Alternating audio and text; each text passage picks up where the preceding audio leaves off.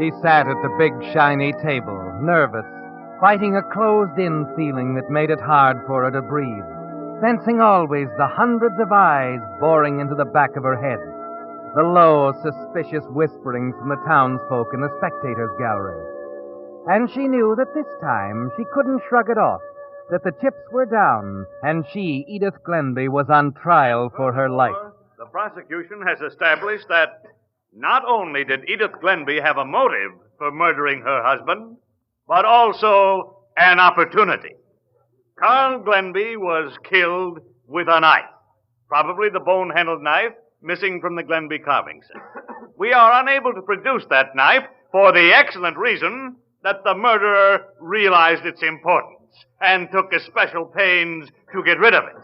But the fact remains that Carl Glenby was killed with a knife, and you have all heard testimony stating Edith Glenby threatened to kill him in exactly that way. No, I didn't. That's a lie. Mrs. Glenby, this sort of thing won't help you. Well, I don't care. You can't let him say those things. I didn't threaten him. I didn't. When the defendant has regained control of herself, we will proceed with the summation.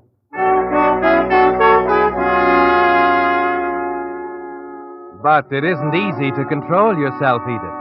With the scales of justice teetering back and forth, and your own life in the balance, you try and settle down, telling yourself your turn will come when Charlie Jackson, your lawyer, has his say. The prosecution has established that Mrs. Glenby quarreled with her husband. Yes, this woman you see before you, stunned with grief, miserable at this cruel and unwarranted accusation, is on trial for the murder of her husband, simply because she quarreled with him. Let the one who can honestly say there has never been a marital squabble in his family cast the first stone, or the first ballot for conviction.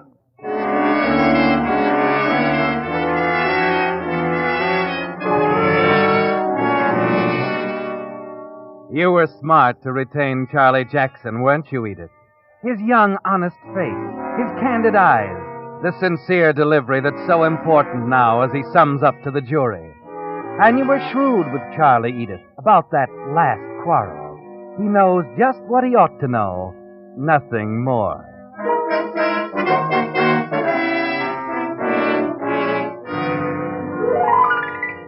The jury is retired now, and you begin to feel confident. Manage to appear casual as you glance around at the spectators, the people Carl was so proud to introduce you to just a year ago, when he brought you to the big white house on Manfred Street as his bride. There's Andy, the gardener, sitting next to the cook, a plump, middle-aged Irish woman named Kate.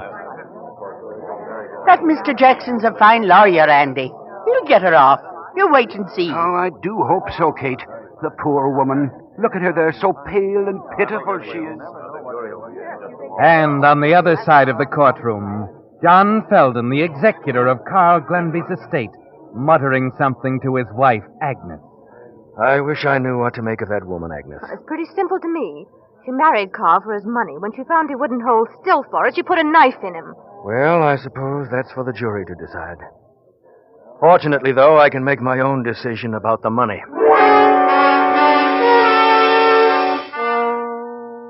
It seems an age before the door to the jury room opens, and the 12 most important people in the world take their places in the box.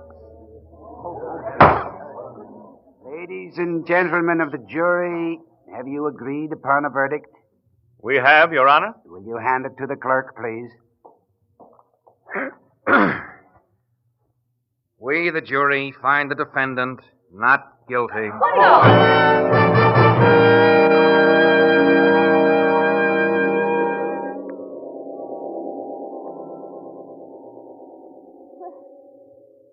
Where am I? In the judge's chambers, Mrs. Glenby. You collapsed when the verdict was announced.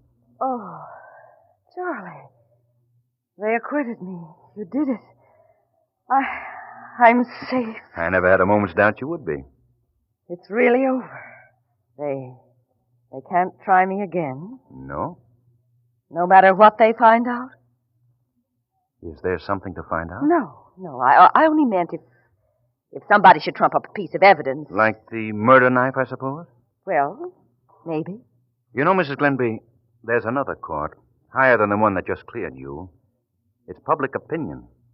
Sometimes its verdict carries heavier penalties than the one you've just escaped. Well, I don't care what people think of me in this town. You don't intend to stay here? After the way these yokels have treated me, the sooner I can sell the house and clear out, the better I'll like it. Under the circumstances, I think you're wise. What does that mean, John? Whatever you want it to mean, Mrs. Glenby. Good day.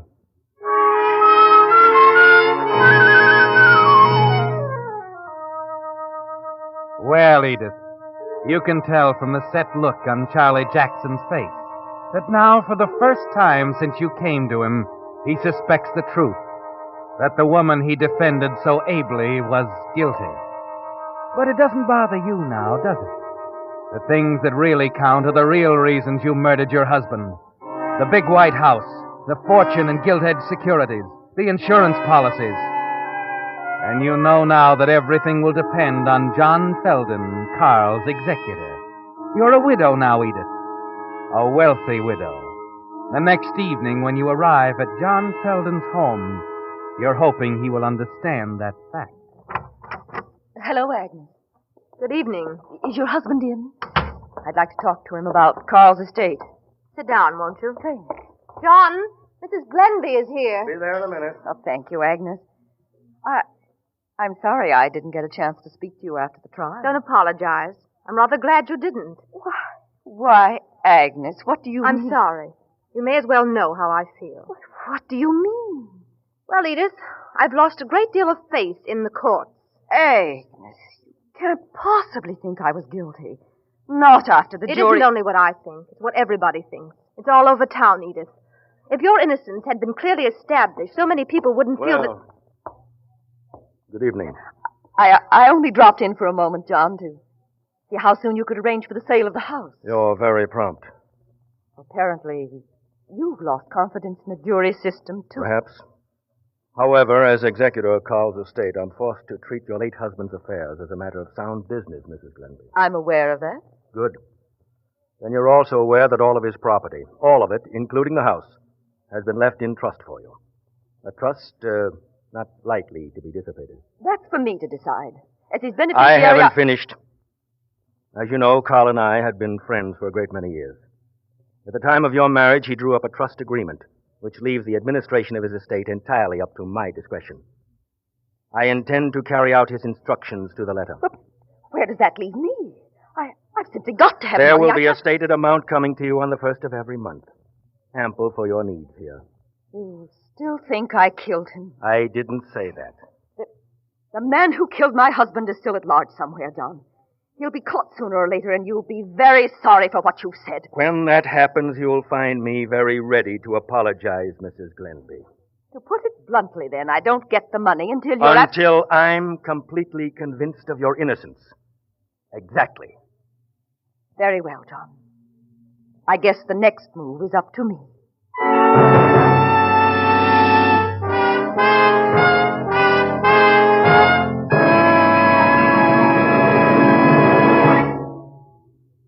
With the prologue of Whispered Verdict, the Signal Oil Company brings you another strange story by The Whistler.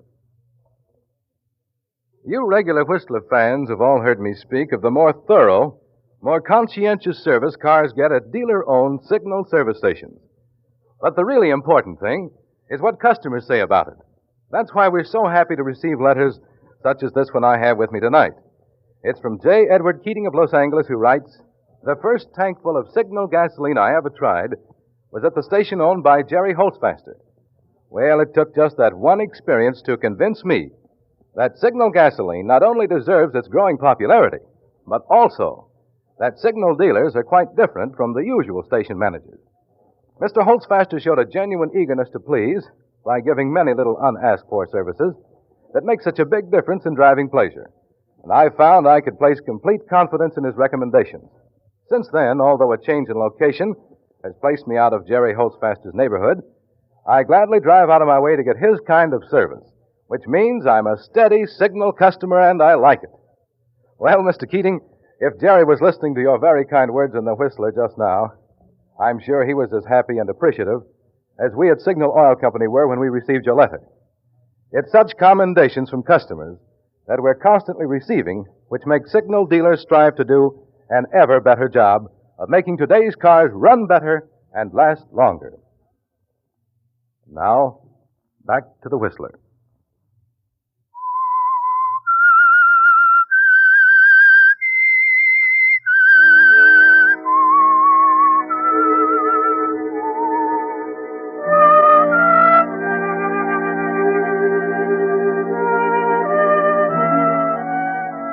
Well, Edith, it's taken a strange turn, hasn't it? You were so sure that the one thing that stood between you and the thing you killed for was the verdict of the jury. But there's another verdict.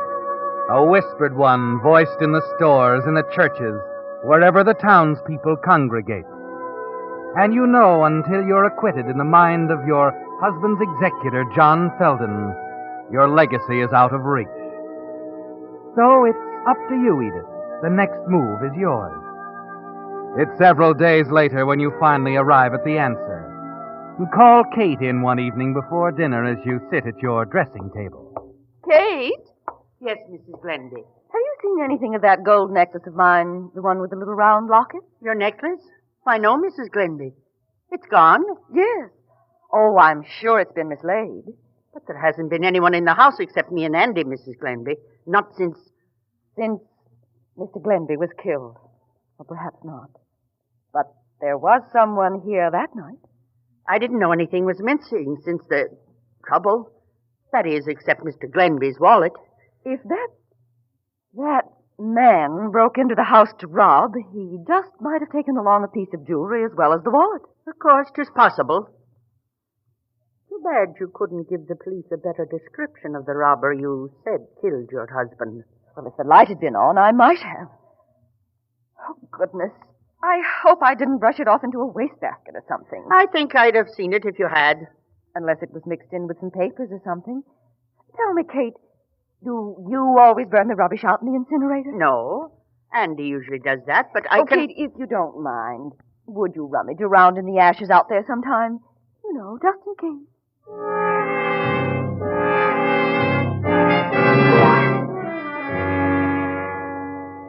It started, isn't it, Edith? Your move to divert their suspicion. Yes. You know the missing necklace won't be in with that burned rubbish. But Kate might run across something else. Something that will turn the pointing fingers in another direction. Reverse the whispered verdict which stands against you. You wait patiently until later that afternoon, and then... Mrs. Glenby! Mrs. Glenby! What is it, Kate? Mrs. Glenby, I looked out in the incinerator for your necklace. You found No, it? I didn't. But I did find this. What? Oh, little bits of gold and leather. Yes. Like they put on the corners of gentlemen's wallets sometimes. I don't understand, Kate. How could you find them out there unless... I know exactly what you're thinking, ma'am. Mr. Glenby's wallet was the same kind of a gold binding. But if it was in our incinerator and if Andy usually does the burning, I know, ma'am. I could scarcely believe it myself. I've known Andy for 7 years. He wouldn't steal anything. Why, I'd sooner believe he stuck that carving knife into poor Mr. Glenby's back. Oh, it's simply unthinkable. Kate, we mustn't say anything about it. I know how unreasonable people can be, how unfair. I'd hate myself if they started to suspect Andy.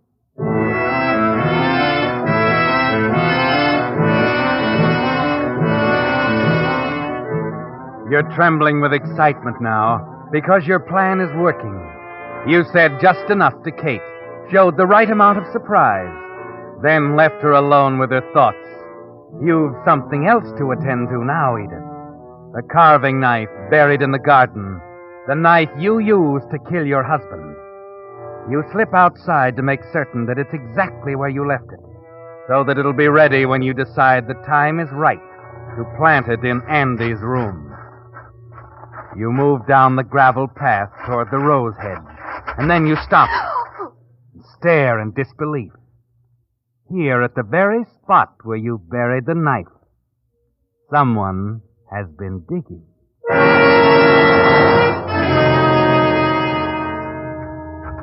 Mrs. Glenby. Oh, Andy. Oh, you gave me such a start. I guess you surprised me, too, ma'am. Not used to seeing you here out in the garden. Oh, Mr. Glenby thought so much of these tea roses. Goodness, who's been digging around them so? Oh, Goldie, I expect. That collie sometimes forgets where he's buried some old chunk of bone, so he goes hunting for it. Oh, but Andy, he shouldn't be rooting up Carl's favorite roses. I simply won't permit it. Well, I do the best I can to keep him out of them, Well, ma'am. you'll have to do more than that, I'm afraid. Why, it's a sacrilege. Andy, I'm afraid you'll just have to get rid of Goldie. Oh, now, ma'am. Mr. Glenby was fond of the dog. Well, I don't care, Andy. But, I don't expect you to put the animal out of the way yourself. You can take him to the veterinary. Have it done. Oh, I wish you wouldn't ask that, ma'am. I'm almighty fond of that collie myself, and I know Mr. Glenby wouldn't like it. You'll do as I say, Andy. My mind's made up. Here's some money for the vet. Oh, but, ma'am, 50? Ma'am, it won't cost $50, even if... You can have it changed at the bank. It's all I have with me now. And I want this done right away, Andy. This instant. I won't have any more digging up of these roses. Understand?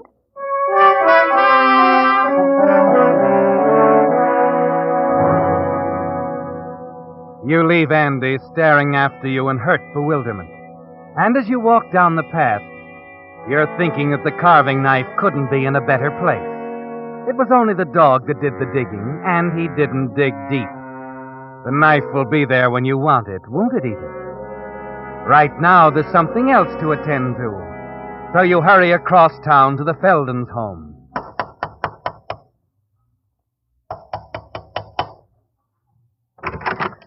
Oh, Mrs. Glenby. Agnes, I must talk to you. I need advice. I believe my husband has paid a salary to give you... Look at this, Agnes. Gold and bits of burnt leather. I don't understand. They're the corners off Carl's wallet. The one he had when that robber killed him. Kate just found it in the ashes of our incinerator. Your incinerator? Who could have burned it there? Well, Kate blurted out that it must have been Andy. Of course, he's the only one on the place besides Kate and me, but I simply cannot believe The burnt it. wallet. Yes. If it had been Andy, that would account for nobody seeing any strangers near your house that night. Well, it would, yes. But Andy said he wasn't around either. Well, we haven't any proof except these burned bits of leather. Still, I'm so distressed about it, Agnes. I wish I knew what to do.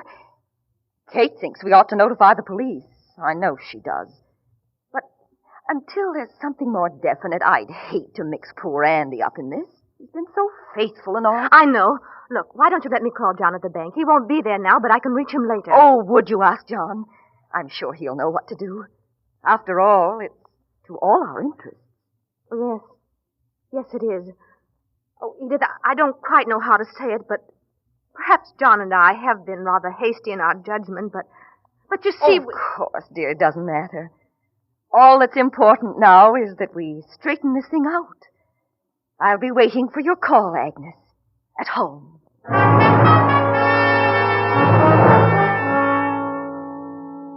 Yes, Edith. You'll be waiting for Agnes to call. To tell you John has decided that the only thing to do is notify the police. You're certain he'll do that. John Feldon is such a cautious, practical man. And when he does give the word, you'll know that it's safe to hide the knife somewhere in Andy's room. That Andy won't have time to stumble across it himself before the police arrive. It's late when you return home, but Kate tells you no one has telephoned. She also tells you something else. Faith, and I'm glad you're home, ma'am. Seems like things are always coming up when folks are away. Well, what is it, Kate? The plumbers, ma'am. They were here while you was over to the Feldons. Plumbers? What for, Kate? I didn't send... Andy sent for 'em. Pipes in the garage are all clogged up. Well, he didn't say anything to me about it. Expect he had something else on his mind. Anyway, I didn't want to let them go ahead digging up the garden where the pipes go until they'd given you some idea what it would cost. Well, I should say not. I don't want people all over the place digging everything up. Well, that's just what I just said to him, ma'am, but you see, they... Oh, we'll talk about it later, Kate. Yes, ma'am. I think that's Mrs. Feldon calling. Hello? Edith, I just talked to John. He's working late at the bank tonight. Oh, what does he think we should do? Well, he insists on calling the police right away. He wants them to make a search of Andy's things. Oh, Agnes, I hate to let them do that. They mustn't. I'd feel simply terrible But if you won't have a single thing to do with it, Edith. John is sending the officers entirely on his own responsibility because, Yes? well, Andy came into the bank this afternoon with a very hangdog expression and asked to have a $50 bill changed. A $50 bill? That's a lot of money for Andy to be carrying. And John wondered if Carl had any 50s in his wallet that night, Agnes. Would you remember? No, I wouldn't. Carried large amounts of cash from time to time, but Well, don't you fret about it. The police will find out. Oh, Agnes, can't we at least wait until Andy comes home? It doesn't seem right going into his room. Well, if they don't find anything, he may not even have to know, Edith. Now, you leave it all up to John. He knows the district attorney personally. Oh, I feel terrible about it, Agnes. I don't want to be here if they arrest him. If you don't mind, I'd like to come over and be with you. Come right ahead, Edith. I understand. But I'll leave right away. Yes, Edith, you'll leave right away. That is, after you take care of one more detail.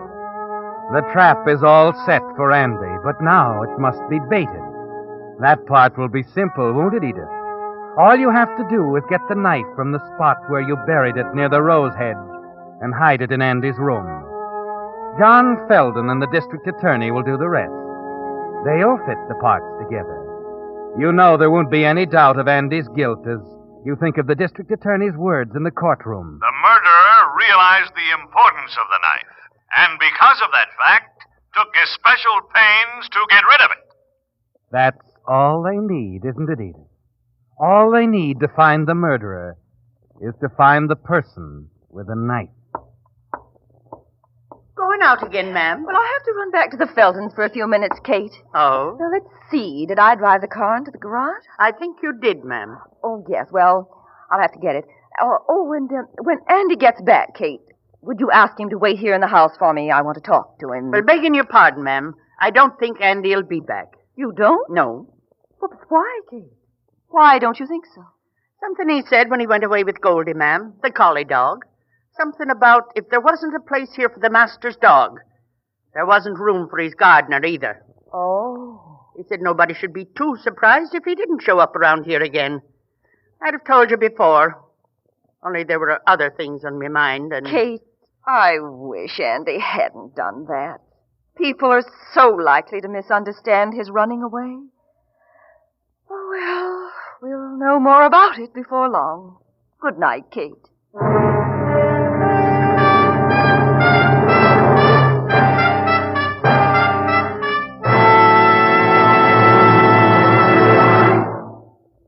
The Whistler will return in just a moment with the strange ending to tonight's story. Meantime, a word to you drivers who want to be sure you're getting the tops in quality when you buy gasoline. Just consider the facts. The only way any gasoline can put superior performance into your car is by helping your motor run more efficiently. And when your motor runs more efficiently, naturally you get better mileage. So better quality in gasoline not only means better performance, but also better mileage. That's why we're so proud of Signal's good mileage. And it's why we say, to be sure of tops in gasoline quality, there are just two things to remember. One, it takes extra quality to go farther. And two, Signal is the famous Go Farther gasoline. Now, back to the Whistler.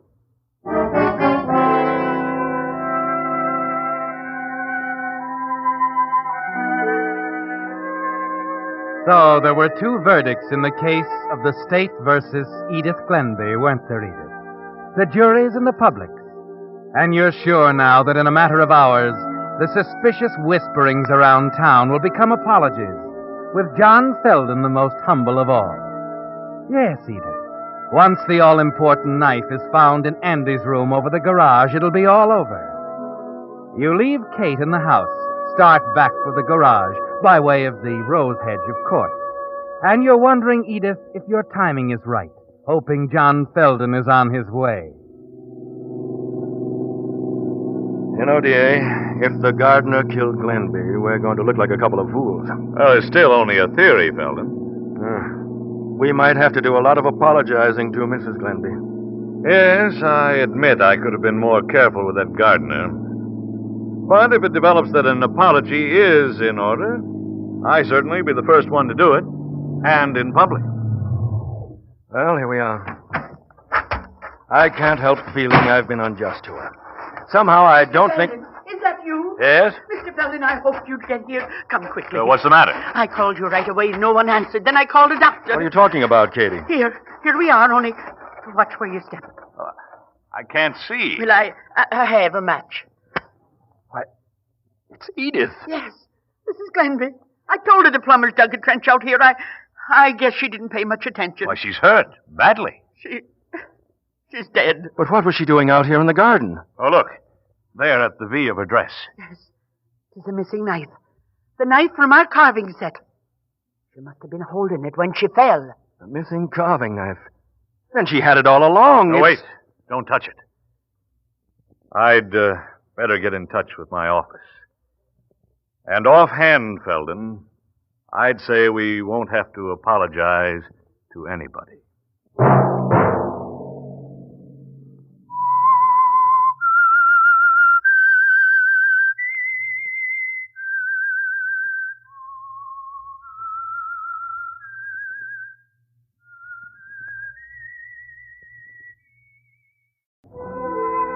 And now, the Whistler's strange story. The Girl Next Door.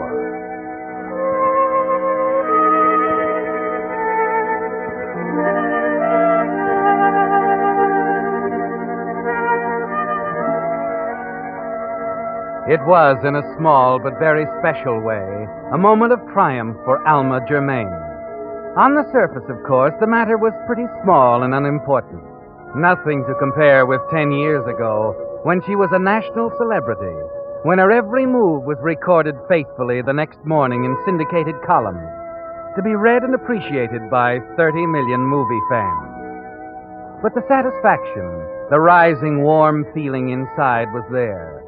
And Alma smiled across the black ebony desk at the puzzled face of Oscar Dahl, the producer, leaned back in the Chinese red leather sofa and flicked an ash into an onyx tray at her elbow. Alma, honey, maybe I'm subnormal this morning, but I'd swear I heard you say... I simply don't want the part, Oscar.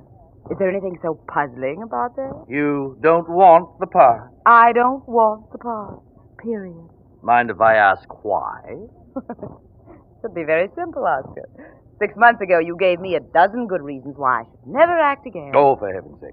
I retired at the top 7 years ago while I was the girl next door. No to love from Maine to California. Yes, I know. But I told you this part has nothing to do with the girl next door. This is a mature role. You're not an ingenue any longer, my dear. You're somebody's mother. And don't tell me you sat in a dark corner for 6 months and came to a reasonable conclusion, because I know better.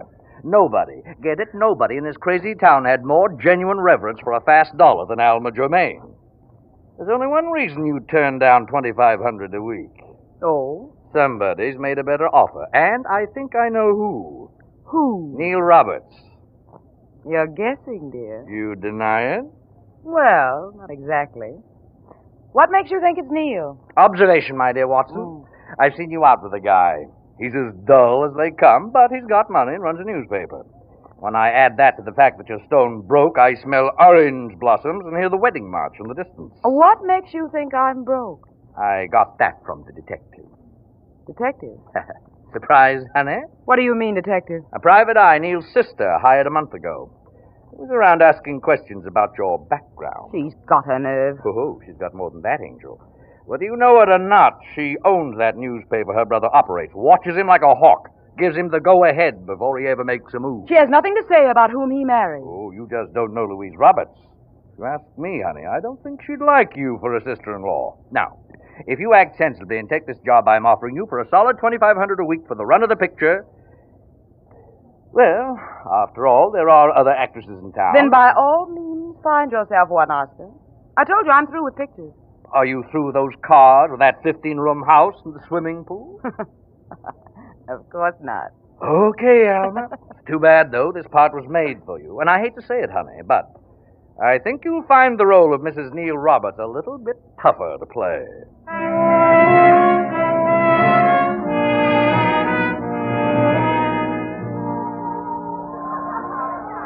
Alma, do you mean it? Of course I do, Neil. Now let's dance, shall we? Wait a minute. Why, I can't believe it. Then I'll say it again. I love you very much, darling. And I intend to marry you. Oh, but the last time I proposed, you said I didn't have a prayer. I changed my mind, darling. You wore me down. Oh, is that it? You know, I feel like standing on top of this table and shouting. Oh, please don't. Tell them the girl next door is going to be Mrs. Neil Roberts. Strange, isn't it? To me, at least, you are the girl next door. You know, I think I fell in love with you the first time I stood at my window and saw you over in your garden. You took your time telling me. Well, I don't know. I had no idea you'd take me seriously. You were so famous and pretty and... Well, I made a career of it, darling. Oh, but you were more than that, Alma. I'm aware of it, you know. The real Alma Germain. Your charities, the things you've done for other people. You're sweet, Neil. Now let's dance, shall we? Dance? Oh, but I've got to tell people. I want Louise to know. Does she have to know, Neil, tonight? Well, why not? She'll want to talk to you tomorrow, of course.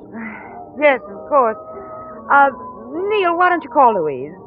Tell her I'd be delighted to have her over tomorrow afternoon around 3. Fine. I know we'll have a lot to talk about.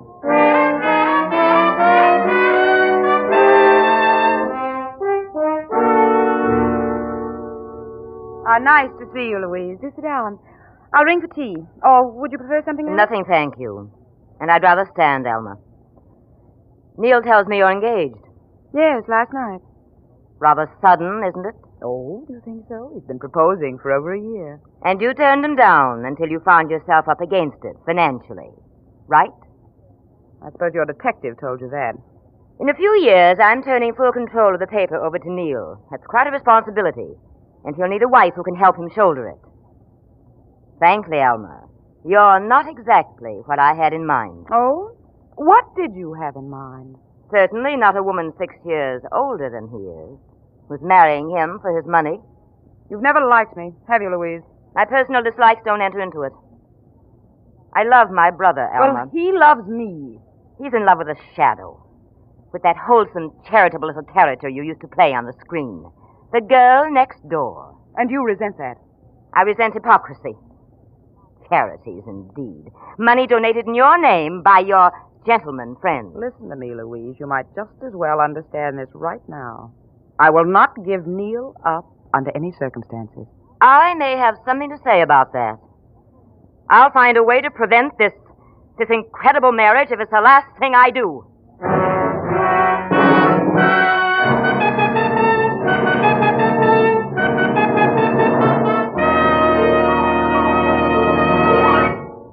With the prologue of The Girl Next Door, the Signal Oil Company is bringing you another strange story by The Whistler. But now a message especially for you drivers who have new cars or expect to be getting one. Just any motor oil won't do, you know, for today's high-efficiency motors. No, sir. They need special protection against corrosion, wear, and carbon if they're to give you the long, trouble-free service you have a right to expect. That's why Signal has brought out a new and finer motor oil, especially created to give modern motors this extra protection. Of course, Signal Premium has 100% pure paraffin base. But in addition, a total of 5 scientific new compounds have been added to Signal Premium motor oil, which by actual test keeps motors 6 times cleaner and reduces cylinder wear 1/3. Get that. Motors actually stay 6 times cleaner, and cylinder wear is reduced 1/3 with Signal Premium motor oil. So if you want to keep the performance of your car young, make your next oil change a change for the better. Switch to the new type Signal oil. That's your guarantee of a sweeter running motor. Signal Premium motor oil. And now back to the Whistler.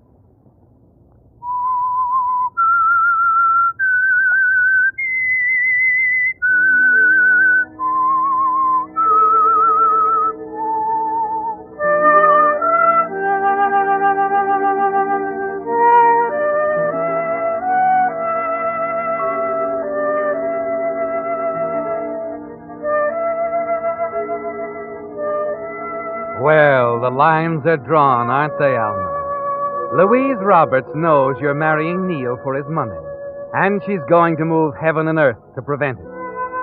you feel sure that all the detectives her wealth can hire won't be able to discredit you, won't discover a thing about your carefully concealed past, your life before you became a movie star.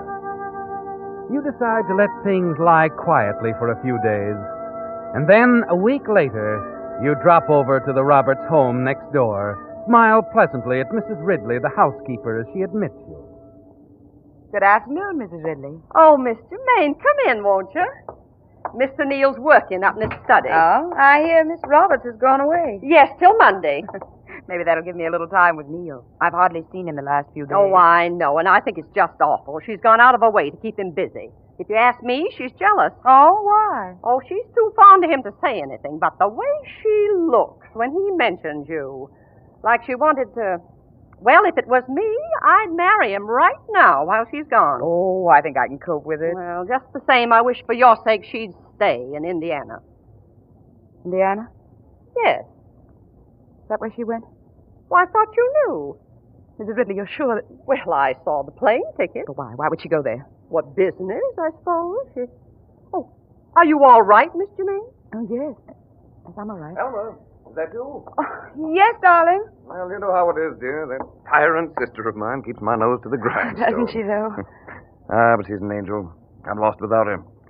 Yeah, how about some tea or something, Mrs. Ridley? Yes, sir. Miss Germain should use a cup. Mm-hmm. Now then, darling. Neal, I want to be married right away. What? But we plan next month. Please, let's get married now. Now? Tomorrow. Oh, but Louise won't be back till the day after. It only takes two of us, dear. Oh, Alma, I couldn't do that to my sister. Why, dear? She's taking our marriage so hard. Why prolong it? It could be all over by the time she gets back. You think it's better? Wait, kind of. Kind of. Well, that's so like you, Alma. We can have dinner with Ruth and Jerry, perhaps. Then it won't seem furtive. Tomorrow night we can fly to Yuma. Well, all right, if you say so. Neal, darling. Alma. You're such an angel, Neal. You'll never know what you've done for me.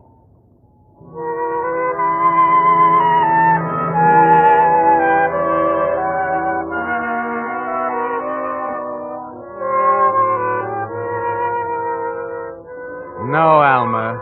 Neal doesn't know what he's done for you. Doesn't realize that there might be some hidden meaning in Louise's sudden trip to Indiana. But you know the meaning of that trip, don't you, Alma? You know exactly what Louise might discover, and exactly how your own position will be threatened if the scandal concerning you and the late James Choate comes to light.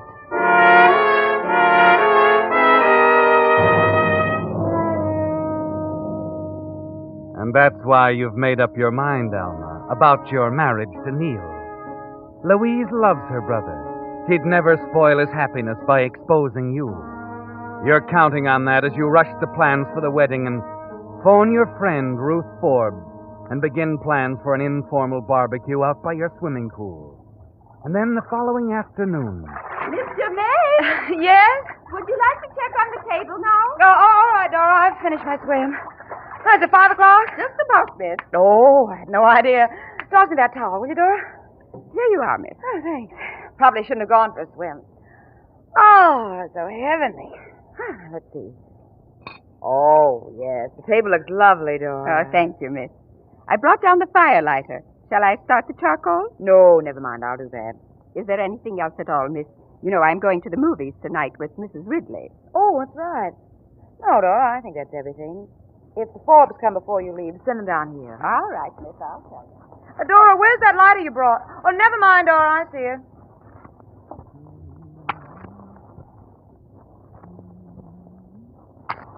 Oh, say, Dora. She's gone, Alma. What? Louisa, I didn't know that you... No one does. I just arrived. We didn't expect you until... Late tomorrow. Yes, I know. But it didn't take me long to find what I was looking for in Indiana. I don't follow you. No, I followed you. Right from the time you made a mistake in a magazine interview. You mentioned a town in Indiana. So, of course, you flew right down there, the busy little bee. I was busy, all right, reading old newspaper files. That's how I learned about James Choate. Well, what if you did? So he was found dead in a burning shack. That doesn't prove anything. Oh, did I miss something? That isn't what I read at all. But what? No, I read about Choate being found in a hospital in a very critical condition. They were trying to contact his wife, a pretty 17-year-old named Alma. You're lying. He died in that fire. I saw him. I assume from your agitation that you set the fire. What are you saying? Jim's dead. You can't prove anything, Louise. You're trying to keep me from Neil, but you can't do it. He'll believe me. You say Jim's dead. Yes, I suppose he is, in a way. What do you mean? He's in a state institution. He didn't die. No, Alma. Your husband didn't die. Louise, you haven't told anyone about this. You haven't... I've told no one. I'll make some excuse to Neil, I mean. I'll give him up to you if you'll just keep this to yourself. He'll never quite be all mine again. I can't forgive you for that, Alma. You don't want a scandal. You know you don't. What difference does it make now after you've done to me? I'm going to show you up, Alma, tomorrow on page 1. No, you can't do that. I won't let you. No one lets me, Alma. I do as I please. No. Do you hear? This is one time you won't. Alma, stop it. What are you... Alma!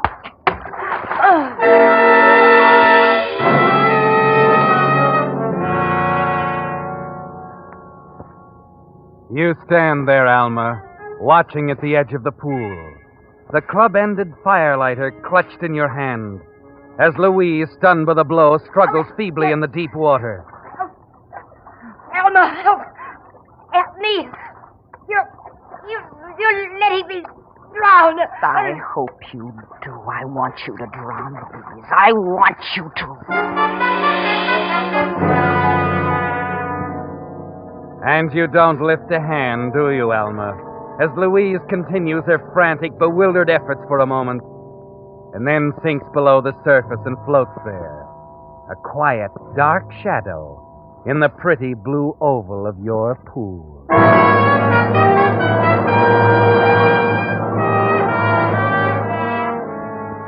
And then slowly your blind, unreasoning hatred passes, and something far off wakens you to the danger of your position. The others, Alma, your guests, they've arrived. They'll be coming down here. You're panicky now, and your only thought is to conceal what you've done, to get Louise's body out of sight. You look around wildly. Behind you is the open door of the bathing cabana. With a last shattering effort, you drag the wet, sprawling shape from the pool over to the cabana and thrust it inside. You're slamming the door shut as the others come down the walk to join you. Darling. Oh, Rube, Jerry. Hi, Alma. Aren't you people early? Maybe a little. Neil came and got us. He's bringing the drinks down. Well, darling, what's wrong? You look exhausted. Well, I didn't realize the time. I was swimming, and when I heard you coming, Hey, I wouldn't mind a swim myself. How about you, Ruth? Oh, love it. Have we time, darling? Why, I suppose so. Only silly of me, but I locked the key inside the cabana. All the suits are in there. Oh, I have a key. You what? Remember? You gave me one so we could use the pool when you're away. I think it's here in my purse. Look, really, there isn't time. The charcoal's ready.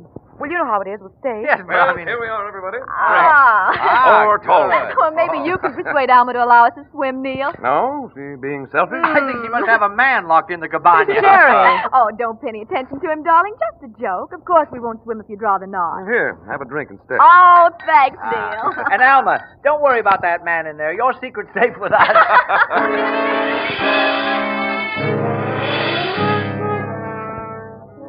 Well, Alma, for the first time in your life, you have to do some real acting. To be the easy, gracious hostess, and to avoid that questioning look in Neil's eyes. You can't announce the wedding plans now, can you? Secretly, you curse that first wave of panic that blinded you to the easy way out. To the simple fact that it could have looked like an unfortunate accident. But now you can't use that explanation, can you? They'll know the time of death, Alma. The police can determine that. So your removal of the body will point to one thing only, the guilty knowledge of murder. Your desperate purpose now is to get your guests away from here. Make some excuse to send them home so you can think. Finally, you manage it. And as they're leaving, it's Ruth who unknowingly suggests a way out for Take you. her out of this world. Wonderful. Well, so long, Alma. Good night, Jerry. Oh, it's been delightful, darling. Even if we are kicked out at 8:30. But I thought you were going to tell them our big news. I'm sorry, Neil. I've an awful headache. Oh, you've certainly been edgy. And what about the big news? News? Yes, what's Neil talking Yeah, about? what is it? Some other time. Oh, you've been completely frustrating this evening, darling. Next time I want to swim, I'll use Neil's pool. Neil's pool. Yes. Neil's pool. That's a good idea. Oh, she's just being cruel, honey. Hey, Neil, you driving us? I'll be right with you. Au revoir, darling. Bye. See you. Dearest, what is it? Why didn't you tell them about us? Neil, I was wrong. We can't get married without telling Louise. But you said... Yes, I know, but we really should wait. I've thought about it, dear. Now run along. I'll see you tomorrow. Well, you think it's best. I know it is. I want to do the right thing. Of course you do, Elma. That's why I love you.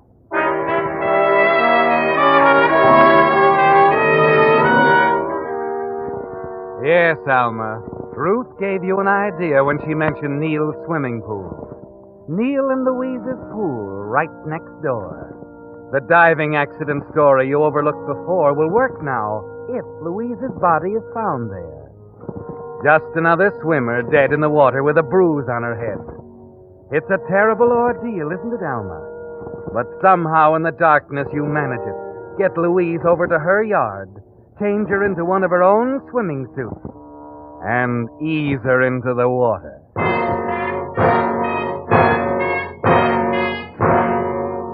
A short time later, you answer the insistent ringing of your front doorbell. Why, Mrs. Ridley. Oh, Miss Germain, please come quickly. Something terrible's happened. The police are at our place. The police? Yes, it's Miss Roberts. She's dead.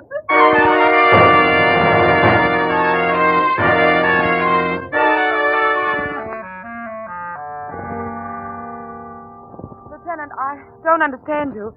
If you say it wasn't an accident... I didn't say for certain that it wasn't an accident, Miss Germain. Still, I'm hard to satisfy you.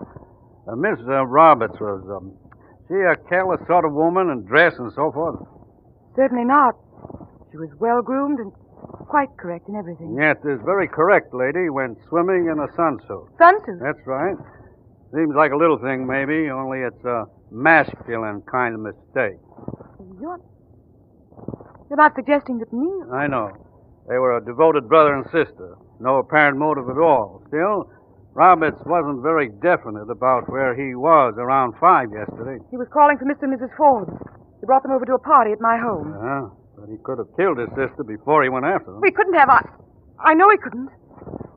You love him very much, don't you, Miss Germain? Well, it isn't just that. I know because I saw Louise alive. Saw her? Yes. She was in her pool swimming. Just before Neil and the others came. Well, she waved over to me. Oh, and you didn't tell her brother she was home? Why, it didn't occur to me. I thought he knew. Well, in that case, Miss Germain, I won't detain you any longer. It must have been an accident, Lieutenant. Does look like it. Anyway, I'll check with the gardener. The gardener? Yes, Robert says he was working around the grounds all afternoon. If the gardener's story checks with yours, well, that'll be it. Good night, Miss Germain.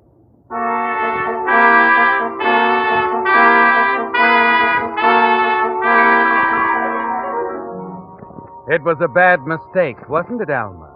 In your murderous haste, you dressed Louise in a sunsuit instead of the bathing suit she'd naturally wear. But it will all be all right, Alma. Everything. If only he doesn't know for certain that Louise wasn't swimming in her pool. It seems forever, doesn't it, before the lieutenant is back again?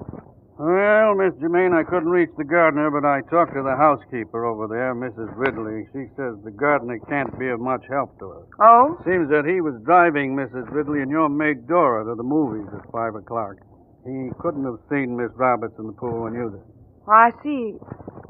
Then does that mean... That I'll have to take your word for it? Yes, it does.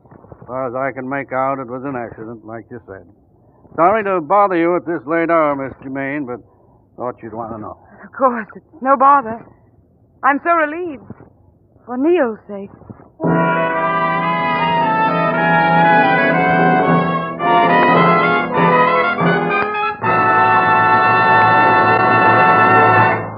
The Whistler will return in just a moment with the strange ending to tonight's story. Meantime, a word to you folks who have not yet taken your vacation about an item that will have a lot to do with your driving pleasure. Gasoline. No matter where you travel throughout the Pacific Coast states, from Canada to Mexico, you'll find Signal, the famous Go Farther gasoline. Almost 2,000 friendly dealer-owned Signal stations stand ready to serve you and to honor your Signal credit card. And remember, when you power your car with Signal, the famous Go Farther gasoline, you not only enjoy Signal's good mileage, but also the thing which makes that mileage possible, extra engine efficiency, which naturally means more thrilling performance for your car. So, on your vacation trip and always, to be sure of the tops in gasoline quality, just remember these 2 points. 1, in gasoline, it takes extra quality to go farther. And 2, Signal is the famous Go Farther gasoline. And now back to the Whistler.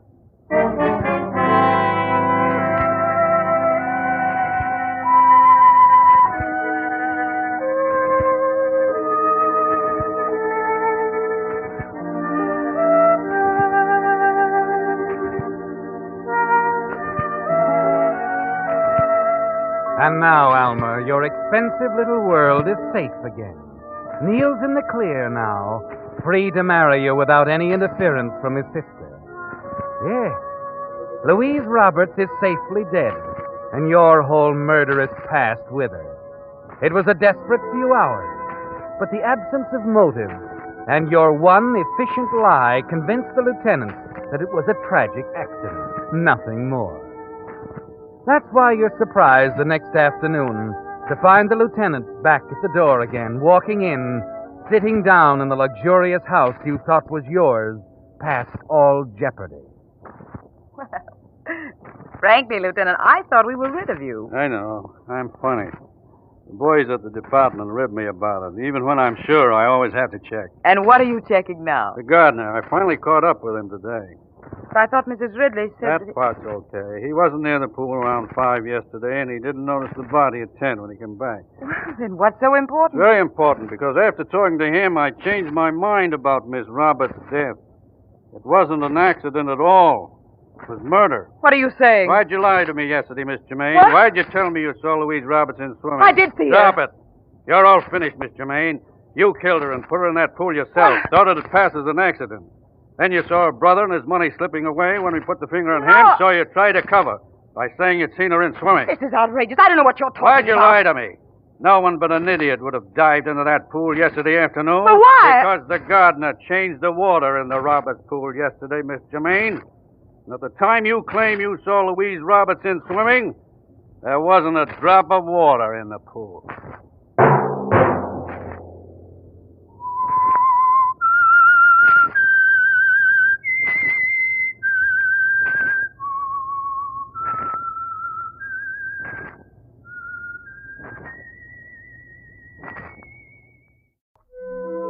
Now the Whistler's strange story. Curtain Call.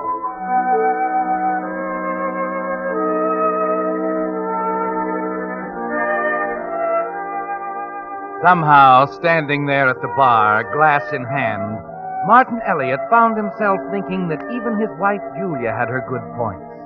He looked across the room of the restaurant at her, sitting there alone, and in a strange wave of generosity almost forgave her for the wedding he had to go through, the honeymoon he had to smile through, the 2 years of marriage he had to live through afterward. Yes, it had paid off now. He was no longer Martin Elliott, a hopeful juvenile, standing hat in hand in front of the desks of assorted Broadway producers. No, not now. All afternoon, the casual remark he dropped during lunch at Brunelli's had been hustling around the Broadway hangouts like a genie, sitting at 100 tables, leaning on 1,000 bars between noon and 6, until now, as he stood in the pleasant gloom of Raymond's, he was at long last important. Ah, Martin, my boy. Hello, Cecil. Let me be the first to... You're the 28th in the last half hour. Congratulations, anyway. It's all over the stem, you know. Yes, sir. Hamilton Tevis, the great Tevis himself, is writing a starring vehicle for Broadway's most promising juvenile. Lay off, Cecil. And you know what? You're here at Raymond's for only one reason, my boy. You're looking for just the right character man. And it just so happens that I'm at liberty at the... Martin, for heaven's sake, stop being such a rotten snob and say hello to your secret sorrow. Jessie, darling. Now, look here, Martin. Hamilton Tevis always writes an old witch into his comedies, and I mean to get the part if it's over someone's dead body. Yes. Give us a little time, Jessie, old girl. Hamilton's only been working on it a few weeks. Hurry him up, my boy. He's your wife's brother, isn't he? Walk right into the sanctum sanctorum and tell him he'd better get a move on. After all, Jesse and I Skip it, Cecil, skip it. If it works out, we'll get in touch with you. How do you like that? The brush. I'll say. Well, it's nothing new to you, is it, Cecil? Now, if you'll excuse me, I think I'll get back to Julia. Well. I'm sorry I left you alone so long, darling. I wasn't alone long, dear. Gordon Tucker's here. Oh, where is he? Getting rid of his hat and coat. He has wonderful news, Martin. He reached Hamilton by phone an hour ago, and the contract's all set. Signed? Oh, better yet, it's in the mail. Oh, Julia, darling, did I ever tell you what a wonderful brother you have? Sometimes I think that's why you married me. What else did Gordon say? Oh, there might be a picture contract after the play. He's working on it. Oh, maybe the guy's a real agent after all, huh? Just think, darling. Now you won't have to take that awful stock part he offered you in Boston. Yeah. Get a match, Julia. Uh-huh. Here you are. Oh, thanks. We can go away together now, Martin. All by ourselves. I wired for reservations this morning at that little hotel at Lake Louise. Now, wait a minute, honey. Wait a minute. You're not serious. Why not? Well, I can't run off just now. But, Martin, you promised. I can't help it, you darling. You said you'd take 2 weeks together as soon but as the you got... play, Angel, the play. There'll be a lot of advance publicity, That's Gordon's job, Martin. But I've got to be around now, beautiful. Well, that's all there is to it. This is the big chance. Sure, Martin. And now that I've got it for you, isn't there some other way I can help? Or is there? Now, wait a minute, Julia. Listen to me. Julia! Oh, Lord. Will I do, Mr. Barrymore? Oh. Hello, Gordon. Sit down. Thanks. Caught the last few lines of that scene. Julia's upset and she... I wish times weren't so tough. There was a day once when I only worked for honest heel. Yeah? You, got a match, Gordon? Yeah, sure. And some free advice. Don't kick Julia around too much, Martin. She talked Ham Tevis into writing that play around you. She could talk him out of it just as easy. She'd never do that. I'm not so sure. Tell me something, Martin. If Tevis had laughed at you when you made that pitch about the play, how much longer would you have stuck with Julia? Oh, about 5 minutes. Maybe I was a little hasty. You are an honest heel. Okay, Gordon, okay. Now, suppose we get down to business, huh? You didn't come here to discuss my moral shortcomings. What about the contract? I made it pretty tough. I want it that way. Does it guarantee that Tevis will write the play? Right. I'll have it in my office tomorrow morning. You know, sometimes I think you almost earn your 10%. Sometimes I wonder if you earn your 90. By the way, what do you want me to do about that Boston job? That's a silly question. Tell him I'm not interested in second leads. Martin, you're a whole new girl. Well, that's life. Yesterday a bum, today Julia Tevis.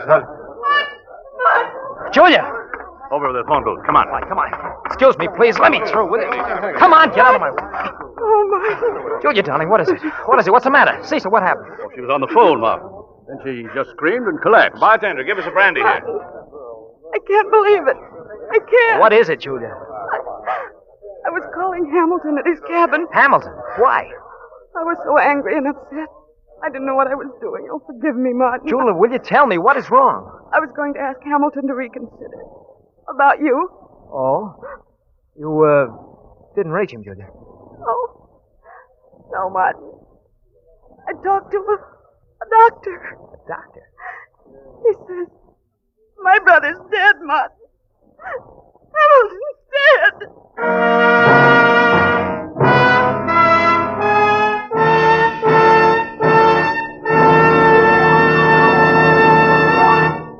With the prologue of Curtain Call, the Signal Oil Company is bringing you another strange story by The Whistler. But now, since most of you will be driving somewhere over this coming Labor Day weekend, I'd like to pass along a tip for you motorists. Wherever you travel throughout the Pacific Coast states, from Canada to Mexico, you'll discover that Signal is known as the Go Farther gasoline. Now, naturally, we're mighty proud of that reputation. But even more so, we're proud of what makes Signal's famous mileage possible. The extra efficiency Signal gasoline gets from your motor. That also means more thrilling, knock-free power for your car. More driving pleasure for you.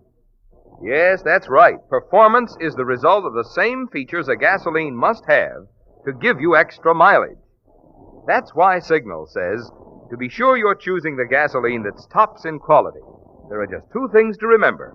One, in gasoline, it takes extra quality to go farther. And two, Signal is the famous Go Farther gasoline. Now, back to the Whistler.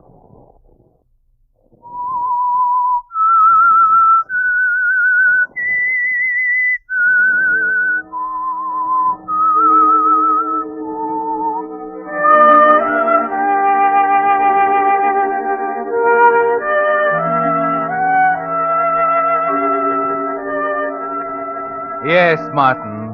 Hamilton Tevis is dead. And the play he was going to write for you, the one thing that distinguished you from 1,000 other aspiring juveniles, the thing that made success a matter of months instead of years, that's dead too. A heart attack, the doctor said. And that's the thing you're mourning at Hamilton Tevis's funeral. Not the man, Martin. You're in mourning for your career. To a man whom all America loved. A man who had given of his heart. Oh, Martin. So that millions could laugh. Darling, I need you so much Even now. as we weep I in know, this hour. Julia. I know. For Hamilton Tevis could bring Yes, tears to Martin. our eyes. You've thought a lot about Julia. She looks her age in black, doesn't she?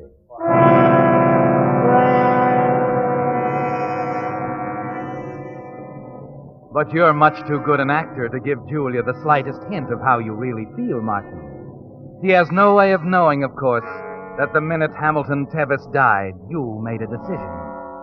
Late that night, you tucked Julia into bed with extra tenderness, gently closed the door to a room, take the suitcase you'd already packed out of the closet, and just before leaving, you lay a note on the mantel of the living room.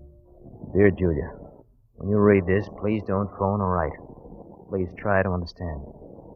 I know what I'm doing is best for us both. I'm taking that job in Boston. Goodbye, dear. Martha.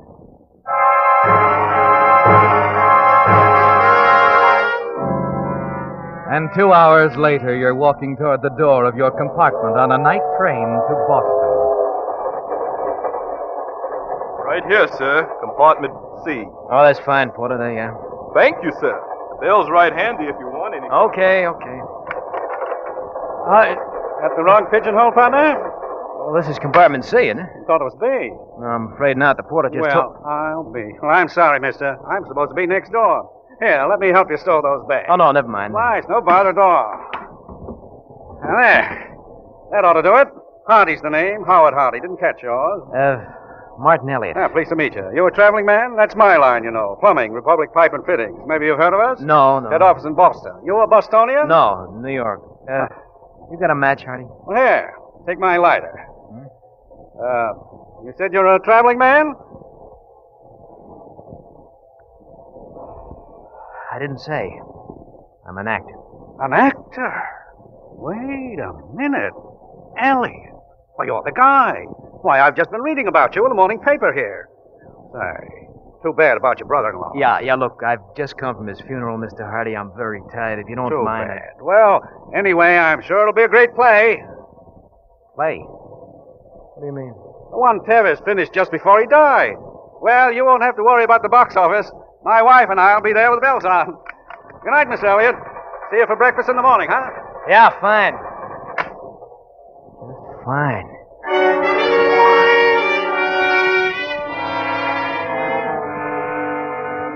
It's all there, Martin. In the theatrical section of the morning paper Mr. Hardy left in the seat of your compartment. Shortly before the Tevis funeral today, Agent Gordon Tucker revealed that a rough draft of the playwright's new comedy to star Martin Elliott had turned up in his personal effects. Production would probably be arranged this fall as scheduled through Tevis's sister, Julia Elliott. You stand there looking dumbly at the paper, feeling the wheels under your feet, and then... Mount Vernon! This is Mount Vernon! As the wheels of the train slow to a stop, your brain is spinning faster and faster, raging at Gordon Tucker, sure now that he kept the news of the play from you on purpose, that he'd finally decided his 10% wasn't enough. There's only one thought in your mind now. to get through to Gordon and find out what's at the bottom of it. You fumble for a coin, walk into the phone booth on the station platform, drum your fingers impatiently while you wait for the connection. Rexford Arms. This is Martin Elliott. I want to speak to Gordon Tucker, please. I'll see if he's in. Local for New York City leaving on track 6. Local for New York on track 6. Look, miss, hurry it up, will you? I'm sorry, sir. Mr. Tucker isn't in.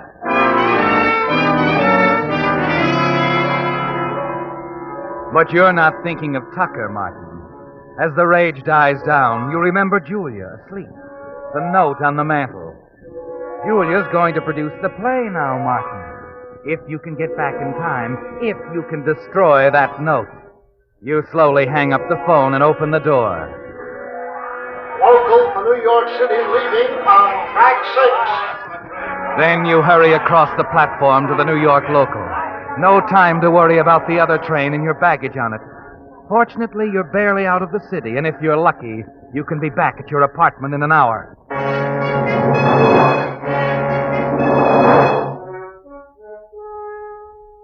It's 2 a.m. when you slip into the darkness of the living room. Move silently to the mantel. Grope for that all-important note. And then as your hands fumble against the cold stone... Julia. Hello, Martin. You'd let me know when you go out. I thought you were asleep. Everything's all right, Julia. Martin. Yeah. Have you a match? No, I haven't. Here, take this. Thank you.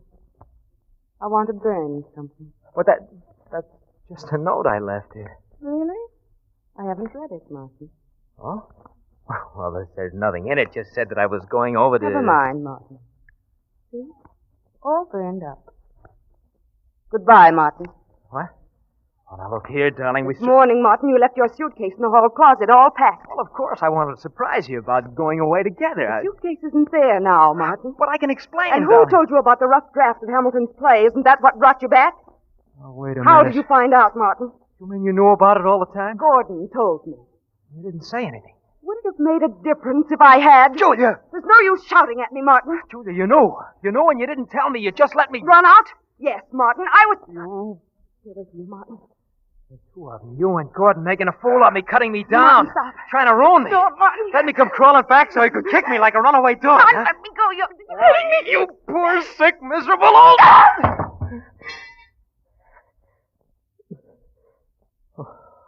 All right, Julia. I'm sorry I let my temper go. I shouldn't have done that. Here, let me help you up. Julia. Julia!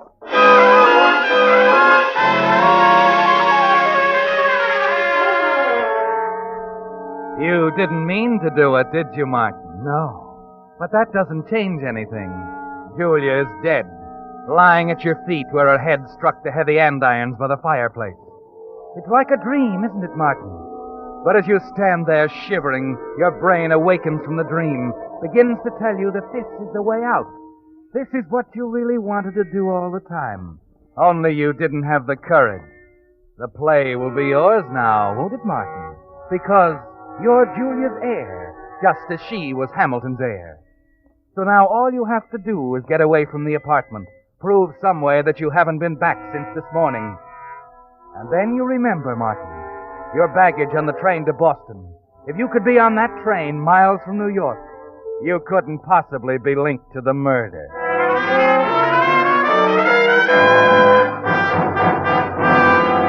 Northern Airlines, Flight 3, now loading at East Gate. Northern Airlines. Well, that's my flight. You in a hurry, mister? Huh? I said, are you in a hurry?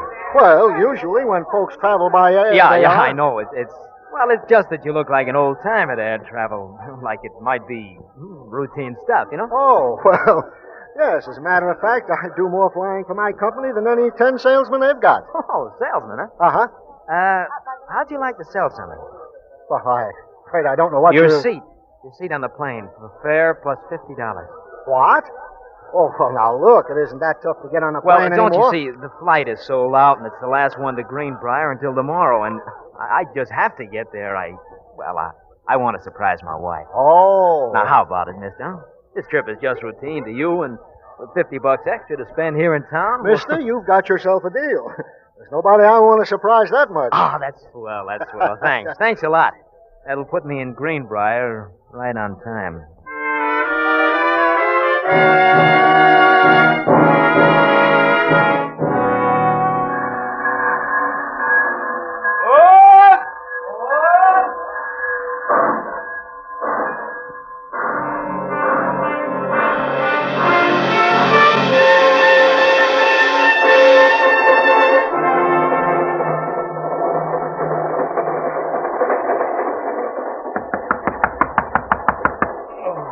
Yes. 7 o'clock. We'll be coming into Boston soon, sir. Wake up, sir. Oh, thanks, Bud. I'll get dressed right away.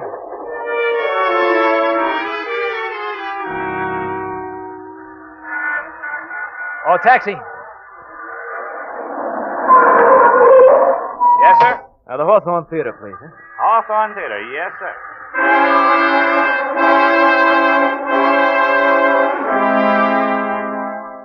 Well, Martin, it's working perfectly, isn't it? You were never missed from the train.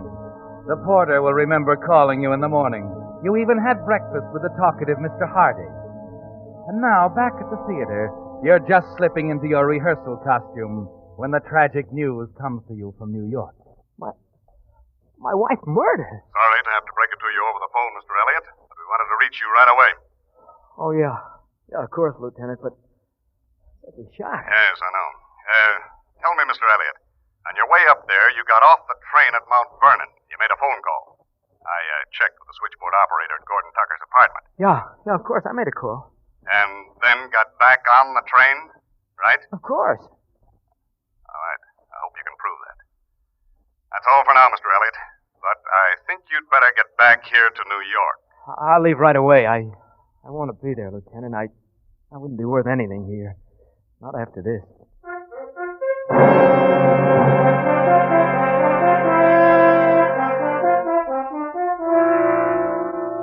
The most difficult role is ahead of you now, isn't it, Martin? But you're confident that you can play it successfully. Confident that they won't suspect you. That no matter what questions the police lieutenant asks, you will have the answer. Back at the apartment, you square your shoulders before entering. Take a deep breath, the same as you do before an entrance to any scene. And then you step inside. Marty. Well, hello, Gordon. They got in touch with me. I came right over. He's here, Lieutenant. Huh? Oh, hello, Mr. Elliott. Lieutenant? My name is McElroy. Sit down, Mr. Elliott.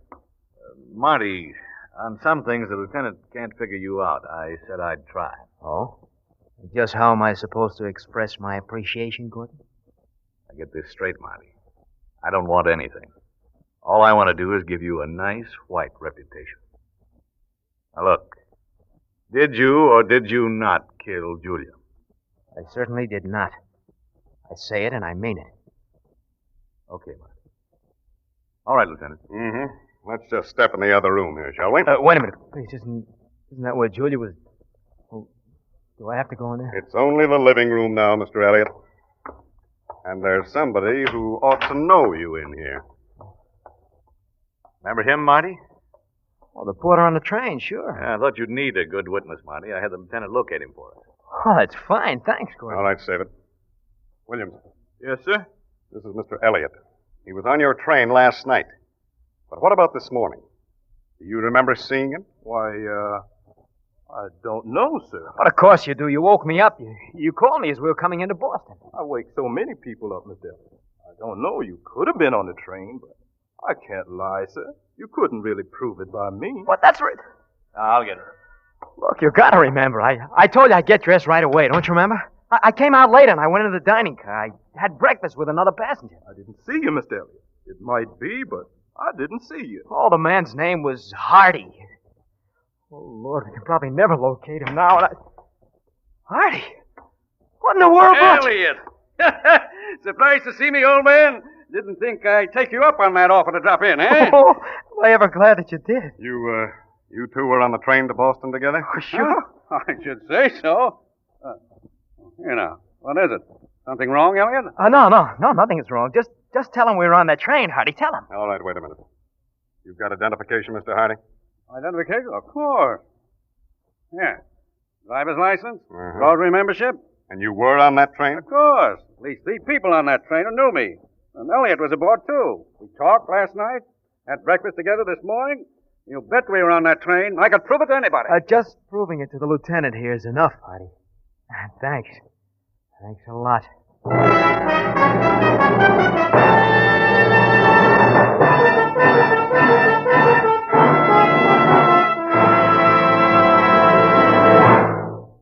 The Whistler will return in just a moment with a strange ending to tonight's story. But now, since many of you will be making the acquaintance of new service station operators while you're away on your Labor Day trip, I'd like to pass along to you tonight the experience of another driver who recently did just that. I refer to Mr. D.W. Wheeler of Los Angeles, who writes, "After listening to one of your broadcasts, I decided to try some Signal gasoline. The station I drove into was in Maywood, California, and is owned by Mr. Lloyd Rader. He not only gave me the gasoline, but without my asking for it, Mr. Rader also checked the water, oil, tires, battery, and washed the car windows. Everything was done with such apparent desire to please that I'd like to say this. If all Signal dealers are as courteous as Mr. Rader, and all Signal products are as good as Signal gasoline, then Signal stations should multiply a great deal." Well, to Mr. Wheeler, I want to express our thanks for those kind words. And to the rest of you, I'd like to explain. There's a reason why you find more conscientious service at Signal stations. You see, because Signal dealers are in business for themselves, they have a personal reason for giving you the kind of service that will keep your car happy and keep you a satisfied Signal customer. For the best way to discover what I mean, plan now to make Signal stations your headquarters for gasoline, motor oil, and other automotive services and accessories while you're away on your Labor Day trip. And now, back to the Whistler.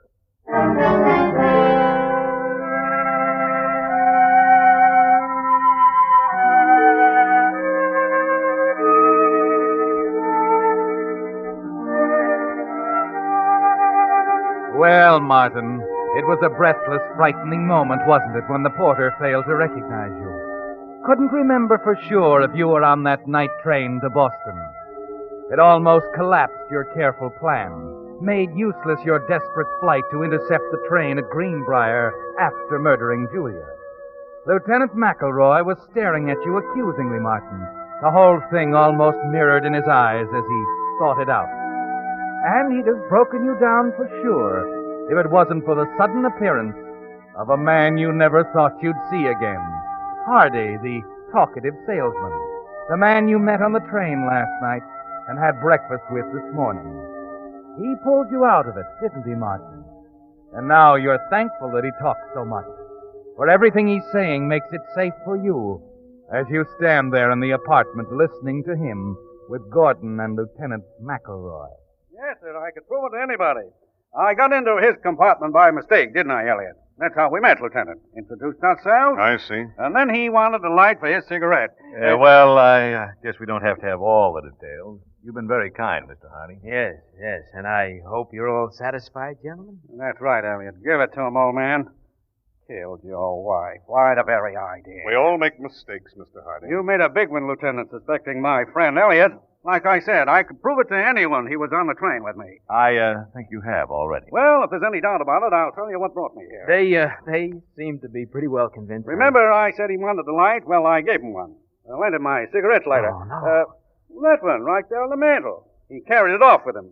By mistake, of course. Wait a minute. Well, $100, that lighter. Company gave it to me. Top salesman of the year. Wouldn't want to lose it. That's why I came after it. Well, that clear everything up? It certainly does. Doesn't it, Martin? But Yeah, Lieutenant, I guess it does. However, I'm afraid we can't return your lighter right away, Mr. Hardy. You see, it's a very important piece of evidence of murder. Your lighter was found right beside Mrs. Elliott's body.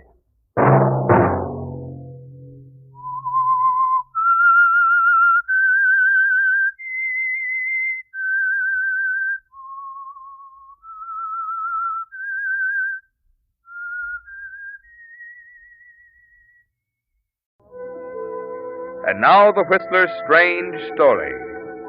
The 11th Hour.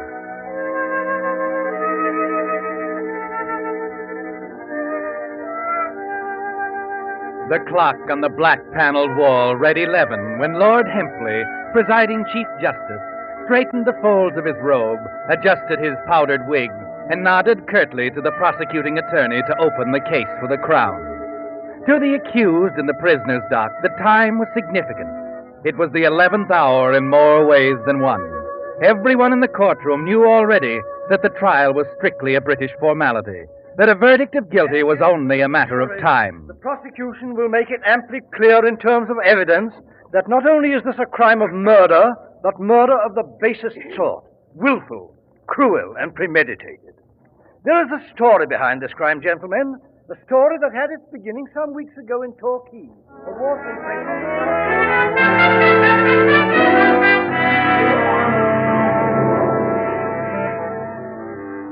Yes, it began in Torquay, at one of the lovely resort hotels there, looking down on the white beach and blue water. In a way, it was the 11th hour even then for the man who stepped up to register at the desk.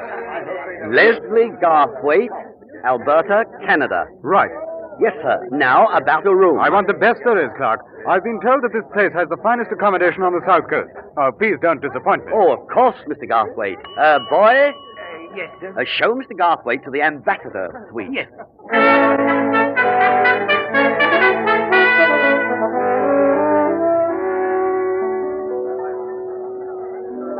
Sorry, Mr. Garthwaite. If you come a little earlier, sir, but all the tables overlooking the water are occupied. Oh, that's too bad, waiter. I'd look forward to watching the sunset. However, sometimes our guests will consent to sharing tables. Perhaps that young lady dining alone in the far corner. The young lady? Oh, that would be most agreeable. If the lady doesn't mind, I should be delighted. Excellent. If you'll excuse me, sir, I will consult her wishes.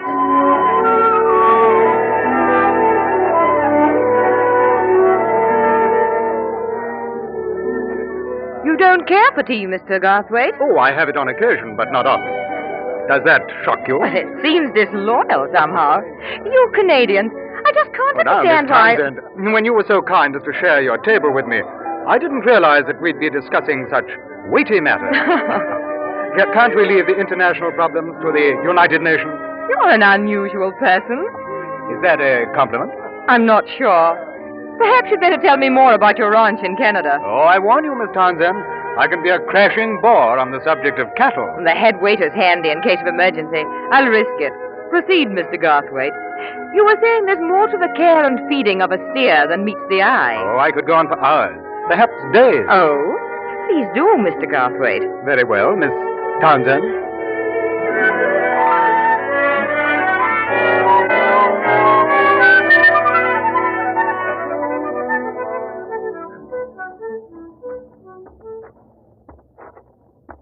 You're a very skillful conversationalist.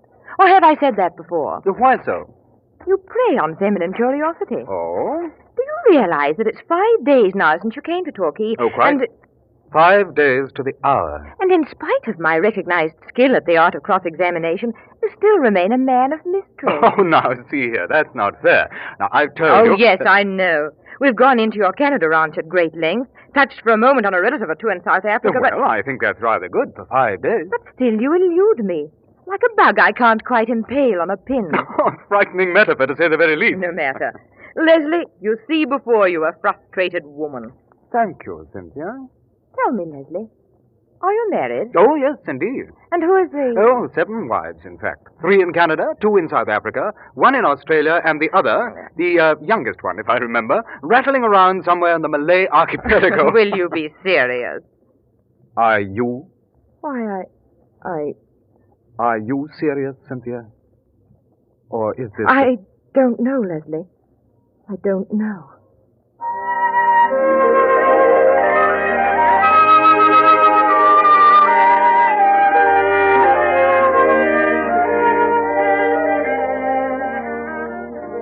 Two weeks can pass quickly in a place like Torquay with a girl like Cynthia Townsend. Cynthia crossed the table 3 times a day. Cynthia in his arms in the magic gloom of the dance floor. Cynthia by moonlight in the terrace gardens behind the hotel. And it was bearing down on him now, with the 2 weeks slipping by, with the last day rushing toward him like an express train. When it came, as he knew it must, Cynthia was there too, in the compartment of the train that was to take him away. As he looked down at her, the final quality of the moment hit home. It was almost gone now. The 11th hour was ticking itself out. Well, here we are, Leslie.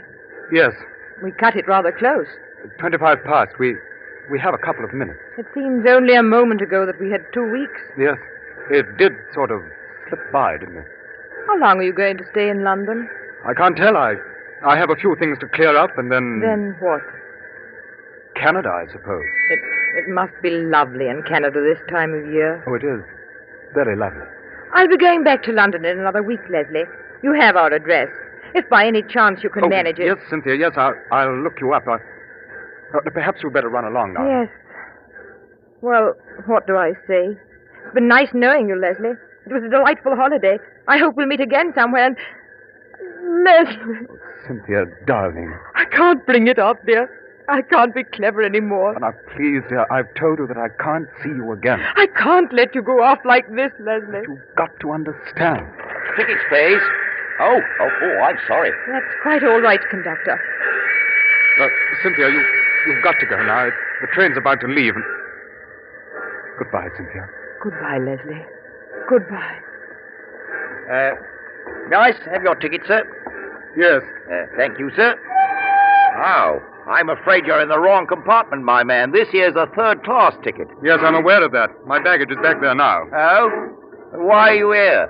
Oh, never mind, conductor. I'm afraid you wouldn't understand.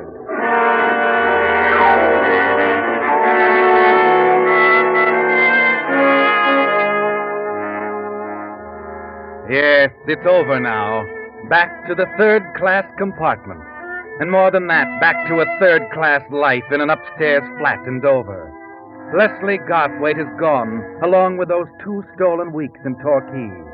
And you're back to what you were before, Alfred G. Treadle, traveler in men's shoes, married to a dumpy middle-class woman named Flora.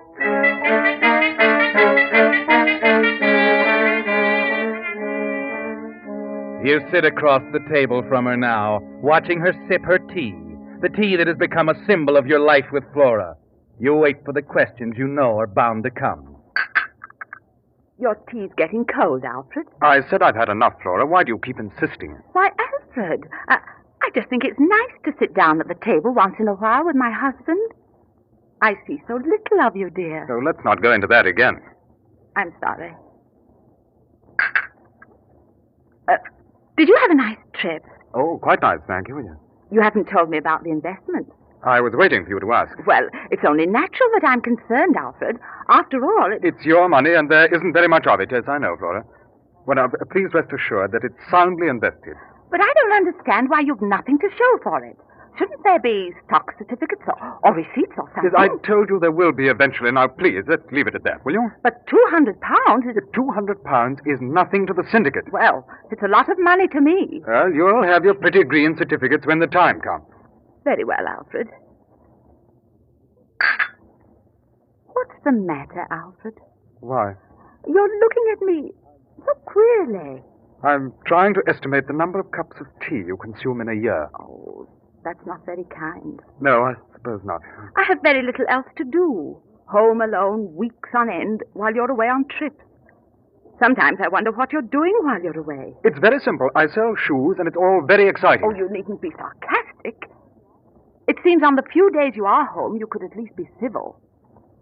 That £200 is a good part of my life savings. Must you keep hammering away at a £200? Well, I think it's very odd that... I've explained it a dozen times if I did it once, Flora. I'm not going through it again. You don't have to raise your voice, Alfred. You know Mrs. Stone downstairs. She's probably listening to every word. Well, that's a landlady's prerogative, and I hope she enjoys it. Good night, Flora. I'm going to bed.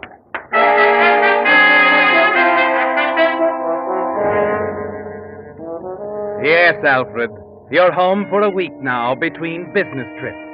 But as the days pass, you find that only part of you is here in the house with Flora.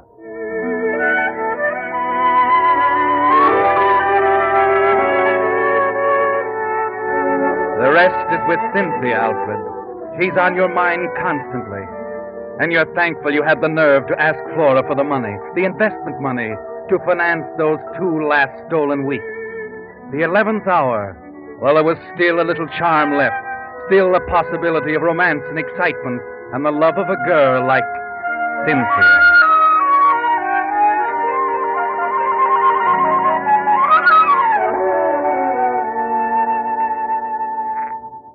But you were wrong when you thought you could put it all behind you. Cynthia's there in your mind to stay, Alfred. And by the end of the week, you know you have to go back to her somehow. Have you got the money, Flora? Yes, Alfred. £200. Now, let's see. Oh, good. Well, I'm all packed now. I'd better be... This will be the last of the money, won't it, Alfred? Well, I hope so. The representative wasn't entirely clear over the phone. I wish you'd let me talk to him. And please try to understand, Flora. There's no talking to anyone until the land is ours. Is that clear? All right, Alfred. I suppose it will have to be this way for the present.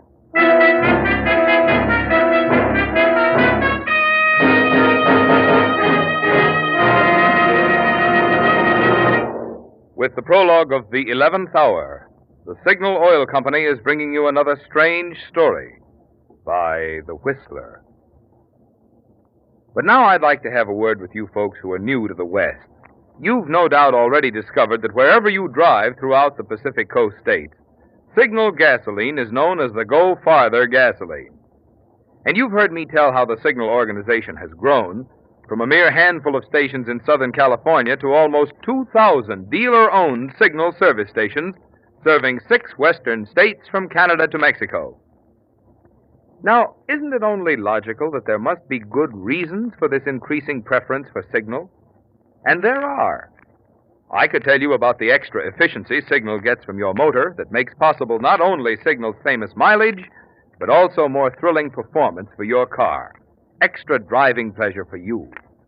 But after all, there's only one way you'll ever really know how good Signal gasoline is. That's by trying a tankful in your own car. Will you do that? My bet is that when you step down on your accelerator and feel that swift Signal pickup, that smooth, knock-free Signal power, from now on, you too will join the switch to Signal. And now back to the Whistler.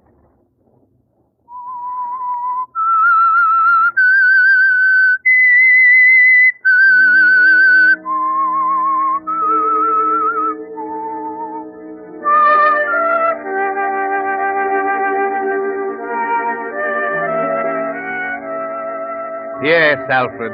It was desperation that made you decide to lie to Flora, to take her money and run away to Torquay for the most exciting 2 weeks you've ever known. But there were things you hadn't counted on, things you find you can't forget now as the train takes you to London. And the dark-haired girl who knows you only by the name you had engraved on expensive cards, Leslie Garthwaite. Leslie Garthwaite, world traveler, wealthy rancher, adventurer.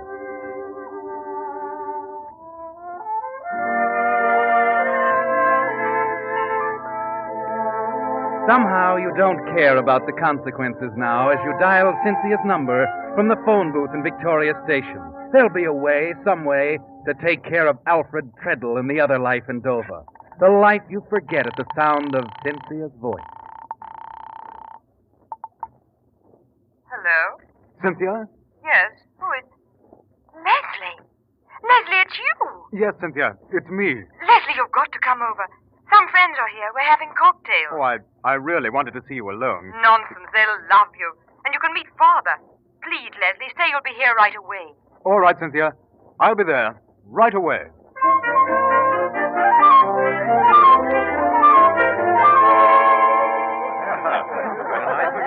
Here he is, darling. Gather round now. I'll make it quick, dear. They all practically know you anyway. Oh, I should say so. She's talking nothing else. Clyde Winters, Leslie Garthwaite. How do you do? Mr. and Mrs. Weddington. How do you do? The Reverend and Lady Knowles. How do you do? How do you do?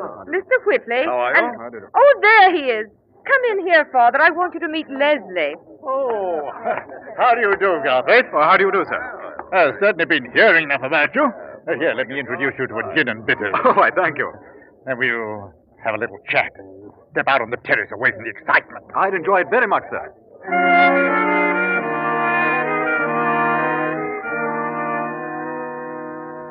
Yes, Alfred, you'll enjoy it.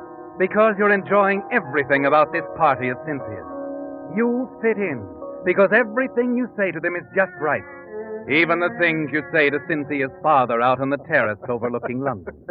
I suppose you know, my boy, that Cynthia's quite in love with you. Oh, your daughter is a very frank person, Mr. Townsend. Yes, she gets it from me, Leslie.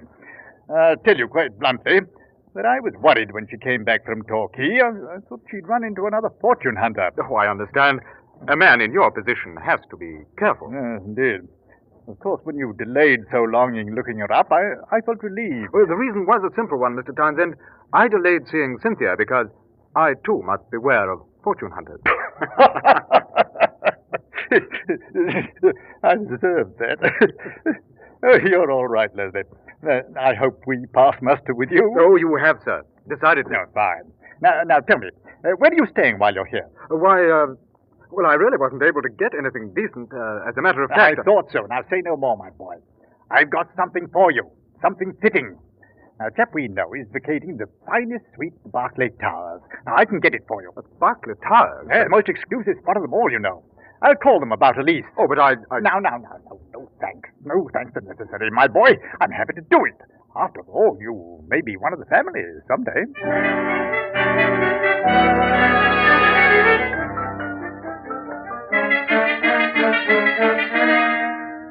But, Flora, you've got to send the money. I tell you, we'll lose every penny if we back out now. No, Alfred.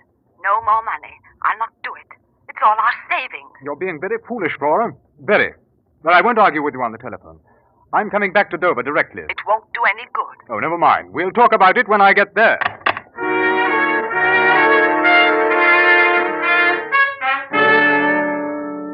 Please, Alfred, don't shout at me. Drink your tea. I don't want any more tea, Flora. I can't sit here idly sipping tea when you refuse to see the loss we face. Mrs. Stone, Alfred. You know she listens to every word we say. Oh, hang, Mrs. Stone. I'm talking about us, Flora. You and me. We can't afford to lose our investment. All right, Alfred. But this is the last time. The very last. You'll give me the money? It's in that envelope on the mantel. You intended to give it to me all the time. Yes, I suppose I did. But only because I'm going to London with you this time. What? I said I'm going with you, Alfred. We'll talk to this man together. What man? The one who's making the investments for you. Oh, yes, of course. This Leslie Garthwaite. I want to meet him. Leslie Garthwaite? Flora, what are you saying? What do you know about him? Oh, only that he's the one you're dealing with, Alfred. Oh, there's no use denying it. The last time you were here, you left a card of his in the pocket of your tweed. A card? A very fancy card indeed. Engraved with nothing but that name, Leslie Garthwaite. Except, of course, sir, for the penciled notations. Well, notations? Why? Yes, you'd written the name of a hotel in Torquay. Oh, yes. Yes, well, Garthwaite was going there. I thought I might have to look him up. Torquay, indeed. Is he that rich, Alfred, that he can go there? Well, I don't know Mr. Garthwaite's habits, Flora. Yet you'd give my money to a man you know so little about? Oh, you needn't worry about him, Flora. I know that much. How do you know? Who is he? What's his background? Where's he from, Alfred? Well, Leslie Garthwaite is a very fine man, Flora. You must take my word for it. I'll have to. Until I get to London and meet him myself. Where are you going, Alfred? Don't walk off when I'm talking to... You're getting so you don't even care how you treat me. Alfred!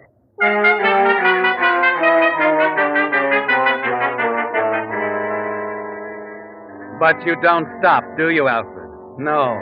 Because if you're with Flora another minute, you're not sure what might happen. So you leave the flat and hurry downstairs, anxious to be outside to get a breath of air. It's just as you're passing Mrs. Stone's door that you hear the words that send your mind spinning wildly. How he talked to that poor wife of his. No idea at all. I tell you, it's a wonder there hasn't been a murder up there. Yes, Alfred, it's a wonder, even to the neighbors. And somehow, that puts a new light on the situation, offers an escape that hadn't occurred to you before. Part of it is clear now. Alfred Treadle is going to murder his wife and flee the country.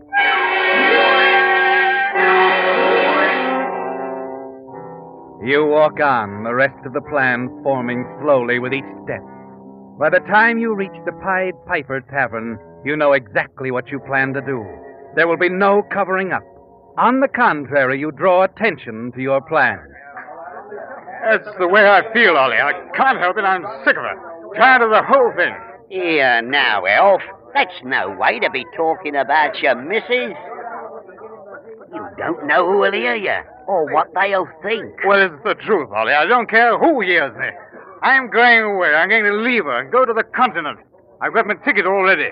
The best thing you can do, Elf, is get on home. You've had too much. You don't know what you're saying.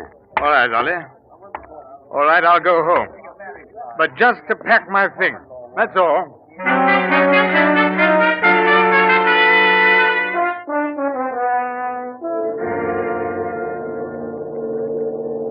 Yes, sir? Here, I think that's the right amount. I want a ticket to Calais. One way, sir? One way. Righto. She'll be sailing promptly at 10 o'clock, sir. It's just about half an hour. Now, what's the name, please? Treadle. Alfred Treadle.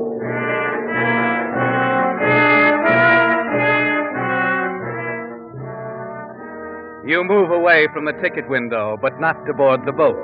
No, Alfred. You haven't any intention of getting on that boat, have you? All you want is to have that clerk remember you, so that what he has to say later will match your friend Ollie's testimony. You are going to the continent. You said so in a careless moment, and that's where they'll search for you, somewhere on the continent. Only before they discover Flora's body, the boat will have docked at Calais, and all the passengers will have disembarked. It'll be a long search, won't it, Alfred? And while they're searching, Leslie Garthwaite will be honeymooning in Canada. And it should be a simple matter, Alfred, to make the honeymoon a long one. Yes, the way is clear now, in knowing that you're not your usual self as you return to Flora. Somehow, you find yourself calm, actually polite. And when she offers you the usual cup of tea, you accept it for once without a scene. Even her sniveling self-pity leaves you unruffled. But please, Flora, don't get too excited. How can I help it? When you walk out when I'm speaking to you, Alfred, and don't come back till you're ready. Now, Mrs. Stone, Flora. I don't care. It's got to stop, Alfred. There's got to be an end to it. There will be. Now, sit down, my dear, and finish your tea. Now, I've told you how happy I am that we're going to London together. You haven't been kind to me, Alfred. Things are going to be different, Flora. I promise you that. Here, now, you finish your tea and we'll be on our way. I don't want any more, Alfred. If you've finished, we'll leave now. Just as you say, Flora. You turn out the lights and I'll carry the bags downstairs. All right, Alfred.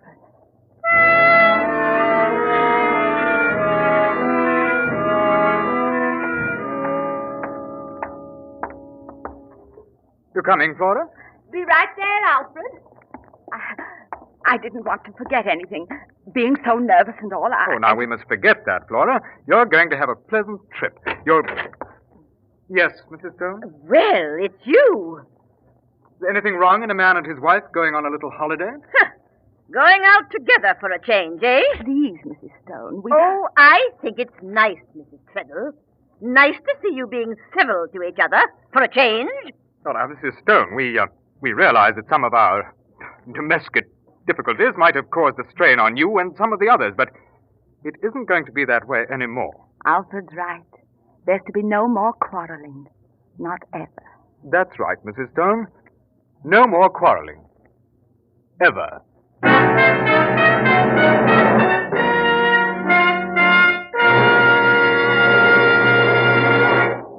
The Whistler will return in just a moment with a strange ending to tonight's story. Meantime, I have some surprising facts for you drivers who wonder whether the kind of oil you choose for your motor really makes any difference in the way your car runs. In an actual road test, two identical cars were run over 70,000 miles, one using today's finest straight motor oil, the other using Signal Premium Motor Oil, the new type Signal lubricant that combines 100% pure paraffin base with 5 scientific compounds. When these motors were torn down for inspection, the one using Signal Premium Oil had only 1/6 as much carbon deposit and 1/3 less cylinder wear. So what does this mean to you? Well, less carbon means that your motor runs quieter, smoother. And less cylinder wear means more power. Good reason, I'd say, for making your next oil change a change to this new type Signal oil. It's your guarantee of a sweeter running motor. Signal Premium Motor Oil. And now, back to the Whistler.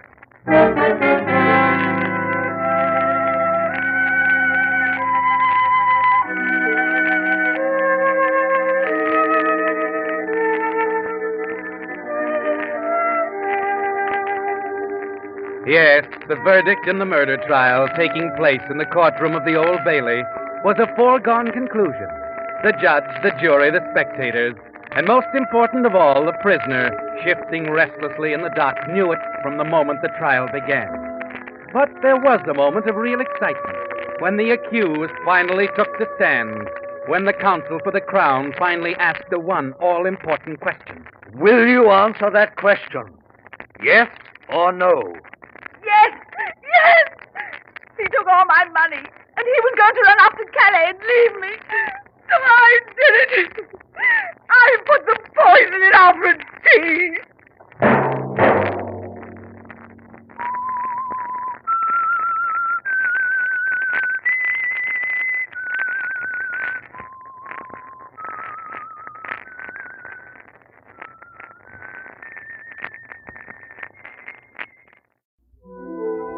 And now the Whistler's strange story. The Bridge on Black Mountain.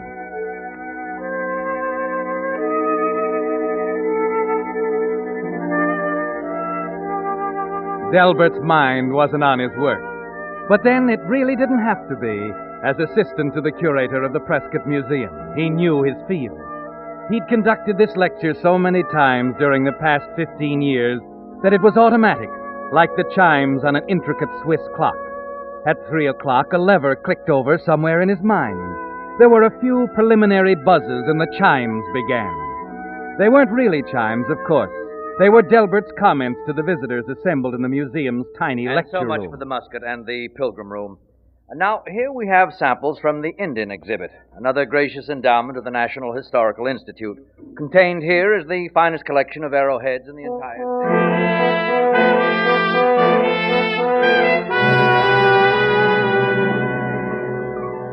The Egyptian exhibits came next, then the Aztec and Maya relics, followed immediately by the Incas, Araucanians, and Patagonians. But Delbert's mind was elsewhere. As he talked and looked at his audience, he was in a kind of daydream. There was beautiful music. There was a dance floor surrounded by tables with waiters in starched white jackets. And across from him, she was sitting, almost ethereal in a filmy organdy dress. This is so thrilling, Delbert.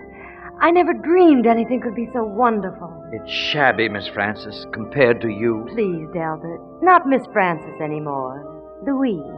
Louise. Oh, I'm so proud of you, Delbert. Oh, it was nothing at all. You're curator now. Curator of the Prescott Museum. And more than that, Louise, I'm free now, free to say something that's been on my mind ever since the day I first laid eyes on you. Oh, Delbert.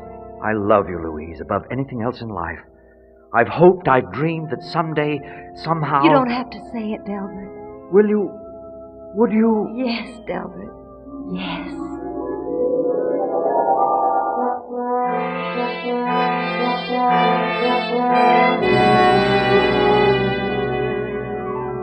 And the daydream is as automatic as the lecture, Delbert. The dream that someday you'll be curator. That someday Miss Francis will look upon you as somebody. It's been that way ever since the day she came to work as secretary to the curator, Dr. Prescott. And as you drone These are on... samples of arrowheads from Dr. Prescott's own collection, the finest in the state. Notice, please, the method of chipping, the pattern. Mr. Reed. Oh, excuse me a moment. Louise, was there something? Louise? Oh, I mean, Miss Francis, I'm sorry. Oh, Mr. Reed, I didn't know you cared. Oh, it's nothing at all. Sure now? Why, yes, of course. Too bad. Some girls have all the luck. I'm sorry I interrupted your lecture, Mr. Reed, but there's something you ought to know. Yes? There's a gentleman here to see Dr. Prescott. Oh? Well, did you tell him Dr. Prescott's on his vacation? I did, but that didn't satisfy him. He still wants to see Dr. Prescott. But he's 100 miles from here, Miss Francis, up at his fishing lodge at Black Mountains. It's impossible. Oh, that's just what I said, but he still insists. Who is he? Gorman. Mr. Carl Gorman of the National Historical Institute. Oh, good heavens. I thought I'd better ask Frank Spiegel to drive up to Dr. Prescott's cabin and bring him back. That's a good idea. The doctor doesn't have a telephone. And Mr. Gorman is pretty impatient. He wants me to haul out the papers. Papers?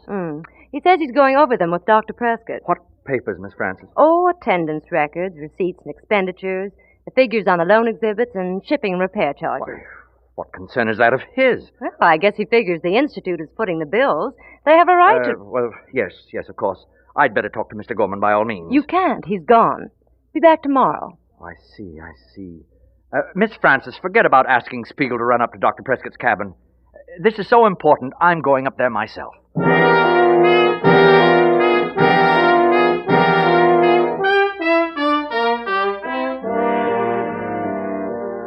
It's 3 hours to the cabin from town, Delbert. The last 10 miles on a winding one-way road up Black Mountain. And every foot of the way you can hear the world falling down around your ears. Your hopes for the curatorship of the museum. Your love for Miss Francis. Everything. You tell yourself that somehow Dr. Prescott will understand. Keep thinking of the little kindnesses you've done for him over the years. The time you loaned him your car. The trees you chopped down for him on the narrow road up to the cabin. The rickety bridge just before you get there. The one you helped him repair just last summer. Perhaps he'll remember these things, Delbert. Perhaps now that you're faced with destruction, with the loss of the career you've been 15 years building, Dr. Prescott will remember and understand. You watch the doctor carefully as the two of you sit face to face across the table in the rustic room over a cup of coffee. So Gorman's after us at last. Well, it's a horrible thought, but I guess I'll have to drive down and see him. It would seem so, sir. Oh, blasted nuisance. The Institute on our trail wanting us to account for every penny of their blood money. Delbert, museums should be run by taxes, same as battleships and sewers. You're absolutely right, Dr. Prescott. Link up, Delbert. We'll go and see the man. Oh, Dr. Prescott, there's something you really should know before you see Mr. Gorman. I think I know what you mean, Delbert. No, I'm afraid you don't, sir. It's about certain expenditures during the past year, the loan exhibits. As you know, I've handled them. Yes, Delbert. I think I've done a pretty good job, sir, but, in going over the papers the other day, I noticed a shipping bill, the Kansas City exhibit. It's a bit high. I see. You'll run across it with Mr. Gorman, I know. It's perhaps, $50 more than it should have been.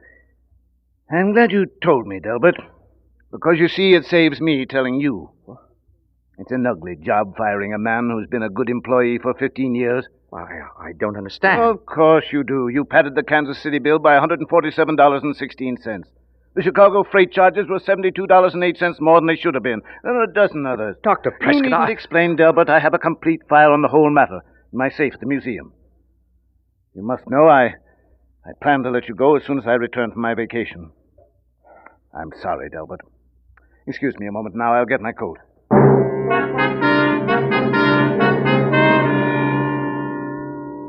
It's just as you feared, Delbert.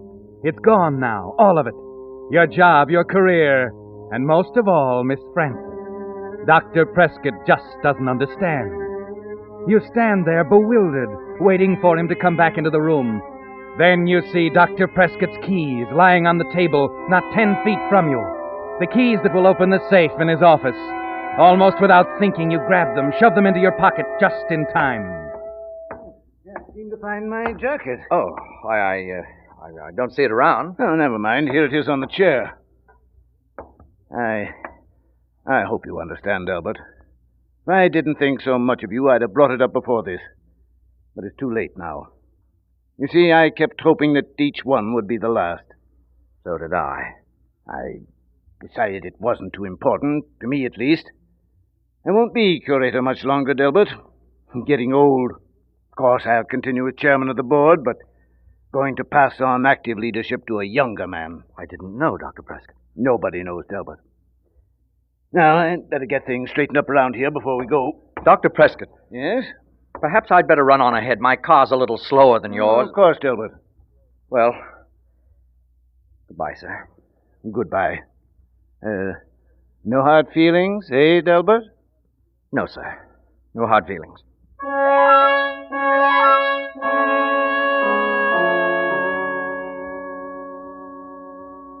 a numbness inside you as you close the cabin door, walk through the damp darkness to your car, and drive away through the tall, dark pines near the cottage. You wish Dr. Prescott weren't such a fine man, because you know that you'll never stand by and let him expose you without fighting back somehow.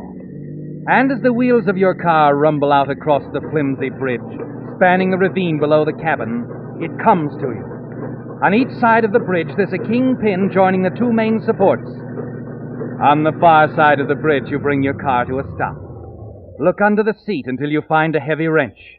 It takes only a few seconds to climb down and out along the supporting timbers you yourself helped put in. And as you start working at the kingpin joining the two main supports, Dr. Prescott's words come to you over and over again with each turn of the wrench. No hard feelings, eh, Delbert? No hard feelings, eh, Delbert? No hard feelings, eh, Delbert? There. No, Dr. Prescott. No hard feelings at all.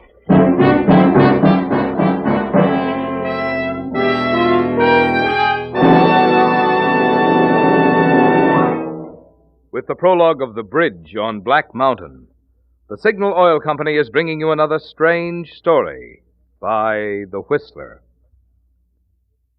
But now, a word to you drivers who want to be sure you're getting the tops in quality when you buy gasoline. Just consider the facts. There's only one way any gasoline can give your car superior performance, faster pickup, smoother knock-free power, and all that sort of thing. That's by helping your motor run more efficiently. And when your motor runs more efficiently, naturally you see proof of it on your speedometer, in better mileage, the very thing that Signal gasoline is famous for throughout the West, from Canada to Mexico. That's why we're so proud of Signal's good mileage. And it explains why we say, to be sure of the tops in gasoline quality, there are just two things to remember. One, it takes extra quality to go farther. And two, Signal is the famous Go Farther gasoline. And now back to the Whistler.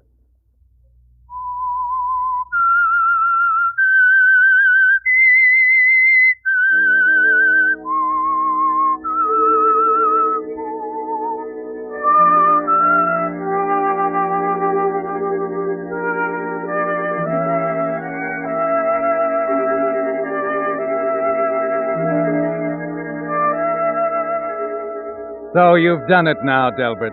For the first time in your life, you've fought back. You arrive home at midnight, confident that Dr. Prescott will not show up in the morning to expose you. Confident that the bridge with the kingpin carefully removed from the main supports will be your ally. And as you drop off to sleep, you can see it all. The sickening sag as the weight of Dr. Prescott's car moves out onto the span. The crunch of timber. The terrible, deadly drop to the rocks below. And for you, safety. And perhaps even the curatorship, Delbert. But then that part can wait. At least until the following evening when you keep a dinner appointment with Dr. Gorman, apologizing, of course, for Dr. Prescott's absence. No, I simply don't understand it, Mr. Gorman. Something must have delayed Dr. Prescott. I was certain he'd be here. It's embarrassing. Yeah, it's very annoying. And I don't mind telling you, Reed, I'm sick of delays. The fact is, the National Institute is just about through paying the bills for that museum of yours. I thought perhaps that was the reason for your visit, sir. Yeah, too much waste. A few cents here, a few dollars there. You've gone over our papers? I went over the general ledger with a microscope. Found at least $1,000 in unsupported expenses. Oh, I see. Well, but surely you don't think Dr. Prescott... A captain is responsible for his ship, Reed. And Prescott was a good man once. Probably still the best man for chairmanship of the board. But as far as the actual administration, he's getting careless, forgetful. Oh, it's such a shame. Business is business. Institutions like ours have to be run on a business basis or they go under. Oh, waiter? Yes, sir? Check, please. Very good, sir. You're leaving, sir? Oh, can't hang around all week. You make some sort of an explanation to Prescott, or better yet, I'll dictate a note to him. You mean you're going to tell him he's relieved? No, I can't go that far. Under the Articles of Incorporation, he still has final say-so, but I can politely suggest that he appoint a younger man in his place and use the threat of withholding Institute funds to make it stick. But that won't be at all necessary, sir. Huh? No? No, that is... Well, I don't know if it's my place to tell you this. Well, out with it. Dr. Prescott told me last night, sir, he intends to retire. Retire? Well, good Lord, man. Why didn't you say so sooner? Well, I suppose it was modesty in a way, Mr. Gorman. You see, he asked me to succeed him as curator.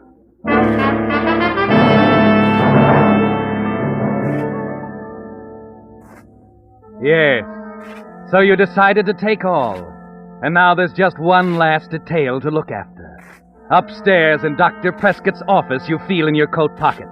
The keys to his private safe are still there.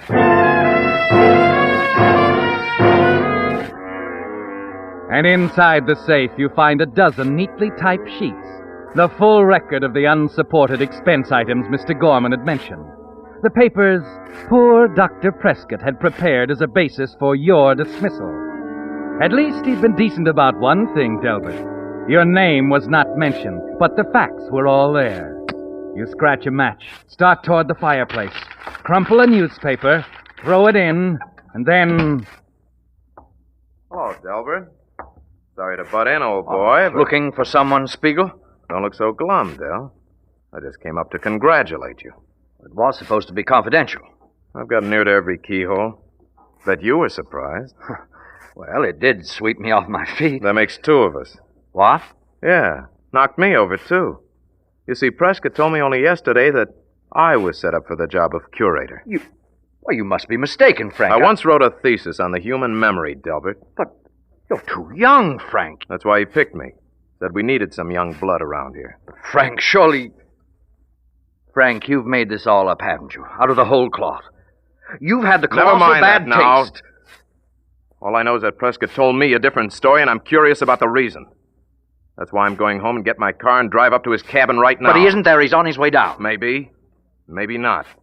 But that man's never been late for an appointment before in his life, Delbert. And I'm going to find out why he's a full day late this time. So long, Delbert. See you when I get back.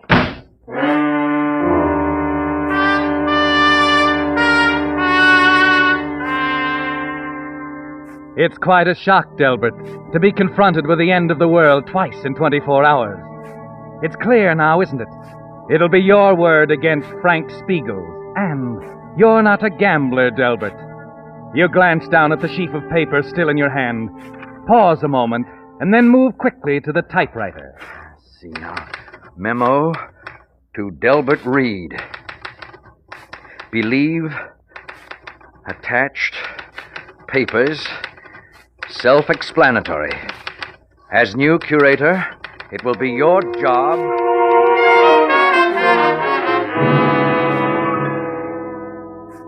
An inter-office memo, Delbert. One that won't require Dr. Prescott's signature to appear quite valid. You finish, fold it, and attach it to the other papers. The record of your trivial thefts on which Prescott so decently neglected to put your name. 10 minutes later, you walk in the back entrance of Frank Spiegel's apartment a block away. And as you mount the rear stairs to the 4th floor, you're running it over and over in your mind. 4 floors above the street, Delbert. That's over 40 feet from Siegel's window to the pavement. It should be enough. Wow, Delbert. I thought you'd show up. Decided to go along with me, huh? Well, no, Frank. I merely want you to see something before you leave. Huh? What's that? A few papers. Here in my briefcase. There's a note here. I think it explains... here we are. Let me see. Oh, yes. Memo from Prescott, huh? To Delbert Reed.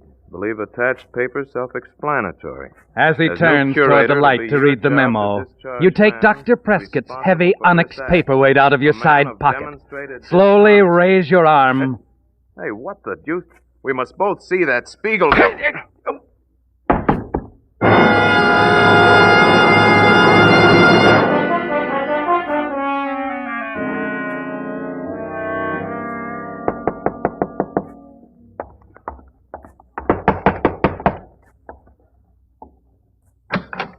Mr. Reed? Yes? Joe Hannigan, Police Department. Police? Yeah. Mind if I come in? Why, no, not at all. Sure clabbery weather tonight, Mr. Reed. Bad for, accidents. You mean there's been Just an a accident? second. I got some notes here. Now let's see. Spiegel. Frank Spiegel. Frank, what happened? You don't mean... I don't generally work this late for nothing, Mr. Reed. He's been hurt? He's dead. Good heavens, how did he... He took a nosedive from the window of his apartment. What? Frank? Why, I can't believe it. Let's see now. At 9:25, you were alone in Dr. Prescott's office. 9:45, Spiegel goes into the building. That's right. He came to see me, Mr. Hannigan. Uh-huh. That's what the nosy old biddy across the street figured. And then right after that, Spiegel leaves the building and walks toward his house. Now. Yes? What did you two talk about, Mr. Reed? Frank and I? Uh-huh. Well, I don't think it... Oh, we just talked. All right. If it's personal, suppose I tell you. It was about his, sticky fingers, wasn't it? Well, I don't think it's up to me But to... it is. Go on. Well, Mr. Hannigan, I just couldn't understand how any man could be so mean and small and petty as Frank. I was shocked. That's what I thought. I found the papers in his apartment. He'd lifted $20 here, $40 there. That it? None of us ever suspected that until the audits were made. Mm-hmm. How do you suppose Spiegel got hold of those papers? Oh, I gave them to him, Mr. Hannigan. You may as well know it now. I decided the fair thing was to give him all the facts and let him have a chance to defend himself. Mm-hmm. Very decent of you. How did you get them? They were in Dr. Prescott's briefcase. I see. According to Miss Francis, his briefcase is kept in the safe. You've talked to Miss Francis? That's right. She told me that briefcase is always kept in Prescott's private safe. Well, yes. How did they get out of the safe this time? What? Oh, is that what's puzzling you? Yeah. Well, it's really very simple, Mr. Hannigan. I have the keys. Dr. Prescott loaned them to me when I came back the other night. Here. See, now, here's the key to the safe. This one opens the briefcase. I believe... Yeah. Well, Mr. Reed, I guess that winds it up for now. You'll be around in case I... Of course, Mr. Hannigan. You realize, too, that if you want corroboration on any of these things, that Dr. Prescott will be available. I hope so. I understand from Miss Francis that he's taking his time about coming back to town. Oh, but he'll be here, Mr. Hannigan. I'm sure of it. You can always count on Dr. Prescott.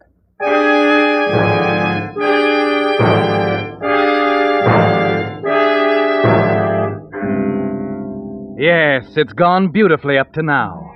But there's still one thing that can destroy you, Delbert. Still one terrible question. And the answer lies at the bridge on Black Mountain.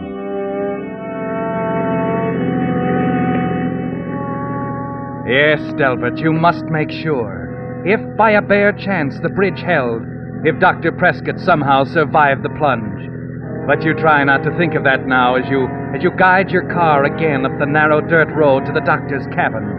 You're close now, Delbert. The bridge is just around the next turn. Hey, you! Stop! Stop! Hey, for gosh sakes, mister. You nearly killed yourself. What do you mean? The bridge is out, smashed to smithereens. There's a car down there at the bottom of the ravine. What? Yes. Terrible, ain't it? The minute the weight of the car hit that bridge, why, down she went. Guess you may as well turn right around, mister. There's no getting up to the top of that mountain tonight. Was it something important? Important? Well, yes, I suppose I thought it was, but... Well, then if the bridge is out, I guess that settles it, doesn't it?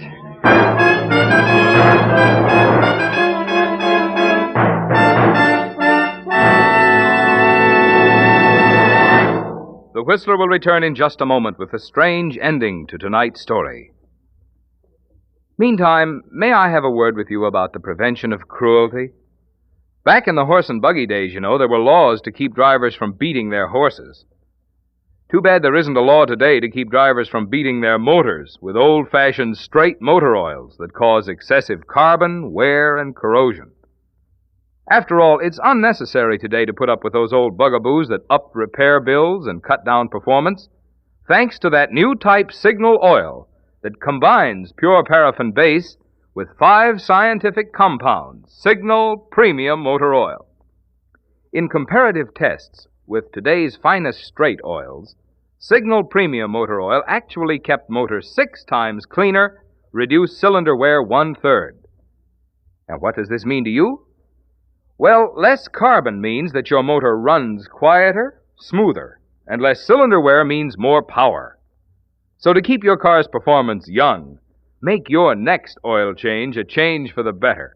Switch to the new type Signal Oil that's your guarantee of a sweeter running motor. Signal Premium Motor Oil. And now back to the Whistler.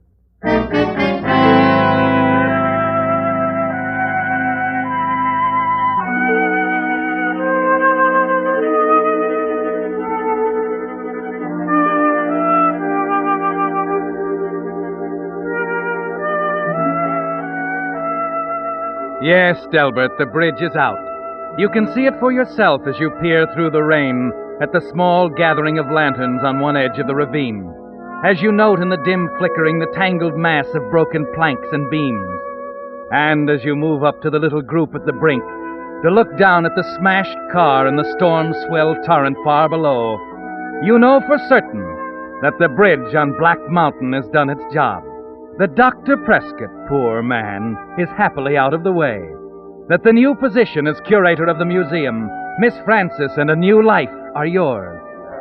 You turn to leave the group. Excuse me, please. Well, Mr. Reed. Oh, Hannigan. Didn't expect to see you up here this time of night. Sure is a mess, isn't it? Yes, it's a shame. I didn't see you in the crowd. I came up to see Prescott. Oh, yes, of course. Lucky I wasn't coming the other way. Drop off so sharp on that side, I wouldn't have had a chance. How's that? I said I wouldn't have had a chance to jump if I'd been coming the other way. That's my car down there, you know. Your car? Sure. Ask Dr. Prescott here. He climbed down and across to get over to this side. Dr. Prescott? That's right, Delbert. Dr. Prescott, You better have more to say than that, Delbert. The doctor and I have had a long talk. I know now that Frank Spiegel didn't steal that money. And he didn't commit suicide either. You made a terrible mistake, Delbert. Terrible. I don't understand. Last night you said you were going to drive down to see Gorman right away. I know, but I couldn't. You see, I couldn't start my car. You should have thought of that, Delbert, when you stole all of my keys.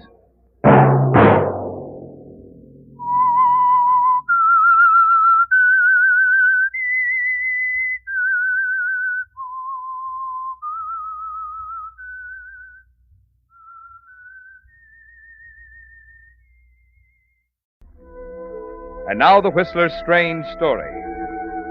Sleep, my pretty one.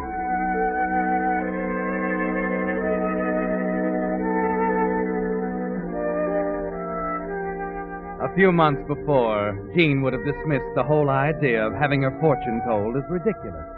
But there was a difference now. Yes. 3 months ago, the smart little ring on the third finger of her left hand wasn't there, and the future was something she could take or leave alone. But she had to admit now that she was pretty much like any other girl in love. That sane, scientific thing somehow seemed a little unimportant. That with marriage just around the corner, things like tea-room fortune-tellers suddenly seemed important and exciting. So she gave in without argument when her friend Betty suggested they leave their table and visit Madame Zorga in her alcove behind the fringed red curtains in the corner. And as the old woman gazed into her crystal and rambled on, Jean found somehow she was taking it all seriously. A little too seriously. Concentrate on the crystal with me. Max would be terribly shocked if he knew I was doing this. Please, Signorina. Oh, I'm sorry. It's a-coming. They part now. The clouds part. I see a number. The number 13, and now the number 11. It is a date. The 13th day of the 11th month. November 13th. I gaze deeper. Again the crystal clears, and I see the letter J. And now, the letter V. Your initials, Jean. What? How can she? I told you. Go on, Madame Zorga. I cannot go on. Oh, but there must be I ever told you. The image fades. The clouds close in. The reading, she's finished. Is something wrong? Of course there is. It serves me right for falling for this hocus pocus. It's a no hocus pocus, Signorina. If you must know, I will tell you. There is no future for J.V. after the 13th day of November. Why, that's this week. Well, never mind, Betty. Here you are, madam. I better get back to the laboratory. It's late. And don't mention this to Max, will you, dear? If he ever caught me going to fortune tellers, he'd get himself a new lab assistant and a new fiancée.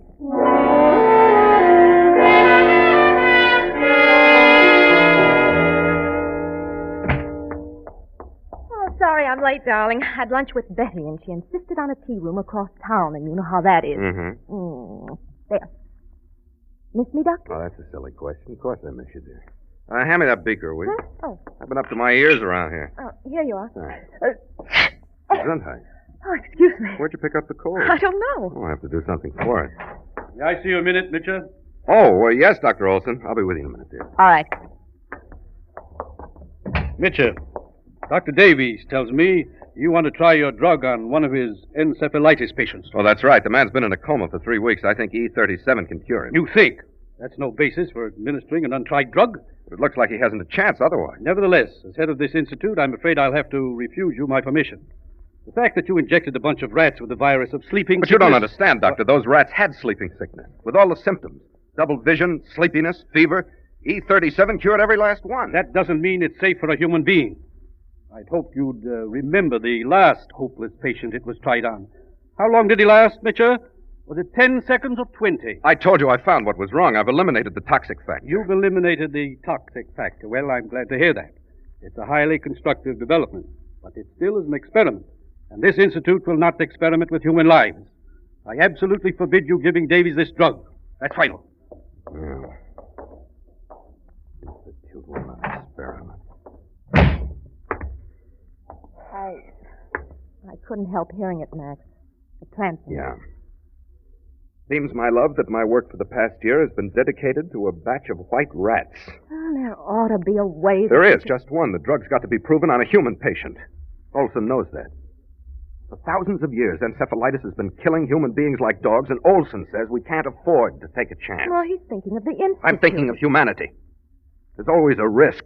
That's how we learn. That's how we progress. That's science. Jean. Yes? Jean, will you help me? Oh, of course, darling. I'm going to test my formula. I can make the test, and Olson need never know about it. What kind of a test? On a human subject. What?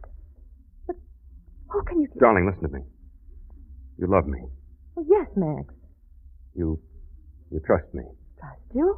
You've got to have faith in me, darling. It means everything now. Of course I have faith in you, Max. I have an aunt in Dorset, Vermont. We can drive up there tonight. But I don't understand, Max. How can you make a test on a human subject? Who can... Leave that to me, darling.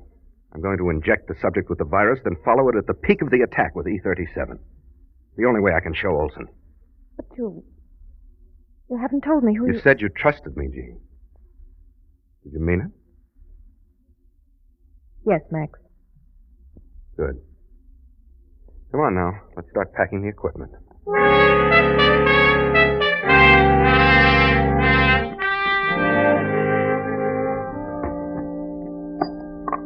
Oh, careful with that vial, Jean. Take us days to reproduce that drug. I'm wrapping it in cotton. Oh, excuse me. There you are, Max. No, that ought to do it. You can close up the bag. Well, hold still a moment, dear. Why? What do you... Just hold still. Max. What is this? Giving you a shot. That cold of yours. Can't have you sick at a time like this. I feel a little faint. I know. It always affects you this way. There. That's why I didn't warn you. I don't like injections, Max. Why did I told you, dear. For your cold. You better have faith in the doctor, darling.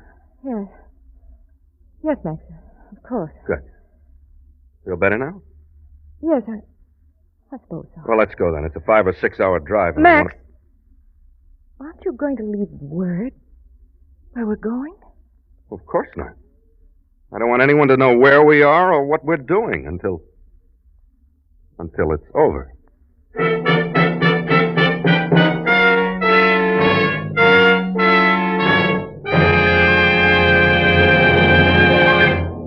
with the prologue of Sleep, My Pretty One, the Signal Oil Company brings you another strange story by The Whistler. But now a word to you folks who did some traveling throughout the Pacific Coast states this summer. In addition to beautiful scenery, you probably noticed two other things. One, that wherever you drove, you found friendly, dealer-owned Signal service stations. And two, that from Canada to Mexico, Signal gasoline is known as the Go Farther gasoline. Now, naturally, we're mighty proud of Signal's good mileage, but even more so, we're proud of the thing which makes that mileage possible. I'm talking about the extra efficiency Signal gasoline gets from your motor. For after all, extra motor efficiency also means more thrilling pickup, more silent, responsive power. The things that make driving so much more fun. Yes, it's a fact. Extra driving pleasure is the result of the same features a gasoline must have to give you mileage, the very thing Signal gasoline is famous for. That's why we say, to be sure of the tops in gasoline quality, there are just two things to remember. One, it takes extra quality to go farther. And two, Signal is the famous Go Farther gasoline. And now back to the Whistler.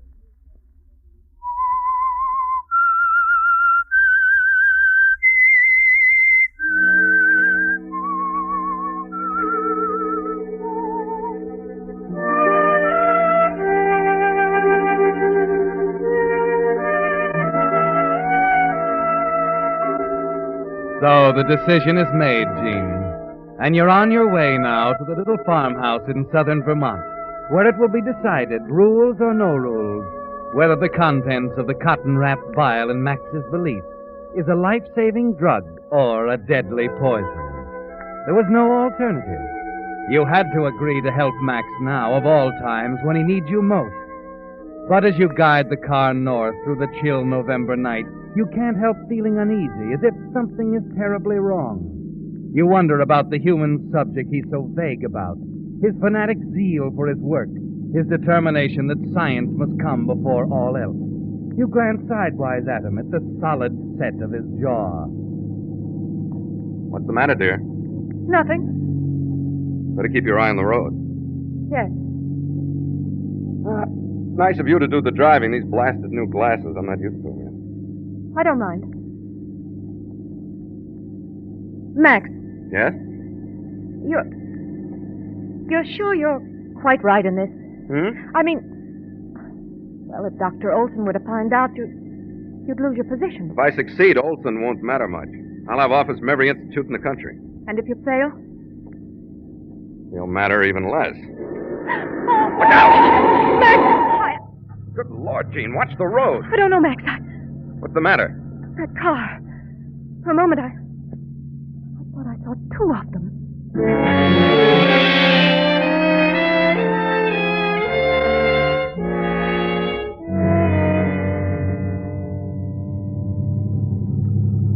Careful now, the road's pretty narrow. I can see, thank you. Well, there's the house up ahead. Well, I'm glad the snow held off. We're in for a blizzard.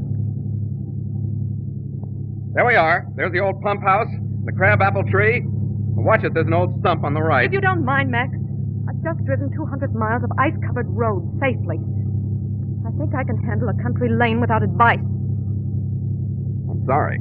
Oh, I'm sorry, Max. I don't know what's the matter with me. I don't feel like myself.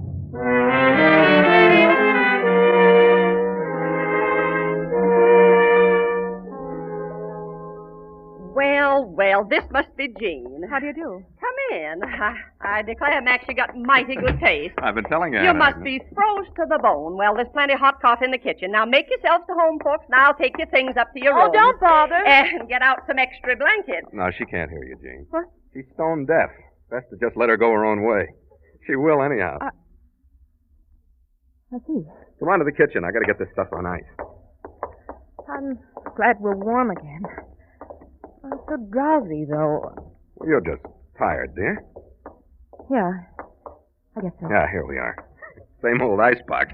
I'll have to clear a place here at the back for the vials. You got them there? Right here. Good. Max, I don't like to keep asking this, but What is it? Where do you expect to find anyone with sleeping sickness around here? I don't. What? Well, it's very simple. Since there are no cases of encephalitis at my disposal, there's only one answer. To create one. Max. To inject the subject with the virus, then, after a good case is developed, E37. But we're completely isolated here. Where can you I find... found the subject, Jean. No. Now, please let it go at that, will you? Max! Look what you've done! It slipped. I'm sorry. Why did it have to be this one? E37, Jean, the cure. Every bit of it was in that vial. Max, listen to me. Maybe it's better this way. Maybe you'd better forget about E37. Treat the patient in the ordinary way. There must be a hospital somewhere. Don't be ridiculous. E37 was our only chance. I injected 20,000 units of sleeping sickness virus. A fatal Yes, dose. a fatal dose. We've got to start work on another batch of E37 right now. Come on.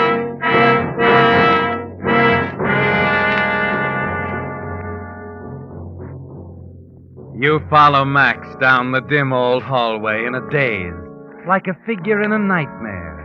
The kind where you run slowly as if through water, trying to escape, while nameless shapes come closer and closer. And though you still refuse to believe, to recognize it, one of the shapes is fear. Here we are. Why, it's a laboratory. It used to be Aunt Agnes' pantry. She turned it into a lab for me when I was a boy. Self-defense, in a way. I was always mixing chemicals in her kitchen. But, Max, this is nothing like your laboratory in town. How can you expect Sure, it's us to... crude, but it's all we've got. Between what I brought and what's here, we can duplicate E37. With a little luck. How tired are you, Jean? I'm all right. Once we start the process, we can't let up for a second. Let's get to work.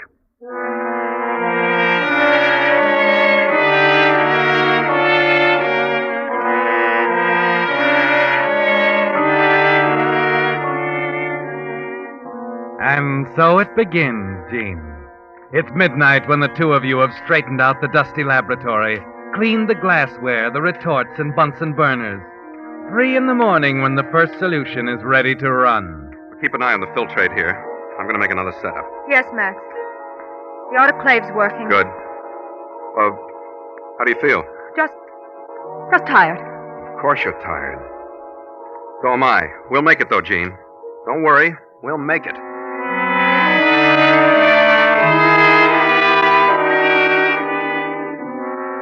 Make a note of that, will you? Right. November 10th, 5:20 a.m. First dilution complete. 100 c. Max, What's the matter? my eyes, I don't know. I can't seem to focus. Sit down and rest a minute. You'll be all right.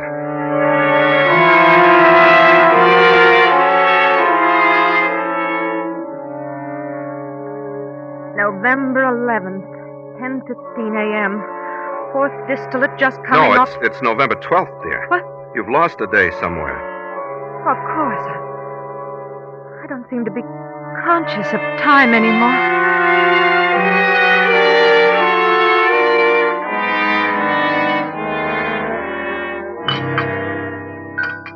Yeah. If I ever get through this, I'm going to build a monument to black coffee. Hasn't any effect on me anymore.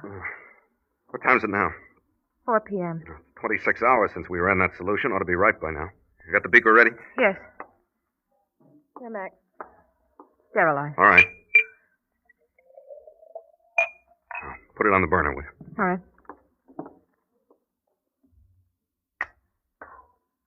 That's it. Now we wait some more. Oh, time. What a maddening dimension. You hurry, you're in a frenzy of haste. But everything has to go at its own rate. You can't hurry a fire or a chemical reaction.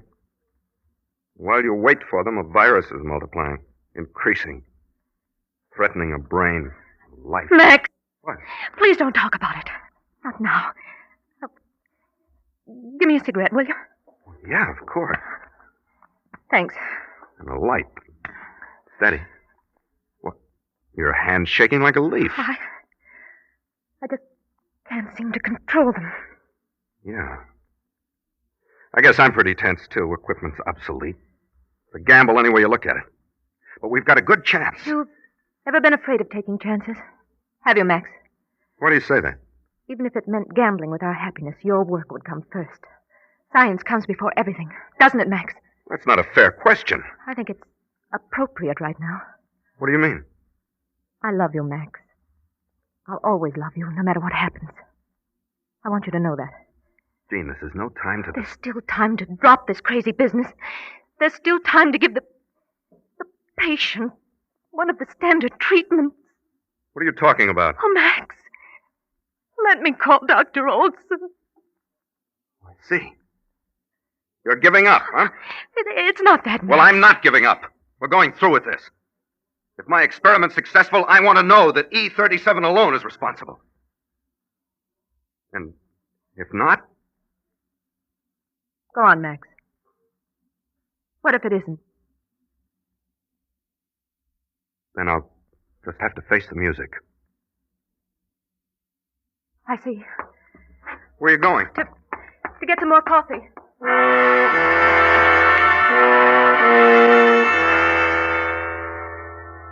You're glad the telephone's at the other end of the house, that you'll have a chance to get the call through to Dr. Olson in Boston before Max has a chance to stop you. You wait for the operator to answer, trying to fit the words together in a way that will tell Olson the story without going too hard on Max. There's no other explanation, is there, Jean? The dull pain in the back of your head, the nervous disturbance, the deadly fatigue, the double vision can mean only one thing. Why, Jean. Oh, Aunt Agnes. Man, you're not trying to make a phone call, are you? Why, the lines have been down for hours, kind of a storm. Oh, no. Oh, you look all worn out, child, and no wonder. The way you two been working. Wait. Oh, you Listen to me, Aunt Agnes. Some rest, child. Listen Never to me. seen such dark circles under anybody's eyes. Agnes, listen. Why are you shaking me like that? What's the matter, child? I'll write a note. There's paper and pencil by the phone. Watch, Aunt Agnes. Watch. Eh? What are you writing? Oh, Max trying dangerous experiment. That's right. Stop him. It's life and death. My life and my death. Stop him, my land You child. I understand wouldn't that? dream of such a thing. Life Ever and death. interfered with his doings. Not even after Tommy and I blew out the side of the barn. Please. Well, the rest of the family It was means all life. at him for My one life. thing or another, but not me. That's science, you know. Max says that's the way we learn. Jean, wait. Now, why'd she run off like that?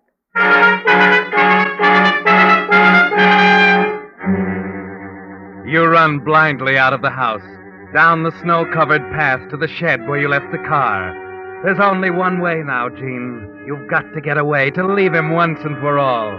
You've decided now that he's a man without a heart, that you were foolish to have fallen in love with him, and there's a stabbing cold feeling inside that tells you you've discovered it too late. And as you fumble for the car keys, the nightmare you've lived through for the past few days comes back in a rush. I'll inject a subject with the virus, then after a good case is developed, E37. How long did the patient last, Mitchell? Was it 10 seconds or 20? Hold still, dear. Giving you a shot for that cold of yours. Double vision, sleepiness, fever. That car. I saw 2 of them. 20,000 units of virus. The drug is our only chance. I don't know what's the matter with me. I don't feel like myself. There's no future for JV after the 13th day of November. No future, no future.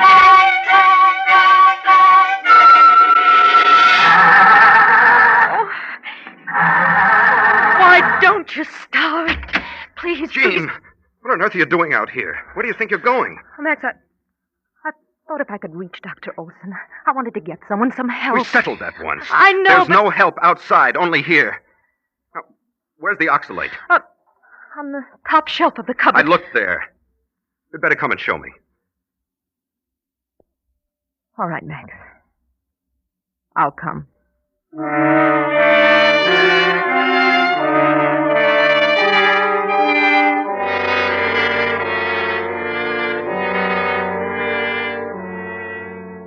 What time is it, Jean? About 9. Is the hypodermic in the sterilizer? No. Well, put it in. We're almost ready. Now, where are the notes? Not? Oh, here. Let's see. Virus injected Monday, November 10th. Disease approaches critical state. Pretty close. Better make the final entry, Jean. Or next to final while I finish here. All right. Ready now? Yes, Max. Preparing to administer anti-encephalitic drug E37 subject. Work commenced on drug at 1 a.m., November 10th. Completed at 9 p.m., November 12th. Your hand trembles as you write. As you watch Max rise, walk slowly to the sterilizer, lift the lid, and remove the hypodermic. There's no future for JV after the 13th day of November. You fight it out of your mind. Struggle against the fear that gripped you as Max turns, hypodermic in hand. Everything begins to waver before your eyes. You drop the journal. I'll be over in a minute, Gene. See, I simply put the needle in the solution. Release the plunger. Now. No, Max. Gene. Please.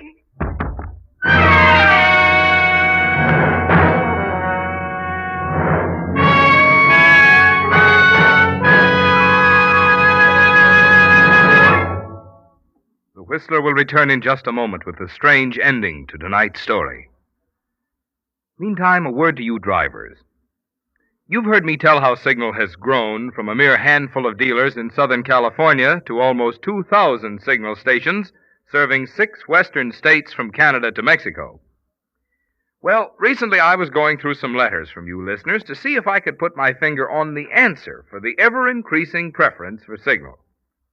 A driver from Long Beach wrote, "Since switching to Signal, I've been checking my mileage, and my car does go farther with Signal." Another wrote, "My 1939 Chrysler is still purring like a kitten on Signal gasoline." And still another said, "Whether I drive in for a tank full of gas or air for the tires, Signal dealers give me the same courteous treatment every time." Well, there you have it. Some drivers praise the conscientious service at dealer-owned Signal stations. Others rave about the quality of Signal products. I have a hunch it's a combination of both. But for the best answer, why don't you try a tank full of Signal gasoline? My bet is that once you do, you too will want to join the ever-increasing number of drivers who are switching to Signal. And now back to the Whistler.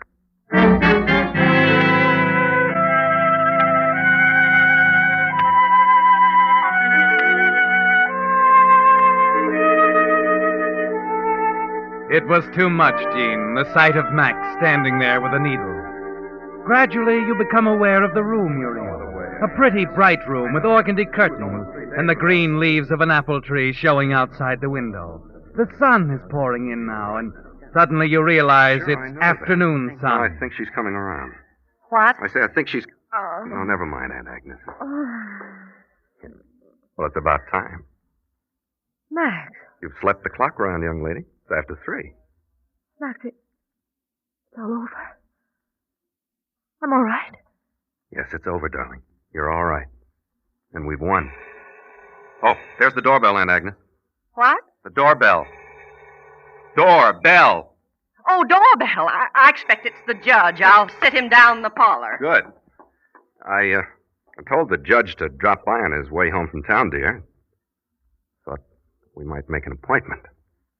That is, if you don't mind changing your name on an unlucky day like the 13th. Change my name. My initials on the... Unless you'd rather... No, Max, you haven't told me. What happened? What did you do? Well, if you hadn't fainted when you did, you'd have seen.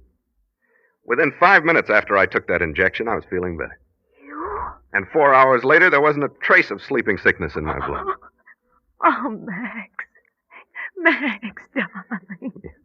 That's science, darling. You risk a little to gain a lot.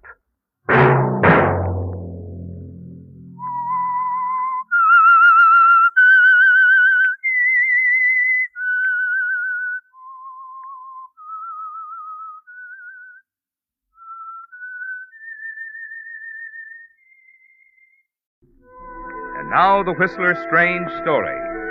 Career Man.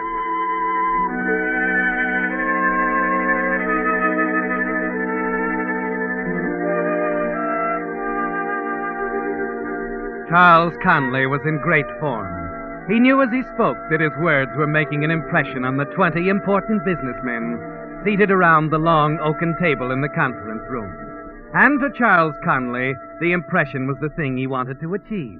The speech itself only the means to the end. It's ridiculous to blame our police forces for the current epidemic of traffic accidents. It's too big a job for any police force to control the number of cars on the road today. But reckless driving must stop.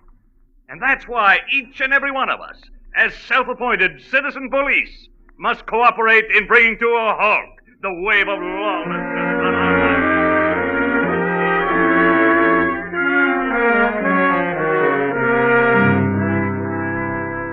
20 important men, Charles. 20 business leaders. And you're making the most of a heaven-sent opportunity to impress them. And when it's over, the applause tells you that the message struck home, right down to the last hypocritical word.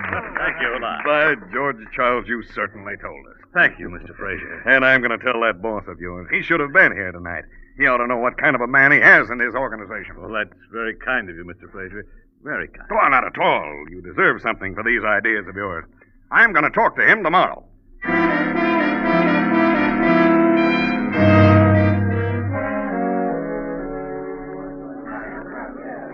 Sounds wonderful, Charles. I wish I could have been there. Oh, I wish you could have been too, Sheila. I tell you, I've been waiting years for this moment. The biggest men in town were there. Wonderful, Charles. But, dear, don't you think we should go home now? It's late. Go home? In the middle of our celebration? We're going to have another drink. No, I don't care for Harry, anymore. you're neglecting us. Be right there, Mr. Conley. Please, Charles, you've had enough. Now, don't be foolish. Oh, sweet little Sheila. Always worrying. It was the same when I got mixed up in that trial last year against Barney Cole. You thought I was foolish then, too. I didn't want anything to happen to you, that's all. I wouldn't testify against anyone unless I was Barney very Cole sure. was no good, Sheila. He deserved what he got. And Yes, I know, Charles. And you moved forward another step in your career. Now, don't spoil it, Sheila. You should have been there tonight and heard my speech. Nothing can stop me now. Oh, I wish you weren't counting on that promotion so much. I'd hate to see you disappointed. Oh, not a chance. They liked me, Sheila. Everybody there. When it gets back to the company, I'm a cinch for a vice presidency. But... Yes, Mr. Conley? Oh, two more of the same, Harry. No, we're leaving. Now, wait a minute. The storm's much worse than it was, Mr. Conley, if you ask me. Nobody's asking you. I know my capacity. But, Charles, we've such a long drive. Lots of cops out tonight, Mr. Conley. What is this, a conspiracy? I said I wanted a drink. Mrs. Conley's in such a hurry, she can go home alone. No. Bring him whatever he wants, Harry. I'll wait.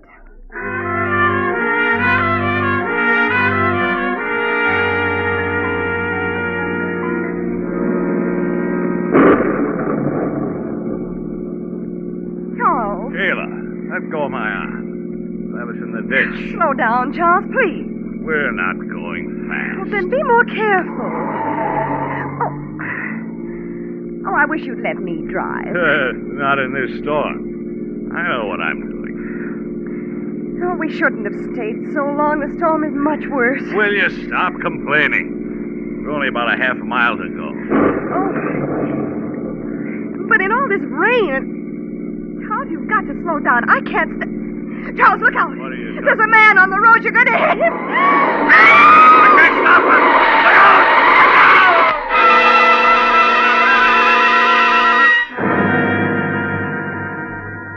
But it's too late, isn't it, Charles? Too late for the man in front of your speeding car to jump clear. There's a helpless skidding sensation as the car lurches across the wet pavement, and then a sickening thud. A moment later, you're out of the car, racing back through the darkness. Oh, I'm sorry, old man. I'm sorry. Here, let me help you. Are you hurry? Good Lord.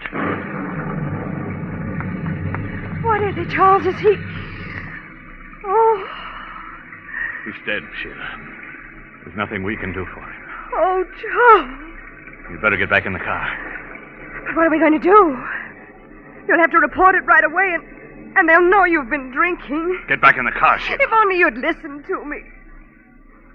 Charles, what are you going to do? They're not going to find him here, Sheila. Not tonight. What?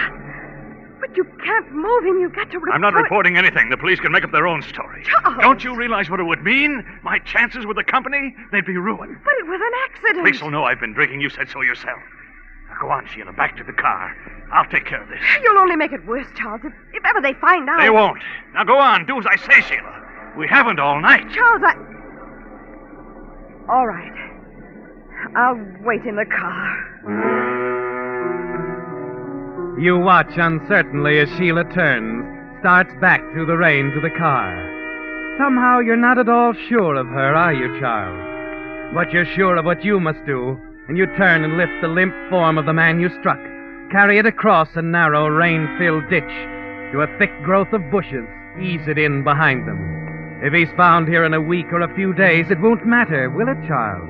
Because they'll never connect it with tonight and you. Walking back to the car, you're thankful that it happened away out here in the country. You're thankful, too, that you're so close to home and that it's pouring rain. There'll be no telltale footprints or tire marks in the morning.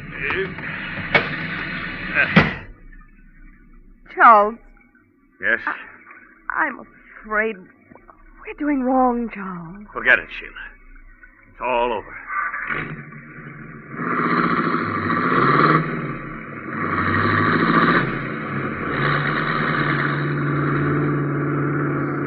I can still see him lying Stop there. talking about it.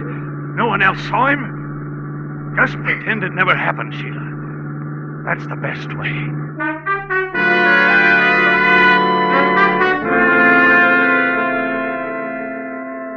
It's easy to say, isn't it, Charles, that it never happened.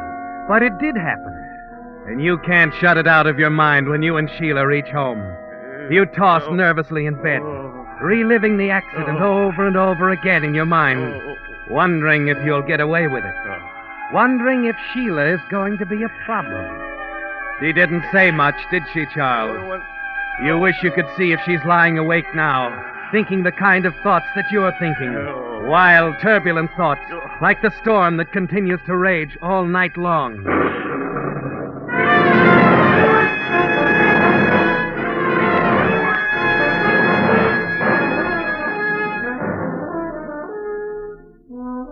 At last, you drift into a deep sleep. When you awaken, the sun is shining, streaming in through the window. The sky is brilliant and clear. The storm has passed. You dress hurriedly, go down to breakfast. You can hear Sheila moving about in the kitchen. Wait for what she's going to say. Good morning, Charles. Good morning, dear. Breakfast ready? In a minute. Here, I'll pour you some coffee.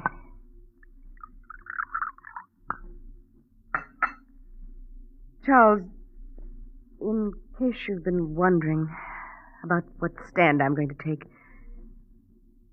you know that I love you very much. Well, of course I know. So that's all there is to it, Charles. You needn't worry about anything. Not ever. I think my mind has been made up for a long time. Sheila. You don't understand. It's just that I had dreams once, Charles. About what we were going to do. Where we were going. Together. And don't you worry about us. We're still going places. Yes, Charles. Wherever you want us to go. It isn't just me. It's all right, dear, really.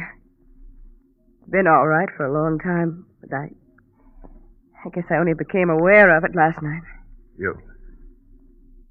You're not unhappy. I'm your wife, Charles.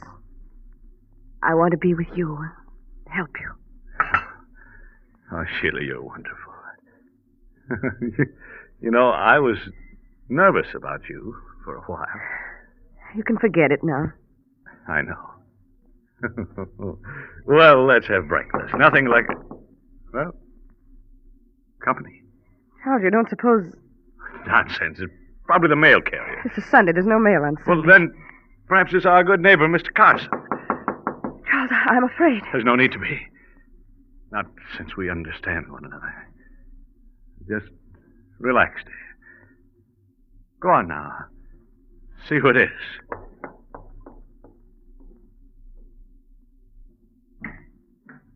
Yes, Mrs. Conley? that's right. Who is it, darling? Why, it's an officer, dear. A state highway patrolman.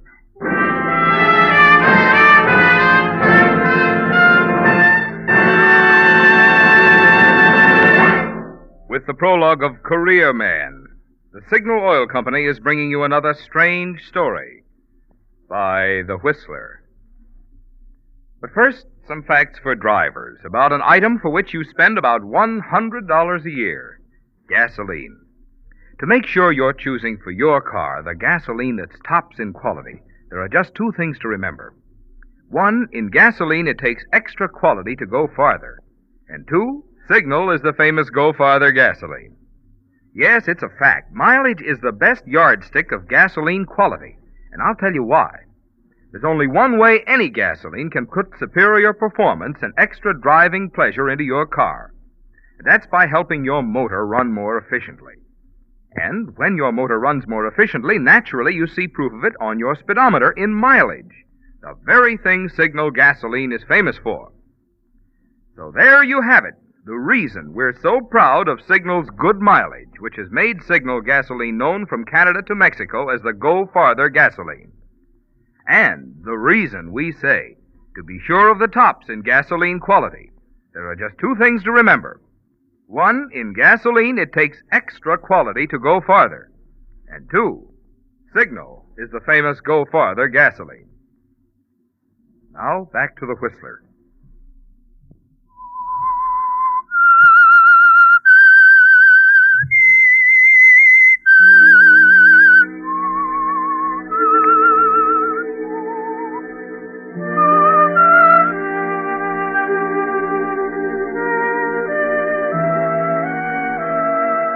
Well, Charles, it seems like it's all over, doesn't it? You stand there, the state highway patrolman at your door, your mind groping for answers.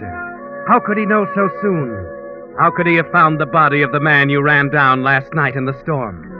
It doesn't seem possible, does it, Charles? And yet the patrolman is here, and you can't think of a single other reason that would bring him to your door. I wonder if I could step inside, Mrs. Conley? Yes, of course. As Sheila lets him in, you can only think of one thing, Charles, your career, and how it's about to be destroyed. You'll never get that promotion now, will you? Your big speech last night on reckless driving, alongside the accusation that the patrolman is about to make, will sound like mockery. Charles, this is... Donovan, Sergeant Donovan. The police? But what? Oh, I didn't intend to alarm you folks. Just thought you and your wife could help us. Help you? Yes, there was an accident last night out on the highway. A man was run over and killed. An accident? We didn't hear anything. Well, with the storm and all, it's quite possible you didn't. Were you folks in all evening? No, we weren't. I made a speech on safety at a conference in town. Mrs. Conley met me afterwards, and we drove home. I see. You didn't notice anything unusual? Pass anyone on the highway, perhaps? No. It was raining so hard, officer. Charles had to drive so slowly and carefully that... Yes, I understand. Did they identify the man? Yes. His name was John Martin. You didn't know him, did you? John Martin? No. We thought he might have been visiting someone in the neighborhood. We're checking every place along the road. I see. Well, sorry to bother you folks. Well, I'm sorry we can't help. Thanks, Mr. Conley. Hope I don't have to stop by again. Well, any time. It's, perfectly all right.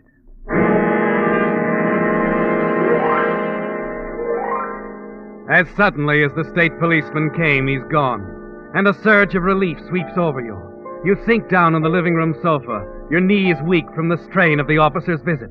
And then a new thought hits you, his manner so casual and matter-of-fact. You wonder if he actually suspects and is trying to draw you out. You hurry to the front window. What is it, Charles? What's the matter? I don't like it, Sheila, the way that officer acted. He seemed perfectly natural, dear. I thought... Wait a minute. Yes, he is stopping again. They're checking all the houses. Charles, it's simply that it's on your mind. You've got to stop thinking about it. Oh, you're right, dear. Thanks, Sheila. Thanks for standing by me. I just hope they won't be back.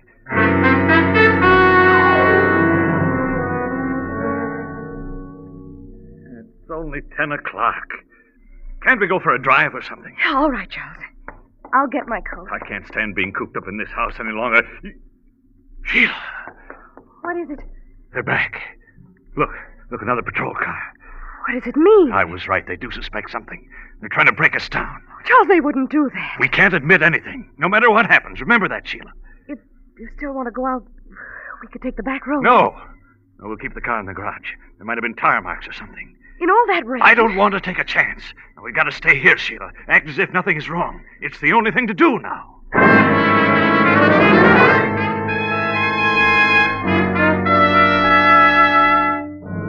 Yes, Charles, it's the only thing to do. But it isn't easy, waiting, pacing the floor, going back and forth to the window, wondering, racking your brain for some other reason for those police cars. As the hours move by, the pressure begins to tell on you, on Sheila. You almost want to run outside, scream at them, ask them why they're there, what they're waiting for. As it begins to grow dark, it's Sheila who gives way first. Charles, I can't stand it. We've got to talk to them. No, Sheila, stop it. It's like I told you last night. We should have gone to the police and told them it was an accident. Be quiet, will you? Do you want them to hear us? Charles. Quiet.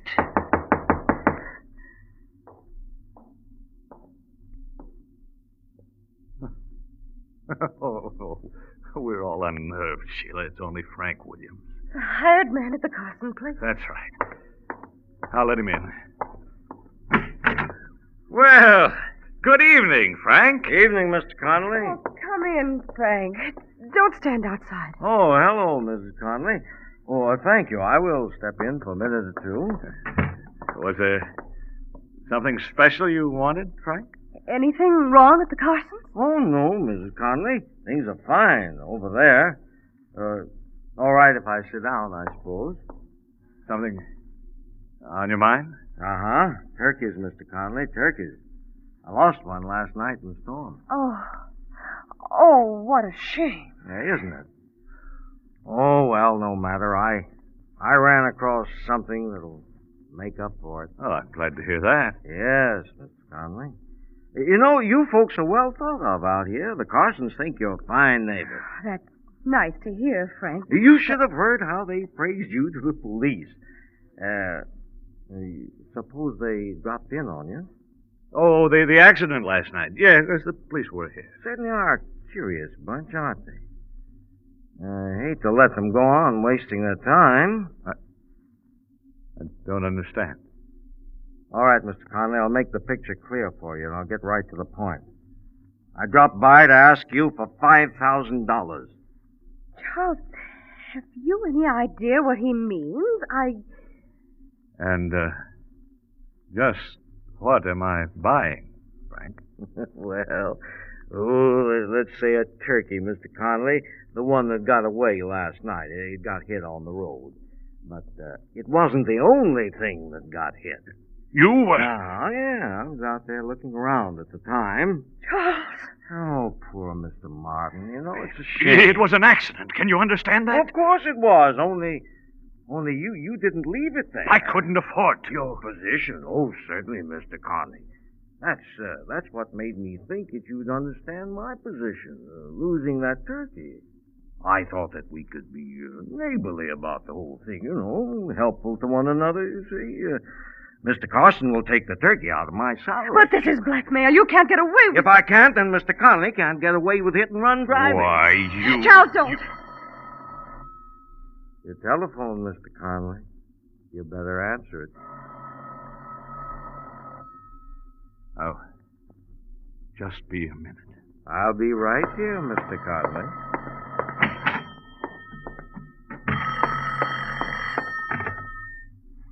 Yes? Hello, Charles. This is Ballinger. Are you all right?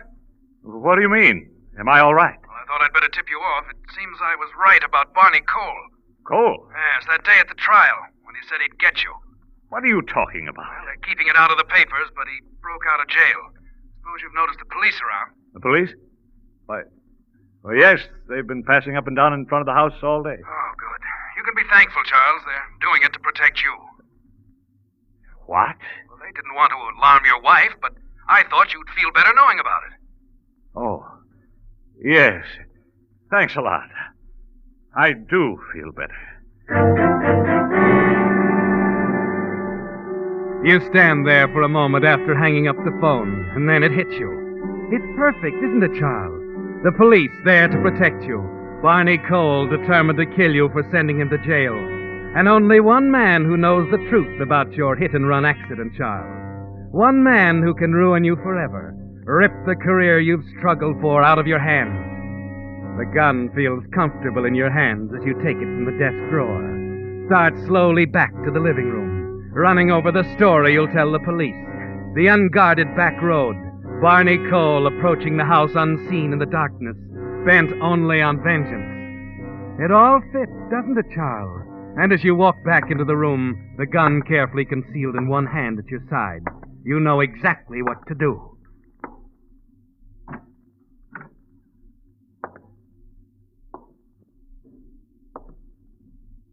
Frank. Yes, Mr. Conley? About that turkey. Yes? You said $5,000? Well, seems a fair enough price to me. And, if I decide not to buy? Well, in that case, it's up to us public-spirited citizens to see that things like this are reported. We've all got to do our duty, you know. Yes, I know. Only you're a little late, Frank. Look at the window. The window? Well, I don't see it. It's our only way out, Sheila. Now listen to me. We haven't much time.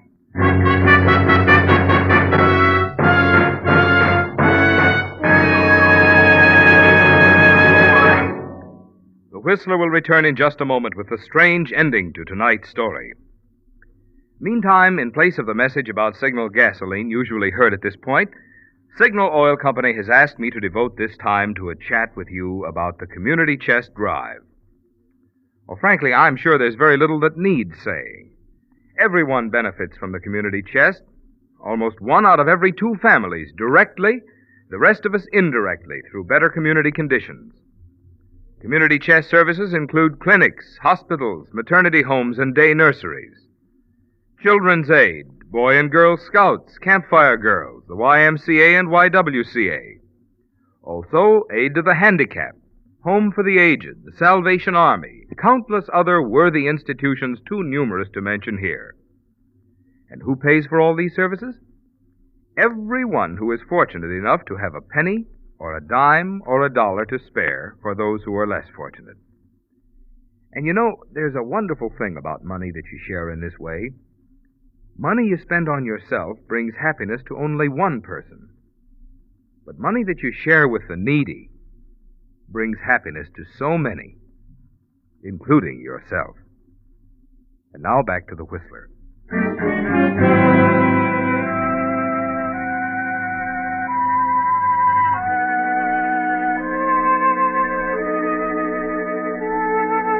So a cold-blooded murder was the only way out, Charles.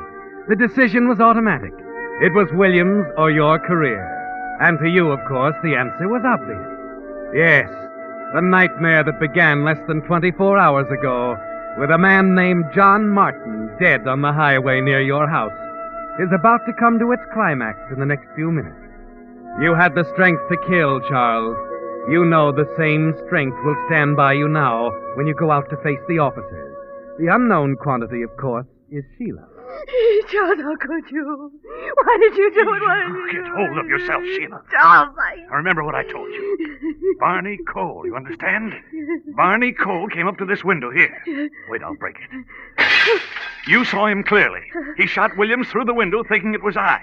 You got that? Yes, Charles, yes. All right. Come on now. Here we go. Help! Help! Police!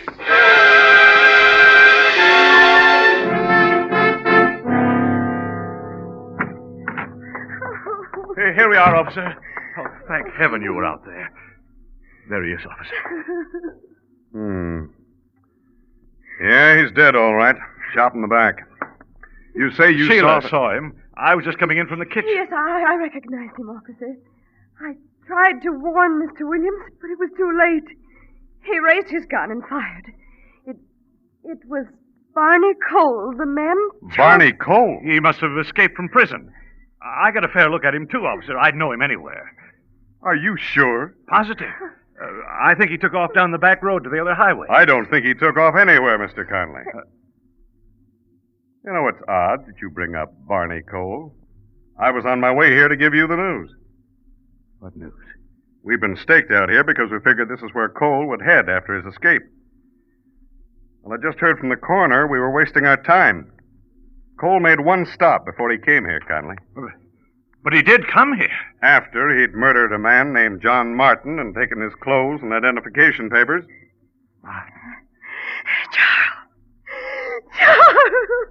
That's right. It was Barney Cole who was run down on the highway last night. Now suppose you two tell me who really killed Mr. Williams here.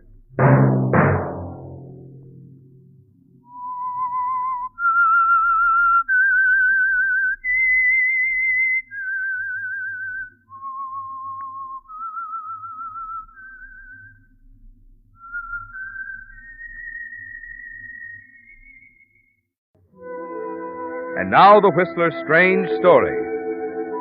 Man of distinction.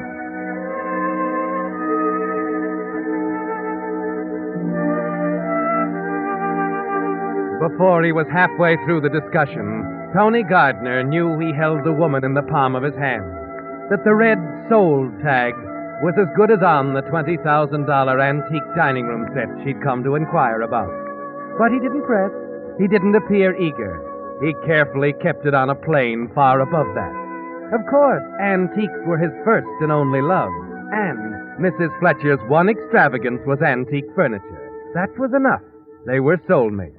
And I hope you realize, Mrs. Fletcher, what a delight this is to me. Really, Tony? Why? Oh, to talk to someone at long last who really appreciates a genuine antique. There's so many of the other kinds, you know. I talk to them all day. People who don't care whether it's original Duncan Fife or Grand Rapids, so long as they can tell their friends how much it cost them. Well, I'm flattered. As a matter of fact, Mrs. Fletcher, I really shouldn't be in the business of selling things like this set here. I love it so much, I can hardly bear to part with it. Well, it'll be in good hands, Tony. Believe me, there aren't many people I'd give it up to. I guess I am rather lucky. Indeed you are. Well, suppose you come into my office. I have to work out the delivery arrangements and so forth. You're quite sure now you've made up your mind to take this? Why, of course, Tony. You don't think for a moment I'd pass up an opportunity like this, do you?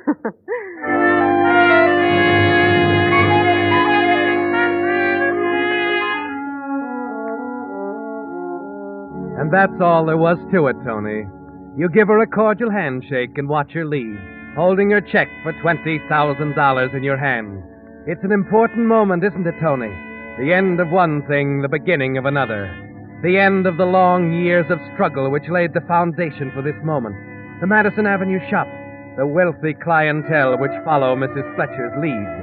The end of the years of struggle which made you an expert in the style and finish of fine furniture, and the style and finish of the fine women who bought it.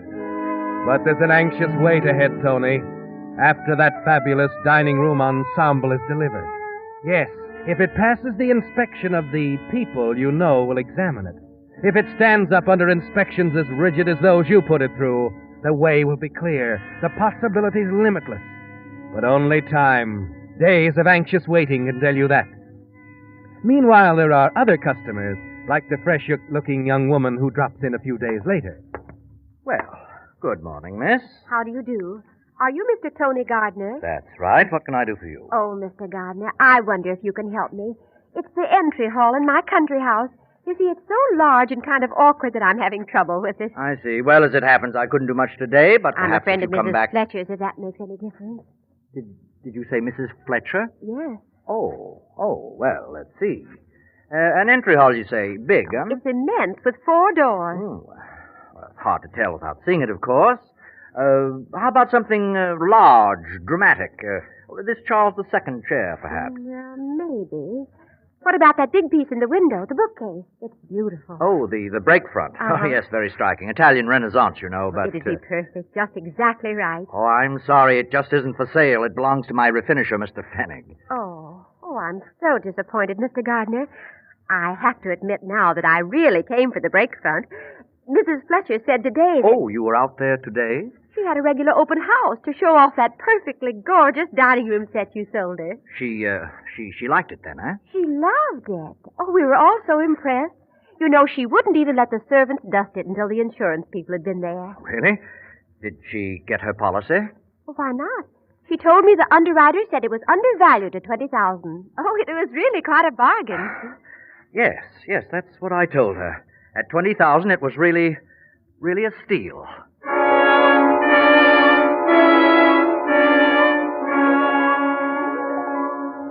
With a wonderful feeling of relief, you slump down on the love seat. The insurance men have come and gone, Tony. The risk is over, and you can step off the razor's edge onto solid ground. And the hours of work, the nights you slaved away in the private shop at the rear of your apartment were well spent. The dining room set has passed the microscopic examination of the experts. The first set of faked antiques you ever attempted to pass as genuine in the big money class has come through with flying colors. Don't you think you might be able to, Mr. Gardner? Oh, I'm sorry. I wasn't listening. Well, I said I wondered if you could persuade your refinisher to sell the break front. Oh. Well, Miss... Stafford, Claire Stafford. Miss Stafford, I've been thinking. I have a better idea. Yes? Fennig won't sell. I know that, but I think I can obtain the matching piece to this one. You mean there's another one just like it? Oh, yes. You see, the Renaissance craftsmen sometimes made their best pieces in pairs. Oh. I think I might get my agent to locate the other one. I must warn you, it will be rather expensive. Well, I was afraid of that. When can you get it? Well, let me look into that. Excuse me a moment. You hurry out the back entrance down the alley to the shop, hoping Otto Fennig will be as easy to persuade this time as he was before with Mrs. Fletcher's genuine 18th century dining room set. I told you before, boss, that piece is not... I know. It's not for sale, Otto. I know. I like it so much, I want one for myself. I simply want you to make a replica of it, that's all. Oh, like I did the dining room set, you mean? That's right. When could you have it? Oh, 10 days. Oh, no. Make it a week. No finish or anything. Okay, boss. 1 week. 2 weeks? Why, that's wonderful, Mr. Gardner. It's in Milan, according to my agent's last report. We can get it aboard the Count Liguria. Sails tomorrow. I'll cable my man right away. You have quite an organization, Mr. Gardner. And it takes money to operate it, Miss Stafford. As I told you, this will be a little expensive. No one hates big prices more than I do. Oh, how much? $25,000. $25,000. In round figures, that is. That's a lot of money. But I can guarantee you'll be satisfied. All I need is a few hours to make sure. Well, all right. Ah, good. I'll call back from my apartment. No, better yet. I'll come by again, say at 4 o'clock. Aye, 4 o'clock.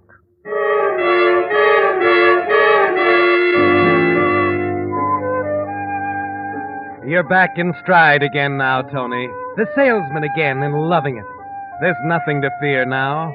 You've passed the highest test, and the big stakes are there, waiting for you to pick them off. In a matter of minutes after Claire Stafford leaves, the genuine break front is back in Otto's shop, and he's at work on the copy. An hour later, you dash down to 8th Avenue and 27th Street to consult with your Italian representative. A radiogram, understand? I want it filed in Rome tonight and delivered through the usual channels. Well, I don't usually do this kind of work. Well, there's $50 in it for you. How's that? It's not bad. It's not good. I'll do it. Go ahead. All right, then. Now, take this down. Shoot. From the Anthony Gardner Campagna, 24 Via Porto, Roma. Have break front. Stop. Personally supervising loading, Naples, Count Liguria. Forwarding documents to cover ship.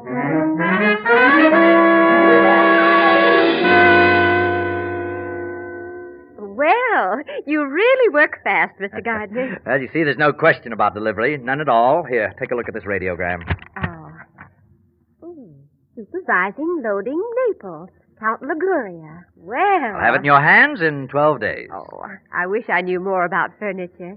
You're sure it'll be as nice as the one you had in the window? Oh, the exact companion. My agent always checks those things matter of routine. Of course, Miss Stafford, if you don't want the piece, I wouldn't dream of pressing you. Oh, no, I'll take it. Well, then. What about the deposit? Will 1,000 be all right? Oh, yes, good. With the balance due on arrival. Now, let's see. I have some blank checks around somewhere.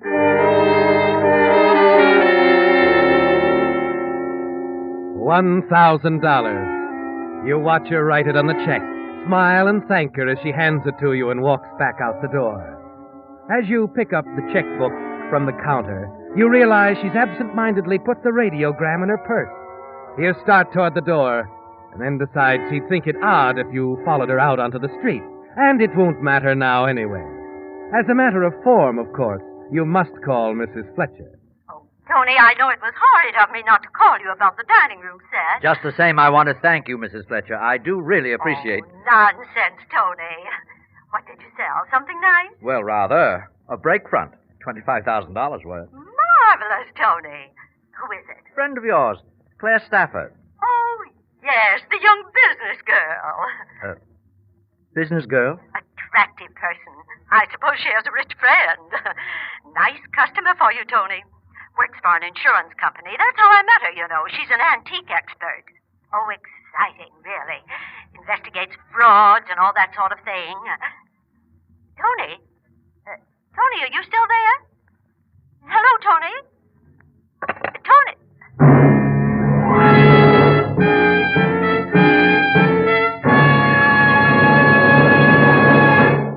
With the prologue of Man of Distinction, the Signal Oil Company is bringing you another strange story by The Whistler.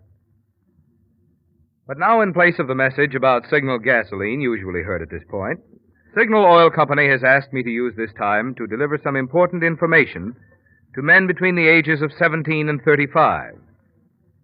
If you can spare one evening per week, you can now turn it into welcome extra cash and extra pleasure by training with your local National Guard unit.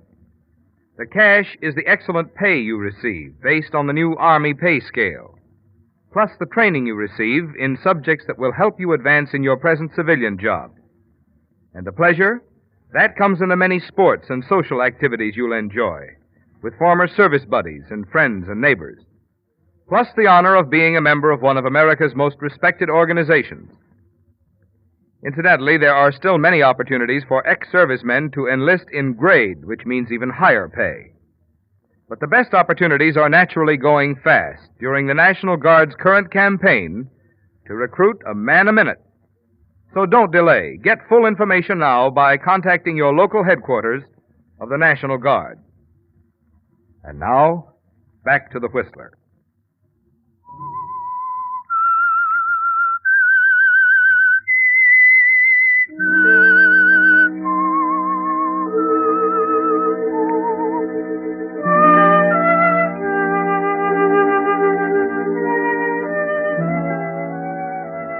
Well, Tony, you've been so sure of yourself, so certain you were completely safe. But you can add it all up now. It makes sense, very good sense. Claire Stafford came into your shop this morning for one reason: to trick you into selling her a fake piece of antique furniture as the real thing, to reveal you to the world as a fraud. That's why she seemed so gullible, so wealthy. And that's why she was careful to put that false radiogram in her purse. You thank your lucky stars it's not too late, that there's still one way out, one way to preserve the reputation you've built up so carefully with 10 years of hard work, one way to save you from ruin. You take a cab across town to her apartment.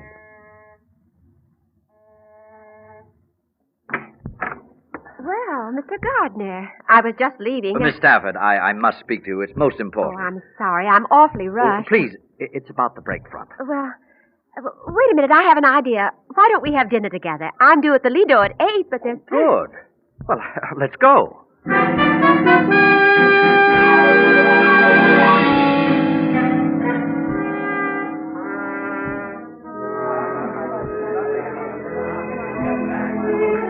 I'm so glad we came here, Mr. Gardner. Wonderful atmosphere. Yes. Nice music. Now, about the break front, Miss Stafford, I'm terribly upset. So I noticed. Now, what is it? I'm afraid I can't get it here in time for you. But it's on the ship. The radiogram. I know. It seems the ship isn't sailing. There's been a delay of some kind. Oh, that's where you're wrong. I checked. You what? Yes, I called the Marine Exchange. She sailed today on schedule. Oh, I was so thrilled. I wanted Listen, to make Miss sure. Stafford, I'm terribly sorry, but I just can't deliver that piece. That's all. I brought your check along, and I'll be very happy to give it back to you. Now, that's no way to act, Mr. Gardner. We've made a deal. I have your assurance and your radiogram that the piece is on the ship. You have my deposit, and that's that. Yes, but I tell you, it'd be Mr. much... Gardner, there's nothing wrong with our transaction, is there? Wrong? Why, no, there isn't. You have such a fine reputation, you know. I'd hate to think that, well... Yes, of course. Very well, Miss Stafford. You'll get your Renaissance break front.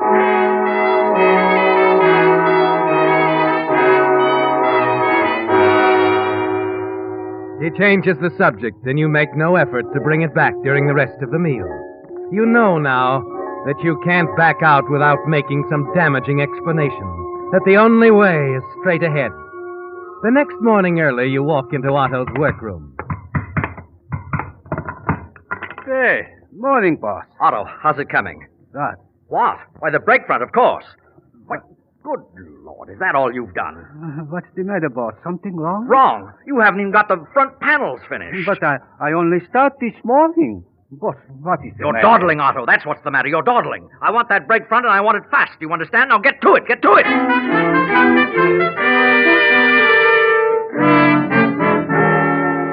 There's no other way, is there, Tony? With the Count de Liguria having sailed from Italy yesterday, you have just 12 days, less than 2 weeks to create an imitation so perfect it will fool an expert. It doesn't seem possible, does it, Tony? But you've got to try. And while Otto is working on the replica, there's something else to take care of. The shipping papers? That's right. Why, on something coming from abroad, they'd consist of a shipper's receipt in duplicate, clearance papers, the captain's receipts, bill of lading, duty certificate. I see. Well, look, I want to know that things are being done right in my company. Could you give me a complete set of sample blanks, please? Oh, sure, mister. Glad to. Thank you. Yellow boxes, you say? Yes, you know, one of your old packing cases with the labels and all still on it. See, I'm going to build a little bar in my home. Something different. Oh, see. I think I'll find us something, senor. There she is, boss. All finished. Not bad, eh? Yes, it's fine, Otto. It's fine. I'll call the moving man to deliver it to your apartment, yeah? No. I'll attend to that, Otto. Now, you run along home and get some rest.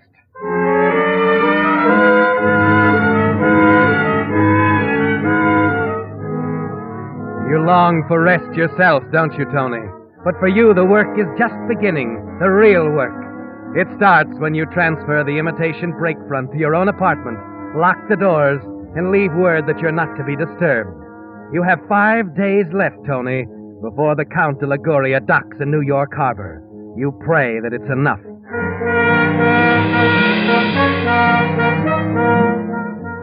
You spend the first few hours steaming out the dowels that hold the piece together. Most of the day is gone before you finish. Then you put each section of wood to soak in oil. Waiting for it, you stretch out for an hour or so of fitful rest.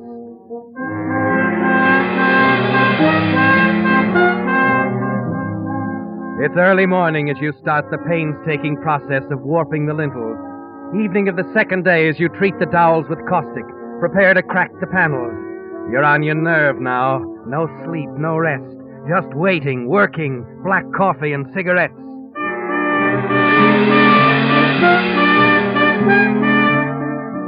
You've forgotten there are such things as sunlight and fresh air when you finally reassemble the entire piece. Paint it with acid and wrap it in a winding sheet of cotton batting so the acid will bite in. Then more waiting, worrying, hoping, before you can even start the laborious grind of final rubbing. You work over the wood, pressing down until your hands are swollen with blisters, your back strained to the breaking point, and at last it's finished. You step back almost sobbing with weariness, but it's there, Tony, complete, right down to the last artificial wormhole. You try to compare it with the original and decide that no matter how tired you are, you've got to have one more look at the original in Otto's shop. Tony Gardner. Otto. My boss, Tony. Why, Otto, you're drunk. Yeah, drunk. Why not? My boss, such a good man. So good. Everybody trust my Tony. What are you doing here at this hour, anyway? No. We have Italian representative now, yeah? Radiograms, he sends, about break front in Milan. Otto, what are you raving about? Yeah. Miss Claire Stafford says she is buying break front like mine. Miss Stafford?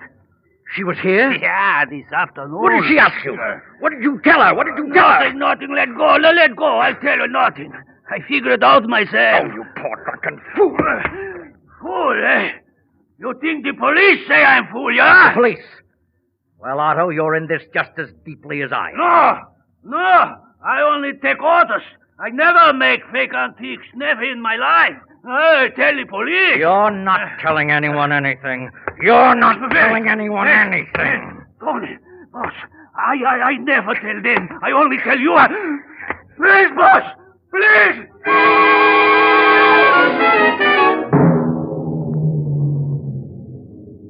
It's over very quickly, isn't it, Tony? Your eyes move from Otto's body sprawled on the floor to the break front. You stand for a moment undecided. It's yours now for the taking, if only... Hey, what's going on in there? Open up! But there isn't time. Someone's at the front of the shop, and Otto can't be found like this. You whirl around, kick out at a can of inflammable varnish. It spills across the floor as you back away. Your last act before slipping out into the alley is to strike a match. Toss it gently into the varnish.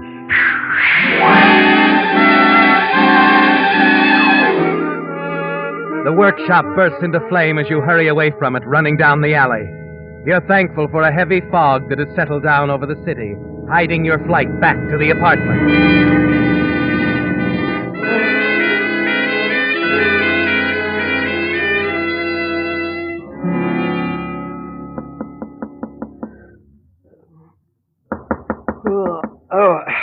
Just a minute. Morning, Mr. Gardner. Oh, hello, son. The manager sent me up, sir.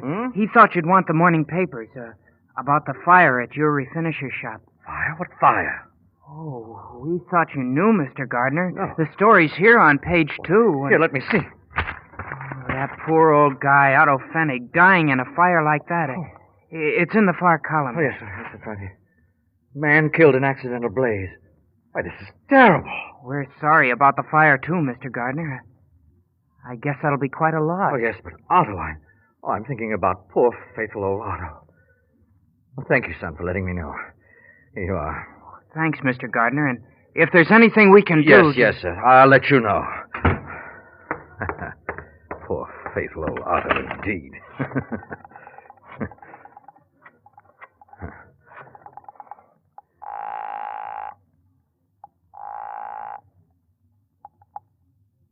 Transfer. Good morning. This is Tony Gardner. Yes, Mr. Gardner. I want you to send a truck over to my apartment right away to pick up a piece of furniture. Delivery to Miss Claire Stafford, Gotham Arms.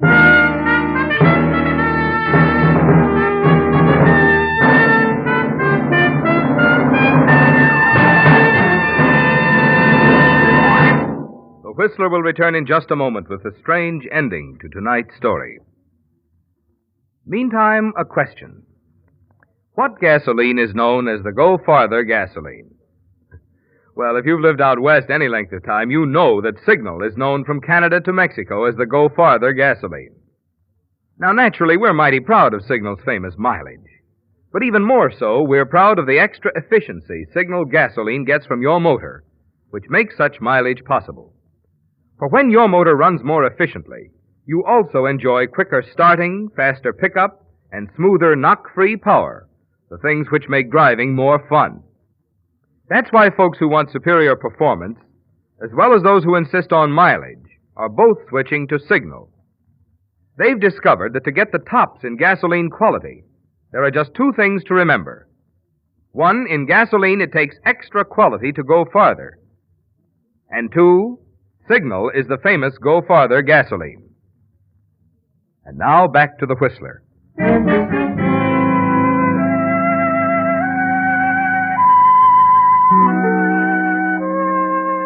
Well, Tony, you can relax now. For the first time since you learned the truth about Claire Stafford. It doesn't matter that it was necessary to destroy the finishing shop after killing Otto. There'll be a bigger shop now, won't there, Tony? No more teetering on a razor's edge of worry, suspicion. Just solid ground now, Tony, and solid customers. Later in the morning, you go down to the shop, poke disconsolately around in the alley, your face set in an expression of appropriate bewilderment. As you stand in the swirling fog, watch the fireman hose down the last steaming embers of what had been Otto's workroom. An unfortunate situation, Mr. Gardner. Very unfortunate. Oh, yes. It's too bad. I don't care about the shop, but... But poor, faithful old Otto. Is that it? Why, yes. You know, as far as I'm concerned, you're pretty convincing, Mr. Gardner. What? But, then I just do what the lieutenant tells me. The lieutenant? I'm a detective. Name's Tyson. Got a warrant to pick you up. To pick me up? Why, this is insane. Well, maybe, but the lieutenant doesn't think so.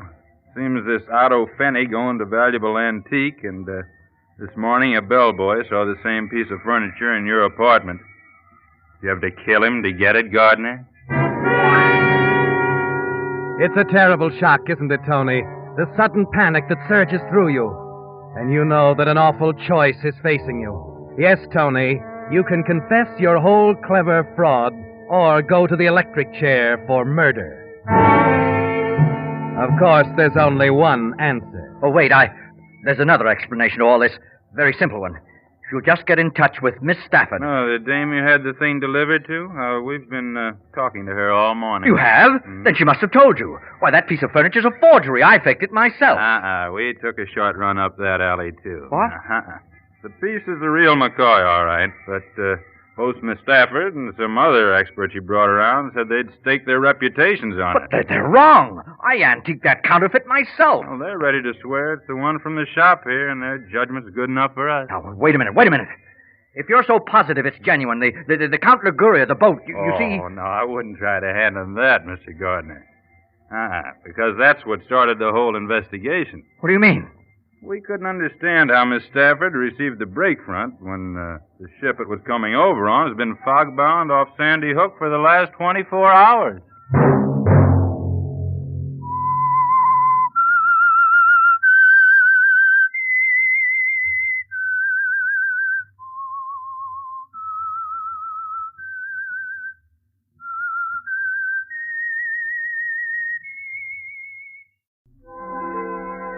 And now the Whistler's strange story. A case for Mr. Carrington.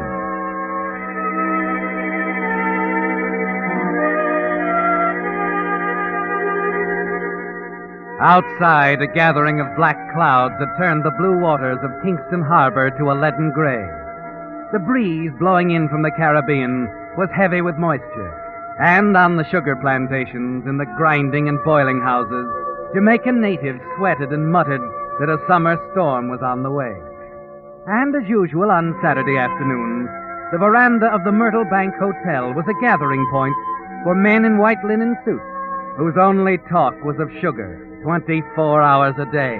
Men who grew it, men who shipped and sold it, men who, by some mysterious alchemy, transformed it into an inspired concoction famous throughout the world as dark Jamaican rum. But Gordon Stone, for once, wasn't thinking of sugar. The girl was too charming. The cool, wind-blown American beauty of her too irresistible. He was admitting it to himself now. This wasn't just a passing thing with a summer tourist. He was in love, and he knew it. How's the drink? Wonderful. What is it? Myrtle Bank Punch. Especially the house. I'd enjoy it more under different circumstances. Oh, stop it, Paula. You're not going to leave Jamaica. You're going to stay. We're going to be married. Everything's going to be... You're wrong, Gordon. I'm sailing next week. Paula. I made up my mind when I saw the morning paper. The paper? There was an item about you and Mr. Wakefield. Something about how you would never sell out your interest in the plantation. But I decided you made a choice, Gordon. You know I won't stay here. I know now that you haven't any intention of leaving. Paula, there's nothing final about the Hedden That's deal. what I'm tired of, Gordon. You could make everything final and perfect by selling. You said you would. You haven't. That's why I bought myself a steamer ticket today. Now, wait a minute. That's not giving me a chance. Paula, please, stick with me. Just a little while longer. These things can't be done in a day. It's been 3 months. It doesn't seem so complicated to me, Gordon. You own part of a sugar plantation. Sell it. Just like that, huh? It'd bring a lot of money. Not enough, Paula. I haven't done too well. My luck hasn't been too good lately. I have some pretty pressing debts. Besides, the interests are all split up. Only 20% is mine. Yes, you've told me before. Mr. Wakefield owns 60%, his son Wade the other 20%. What's that got to do with it? Paula, I've been very loyal to old man Wakefield. He likes me. Why, if anything happened to him, his share would go to me.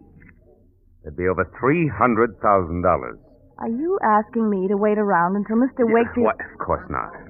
I didn't mean it that way. It's simply that, well, things can change, Paula. It's no use talking. You're practically admitting you aren't going to do a thing. I'm leaving, Gordon. You're not being fair, Paula. This is no time to desert me. Why, I'm almost ready now. What do you mean, almost ready? Why, talk things over with the old man. You did it again, Gordon. Did what? Another one of those peculiar remarks. What's on your mind, Gordon? What are you really getting ready for? I just told you. Hedden hasn't come up with the right proposition. All right. Skip it. Promise me something, Paula. This ticket business, say you won't I've go. I've postponed it too many times already, Gordon. I'm leaving on the next boat, that's all. Beg pardon, sir. Oh? Oh, yes? A message for you. Inspector Carrington is waiting for you at your house. Inspector Carrington? Oh, he's an old friend of Mr. Wakefield's, dear. You better tell the inspector that Never mind, Gordon. I must go anyway. All right, Paula. Paula, I'll get in touch with you. Goodbye. Huh? Would you like to take the phone, sir? The inspector... No. Just tell him I'll be out there in half hour. I'm just leaving.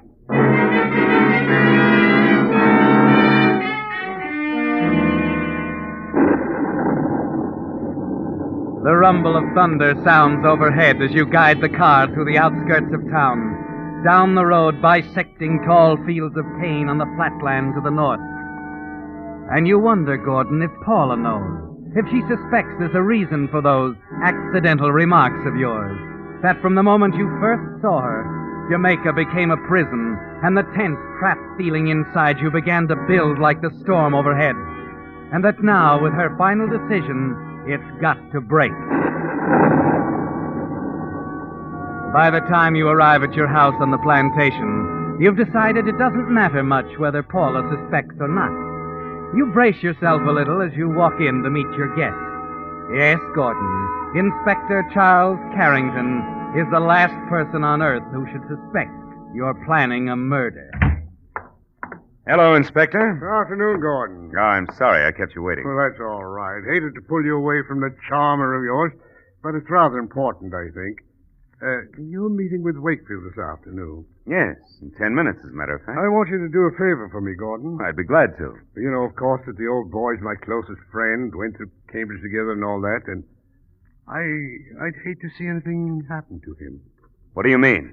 Oh, I've never said this to him, Gordon, but frankly, I'm quite worried about his boy, Wade. Oh, Wade. Well, I don't know. Exactly. He's not a... Now, I understand the two of them have almost come to blows on this hidden proposition. Wade wants to sell his interest. His father, of course, refuses to consider it. It's sort of a chronic condition. It's more than that. I think I know human character, Gordon. Lord knows I've dealt with it long enough. Wade's not like his father at all. To get to the point, I am very much afraid that boy's liable to do something violent if he's crossed too often. Old man Wakefield would jump down your throat if he knew you were I thinking. know it. That's why I'm telling you. If it were up to me, I'd get the boy out of the country. But you see, it isn't up to me. You think it's that serious? Huh? Oh, it could be, easily. Wade is capable of anything. Such as? Killing his father, for example. Oh, come now, Inspector. I've seen it before, Gordon. I know that look. He's fully capable of murder, and above all, he's got the motive. Oh, incidentally, I see you have a copy of my book on homicide investigation. Yes, I've had it for some time. A little out of date now. I wrote it in 23 when I was at the yard in London. But there's one thing in it that'll be sound as long as there are human beings, Gordon. Give them the motive. 9 times out of 10, you've got the murderer. Wade Wakefield's got the motive. And I'm afraid... Don't worry, Inspector. Well, I want you to look out for his father, Gordon. You're with him all this time, the two of you in business together and so on. You needn't say anything to him, of course. But if you suspect the boy's up to anything, I want you to get in touch with my office at once. I'd better be going along. Oh, can I take you anywhere? No, my car's outside, thanks. You'll go along with me on this? Why, of course, Inspector. I'd do anything for Mr. Wakefield. You know that.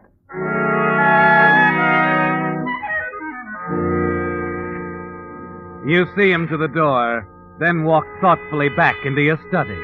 Take his book on homicide investigation off the shelf.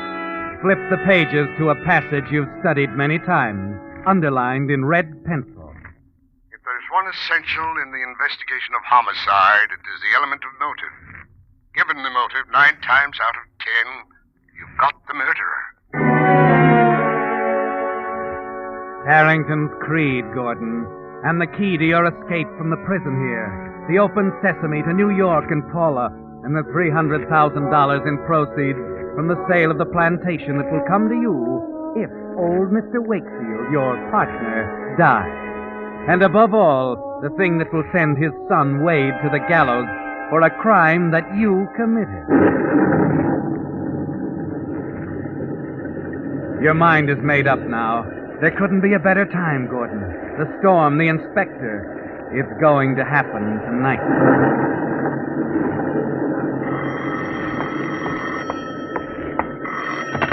Yes? Gordon, Oh, yes, Mr. Wakefield. Wade's here. You'd better get over right away. It looks as though I may need some help. I see. Yes, sir. I'll be right over.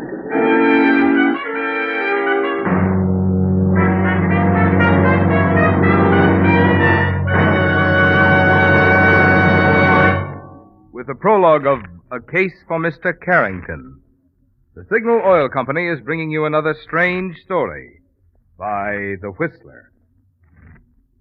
But now, since cooler weather is here to stay for a while, I'd like to say a word about an item that's going to have a lot to do with your driving pleasure from now on. Batteries. How's the condition of yours? One way to find out, of course, is to wait until your battery refuses to turn the motor over some chill morning. But a much better way is to stop by your Signal service station regularly for a battery inspection. Your Signal dealer will keep the battery water at the proper level for long, efficient service. If your battery has run down, Signal dealers have the latest equipment for safe recharging. And should you need a new battery, mister, you've come to the right place. For the new batteries that Signal dealers feature are not just another battery, no sir. Signal batteries are very special batteries, built to exacting standards that Signal Oil Company is proud to stand back of. They're rugged, they're packed with power, and they're guaranteed. So remember, if it's the best in batteries you're looking for, you needn't look farther than your neighborhood Signal service station. And now back to the Whistler.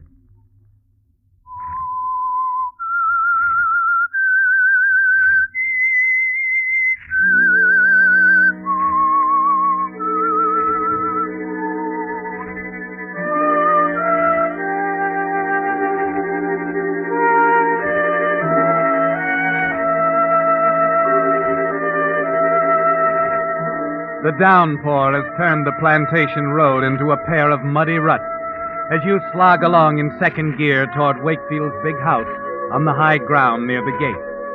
And you're thinking now, Gordon, of the murder that will take place before the storm passes. Of a custom-built case for Mr. Carrington, with a motive so strong he made a special trip to discuss it with you. You're thinking, too, of Paula and Fifth Avenue and dinner together at the Colony Club, and a life in which sugar is simply something you put in your coffee. As usual, there's a violent argument in progress between father and son when you arrive. Don't you understand plain English? Of course I understand English. I was brought up on it. But I can't understand stupidity. I've operated this plantation for 30 years without your help. Easy. Take it easy. Gordon. You'd better run along, Mr. Stone. My father and I are having a private conversation. And maybe you'd better shut up. Who do you Did you hear what I said? You're going to say that once too often, old boy. When that happens, let me know. Now, what is it? The same old thing. He wants to sell his 20% to Haste. I thought we'd settled that. You were wrong. Now that you're both here, I might as well tell you. Well, go on. I instructed your clerk yesterday afternoon to draw up the contract. Mr. Hedden and I have already had an understanding. What? The deal, in short, is made. Wade. I'm of age, Father. My interest, my money, and my decision. Get out of this house. You hear me? Get out! Oh, come now. Don't you think you're being a little... Get out of here before I throw you out. I'm sorry to leave the old ancestral home.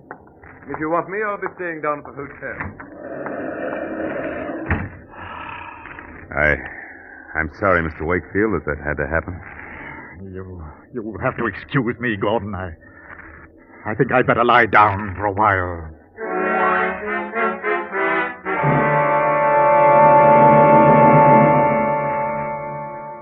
As usual, exhausted by the argument, the old man goes to his room to rest, and you leave quietly by the back entrance. Walk across the mushy turf to one of the field office buildings. Little Mr. Knowles, the chief clerk, looks up from his desk as you enter. Mr. Stone, I've been waiting to see you, sir. I can't take any time right now, Knowles. If you don't mind, I'll have that agreement, the partnership arrangement with Wade. But that's what I want to ask you about. You drew that up yourself, you know. Of course I did. Something wrong? Why, yes. I'm surprised you didn't tell Wade there's a provision which makes it impossible for him to sell out. Oh? Did you tell him, Knowles? Certainly not. But I think the matter should be cleared up, sir. I think... Stop thinking, Knowles. Just give me the agreement. I was acting in the best interest of the firm when I drew them up that way. Then you'll attend to it? I'll attend to it. Well, I should hope so, sir. Just forget all about it.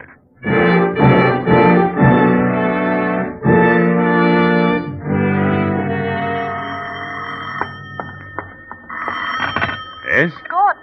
Yes, Paula. I've been trying to get you for an hour. Oh, I'm sorry, dear. I was tied up I know. I just wanted to tell you my sailing's been moved up. The boat leaves tomorrow night. Oh? You haven't... Listen, dear, I'm going to see you tomorrow.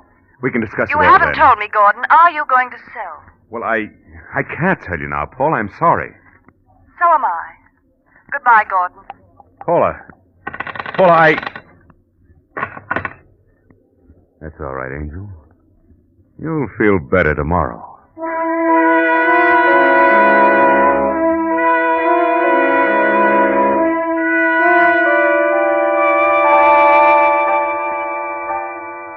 It's 3 o'clock now, Gordon. Time still to run through it once again in your mind. Time to temper your weapons. Add weight to your legendary loyalty to Mr. Wakefield. Your obvious hatred of his son. At 4, you're sitting at the bar in Wade's hotel waiting for him to appear. Talking to Sid Riggs, financial editor of the Kingston Express. So the old man threw the boy out of the house, eh? You know, I had no idea it would go that far. Oh, you don't know Wade. No sense, no perspective. Hates his father like poison. No. If it were me, I'd buy him a ticket. Get him out of Jamaica right now. Well, you can't play God, Gordon. Well, if it would make it easier for the old man, I'd do it. You think a lot of him, don't you? I think enough of him to protect him from a no-good son. I'd do anything. Wade is a... Oh. Go on, Stern. Say it. Hello, Wade. I didn't see you come in. Obviously. Not that makes any difference. I've been waiting for you. Now, wait a minute, Gordon. This is no place for There'll you never be a better place, Sid. Stay out of it. What's eating you, Stern? If you had any sense yourself... I'd break your neck. Now, listen You here. listen. I want you to get out of town. Leave your father alone. What? So the two of you can go on running the company in the same old rut? Yes. If he wants it that way. What's your pitch, Stern? Where do you get out? And when? There's got to be more to it than loyalty to a stubborn old man who... Another crack like that and I'll kill you. Hey, cut it out now, Gordon. Cut it out. Leave him alone. If it's a fight he wants, I'll... Stop it. I'll call the police. You can't fight in my hotel. Come on, Wade, outside. Come on, now, you'll feel better. This isn't settled yet, Stern. Please, Mr. Stern, don't continue it. I can't say that I blame you, but the other patrons... I know. I'm sorry, Mr. Grayson. All right. It's all over. More drinks at the bar. Perhaps we talked in the lobby, Mr. Stone. Sure. I'm going anyway. I hope you realize I understand your position in this.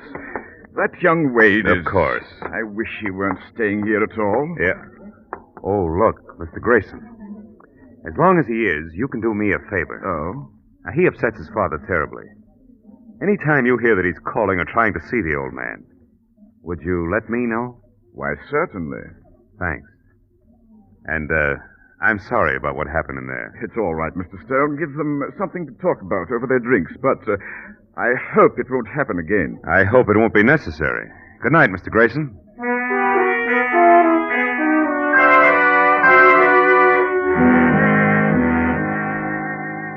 And you know that it won't be, don't you, Gordon? Because everything is fitting into place. Your well-established devotion to Wakefield, the fears you've expressed for his safety, the bad blood between father and son. All that remains now is to bring the two of them together, and you know how to accomplish that. At 8 o'clock, you pull up in front of the big house, reach into your pocket for the agreement the little clerk gave you, and go inside. You find Wakefield in his study, and as he reads the contract, you know exactly what his reaction will be. And Wade can't sell out. Gordon, you're a wizard, an absolute wizard. Well, I thought there ought to be some out. Just a matter of tracking it down. You certainly found the answer. Wade can't make a move. Oh, and will I enjoy telling that young... I wouldn't be too hard on him. After all, he's got to learn. If he's ever going to be worth anything, he's got to learn. Yes. When are you going to talk to him? I'm going to get him over here tonight. But the storm and the way he feels, he may not want to come over. Oh, don't be ridiculous. I'll tell him just enough, Gordon, so that wild horses couldn't keep him away. I'll have him here in an hour. You know, I thought that's what you'd do, Mr. Wakefield. Well, wouldn't you, in my place? Oh, I think so, yes. There'll be words. Wade won't take this lying down. That's why I took a little liberty. Oh? I told your servants to take the rest of the evening off. Huh? You and Wade will have the house to yourself. You can shout his head off. Oh, Gordon, you're wonderful. I made no mistake in taking you in as a partner. I try to do my share. But I'll be running on. Why not stay? You should enjoy this. Oh, no, thanks. I think the next hour should be all yours.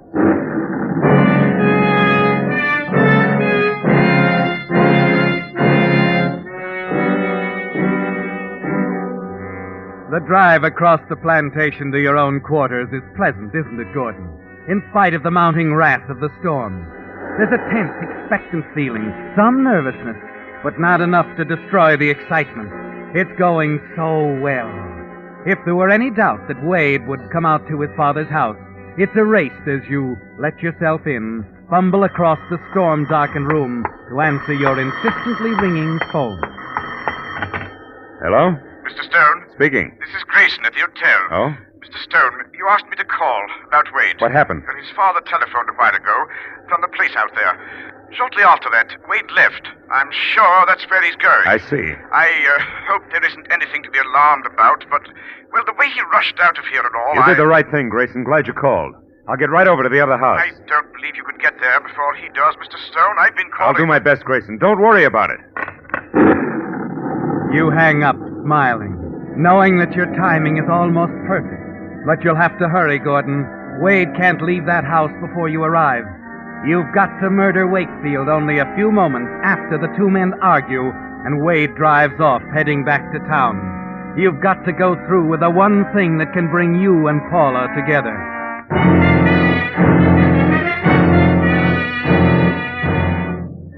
Grinding over the rain-soaked road, you hope that you haven't already delayed too long. A few moments later, sloshing toward the house, you know that it's all right. Angry voices, barely discernible through the storm, tell you that the argument between Wade Wakefield and his father has reached its height. You stand, straining to listen, watching the house, wishing that the storm hadn't cut off the lights. Then you draw back as the house becomes silent. Watch tensely. A moment later, a figure slips out the side door, and you hear Wade's car start up.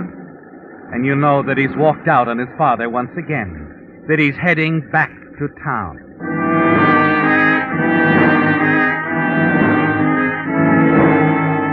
It's simpler than you planned, isn't it, Gordon? Knowing the two of them so well makes it almost mechanical. You even know where to find Wakefield in the dark house. and you swing onto the veranda, climb easily up to the bedroom window, where he's certain to be lying down, exhausted from his own anger. You peer in cautiously, see him on the bed, moving restlessly. Slowly, you ease the window up. You lean into the room slightly. Take careful aim at the sleeping figure of Mr. Wakefield on the bed.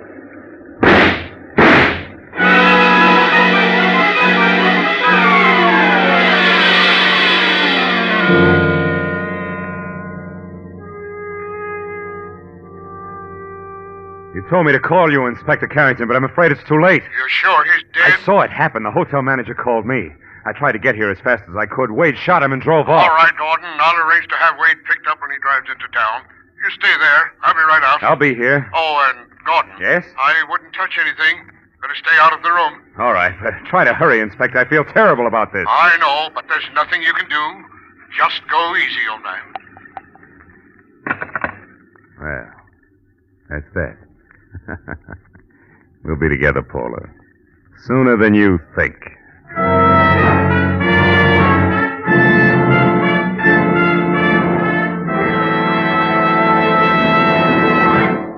The Whistler will return in just a moment with a strange ending to tonight's story. Meantime, 2 points it'll pay every driver to remember if you want to be sure of the tops in quality when you buy gasoline. 1. In gasoline, it takes extra quality to go farther. And 2. Signal is the famous go farther gasoline. Yes, it's a fact. Mileage is the best yardstick of gasoline quality. After all, there's only one way any gasoline can give you quicker starting, faster pickup, and smoother knock-free power. That's by helping your motor run more efficiently. And when your motor runs more efficiently, naturally you see proof of it on your speedometer in mileage, the very thing Signal gasoline is famous for. That's why we're so proud of Signal's good mileage, which has made Signal gasoline known from Canada to Mexico as the Go Farther gasoline. And it's why we say, to be sure of the tops in gasoline quality, there are just 2 things to remember. 1. In gasoline, it takes extra quality to go farther. And 2. Signal is the famous go farther gasoline. And now back to the Whistler.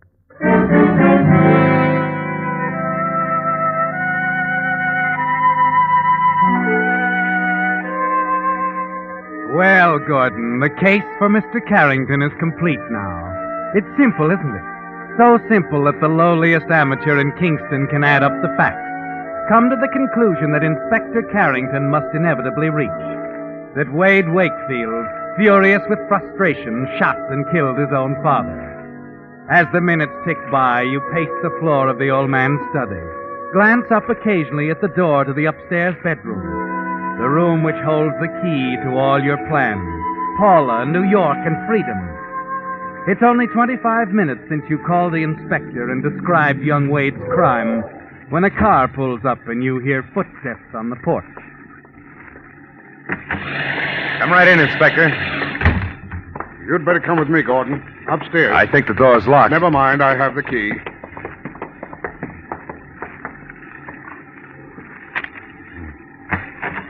Here we go. Dead all right. Shot through the head. Yes, it's just as I told you. I saw Wade raise the gun and... A flash of lightning illuminates the room, and you get a good look at the body on the bed. Your knees buckle as it hits you. Of all the men in Kingston, Gordon, of all the men in the world, you've managed to kill the one against whom, in the eyes of Inspector Carrington, you had a solid motive. But Mr. Wakefield was... Wakefield is outside in the car, waiting. They quarreled. Wade fell and struck his head. His father brought him up here before going for the doctor. Wade. It was Wade. Yes, Gordon. It was Wade you shot. Funny, isn't it, Gordon? Only this afternoon I was telling you. Given the motive. And who had a better motive to kill young Wade than you?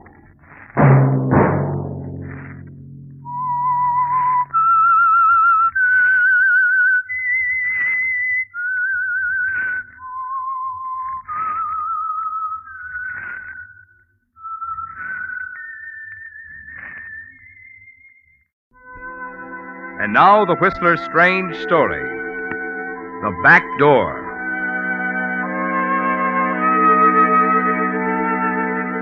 It had been a sensational trial, also a very strange one.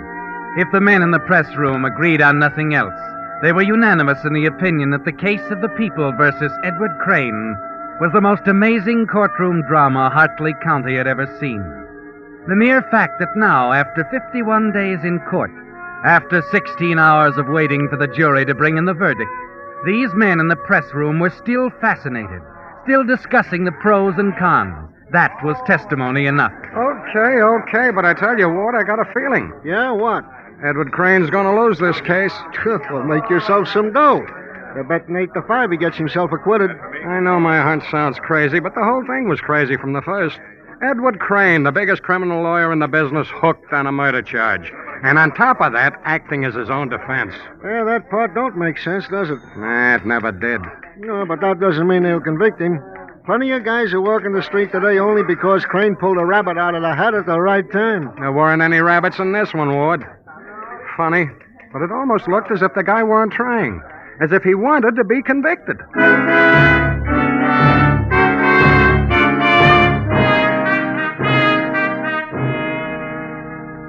Yes, it had been a strange one. This story that was coming to its climax after 51 days in the courtroom.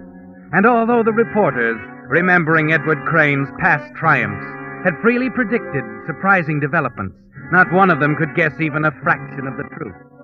The truth was that on that October night, some weeks before the opening of the trial, Edward Crane had walked into his wife's attic studio with a plan that had to be tried on for size.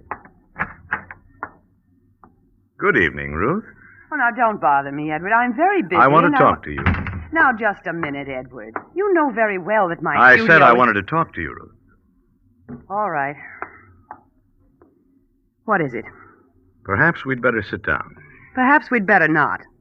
I have a painting to finish, dear, and I see by the woebegone expression that I've come to know so well during the past few months that you're about to ask me again to consider a divorce. Now, just a minute, Ruth. So I'll save us both a lot of time by giving you the usual answer. No. That's not quite all of it this time, Ruth. Oh? I don't believe I've made it clear why I want a divorce. Must we go into that? You see, I think I know that vanity of yours, Ruth. And I'm pretty sure you wouldn't want to see it hurt. Go on. I'm hanging on every word. Ruth, I'm in love with another woman. Oh, for heaven's sake, Edward, that. What? What do you mean? If you're going to tell me about Louise Sellender, forget it. You know about it? Of course, darling. Don't be a little boy. How could you expect to keep a thing like that quiet in a town like this? But I thought Shall I give you a case history? You met her last June at the Jenkins trial. Took her out for the first time on the 8th of July to the Shadows over in Brookridge. Out of town, of course, but not quite far enough. Since then, you've been meeting her at least once a week at Leonardi's on conference nights. How long have you known about this? Almost as long as you have. Why? I don't know. Well, then, let's drop it, Now, I've been a good girl and listened to you, dear. Suppose you run downstairs to your evening paper and let me work. Why are you doing this, Ruth? Oh, maybe I'm thinking of Louise. She's young and pretty. There's a happy life ahead of her with someone. Maybe I just don't want to see her make a mistake.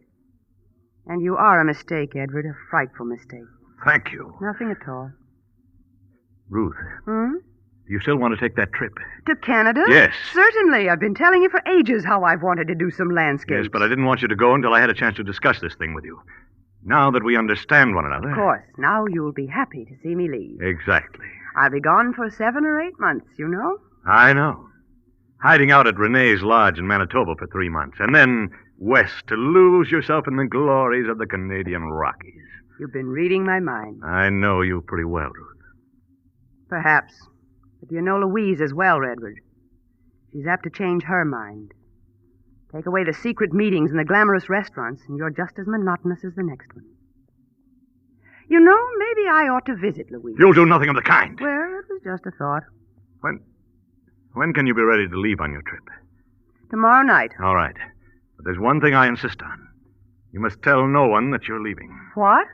Well, that's the most ridiculous thing I've ever heard of. Why, I'll have to cancel all my appointments. I'm addressing the Arts I'm Center. sorry, but I have a very good reason for insisting.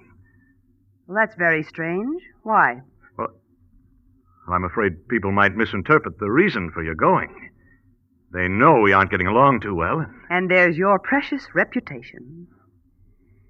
Very well, Edward. Now do run downstairs and let me finish my work.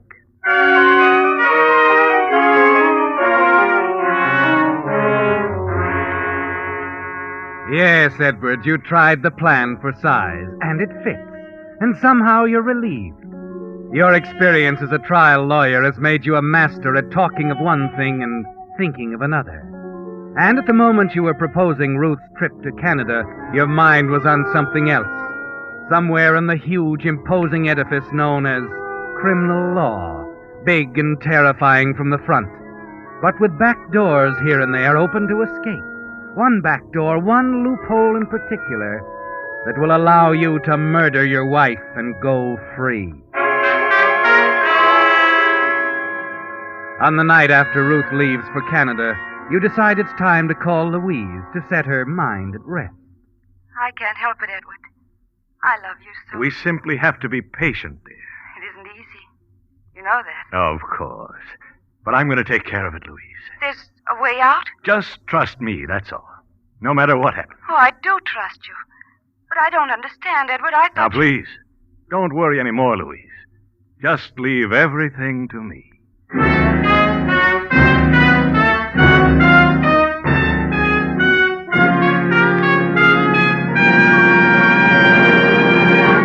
With the prologue of The Back Door, the Signal Oil Company is bringing you another strange story by The Whistler. But now, a message to drivers. To get the tops in performance from your car, you naturally want the gasoline that's tops in quality. And to be sure you're getting the tops in gasoline quality, there are just two things to remember. One, in gasoline, it takes extra quality to go farther. And two, Signal is the famous Go Farther gasoline. You see, mileage, yes, mileage is the best yardstick of gasoline quality. After all, the only way any gasoline can put more thrilling performance into your car is by helping your motor run more efficiently. And when your motor runs more efficiently, naturally you see proof of it on your speedometer in mileage, the very thing Signal gasoline is famous for. That's why we're so proud of Signal's good mileage, which has made Signal gasoline known from Canada to Mexico as the Go Farther gasoline.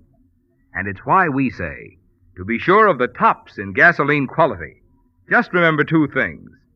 One, in gasoline, it takes extra quality to go farther. And two, Signal is the famous Go Farther gasoline. And now back to the Whistler.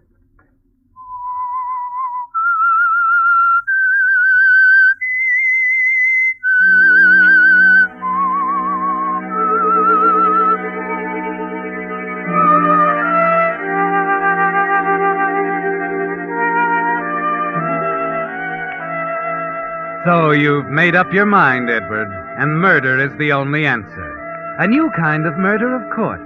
An ingenious, audacious variety that can't fail, because it assumes at the outset that there'll be an arrest, a trial, that the law will run its course. Yes, Edward. You know that when the time comes, that back door will be open behind you. That secret back door to freedom and a new life with the woman you love. You begin the next morning with a call to the neighborhood plumber, a curious, gossipy little man named Potter. You purposely seem nervous now, a little wild-eyed as you go to the front door a few minutes later to admit him. Oh, yes, Mr. Potter. Right this way, please. You say you smell gas, huh? Just noticed it this morning. Where we going? Well, the kitchen. No. Better take a look at the basement first. The basement? Well, sure. Why not? No, not the basement. I think it's in the kitchen. Oh, well, okay. We'll check it after I look at the pipes downstairs. I tell you, What's happened to you, anyway? Nothing. It's nothing at all. You look so pale. You're all covered with ashes. Oh, I was down at the furnace. burning some old rubbish. Looks like you were inside it. It needed a little cleaning, and Yeah, how come? Your wife just had me cleaned a week ago. Oh, say, by the way, Mr. Crane, where is the missus? Oh, well, Mrs. Crane is off on a long trip. She left the other night. Oh. Well, are we going downstairs now? No, I'd rather not. Might be dangerous, Mr. Crane. I said we're not going into the cellar. Is that clear? Well, I don't know. Maybe. Maybe not. Yeah, come on. I'll look at the kitchen stove.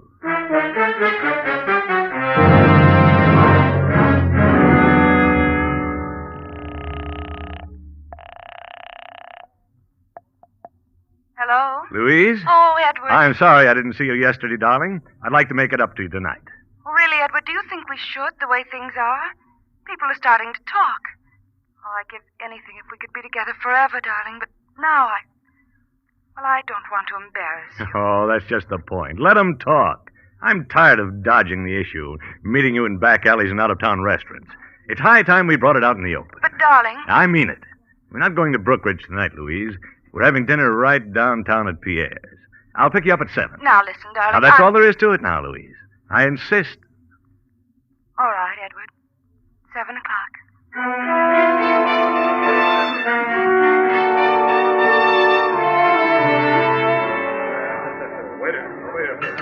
Well, what's the matter, darling? I don't know. You haven't touched your steak. I guess I'm not hungry. Is that the only reason? Look at them, Edward. Staring at us like a flock of vultures. Oh, no. It's your imagination. Oh, I wish it were. I know what they're saying. It'll be all over town tomorrow. So what? Maybe a little gossip will convince Ruth that Edward. Huh? Please.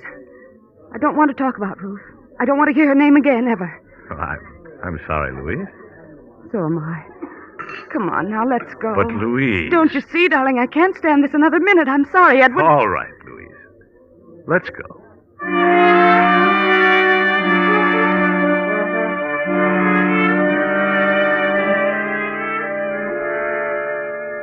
You wish you could tell Louise how it's going to be, Edward, but you know you must be practical.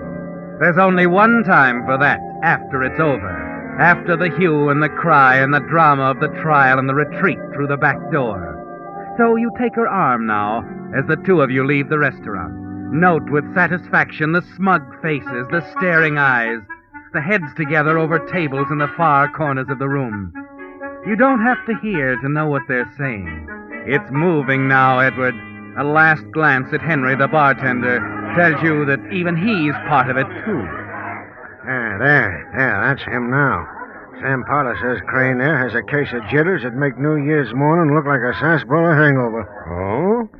Well, maybe there's another reason. Look, Crane had been down in the cellar fussing with the furnace. Wait a minute, Bill. You mean that... Well, I don't know. Maybe his wife is away on a trip. Who knows?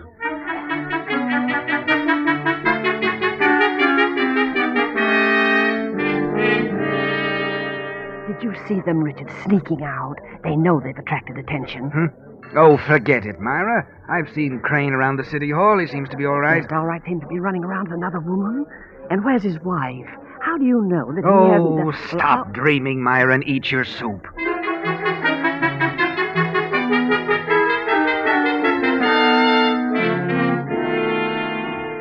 It's building solidly, isn't it, Edward? With each passing day, you can almost feel the wall of criticism and suspicion rising around you, closing in. Almost hear the words of your accusers, like the people at the Art Center. I can't understand Ruth Crane going away without telling us. I should promise to conduct a special lecture on landscapes. Do you suppose that something's happened to her? Happened? Like what? Oh, I don't know, but she's always been so reliable, so punctual with her appointments. It makes one wonder.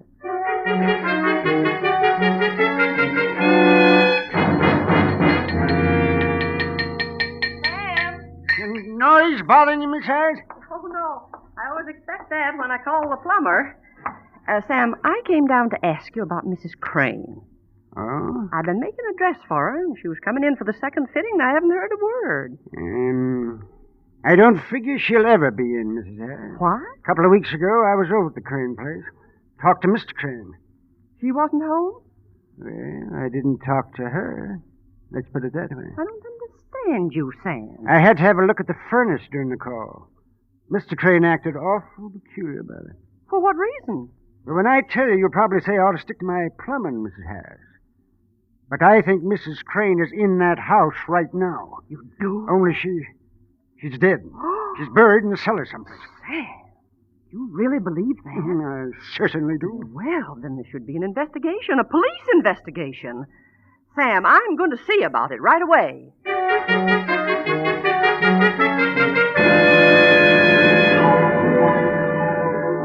Yes, Edward, the tongues are wagging all over town. But you're far from the usual frightened suspect as you learn about it. Watch the snowball begin to roll. It's exactly as you figured it, isn't it, Edward? First, the mutterings ripening into suspicion. The 2 thriving weeks of suspicion finally materializing into something more concrete.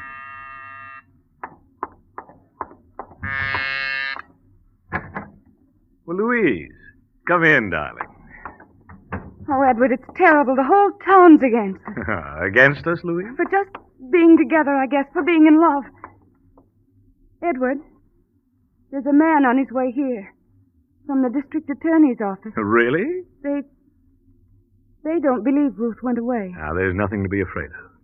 It doesn't matter what they think. But what will you tell them? The truth. Edward. Now, Louise, stop worrying. Oh, Edward. Darling. Edward, did someone... I told you not to worry. It's all right. You'd better answer, Edward. Yes, of course.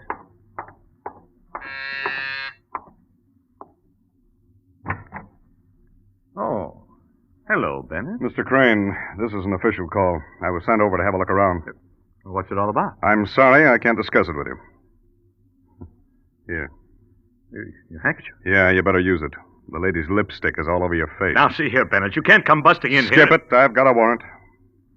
I'd like to have a look in your cellar. What are you talking about? There's nothing... I'll decide that, Crane. Come on, let's go down there.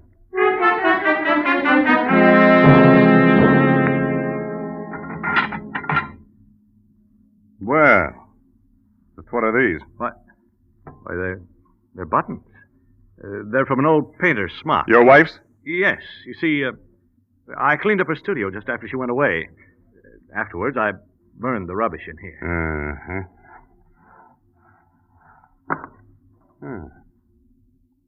What about this, Crane? Is this some rubbish, too? What? Well, yes. That's a piece of bone. And where did it come from? Well, Mrs. Crane is of the realist school. She used it in the painting of still life. You can show us that painting? I know she didn't like it when she finished. I'm afraid it's been destroyed. I see. This is going to be a little difficult, Mr. Crane. You probably know the talk that's been going on around town. Well, I'm afraid we can't ignore it any longer. What kind of talk? People around here seem pretty convinced you murdered your wife. Why, that's... And a report from a man I've had checking on you for the past week makes me think they're right. I'm going to have to place you both under arrest. Both? You and Louise Sullender.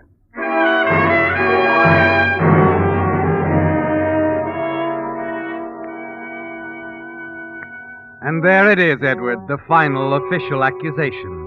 The answer to the weeks of suspicion. The gossip and the weeks that follow move even more swiftly. From the indictment by the grand jury to the return of a true bill. The clamor for a quick trial. And the one startling announcement you make. The statement that stuns your colleagues. Brings one of them hurrying to your side. 5 minutes. Thanks. Well, hello, Waverly. Edward, what's it all about, this ridiculous decision to handle your own case? Can you think of a better criminal lawyer? But it's suicide. Look, we'd like to help you. I'll save you some time, Waverly. My mind's made up. I'm handling the defense myself. As a matter of fact, they're letting me talk to my co-defendant, Miss Sullender, in just a few minutes. So, if you'll excuse me. All right, Edward. Have it your way.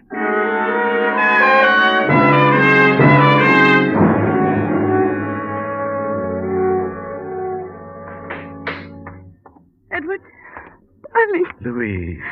Edward, it's also horrible. They're saying I was the reason you... What does that matter? I didn't kill Ruth. You believe that, don't you?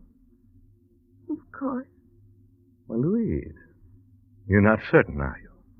Darling, all I know is that I love you terribly. It's going to be all right. Remember that. No matter what happens, it's going to be all right.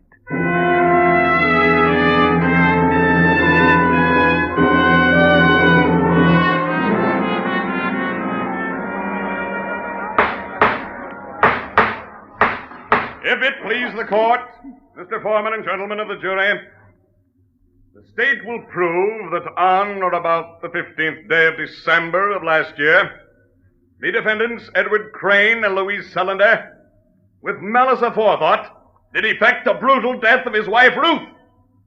Our witnesses will establish beyond That's right. I was checking the plumbing. Now, Mr. Crane acted mighty peculiar the whole time I was there. Now, that's what started... She was supposed to come for a fitting. I never knew her to break an appointment. It wasn't like her at all. Yes, Mrs. Crane often gave her lectures for us at the Arts Center. She had one scheduled for early in January. And then I heard someone say... Objection! That's hearsay, Your Honor.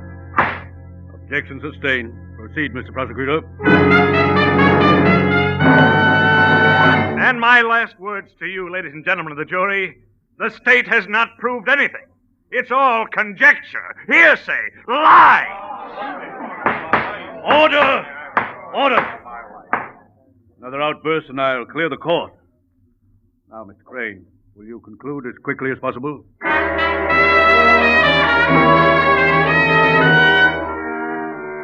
So you conclude, Edward, without pulling the rabbit out of the hat, carefully evading the one vulnerable point in the prosecution's case, the assumption that the bone fragments found in the furnace were all that remained of your wife, Ruth. Yes, Edward, their whole case rests on that assumption, and that's the way you want it.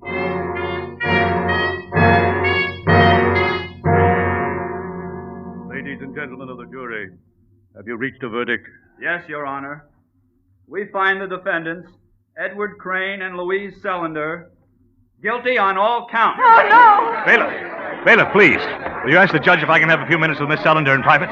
All right, Crane. I'll make the request. Oh, Edward, darling. You tried so hard to convince them. Easy, darling. Don't worry. It's going to be all right. But how can you... Shh, not here. I've asked for a few minutes together. I'll tell you in the judge's chambers. But they can't go through with it, Louise. You'll see. They can't go through with it.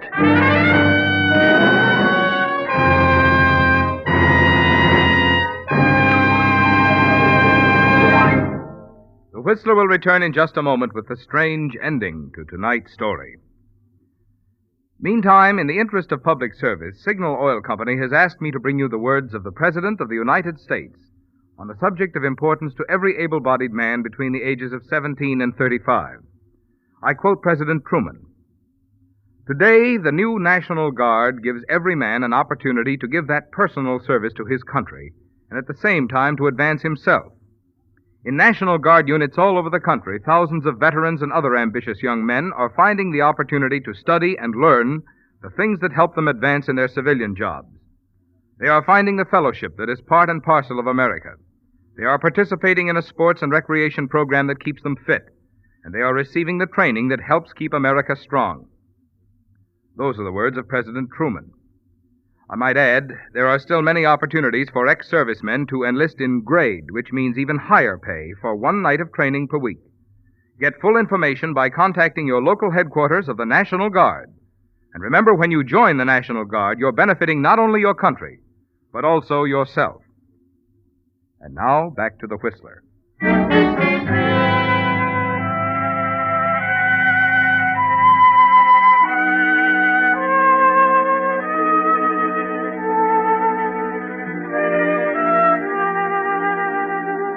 Yes, Edward, you've reached it at last. The back door. The loophole in the law that will let you and Louise be together. It's over now. All the planning, the long weeks of the trial, and the guilty verdict against you and Louise. You're trembling excitedly as the bailiff comes back to tell you that it's all right. That you can have 5 minutes together alone. You can tell her now, can't you, Edward? ends her fright and grief with a simple explanation of your carefully conceived plan. You turn, take her in your arms as the bailiff withdraws from the room and the door closes. Darling. Edward. It's all right, Louise. She isn't dead. She isn't dead at all. What do you say? Don't you see? They've convicted us, legally. But Ruth's alive. She's in Canada. I sent her there myself. But No, wait. Let me tell you the whole thing, Louise. It's to bring us together. She said she'd never give me a divorce, and she wouldn't have. But I got her to go away. I wanted them to convict us. I don't understand you, not at all. Look, Ruth's in the Canadian Rockies. She went there after spending 3 months at a lodge in Manitoba run by a man named Rene. I'm going to have Rene brought here. But, Edward, Don't you see? He'll swear she was alive after the time we were supposed to have killed her. With testimony like that, they'll be forced to set us free. And then I'll find Ruth and really get rid of her. That's what I've been working for all the time, dear. After once releasing us, they'd never try to connect us with her disappearance again. Edward, why didn't you tell me? I couldn't, my dear. It had to be this way. But it won't work. It can't. Why, of course it can. When my witness gets here, we'll have proof. You won't have a witness, Edward. You can't. Ruth came to see me the night she was leaving. I killed her, Edward. I killed her. So we could be together.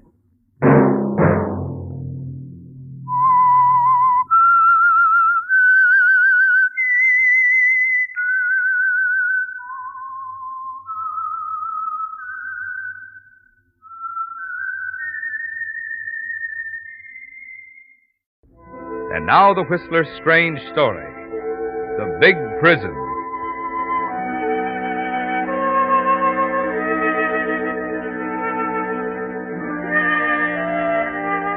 To John Emerson, it was more than a nightmare. The sounds, the images flashing across the black background of his mind were too real, too terrifying. At first, nothing was clear to him, but gradually he seemed to be back in Ketchikan, Alaska, his mind going over and over that first chance meeting with Willard Crofton. Pompous, jovial, boring Willard Crofton.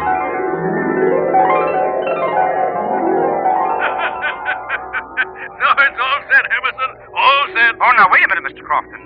I've known you, well, let's see, exactly an hour. And here you're asking me to spend a whole month hunting with you. Why not? You say you like to hunt? I'm headed for my little lodge outside Whitehorse and looking for a hunting partner, so why not you? But really, Crofton, not another word. I insist you be my guest, Emerson. Yes, sir, I absolutely insist.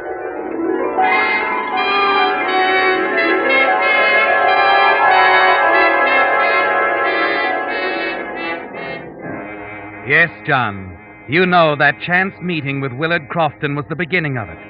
But as the liquor boils up again in your brain, you're sure there's more, something much more important, far more terrifying. You grope back over it all again, forcing yourself to remember. That's a good one, Emerson. A good one, huh? There was the long, tiresome trip to Crofton's lodge. The days, the weeks wasted looking for game that just wasn't Go there. ahead, shoot, Emerson, shoot! No! Wait, it's just an old stump. And always Crofton with his foolish jokes and his guns. How'd you like that one, Emerson? Great one, huh? Shoving another highball into your hand. Oh, have another one, John. And another. Bottoms up, John. Then suddenly in a rush it all comes back to you, like acid in nitroglycerin. The memory of those last wild moments at the lodge explodes in your mind. All right, Crofton, all right. I've had enough. You hear me enough? Now, see here, Emerson. I picked you up at Ketchikan and brought you here because I thought you'd be good company. But if you think I'm going to pay your passage all the way back to the sea... That's exactly what I think. I've listened to your silly chatter for a month. Now I'm going to get out of Alaska even if I have to kill you. No, look, John, you've been drinking too much. Shut up! Your fingerprints will be all over that gun. John, put it down! Put the gun down! Then it's gone in a red flash. The nightmare, the visions, the spinning, dizzy, sick feeling.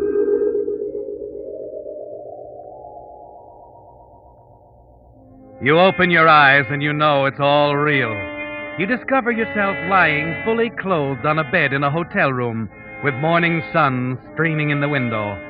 But before complete panic can overtake you, You're stopped by the sound of voices, real words from real people coming in over the open transom. I tell you, Joe, the telegram's addressed to Willard Crofton. And I'm telling you, he's still asleep, and I'm not going to wake him up until it's almost time for his train. What's going Yeah, on? but Joe, the wire's marked deliver personal, and we're supposed to deliver it. Two guys. Look, I'll deliver it personally when he wakes up. Now, what difference does it make?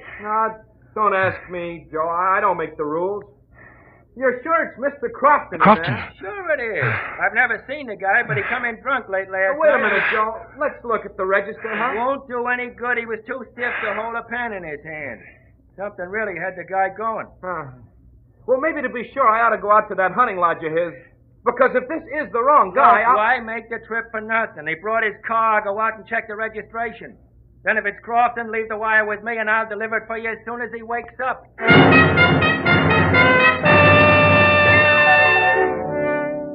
You're on your feet now, John, piecing it all together, weaving dizzily over to the dresser, wincing at what you see in the mirror. Then your eyes drop down and you grow tense at what you see. Greenbacks all over the place. Crofton's wallet, his papers, his railroad and steamer tickets. Well, it's Crofton's car, all right, Joe. Didn't I tell you? Just leave the rest to me. Oh, son of a gun, I don't know. This telegram still says, deliver personal to Willard Crofton. Okay, be a sap if you wanna. Go on, make the trip all the way out to the lodge. You cling to the edge of the dresser, as for the first time the full realization hits you. If that messenger goes out to the lodge, you know what he'll find, John. Crofton dead on the floor, and a dozen wide-open clues pointing straight at you. You begin to think clearly, rapidly. What you need is time. Time to get out of Alaska before the body is discovered. And there's one way to do it. One way that Crofton's lodge might go undisturbed until spring. You tense yourself and take the plunge. I hate to wake the guy up and come in late. Someone out there looking for Crofton? Yeah. Well, I'm Crofton. What is it? Oh, telegram for you, Mr. Crofton. Mark, deliver personal. Oh, okay. Just a minute.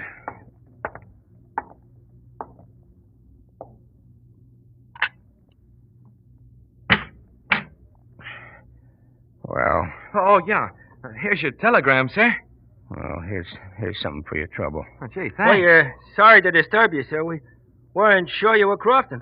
Who else would I be? Well, I don't know, sir. It's 8:15, Mr. Crofton. Your train leaves at 9 sharp, you know. Yeah. Don't worry. I'll be on that train.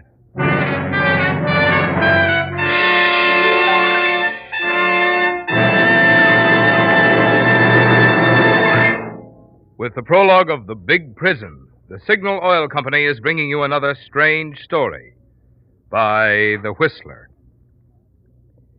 You know, out here in Hollywood, where The Whistler is produced, an actor or actress often becomes so famous for some one feature, such as the legs, or the body, or the voice, folks often overlook the fact that they're also very great at acting. Well, it occurred to me that it's much the same with Signal gasoline. Signal has become so famous as the Go Farther gasoline, many folks forget what makes that good mileage possible, the quality in Signal gasoline. In fact, the best yardstick of gasoline quality is mileage. You see, the only way any gasoline can give you better mileage is by helping your motor run more efficiently. And when your motor runs more efficiently, naturally you enjoy quicker starting, faster pickup, smoother, knock-free power. The kind of performance you expect from a quality gasoline. That's why we say to be sure of the tops in gasoline quality. Just remember two things. One, in gasoline, it takes extra quality to go farther. And two, Signal is the famous Go Farther gasoline. And now back to the Whistler.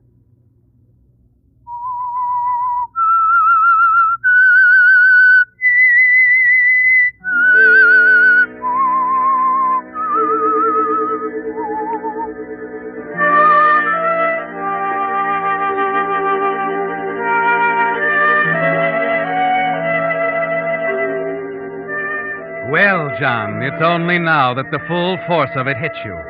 The thing so many men have felt about the North in years gone by. For the guilty, Alaska is a gigantic prison, with the only real avenue of escape to the south, the railroad to Skagway, the sea lanes beyond, all carefully policed by watchful eyes. You have only one hope now, to escape this Alaskan prison before Willard Crofton's body, with all the evidence pointing to you, is discovered. Going back to cover up would be too dangerous, and that means 5 terrible days traveling on Crofton's tickets. 1 day by train to Skagway, 4 days by boat to Vancouver. 5 days in a trap that may be sprung at any moment.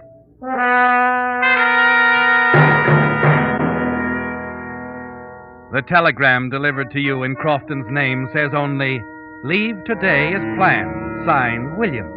And Crofton's papers aren't much more helpful. You're still studying them a few minutes later when... Yes? Mr. Crofton, the garage man's outside about the car. Oh. Well? Is it ready? Ready? To be put up for the winter. Oh, yes. Tell him to go ahead. Good. Your baggage is in the lobby. Oh, yes. Have it taken to the station, will you, please? Here you are. Oh, thanks. How long till train time? Let's see, 30 minutes. Well, I'm a little tired. I guess I'll wait here till just before the train leaves. Well, how about breakfast? No, I'm afraid there's not that much time. I'll have lunch at Bennett anyway. I'll wait till then. Well, it's up to you, but knowing the White Pass and Yukon Railroad like I do, I'd never leave Whitehorse with an empty stomach.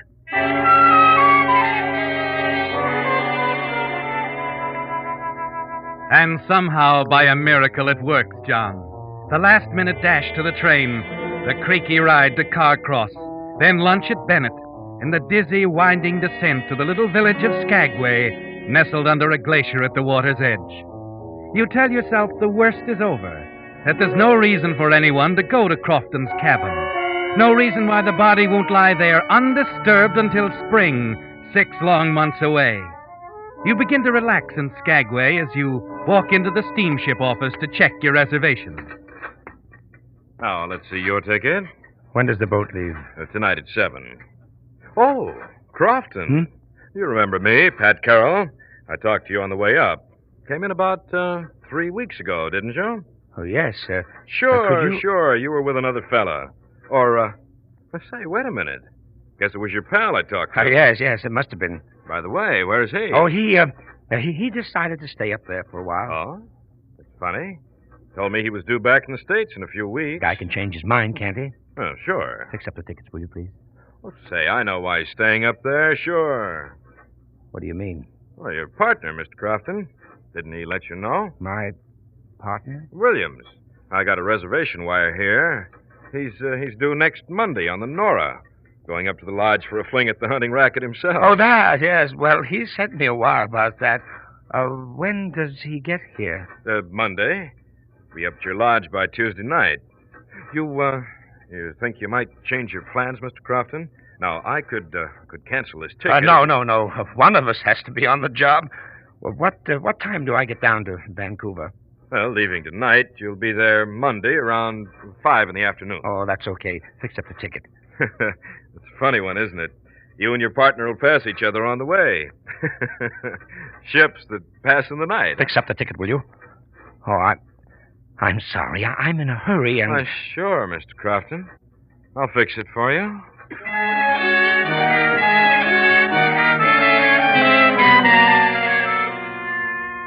Well, John, it's going to be a race now, isn't it? A grim kind of a race. As you move southward on the Louise to Vancouver and freedom, as Crofton's partner comes north on the Princess Nora over the same route, bound for that cabin and the awful discovery that awaits him there. And if that happens before you reach Vancouver, John, if he arrives while you're still impersonating the dead man, one quick radiogram and it'll be all over. And you, John, the murderer of Willard Crofton, will be apprehended in a matter of minutes on a ship at sea with no escape.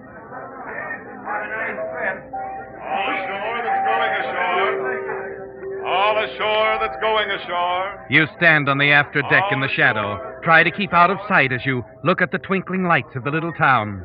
The ugly docks, the rock cliff plastered with tourist signs. It seems an age before the deckhands get busy with the lines and Passengers begin to drift forward to their cabins. Another part of it's over, John. The vessel moves out into Lynn Canal. The lights of Skagway recede into the night. Excuse me, sir. Oh, yes, steward. Your name, please? Crofton. Oh, yes. Willard Crofton. Would you follow me, please, Mr. Crofton? I'll show you to your cabin.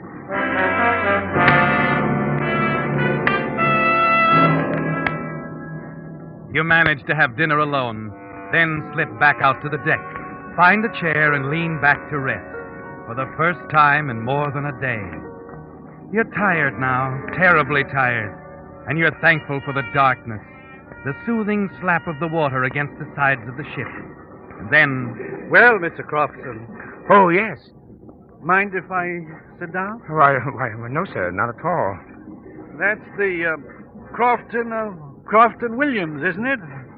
I saw your name on the passenger list. Quite a surprise. Oh? Yes. I've dealt with you people for some time now. Nearly 15 years. Well, that's... I'm Dr. Prentice, Alaska Medical Mission. It's a pleasure, Doctor. My, I could tell you some stories about the things your medical supplies have done for us up here. Saved a lot of lives, Crofton. Well, that's fine. Last call for dinner. Well, better hurry if you want dinner. Last call. I don't believe I'll eat anything, thanks. Haven't been feeling too well. Oh? Seasick? No, a touch of cold, I think. Slight temperature.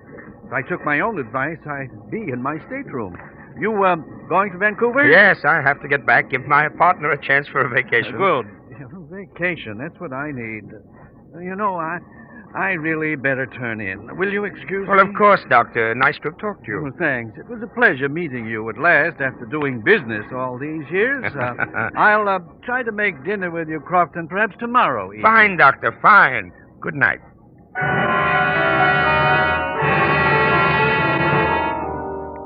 A sense of relief sweeps over you as the little doctor walks away, and you turn, thankful there were no slips.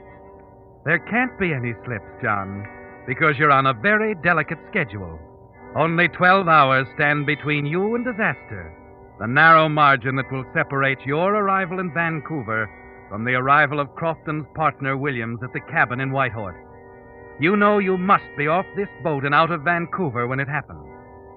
The doctor, mercifully, keeps to his cabin for the next few days, and you're alone now at the rail of the Princess Louise as she slides into the dock at Ketchikan. Oh, Stewart. Yes, sir? How long do we tie up here? About an hour, sir. Well, I think I'll go ashore, stroll around a bit. Yes, everybody does. Both boatloads. Huh? Both? Yes, sir. That's the Princess Nora there at the dock. The Nora? That's right, sir. She's headed right back where we came from. Oh, anybody on board you know? You'll have plenty of time to see them. No, there isn't. Anyway, I've changed my mind. I'm going to stay aboard.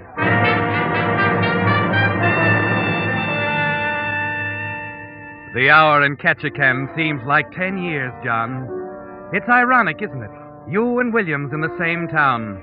Williams on his way north, where he'll find his partner murdered. You on your way south to find freedom, with a slim slice of time. Only a few hours still tipping the balance in your favor.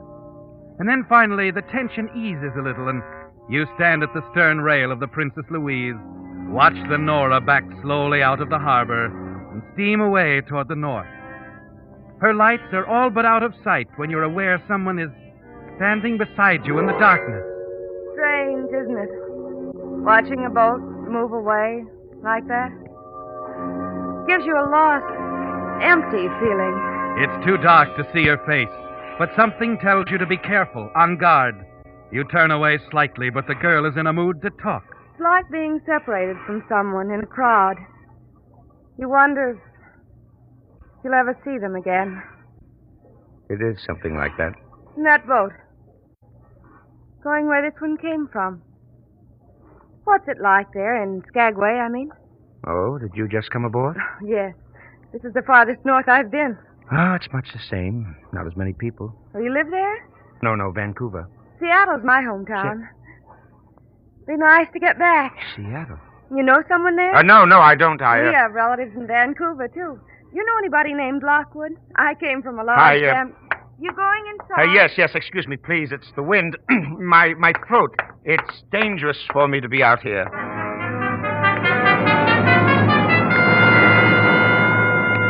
You're trembling inside as you hurry away, aren't you, John? Yes, because it suddenly came home to you. This girl from Seattle, she's someone you know. Someone who knows you.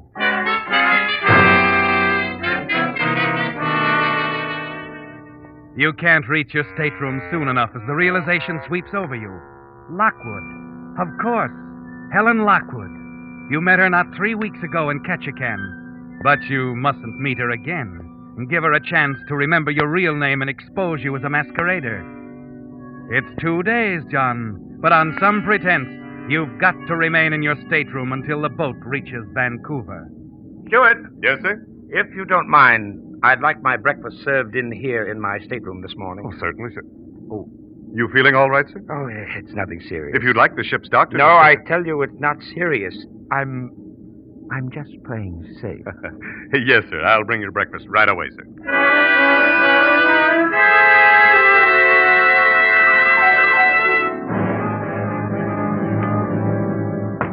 Yes? Your breakfast, sir. Oh, come in. Put it right there on the... Oh.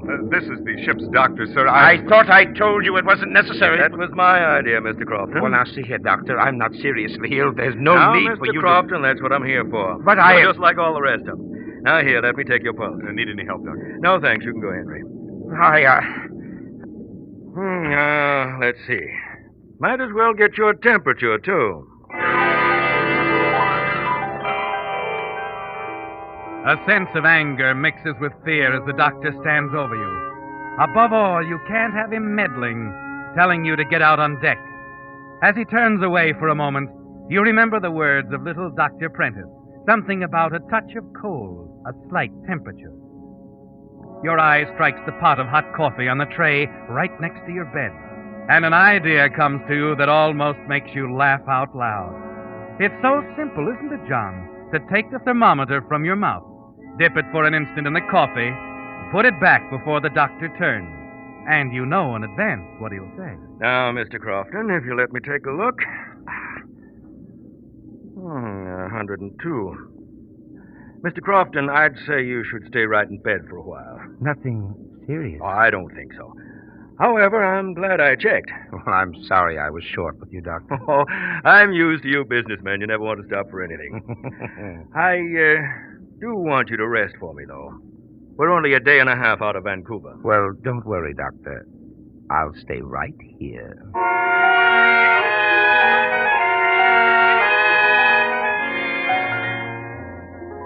Yes, John, you accept the doctor's orders graciously. And when your stateroom door closes, you slump back completely relaxed for the first time since you awakened that morning in the White Horse Hotel. Only a day and a half now to Vancouver, and by the time Crofton's body is discovered, you'll be on your way to one of 1,000 places where you can disappear completely. And again, you almost have to laugh out loud. It was a pot of coffee and a fever thermometer, John, that assured your escape from the big prison.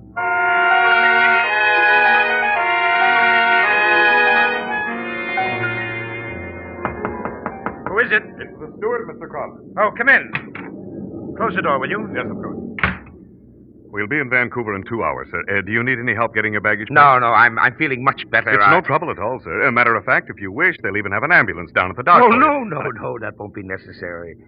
Well, you know best, Mr. Crofton. Well, it won't be necessary at all. No, Stewart, as soon as I reach Vancouver, I'm going to be perfectly all right.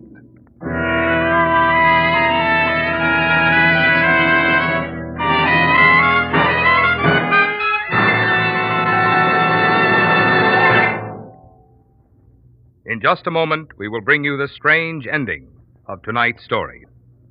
But meantime, a word about a major purchase that many of you drivers will be making during the coming winter months. A new battery. Perhaps you've gotten the notion, because of the many new or off brands of batteries now being offered, that batteries are plentiful again. The fact of the matter is, good batteries are not plentiful now, and the indication is that they will be even scarcer as the demand grows. When I say good batteries, I mean the quality kind that you can rely on, such as those fine Signal batteries featured by Signal service stations throughout the West from Canada to Mexico. Every genuine Signal battery is ruggedly constructed of highest grade materials, made to exacting specifications that Signal Oil Company is proud to stand back of. Every genuine Signal battery is guaranteed for long, trouble-free service by Signal Oil Company. Of course, the best way to get the maximum life out of any battery is to have it checked and inspected regularly, a service your Signal dealer will gladly perform for you. Should he find that your present battery is not likely to stand the strain of cold weather starting, it'll be wise to get your order in now for a quality battery, a genuine, guaranteed Signal battery. And now, back to the Whistler.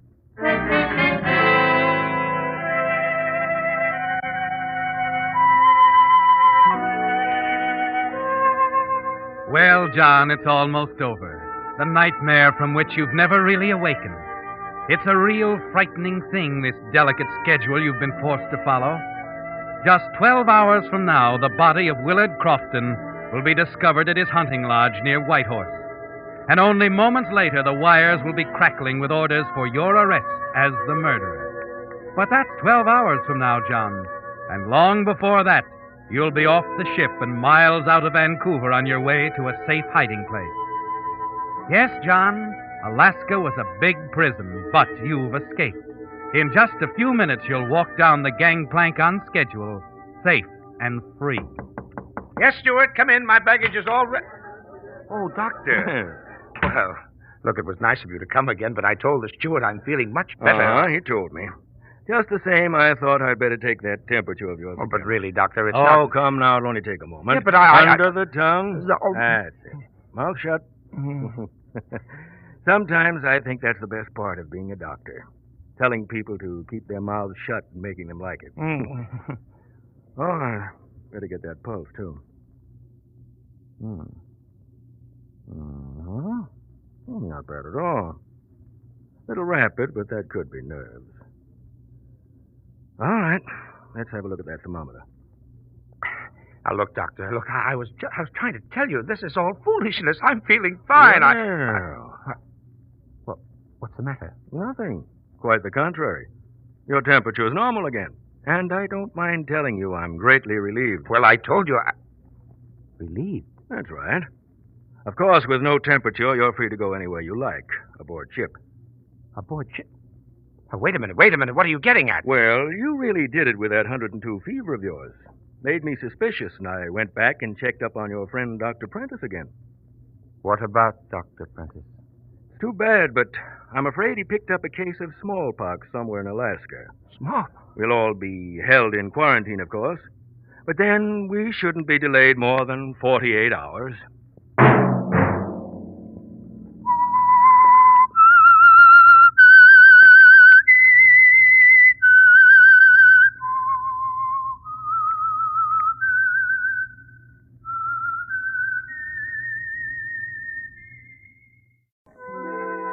And now the Whistler's strange story, Dark Moon.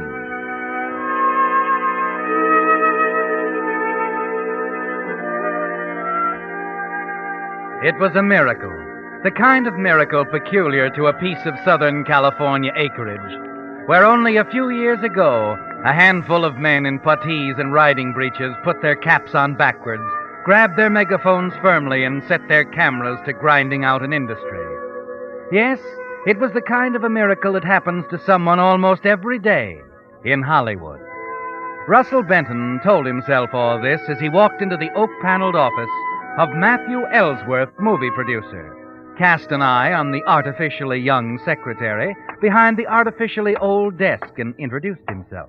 I have an appointment with Mr. Ellsworth. I'm Russell Benton. Oh, yes, Mr. Benton. Mr. Ellsworth is expecting you. This way, Mr. Benton. Don't bother. I know the way. Oh, thank you. Am I on time, Matt? You're early. Sit down. Yeah, this is one appointment I didn't want to miss. Nervous? Yeah, a little. Relax. It's not going to hurt a bit. You know, I've got a lot of confidence in you, Russ. I hope you're right. Funny, isn't it? Only a week ago, you were just another name. A face that dropped in once a week at the casting offices around town. Now I've got every movie columnist in the country on my back trying to get your life story. A little premature, isn't it? I don't know. I think this screen test will be everything I want it to be. I hope so. And if you make it, Russ, you'll be right at the top. It's a smash vehicle, this one we're testing you for. I think you're right for it. It needs a leading man with a touch of character. And in my opinion, you can't miss. Dark Moon. 3 years on Broadway and still going. We spent $500,000 for the picture rights of Dark Moon, you know. Tell me, Matt, there was another guy. Don Bradford? Yeah. He's up for the part, too, isn't he? He made a great test, but I think you'll top him. The New York people seem to think he's terrific. I'm not so sure. Uh-huh. What about my test? When does it happen? As soon as they're ready on the set. It's a little like waiting to be hanged. Relax, I said. By the way, what do you think of the part? It's a natural for me. Shame I didn't find you when I was casting the play in New York. It wouldn't have been hard. I was there at the time. Oh, what made you leave? Circumstances, Matt. Theatrical? Matrimonial. Oh. I didn't know you were married. I'm not. Been divorced for 2 years. Couldn't make a go of it, huh? Or, am I on a touchy subject? No. It was simple. She liked mink. My pocketbook didn't. An actress? Yeah, she's probably still back there. I haven't seen her since we split. Oh, that's too bad. I've only been married for about a year now, but I think I have a pretty wonderful girl. An actress, too. I met, excuse me. Ellsworth? Yes, he's in my office. Good, we'll be right down. Let's go, boy. They're ready to shoot. We're due on the set in 10 minutes.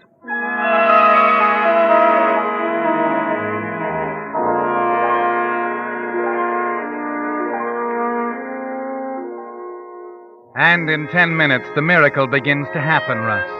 As soon as you face the camera, the second Matt gives you the cue to begin, you forget about everything except the scene you're doing. Forget about Kathy and the marriage that failed. Forget the struggle, the futile hopes, and even the miracle that placed this opportunity in your lap. As you get into the scene, all you know is that you're giving the greatest performance of your life. And when the cameras finally stop grinding, you can tell from the look on Matt's face that you made it. That the name of Russell Benton is as good as on 1,000 theater marquees over the magic title, Dark Moon. Cut. Save him, boys. All right, print it. All right, wrap him up. How was I, Matt? What do you think? Terrific. As far as I'm concerned, it's settled. Who else is there? A handful of New York backers. I'm flying back there tonight with the prince. Call you as soon as it's definite.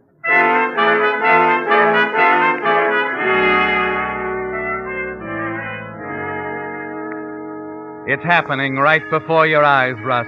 The wonderful night before Christmas feeling is real, not a dream anymore.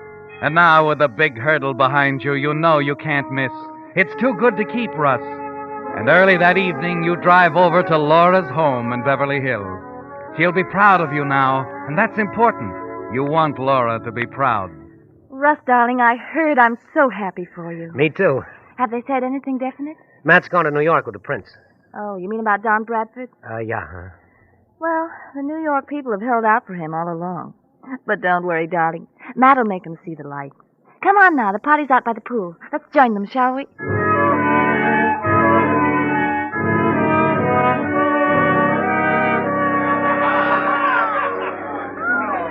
Wait a minute, Laura. I thought you said a small party. Come on, they won't bite.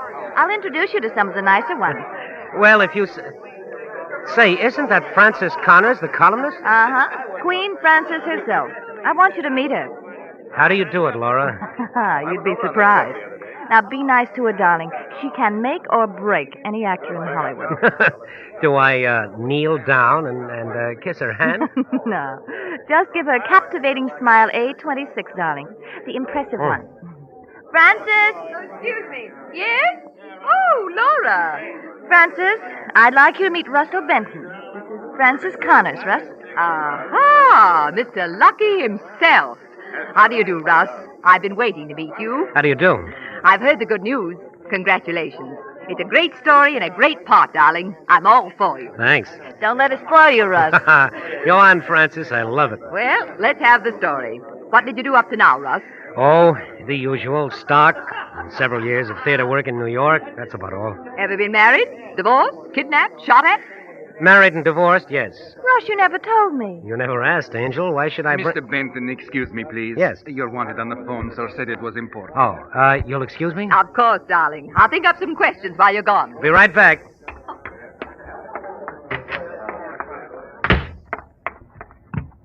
Hello? Hello, Russ. This is Kathy. Kathy? Well, don't sound so happy, darling. Where are you? In front of my fireplace in Hollywood. But I thought you were in New York. How did you know What made you call here? It wasn't too hard to find you, dear. What do you want? I just want to talk to you, if it isn't asking too much. Well, you better forget it. I told you once I was through, and I meant it. You're being very foolish, you know. This is business. Business? Your part in Dark Moon. Maybe I didn't make myself clear. I don't want to talk to you about that or anything else. I think you will, Russ. It's so nice. You're a success now. Matt Ellsworth seems to think so. Does he? Anything odd about that? No, I just wonder sometimes whether Mr. Ellsworth knows you as well as I do. Perhaps I ought to have a talk with him. What makes you think you could talk to Ellsworth? Well, that shouldn't be hard, darling. You see, I'm his wife.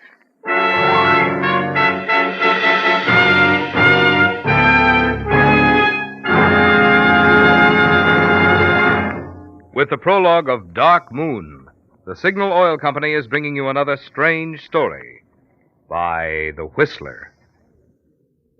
But now let's tune in on another strange story. Listen.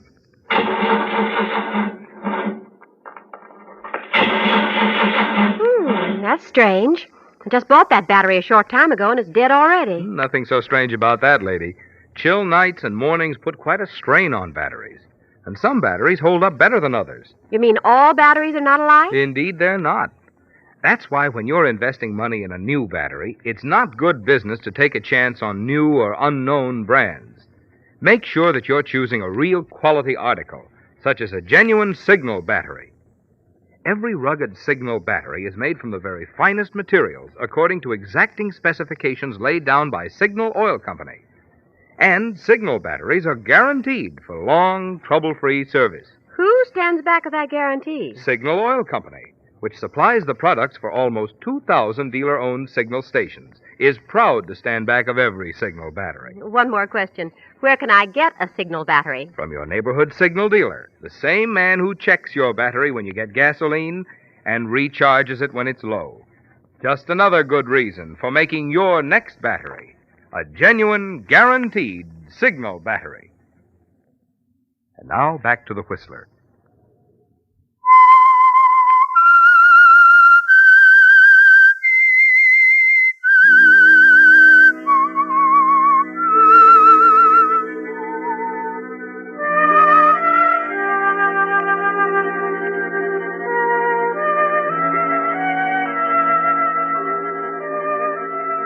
Yes, Russ. Kathy is Matt Ellsworth's wife.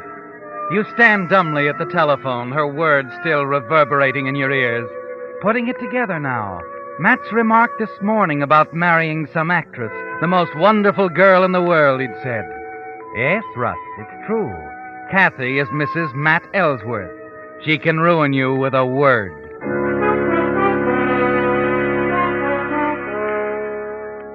You make a hurried excuse to Laura, hasten down to your car, drive to the number Kathy gave you high in the hills overlooking Hollywood. And as you walk up the steep stairs to her front door, you make a decision, Russ, that if Kathy tries in any way to keep you from getting that part, you'll do anything to stop her, even kill her.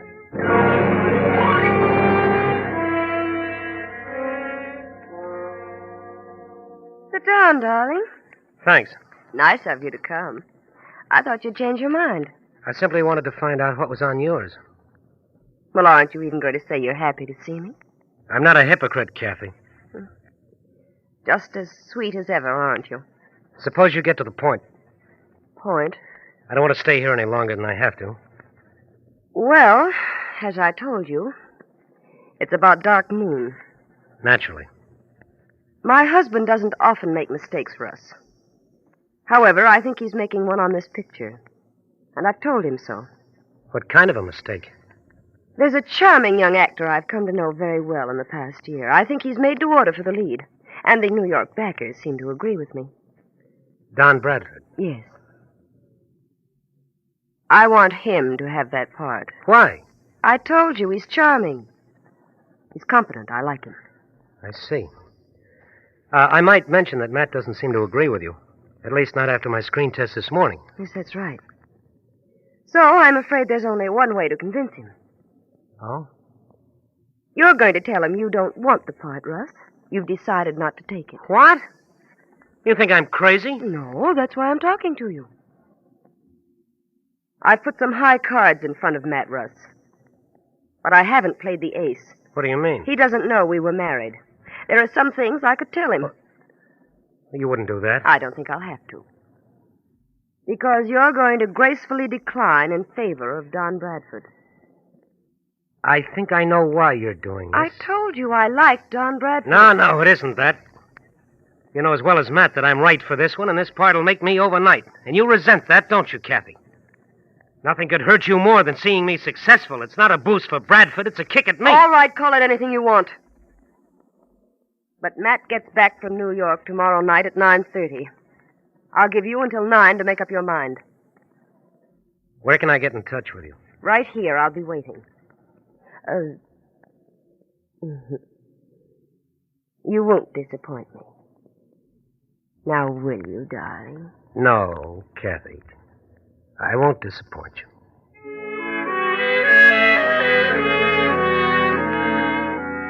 You know she's deadly serious as you leave the house.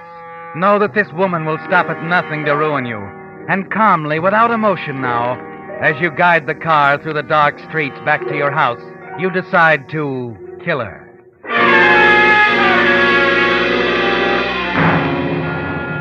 It will involve a risk, a terrible risk, but you're ready to take any kind of a chance now, with destruction 24 hours away. Yes, all you can do now is improvise. Prepare in advance for the questions that are bound to come.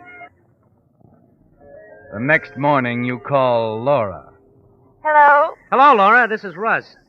I wonder if you could give me a hand. Well, why not? Anything planned for tonight? Free as a bird. Good. This may sound a little premature, Angel, but I thought I'd drum up a little thing at my place, you know, for 10 or 20 or so. A celebration. Oh, sounds like fun. I'll be busy all day, though. I have to get a few things for the party. I might not get there until around 9. Could you be a pal, sort of get things started for me? Well, what time?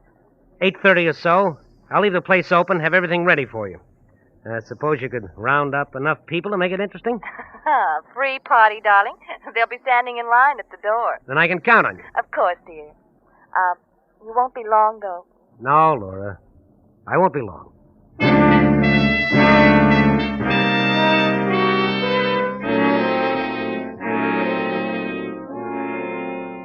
But, Russ, you mind if I admit I'm a little confused? It's very simple, Jeff.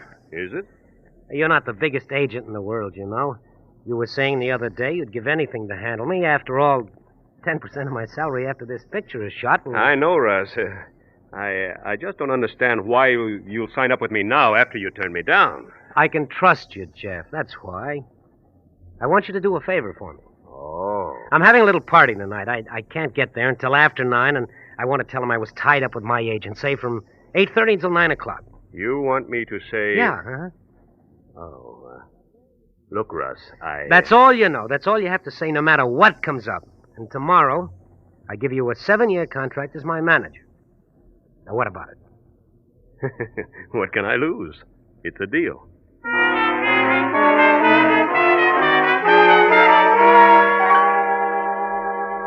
Yes, Russ, it'll be a straight story, and you can stick with it. A conference with your new agent, Jeff Harris, until 9. A room full of witnesses ready to testify. You arrived at the party a few minutes afterwards with your arms full of groceries.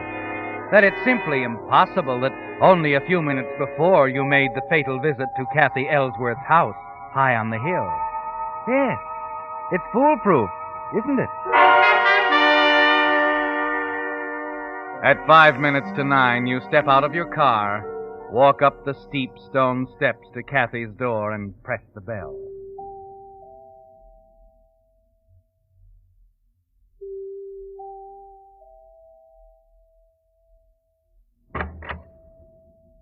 Sorry I kept you waiting, darling. I was on the phone. Come on in. No hurry, Kathy. Let's go into the living room, shall we? Any way you like. Sit down. I'll stand.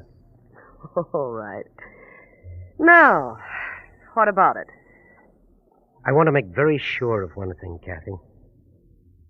You are going through with this? Well, of course I am. Matt will be here in half an hour, Russ. There's no way I can change your mind? I told you the way. Too bad, Kathy. Too bad. Russ, no. Russ!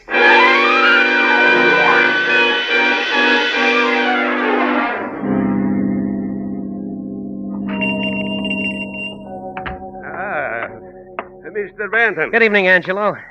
Open a little late, aren't you? Every night, Mr. Benton. Take my advice, my friend. Never go into the delicatessen store business. Work all day. Work all night, too. I thought you closed at 9. It's 10 after, isn't it? 10 o'clock we close. Oh, well, that's a break for me. I got a bunch of hungry friends on my hands tonight. What do you suggest? Or maybe some salami, Swiss cheese, beer. Great. A pound of each of those. Some kosher dills if you have any. A couple of loaves of rye bread. Hey, take it easy. And some champagne, Angelo. Champagne? Yeah, half a case.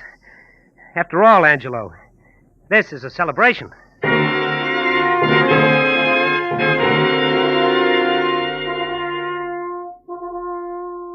You try and shake the picture of her out of your mind as you leave the delicatessen and drive toward your house and the waiting guests.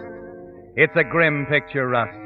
Kathy slumped limply against the overstuffed chair near the fireplace, awaiting the arrival of her husband in a matter of minutes now. A cold dread creeps over you, Russ, and the awful finality of what you've done makes you realize only now that, important as it seemed a few minutes ago, Dark Moon and the new career wasn't worth this. No, Russ, it wasn't worth murder. But there's no changing it now. You steady yourself, take a firm grip on your nerves and the bundle of groceries, and open the heavy front door of your house. Hello, Russell. Dave. Here he is, gang. Hail the conquering hero! Look, reinforcements. Oh, manna from heaven. Oh, what is it? I'm starved. Hey, take it easy. Ah, that's my boy. Give me a hand, will you, Dave? Oh, what is it? Champagne. Woo, champagne. Will I give you a hand? Here, let Uncle Dave take care of it. Be gentle, old man. I don't want to christen the floor. Always get this way when I hear that magic word. Where's Laura? Out there in the wilderness somewhere. Laura! Here you are, Dave. Take care of the champagne, will you? You bet I will. Laura? Oh, Russ.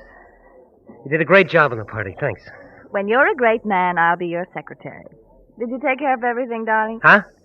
Your business. The thing that tied you up. Oh, yes. Everything is fine. Did Matt call yet? No, not yet. When does he get in? He ought to be in now. Nervous? Yeah, a little. I don't blame you. Well, he'll be over in an hour or so. It was nice of Frances Connors to accept tonight. Is she here yet? No. Let's see, there was something Oh, yes, I knew there was something I had to tell you. Yeah. Russ, telephone. Okay, I'll take it in the den. Excuse me a minute, Laura. Yes. Yeah? Russ? Yes? This is Matt. I'm calling from the airport. What do they say, Matt? Brother, did I have a fight on my hands. We went round and round for 6 straight hours, with me talking Russ Benton while they talked Don Bradford. How'd they like my test? Great. They thought you did a great job. It's all set, then? Now, that's why I called you, Russ. I didn't want to keep you in suspense any longer. That's nice of you, Matt. I, just wanted you to know I tried my best. Tried your best? They were too much for me, kid. I'm afraid it's going to be Bradford. Bradford? As I said, they loved the test and all that, but they were set on Bradford from the Bradford? first. And after all, they're putting up most Oh, of the dough. no. Russ, hello. Hello, Russ. He couldn't have done it better with a sledgehammer, Russ. The room swims before your eyes. There's a buzzing in your ears, wiping out the sounds of the party in the next room. Did you hang up? And you realize Matt's voice is still coming out of the receiver on the table. What's going on there? You pick it up, lay it in the cradle. Hello, Russ. Hello. You've committed a murder, Russ. You've killed Kathy. And for what? You stumble up to your room where you can be alone and sit smoking cigarette after cigarette while the party downstairs goes on without you. You can almost see Matt on his way now, on his way to find Kathy. You picture his car cutting through the night, winding along the tree-lined streets high over Hollywood. You can hear his steps as he walks up the brick path to the door, the key in the lock. You can see him as he walks into the living room, calling for her, puzzled.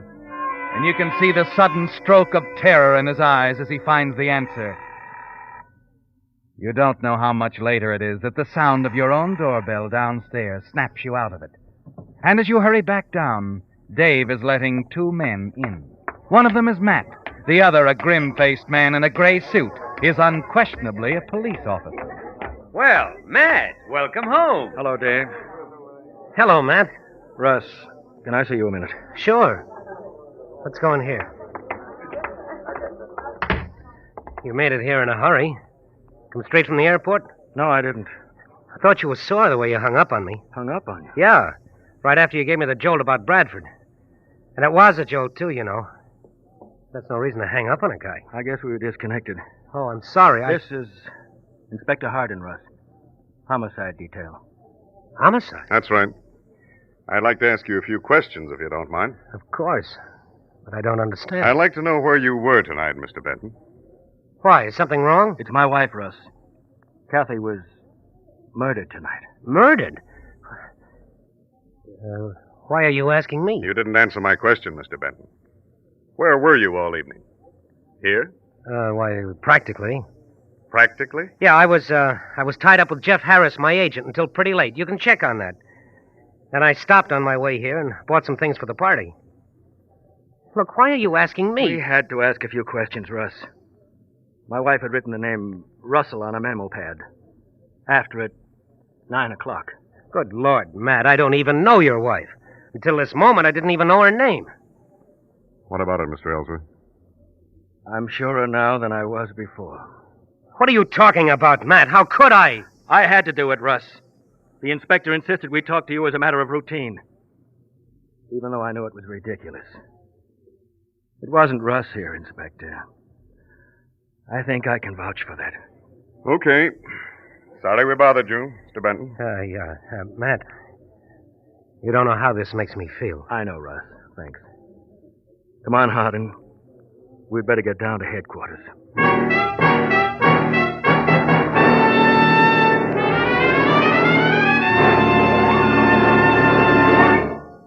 The Whistler will return in just a moment with the strange ending to tonight's story. Meantime, see if you can pick the winner in this discussion. That's a smooth-running motor you have there, Mary. What kind of gasoline do you use? Signal, Jim. I like the go it puts into the old buggy. Hey, that's interesting. I use Signal, too, because I like its good mileage.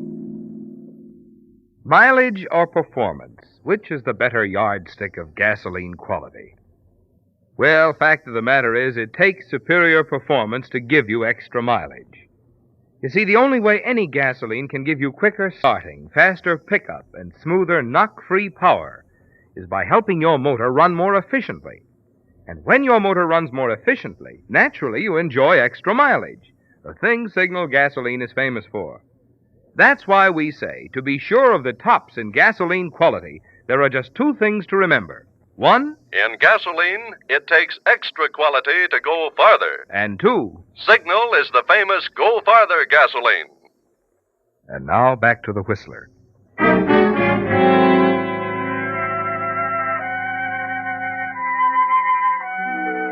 Well, Russ, you've brought it off. Somehow, somewhere, you found the strength to face Matt and the inspector. And as you guide them back to the front door, you know the worst is over. That in spite of that damning piece of paper with your name on it, there's still no reason for them to suspect you. Still no known connection between you and Kathy. Still no discovered motive. And even though it was futile, Russ, even though the reason for the whole terrible night vanished into thin air with Matt's telephone call, you're safe. And with Matt still on your side, there'll be a future for you somewhere. As you open the door for them, Laura comes up to you looking a little worried. What is it, Russ? It's nothing, Laura. Matt, aren't you going to stay? No, Laura. What is this? What's the matter? It's nothing, Laura. There was just some question about where I was tonight at 9 o'clock. Oh. Oh, well, you told him, of course. Yes. You know where he was, miss? Of course. He was at Kathy Ellsworth's front door. She told me so when I called to ask her why she hadn't arrived at Russ's party.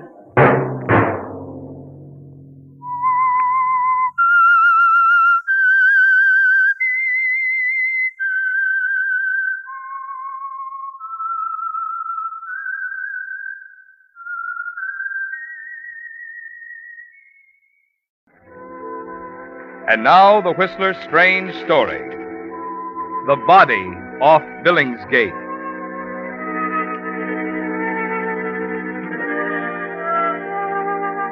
It was a grim scene there on the dock at Billingsgate, with the early morning fog swirling eerily around the three figures bending over the shapeless mass on the planking. The Scotland Yard inspector, the sergeant with his notebook, and Peterson, the nervous little fisherman, stammering answers to the inspector's methodical questions. Offhand, I'd say the man's been dead about 12 hours. You got that, Sergeant? Yes, sir. Now, Mr. Peterson, you say you'd moored your boat out there in the river? That's right, Inspector. About 2 hours ago it was. Then, as I was coming in the small boat here, I spotted the body in the water. I see. Nearly ran into it, I did. Any idea who he is, Inspector? Looks like an American. Blow on the head, Sergeant. Blunt instrument. Put that down. Yes, sir. Now, let's have a look in his pockets. Blow on the head. How do you suppose a poor bloke come to this? Gangster affair, probably. Most of the gangsters seem to end up this way. Hello. What is it, Inspector? A check for £5,000 on the Barclays Bank. Signed by Wilfred Greenwood. Stay here and look after things, will you, Sergeant? Yes, sir. Medical examiner will be up shortly. I'm going over to have a talk with the manager of that bank. Yes, sir. Blimey, what a way to die. How do you suppose You heard what the inspector said, man. Blunt instrument.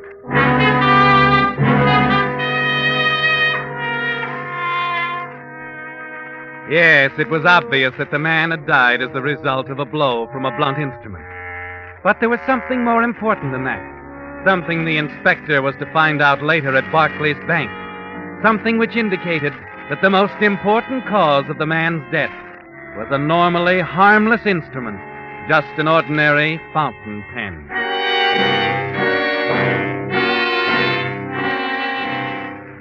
It had been more than a month before, in a fog like this one, that Victor Milton groped cautiously toward the glowing yellow rectangle of an outdoor telephone booth in the murky darkness, listening. Yes, operator. I want to put through a trunk call to London, please. That's right. Hurry it along, will you? No hurry, John. Victor! Cancel the call. Hang up. What the deuce? Vic, I didn't know you were in Leeds. I thought you... Thought I was in London, I know. Who are you calling? Oh, just a friend, Vic. Don't hand me that. You're the boy who's been tipping off the opposition, aren't you, Greenwood? You're wrong, Vic. I've nothing to do with it. 2 weeks since you joined the organization. 2 weeks since the other mob's been knocking off our trucks. Funny coincidence, isn't it? No. Wait a minute, Vic. I can explain. You can begin by telling me who you were calling in London. I told you, just a friend. Quit stalling. I got a train to catch. Who was it, John?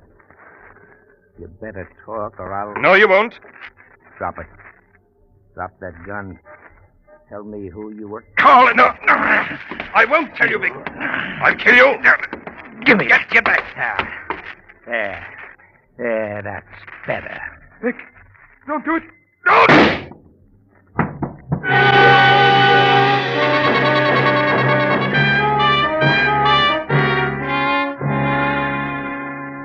And that's how it began, Victor. With a young man named John Greenwood dead at your feet at a public telephone booth in Leeds. You bend down quickly, take his wallet and gun, and hurry off into the night. It's 3 blocks to the railroad station, and the train's due in 5 minutes. You stop for a moment on a bridge over a canal near the station, drop in the gun and wallet, and then hurry up onto the station platform. Tappy, in here. This way, Tappy. Okay, got it. Thanks. Thanks a million. Oh, you're not Tappy.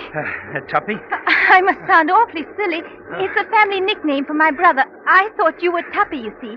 He was never on time for a train in his life. Well, I'm sorry to disappoint you. Oh, it's not that at all. It's just... If you'd be good enough to sit down, I shouldn't wonder if I could start reading my paper. Oh, I'm so sorry. I didn't realize we were in your Yes, life. sure. Sure, go ahead. We'll sit down over here. Thank you. Well, who's the old boy? Colonel Blimp? He'll hear you. That's funny, isn't it? You never know who you'll run into in a fog. Colonel Blimp or Or what? an angel from the first cloud on the left. You Americans always come straight to the point, don't you? How did you know I was an American? Oh, the way you talk. Oh, now, wait a minute. I've only been here for 2 weeks, but I've been working hard. I say bowler instead of derby, petrol instead of gas. You're as bad as Tuppy. He wants to sound like an American and can't pull it off either. I do wish he'd got here. You're not worried, are you? No, but he promised to ride to London with me to see Father. It's my first trip to town in almost a year, you see. I've been at school in Leeds and... Oh dear, I must sound like an awful chatterbox. Oh, not at all. What's your brother doing in Leeds? He's just taken on a new job. Commercial traveler, paint, hardware, that sort of thing. He's young, of course, and a little irresponsible. But he'll settle down. No danger of Tuppy's turning into a spiv. Spiv? Yes, you see, a spiv is well, It's a new word in our vocabulary, sir. An unfortunate addition, I might add. Oh, how do you mean, Colonel? Captain. Sorry. It's quite all right. A spiv, sir, does no work, pays no taxes, produces nothing of value, yet flourishes like the green bay tree. Black markets, hijacking, and so on. Shameful thing, shameful. Well, now you know what a spiv is. It serves me right. When did we get to London? Around midnight. Oh, wonderful. I'll see you home. Oh, I couldn't. Really. Oh, not another word now. After all, I have to do something useful now and then. What do you think I am, a spiv?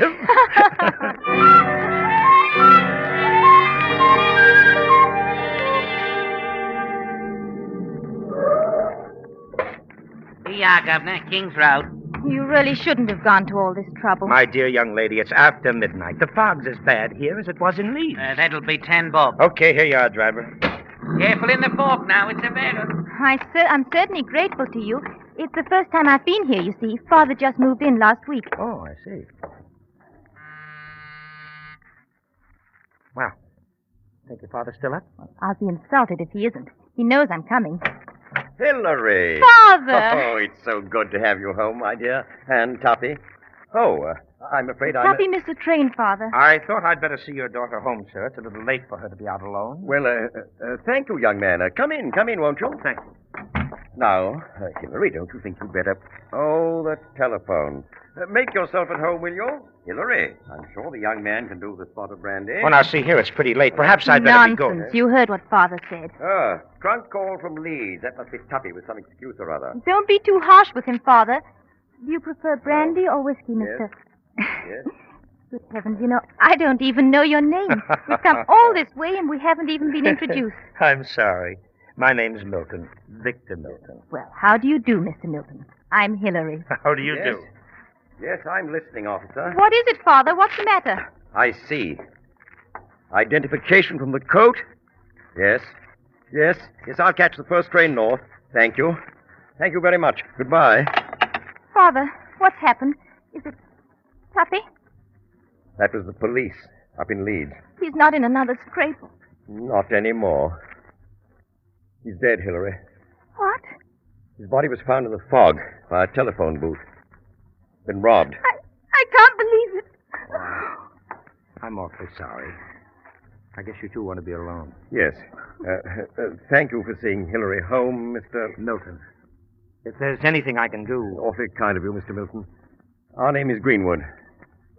Greenwood? Wilfred Greenwood. My son was John. John Greenwood. You always called him Tuppy. Robbed? But why would anyone rob him? He never had anything. He never... I think it was something else, Hillary.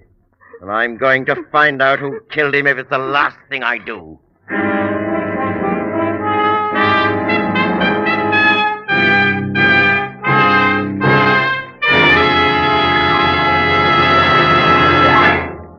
With the prologue of The Body Off Billingsgate, the Signal Oil Company is bringing you another strange story by The Whistler.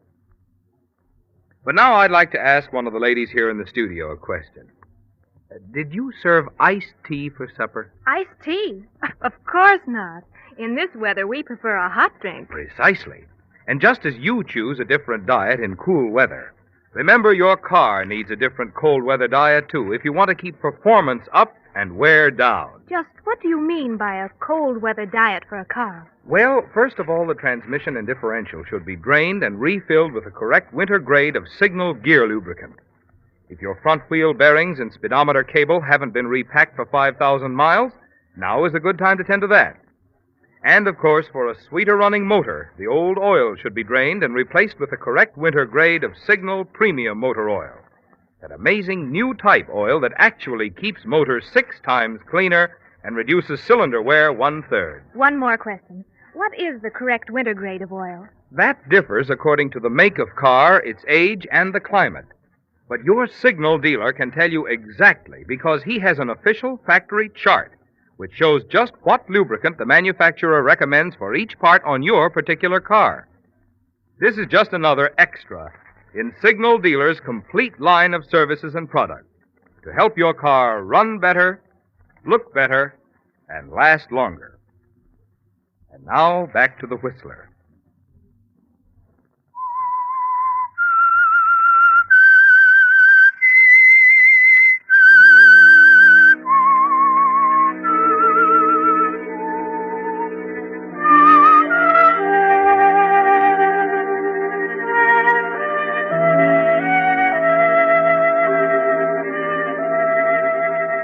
It's a terrible shock, isn't it, Victor? The knowledge that the man you killed in Leeds was the brother of the girl you met riding up to London.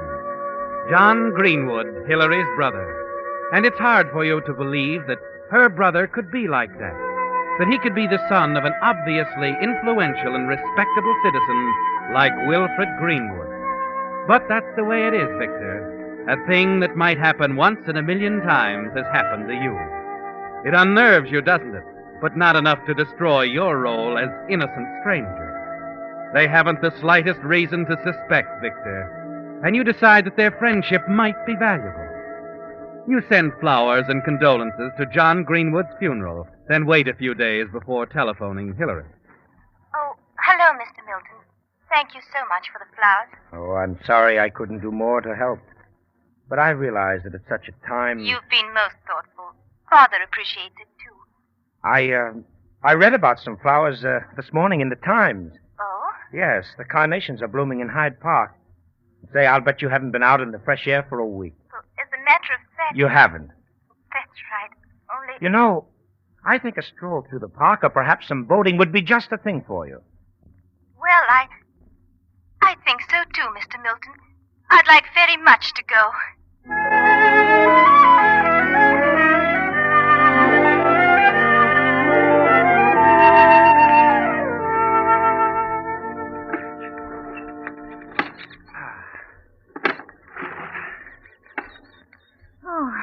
It is restful out here, Mr. Milton. I do feel relaxed now. That was the general idea. But at your expense. Aren't you tired of rowing? Oh, not at all. And I can use the exercise. I don't believe it. Though if you're anything like Father... Too involved in business? You're all the same. Oh, no. No, I don't overdo it. Father does. Lately, anyway. Tell the truth, Mr. Milton. I'm worried about him. Oh? He's taken Tuppy's... John's death so hard. I really didn't expect him to be this way. John always got into scrapes, and Father's been so very proper. There were times when they had real differences. Father's so hurt by it that... Haven't the police any idea who shot your brother? No. But Father won't give up. I wish I could help some way. You've done a lot already, Mr. Milton. Make it Victor, will you? All right, then. Victor. That's better. Much better.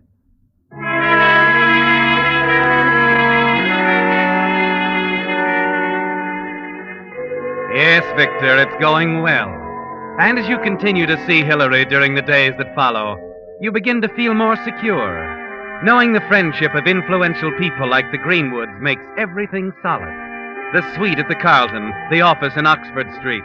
Your pose as the enterprising young American businessman. Yes, Hillary will solve some problems, but not all of them. What's wrong, Ernie? What's holding us up? Money. They got 2 of our trucks again last night on the Great North Road.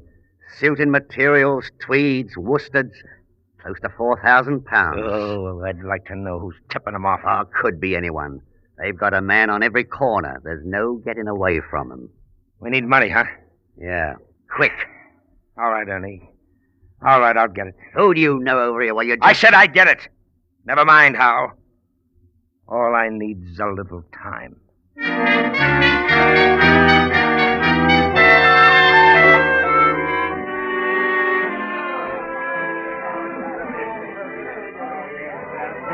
You like it here, Hillary? It's heaven. Well, that's because you're here in my arms. It's sweet of you to say that. What are we waiting for, Hillary? I don't know, Vic. It's the first cloud on the left, and we're sitting right on it. Together. I never want to let you get away. Would you think it strange if I proposed right here on the dance floor? Well, Vic, you shouldn't. What will Father... He won't object. And what if he does? I don't know. Oh, we've wasted too much time already, Hillary. Let's do it. Let's elope. When? Right now. Oh, darling, we can't. Oh, yes, we can. I've already got the special license. Well, Oh, Hillary, please. We can talk about it on the way. On the way? Yes, darling. After all, you can't expect me to be married without my hat and coat.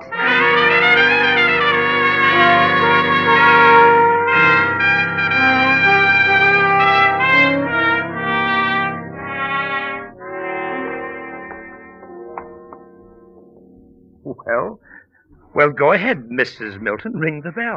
I feel so nervous now that we're back, Vic. I don't know how to face Father. Why so jittery? He's all prepared. You wired him, dear. I know, but... Here. I'll ring. Come on, chin up, darling. I don't know why I'm acting like this. Hello, Father. Well, Hillary, you did get back. And you, Victor, married to my daughter. That's right, sir. Well, what are we standing here for? Come in, you two. I've had the champagne on ice ever since I got your wire. Father, you darling.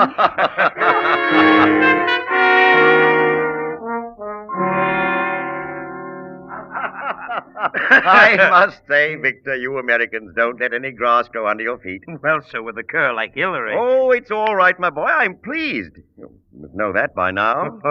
The quality of the champagne certainly says something, Mr. Greenwood. Good. But it doesn't say nearly enough. Now, come over here. Both of you to my desk.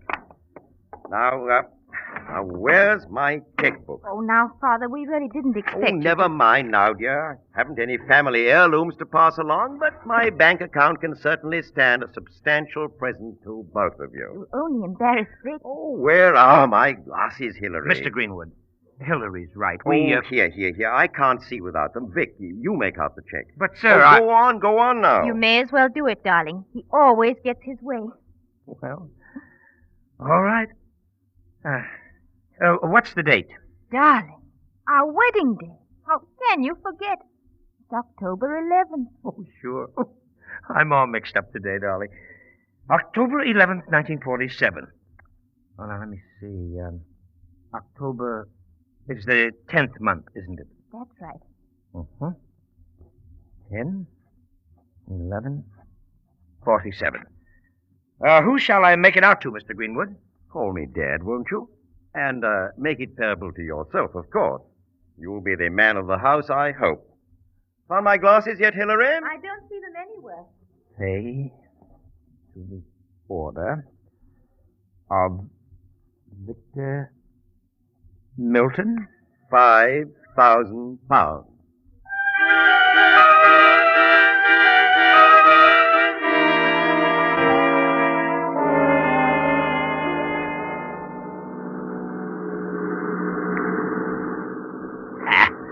£5,000. You sound like you don't believe me, Ernie. I'll feel better when I see it. Skip it. You better keep your eyes on the road. If they hijack us again tonight, we're through. How much farther to Leeds? 10 miles. The boys are meeting us at the warehouse and the... Crikey! What's the matter? Look up ahead. It's a roadblock. Gun it up. I can't. Give her the gas, I said. The load's too heavy. We'll tip over. Who is it? Do you know them? It's them again. The same ones. I know that lorry of theirs. Let the truck go then. Let it go. Jump and run for it. No, Vic, we ain't got a chance, Vic!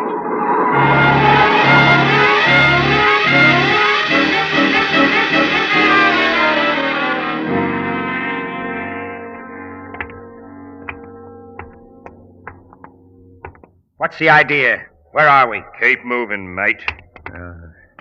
What did you do to Ernie? Keep moving. Nice bunch of guys. Pulling me off my own truck. Slapping a blindfold on me. Driving me for miles. Maybe you'll wish it was further. All right. Hold it here, mate. Come in. Where did you find him? He jumped off the truck when we held it up. All right, mate. You can take off that blindfold. Here, I'll do it. Fine thing. Shoving a guy around like... What the... Vic! Mr. Greenwood. For a moment you can't believe it, can you, Victor? That you're standing face to face with your new father-in-law, Wilfred Greenwood. It can't be. There must be some mistake. There's no mistake. He was on the truck. He said it was his. I see. All right.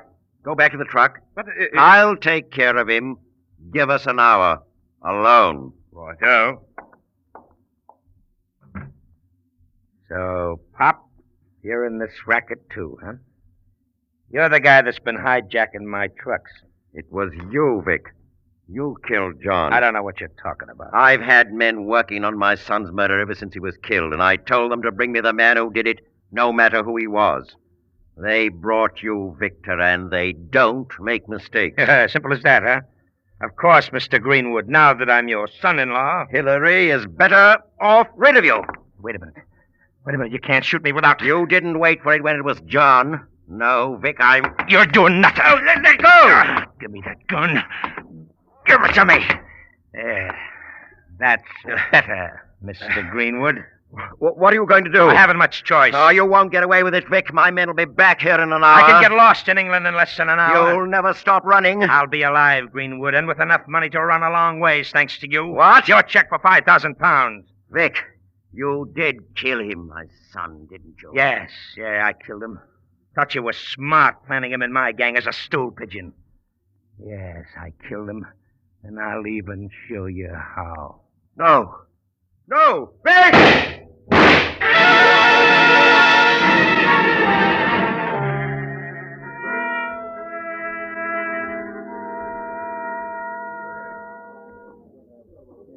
Yes, sir? Good morning, good morning. I'd like to cash this check, please. Very well, sir.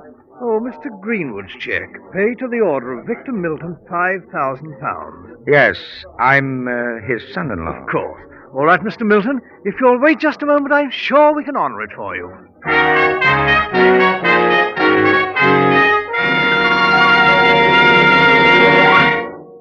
The Whistler will return in just a moment with a strange ending to tonight's story.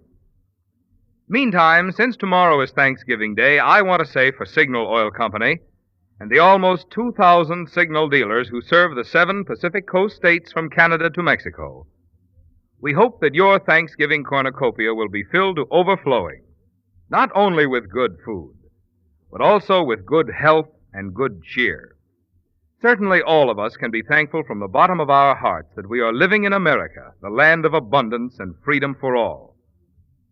We of the Signal Oil family like to feel that in our 17 years of serving the West, we have played a part in furthering the way of life that is America.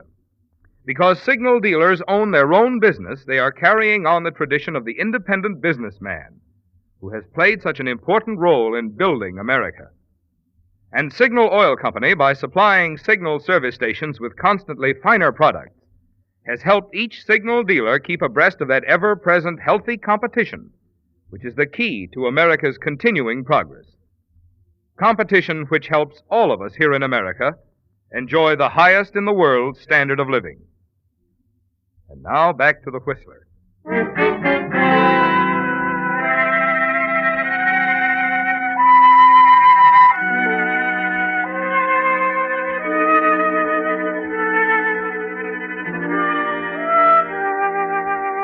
Yes, the man discovered by the fishermen at Billingsgate died from a blow by a blunt instrument, according to the records at Scotland Yard. But in a strange way, the real cause of his death was the stroke of a fountain pen on a scrap of paper. If another man had held the pen, the victim might never have died. But the fatal pen marks could never be erased or changed. They were still there on that check for £5,000, found in the dead man's pocket, signed by Wilfred Greenwood. Even 12 hours in the cold water of the Thames River hadn't blurred a line. The Scotland Yard inspector waited quietly as the cashier at Barclays Bank examined the check carefully. I say the check is wet, Inspector. It's... Yes, the man it's made out to, this Victor Milton, was found dead at Billingsgate dock a few hours ago. Oh, I see. A suicide, Inspector? Hardly. Gangster affair, I'd say. Revenge for something the bloke had done. You've seen that check before? Oh, yes. Only yesterday Mr. Milton was in trying to cash it, Inspector. We had to refuse him, of course. Why is that? I felt quite badly. He acted so strangely. Almost desperate. I dare say he was. It seems he'd written the check himself for Mr. Greenwood to sign, but he post-dated it. I explained that the check couldn't clear for another month. He post-dated it? Yes, it was dated 10/11/47. You see, he was obviously an American, and they write a date differently than we do. They put the month first and the day next. While here in England, of course, we put the day first and the month second.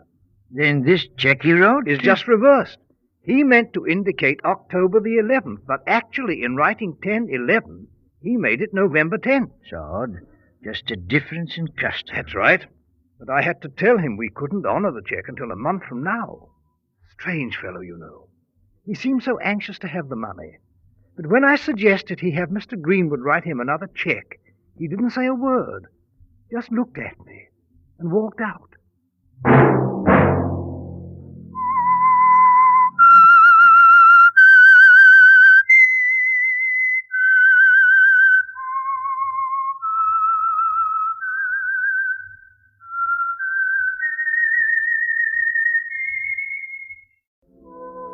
And now the Whistler's strange story.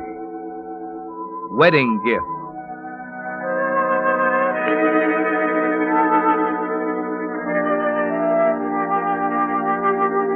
It wasn't according to the rule book, but somehow Chris didn't care. Here on the day before the wedding, the groom had dared to call on the bride at her apartment. And both of them, standing in the middle of the room in each other's arms, threw tradition and the latest edition of the Book of Etiquette out the window and were happy. John, darling. Happy, Chris? Oh, I'm in heaven. I'm not supposed to see you today, dear. Will you make it right with Mrs. Post? She'll understand. While you're at it, you might as well fix up the wedding dress with her. Well, what's wrong with that? I saw the dress in the store. I liked it. So you went ahead and picked it out for me. Oh, that reminds me, darling. You've got to go now. The dressmaker will be here any minute. Well, if you insist. Oh, by the way, I'm being married tomorrow. Church of the Pines. Do drop around. Love to have you. I'll see if I can fit it into my schedule.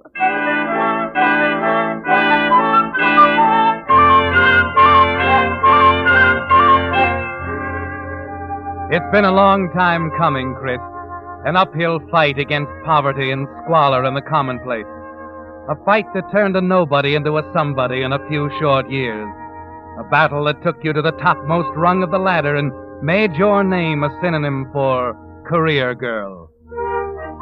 Yes, it was a brilliant fight, Chris, and it will end tomorrow in shining victory in your marriage to John Gray. There's music inside you now, a song of triumph, as at 5 minutes before noon, you wait for the dressmaker to arrive with your wedding dress. And just 5 minutes later, the song suddenly changes to an ominous one as you open the door for her. Marion. Hello, Chris. Why, Marion.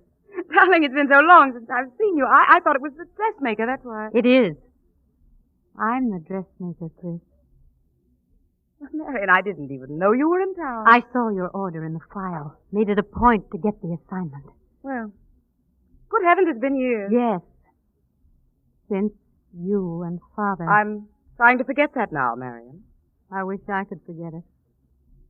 You've come a long way since Denver, haven't you? Up and forward, the Horatio Alger girl. That is over and done with. Not for me. It'll always be there in front of me.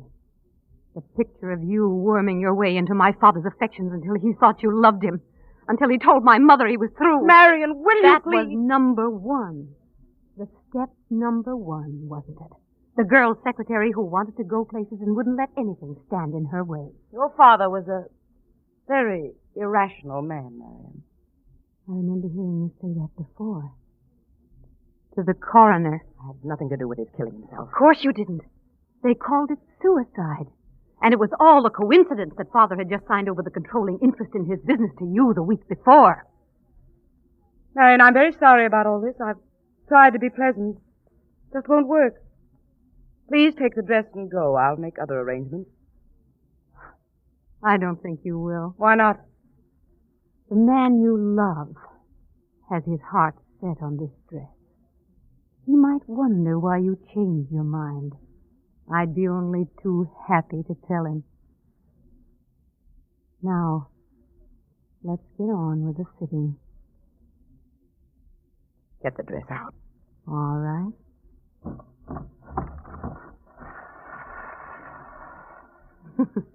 There. Like it? Yes, of course. Long, white. Reminds me of the one Nora was wearing. You'll get around to that sooner or later. I wonder where Nora is now, Chris. I wonder what she's doing. What she can do now that... Stop it! Stop it. All right, Chris. Why must you hate me? Why? Hate? It's a terrible, practical hate, Chris. What do you mean? I mean that standing here, right now, if someone put a gun in my hand, I'd kill you.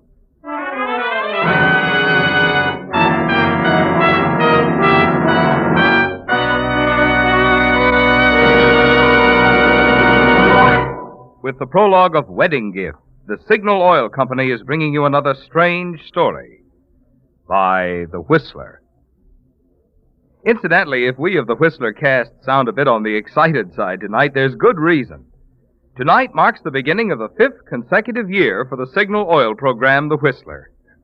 Even through the summers when so many programs go off the air, Signal Oil Company has continued The Whistler, and steadily its popularity has grown, so that for many months The Whistler has ranked tops in popularity among all Pacific Coast programs. Well, believe me, we of the cast are mighty grateful for your loyalty, which has made this record possible. In fact, there's only about one thing I can think of which could make us any happier. That is, if when you stop at a signal service station, you'd mention to the operator that you listen to his program, The Whistler. That would make both him and us feel as pleased as a driver who has just tried his first tank full of Signal gasoline. And now, back to The Whistler.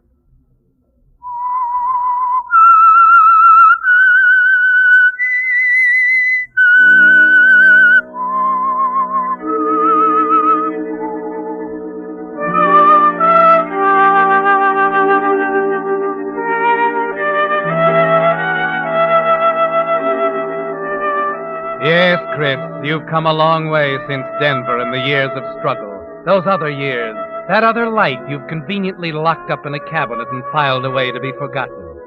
And that's why it hit so hard, this coincidence that struck like a thunderbolt when Marion Lance walked out of the past. Now of all times, when your hopes, your dreams, everything is reaching fulfillment in your marriage to John Gray. Naturally, there's nothing else but the wedding on your mind during the ceremony.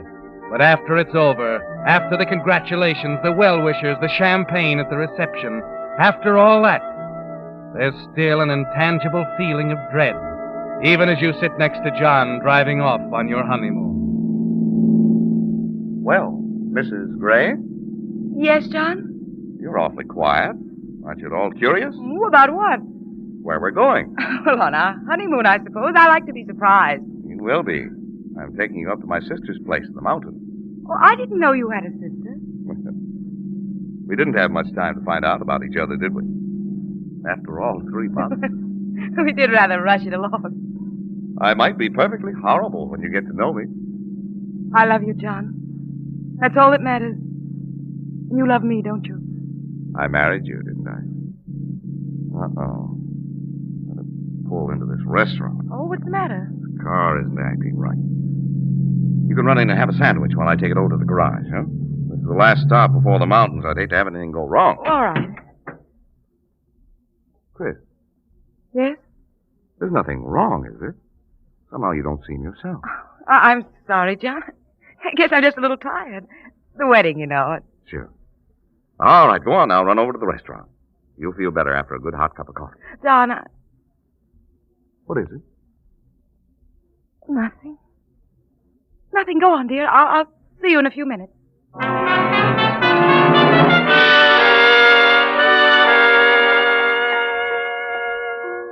You're away from Marion now, Chris. She's somewhere behind you in the city, and yet you know it isn't over. But now it's catching up with you. Somehow you've got to prepare for it. Sooner or later, John is bound to find out. And you're wondering what to say to him as you slide into a booth in the roadside restaurant. Idly pick up a menu, unconscious of the man who walks quietly up to the table. You feel his presence there even before you look up at his face. Edgar. Hiya, Chris. You startled me for a moment. Sorry. You don't mind, of course, if I join you? How have you been, Edgar? It's been a long time. Yes, it has, but I'm getting along, Chris, somehow. I'm glad. Sure. I heard you were getting married. The wedding was this morning. Yeah, I was just having a drink on it. Sorry I missed it. Edgar, what are you doing here? I plan to have dinner. Anything unusual about that? No, only I saw Marion Lance yesterday. She worked on my wedding dress. How nice of her. How is Marion? She came to the wedding, too. Or did you already know? Always sparring, aren't you, Chris? Wanting to be sure of your ground. Well, what's so odd about seeing two old friends? You've certainly got plenty of them around. Then you didn't know about Marion. The two of you. What is it, Chris? You're worried about your husband? Think he'd object to it? Certainly not. My husband loves me very much, Edgar. He'd I don't probably object to Nora, too, don't you think? Well, what about Nora, Chris? Ever see her anymore? Not for some time. Sorry, Edgar, but I must be leaving. John is probably... Oh, no, Chris, don't run off. Not when we got so many things to talk about. I haven't time now. The model agency, for instance. How's it doing? Thriving as usual? I no longer have the agency. Well, neither have I. But I'm sure it went out of your hands at a nice profit. Business is business, Edgar. Not that kind. No, Chris, your way of operating was something else. Something wonderful, I thought at first. Wasn't I a fool? Does it still hand your laugh? I never laughed at you, Edgar. I've always been very fond of you. You know, I really believe that. Once. I didn't know it was all part of a plan. A plan to steal my business away from me, gaining my confidence while you destroyed the confidence of my clients. That's not true. You shouldn't have started drinking so heavily. That's what ruined everything for you. Can you blame me for that? Watching you take over everything and not being able to do anything about it? You can't blame your clients for not being willing to listen. You weren't responsible. Well, after you came along, I wasn't. No, Chris, you were good. You did a thorough job, a neat, clean job of taking everything and tossing me out in the snow. Edgar, you're raising your voice. All right, Chris. All right, I'll lower it. Because I shouldn't tell the whole world that if I had the opportunity, I'd kill you. Let me go. Leave me alone, Edgar. I've done nothing to you.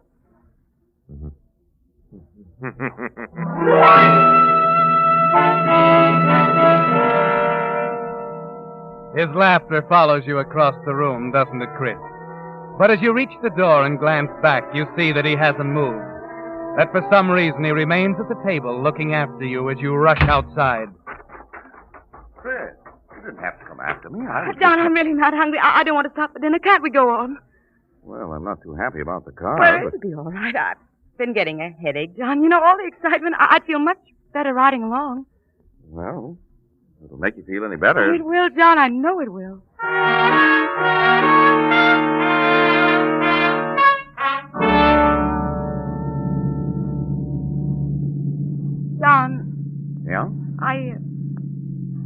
Yes, I'd better tell you. I have been worried. Well, I was right then. Dear, you know, whatever success I've had has been made from almost nothing. I admire you for it. I'm glad. But along the way, John, no matter how hard I've tried to be fair, I have made enemies. Well, that's a natural thing, isn't it? I just wanted you to understand. To know that, well, you might hear things about me from time to time, you know? Maybe even meet people who say things you won't like to hear. Oh? John, if that should happen, will you come to me? Will you hear my side of it?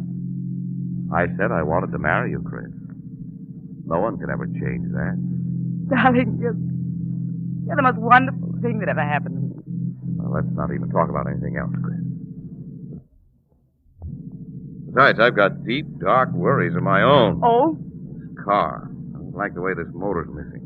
Everybody on the road's passing. Well, aren't we almost there? Yeah, it's just a few more minutes. And it's a good thing.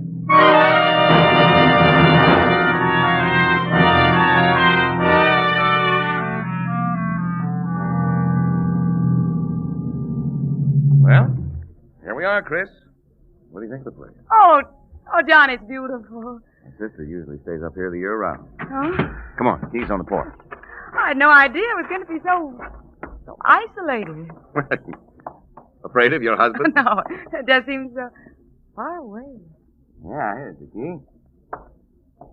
Yeah, my sister says it's like her own little world. Huh? I believe it. May I? Oh, John. Hmm? Oh, John. Across the threshold. New life. I'm so happy, John. Well, I'm glad you're in a good mood, Mrs. Gray. Makes it easier to tell you I've got to leave for a while. Leave? No, that car. Believe me, we just limped in. If I don't have it taken care of right away, we'll be here all winter. Mm-hmm. Was that bad? Well, it's very impractical. I'll just run it into the village. Be back before you know it. Oh, do you really have to, John? All right, go on. Say it. Men are all alike. Think more of their automobiles than of their wives. I won't say it if you'll kiss me. Sure. Darling, please don't be gone long. Don't worry. Just make yourself at home. Look the place over.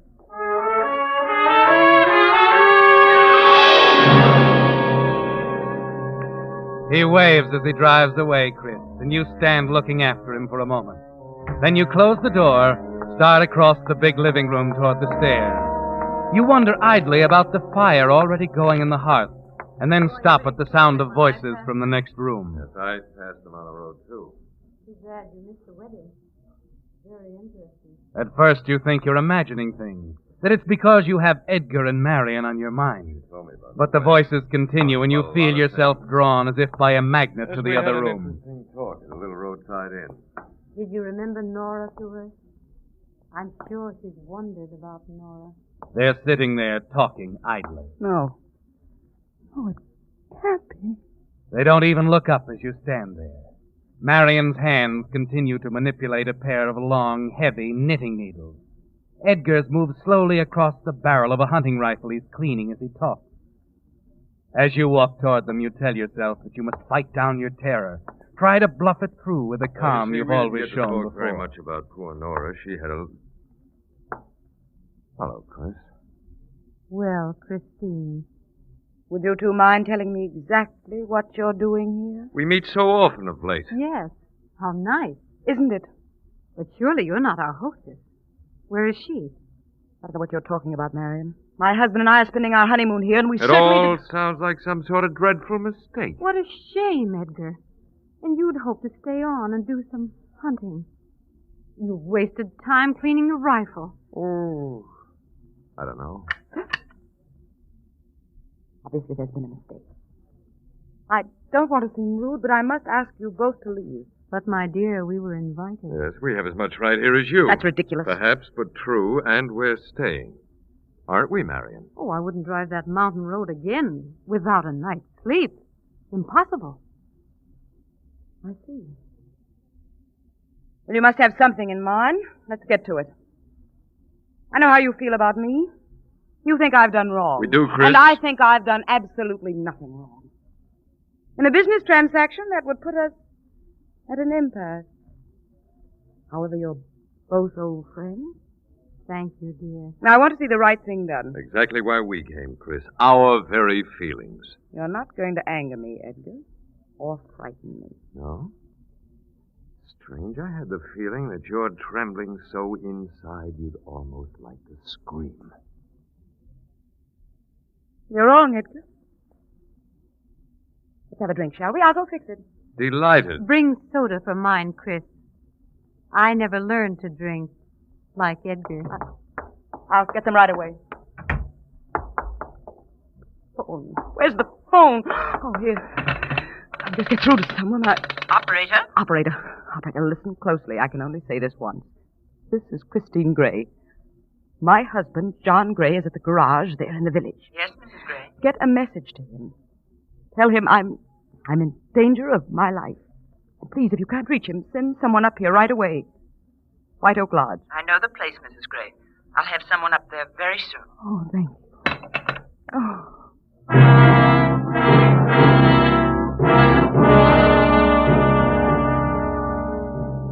You've never been so thankful to anyone as to that operator, have you, Chris? Because Edgar is right. You're trembling so inside that you could scream. And as you set up their drinks, your hands shake almost uncontrollably. But the knowledge that someone, maybe even John, is on the way steadies you. And you're able to act composed as you join them again in the other room. I'll just set the tray here. We can all fix our own. Good. We were talking about Nora, Chris. You said you hadn't seen her for some time. No, I haven't. Well, she was in the hospital for so long, I guess quite a number of her friends forgot. I didn't forget, Edgar. No. Of course. You were busy. It was just as well. Chris never liked to look at unpleasant things. Poor Nora. She's not a pretty sight. Steve doesn't even know where she is, you know. Her husband? Yes. It was a terrible accident. Was it, Chris? I'd like to believe that. So would I. But it solved things much too conveniently, Chris. I don't know what you're talking about. She was the only one in your way, wasn't she? And Nora had a charm and beauty about her that couldn't be ignored. Only destroyed. You're drinking too much, A Edgar. match, one tiny little match dropped on an inflammable dress. Stop it, Edgar! It must have happened so fast. She almost burned to death. I tried to call the others. It was too late. Yes, you waited a few moments too long, didn't you, Chris? I told you it was a hideous accident. Everyone believes me. Everyone except Marion and Nora and me, Chris. We know better.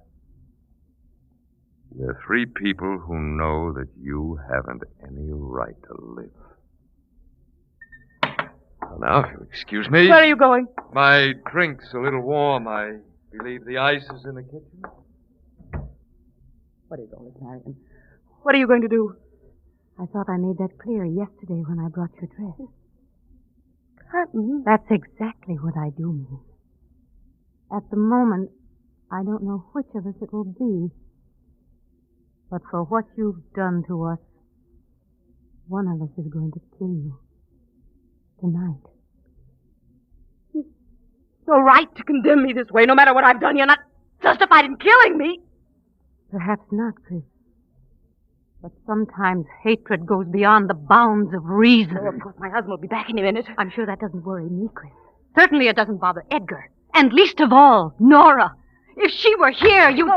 Well, you are jumpy, aren't you, Chris? I wasn't sure it was possible. I'm not staying in this house. I'm going outside, you understand? And you're not stopping me, neither of you. You're not going anywhere, Chris. Me. Go, you can't. Get back in that chair. That won't do any good. No one can hear you this time, Chris. There's no one to lie to this time. Wait. He's back. You're wrong, Marion. You're wrong. There is someone. My husband, did you hear? He's back. I got a message through to him. I fooled you, Edgar, again. I fooled you. Chris. Darling, you came back. You're just in time, John. You're just in time.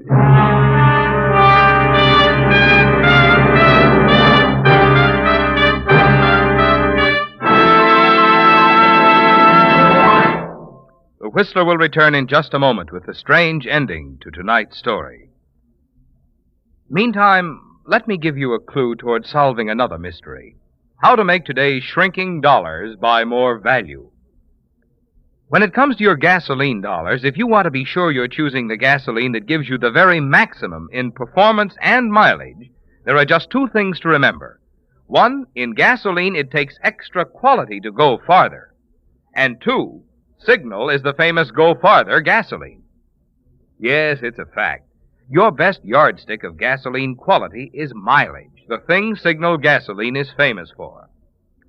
After all, in order for a gasoline to give you more miles per gallon, it has to help your motor run more efficiently. And when your motor runs more efficiently, naturally you enjoy quicker starting, faster pickup, smoother knock-free power. In other words, the superior performance you expect of a superior gasoline. That's why we say, to be sure of the tops in gasoline quality, just remember two things. One, in gasoline, it takes extra quality to go farther. And two, Signal is the famous Go Farther gasoline. And now, back to the Whistler.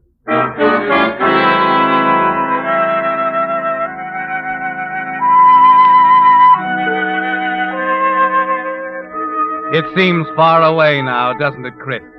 The danger, the terror there by the flickering fire as Marion and Edgar calmly announced they were going to kill you. And you're safe in John's protective arms, sobbing like a frightened child. Somehow he'll understand, Chris. Somehow you can explain away those two vicious people standing quietly at the other side of the room. It was awful, John. They were going to kill me. Christine. The hateful, jealous people, John. They resent my success. Chris. What? Chris, I want you to meet my sister. I picked her up tonight at the telephone office. She's the operator you talked to a few minutes ago. On the telephone. Nora. Hello, Chris. John. Nora? You knew her as Nora Lancaster. Her maiden name was Gray. Nora. Nora, your sister. Yes, Chris. You didn't destroy my voice. That's about all you left me. John, what is it? What are you doing? I'm going now, Chris. If my car will get me down there, I'm going down to the village to notify the police. You can stay here with your friend. It'll be too late. John, you love me. You said you loved me. I never said I loved you. I said I wanted to marry you. You know what you're doing, John. You said... Yes, you do know. You're part of it, too. We were helpless, all of us, until you made one mistake, Chris. You fell in love with me. John, that's why... That's why I married you. Yes. Listen to me. I didn't mean it, John. I didn't think what I was doing. I was poor. I couldn't stand being poor, John. I couldn't stand not having a family I could be proud of. I worked and I slaved, John. I never wasted a cent. I never wasted a moment. John, I never let anything stand in my way. John! Your husband is gone, Chris. And this is his wedding gift to you. This house and the three of us.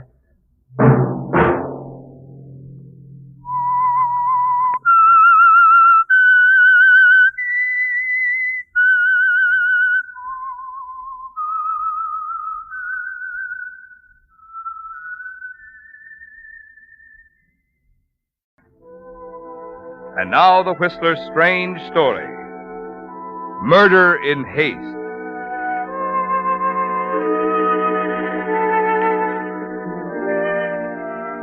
Albert Taylor was two people. To the Cafe Society crowd in Miami, he was the charming young husband of a silver fortune from Denver. To his wife, Helen, aged 45, amply mature, the silver fortune, he was something else again. An unpleasant little boy whose unpleasantness had a tendency to make the large fortune into a smaller one. This made for friction, of course. After 3 years of marriage, Helen was heartily sick of both Albert. And Albert, too, had reached the saturation point. As a matter of fact, the unpleasant little boy was on the verge of a tantrum. Albert, is that you? Yeah. Albert, I'm awfully upset. Oh, what now? My bracelet, the diamond and emerald one. I put it in the drawer of my vanity last night after the party. Well, what about it? It's gone. I've questioned the servant. You call the police? No. Good. What do you mean? I told you I wanted to buy some things, Helen. I see. And what did you do with it? I sold it, of course. You sold it? Well, that's very interesting. Didn't occur to you, of course, to consult me. It occurred to me. I rejected the idea after due deliberation. Why, you I don't want a scene about it, Helen. I took it, I sold it, period. I'm through consulting you about anything, you understand? There'll be no more sitting up and begging. That's what you want, isn't it? Come one, come all. Watch Albert, the trained terrier. Eats, sleeps, walks, talks, thinks like a human being. That's enough, You Albert. bet it's enough. I'm sick of it. I'm through with being your favorite charity. You don't know how right you are. What do you think you're doing? I'm going to call the police and tell them you've stolen my bracelet. Give me that phone. Now. I told you what I'm going to do, Albert. Let go of me. You want to watch me jump, don't you? You want to crack the whip and watch me jump. Albert, don't. Please, Well, Albert. I'm through with that, Helen. I'm through with you and your whip cracking. All through.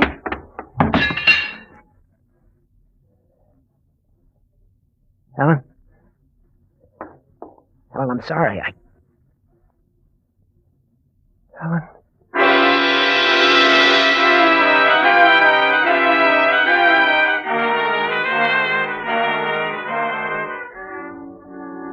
Why don't you do something, Albert?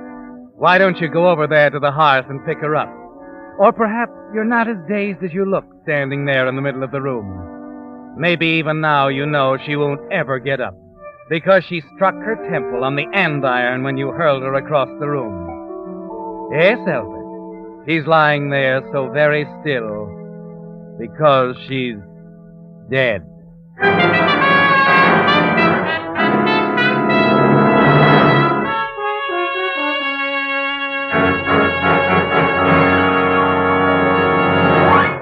With the prologue of Murder in Haste, the Signal Oil Company is bringing you another strange story by The Whistler. You know, friends, while watching some Christmas shoppers this morning, the thought occurred to me, if people would only choose their gasoline as carefully as they pick out Christmas gifts, a lot more drivers would be using Signal gasoline. And for good reason. If you've traveled the West much at all, you already know that from Canada to Mexico, Signal is famous as the Go Farther gasoline. But even more important to you is the quality in Signal gasoline, of which that mileage is your best proof. For after all, in order for a gasoline to give you better mileage, it has to make your engine run more efficiently. And when your engine runs more efficiently, you naturally enjoy quicker starting, faster pickup, smoother knock-free power. The kind of superior performance you expect of a superior quality gasoline. That's why we say, to be sure of the tops in gasoline quality, there are just two things to remember. One, in gasoline it takes extra quality to go farther. And two, Signal is the famous Go Farther gasoline. And now back to the Whistler.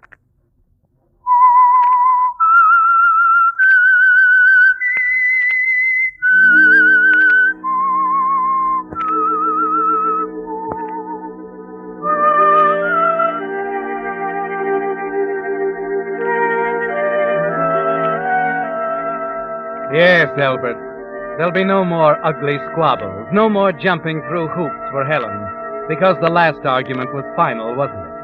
So final that your wife Helen lies dead in front of the hearth. A minute later, you've decided on the only course of action possible. You leave her in her bedroom and lock the door. The servants in their separate quarters are used to your arguments and probably have paid no attention. 2 hours and 20 minutes later, you're standing on the observation platform of the Limited Express bound for Jacksonville and points north. Nice night. Huh? Oh, I didn't hear you come out. It's all right. I say it's a nice night. Yeah. Saw you running for the train when we were pulling out. Just made it, didn't you? Yeah, kind of close. Been in Miami long? No. I've been fishing off the Keys. Just a week or so. I see. My name's Ricketts. Oh, glad to know you. I'm a Brown. Richard Brown. Mm-hmm. Going up to New York, Brown? Yeah. Well, I guess I'll be getting inside, Ricketts. Good idea. And a breezy out here. I'll go with you.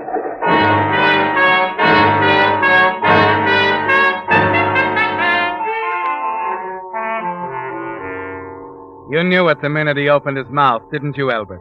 Ricketts is a plainclothes cop, and there can be only one reason why he's so interested in you. He's right behind you as you walk back through the train to your seat. And you're wondering if he'll sit beside you when you stop there. And then, when you're 10 feet from your seat, it hits you. You realize why he's following you. Your luggage with your initials E.T. on it is in the baggage rack over the seat.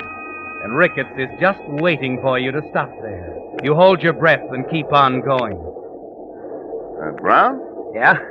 Isn't this your seat? Why, no. I have a compartment up ahead. Oh, I see. Well, good night, Brown. Good night.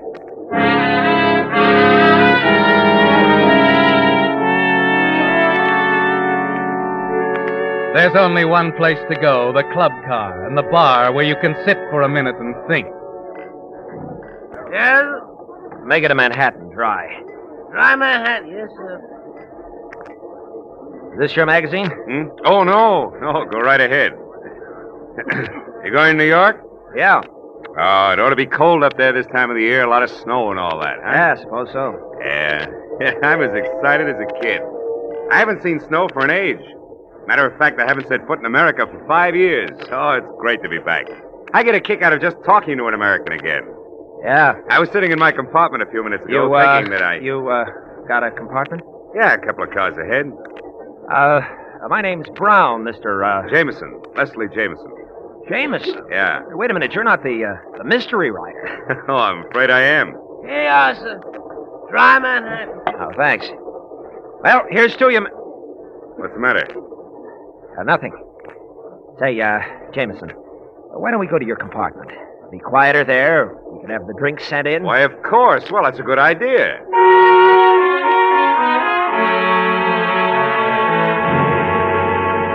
Yes, Albert. The compartment would be quieter, and you'd feel a little more comfortable. Particularly since you noticed your friend, Mr. Ricketts, stroll into the bar and sit down. Still hunting for the occupant of your seat, no doubt. Mr. Jameson finds his compartment pleasanter, too. Well, a man can't stay forever in Buenos Aires and continue to write for the American public. He's got to keep in touch, don't you think so? Huh? Oh, yes, of course.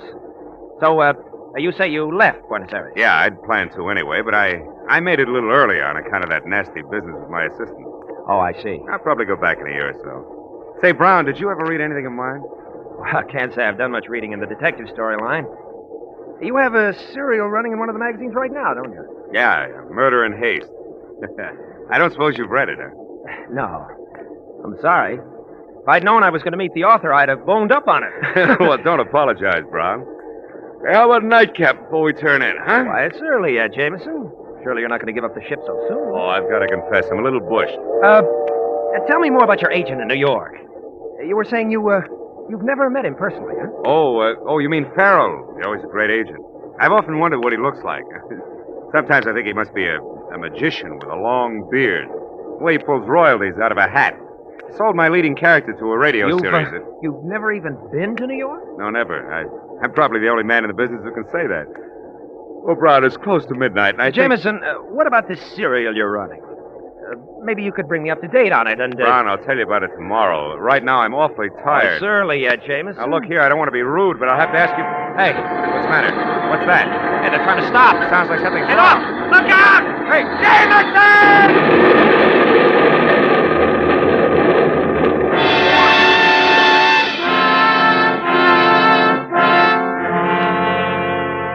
An open switch, a signal down, and the southbound local is suddenly there on the same track without warning. It's over in a split second. Then you open your eyes, Albert. You're all right, miraculously safe in the tangled network of steel and splintered wood that used to be a Pullman car. And there's Leslie Jameson. He wasn't so lucky, Albert.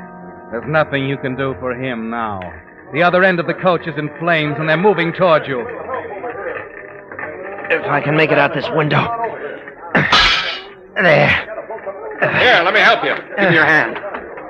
That's it. Thanks. You all right? Yeah, I think so. I'm a little dizzy, scratched up, I guess. Yeah, I see you. Oh, it's you, Mr. Brown. Huh? Oh, Ricketts. Yeah, you're lucky. This car got it worst of all. Look at that fire. Yeah, just got out in time. Say, that fellow you were drinking with at the bar, went to your compartment with you? Is he still in there? Huh? My compartment? I'm pretty sure he's Albert E. Taylor. Murdered his wife in Miami. Is he still there? Why, no. He left a few minutes before the crash. Oh. Well, you better get on ahead, Mr. Brown. I got to give him a hand here. You make it up to the crossing? Yeah, I guess so. Well, take it easy. There's a highway restaurant up there. Sure, I'm okay, thanks. Okay, Brown. Take it easy.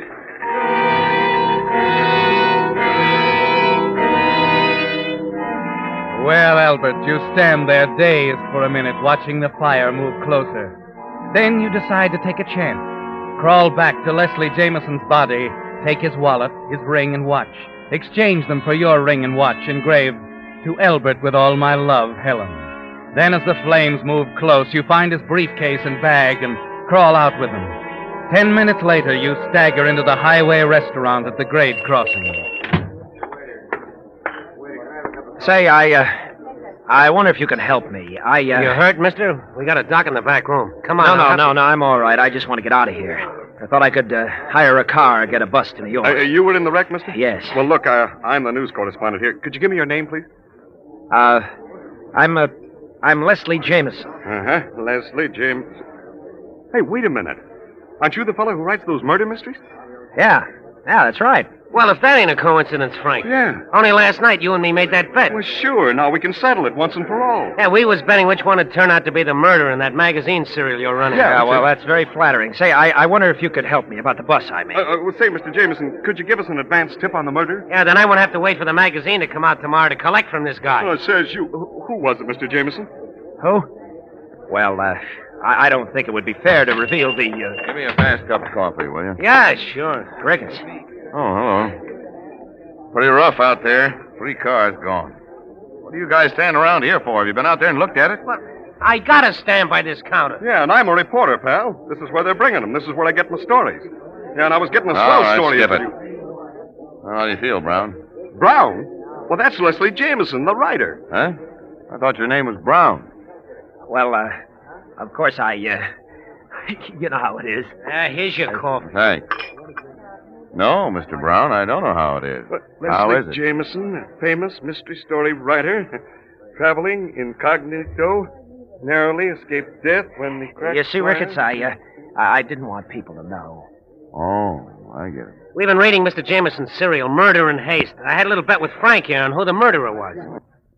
Well, I can tell you that. I read the last installment last night. Yeah? Sure. Got it at a newsstand in Miami. Oh, we ain't got it here yet.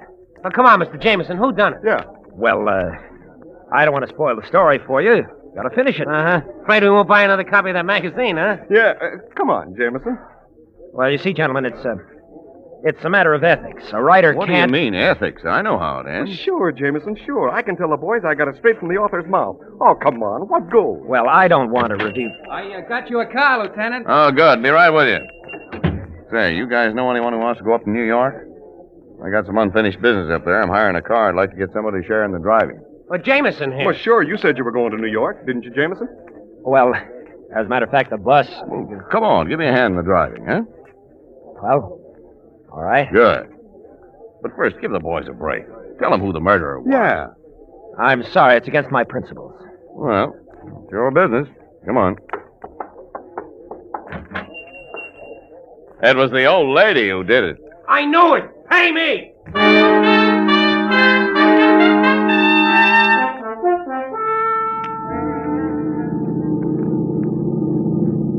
You got a hotel space in New York, Jameson? Well, not yet. I thought I'd arrange when I arrived. Oh. You haven't been around much lately, I see. Probably isn't a room to be had. Oh, is it that bad? Worse. Well, I think I might be able to fix it up for you at the Midtown. I know the manager there.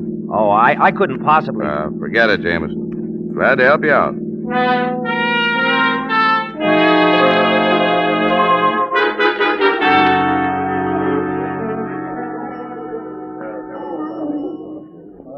Can you fix him up, Walter? I think so. Just sign the register, Mr.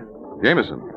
Leslie Jameson, the writer? Well, why didn't you say so? Look, I don't want to put you out. Nonsense. We're honored, Mr. Jameson. I'm a mystery fan myself.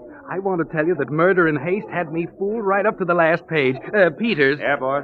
This is Mr. Leslie Jameson. Get the boys over. We want to take a few pictures. Right. Pictures? Now, wait a minute. I don't want any pictures. Nothing to it, Mr. Jameson. Just a couple of boys from the papers. I know you're tired, but it won't take long. And, Peters. Yeah? Have some flowers sent up to Mr. Jameson's room. We'll have the pictures taken there.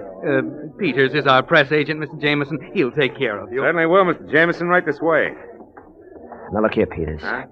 You look like a reasonable man. I never had my picture taken, and I don't intend to stand for it now. You don't know New York newspaper photographers, Mr. Jameson. It's much easier if you give in. What'll happen if I refuse? You'll find out.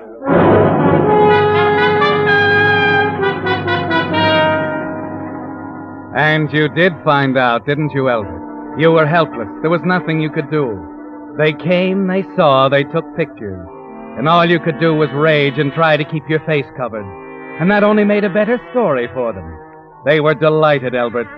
The next day, there are pictures of you in the tabloids hiding your face under the caption, Leslie Jameson, mystery author, stages publicity scene in the room at Midtown Hotel.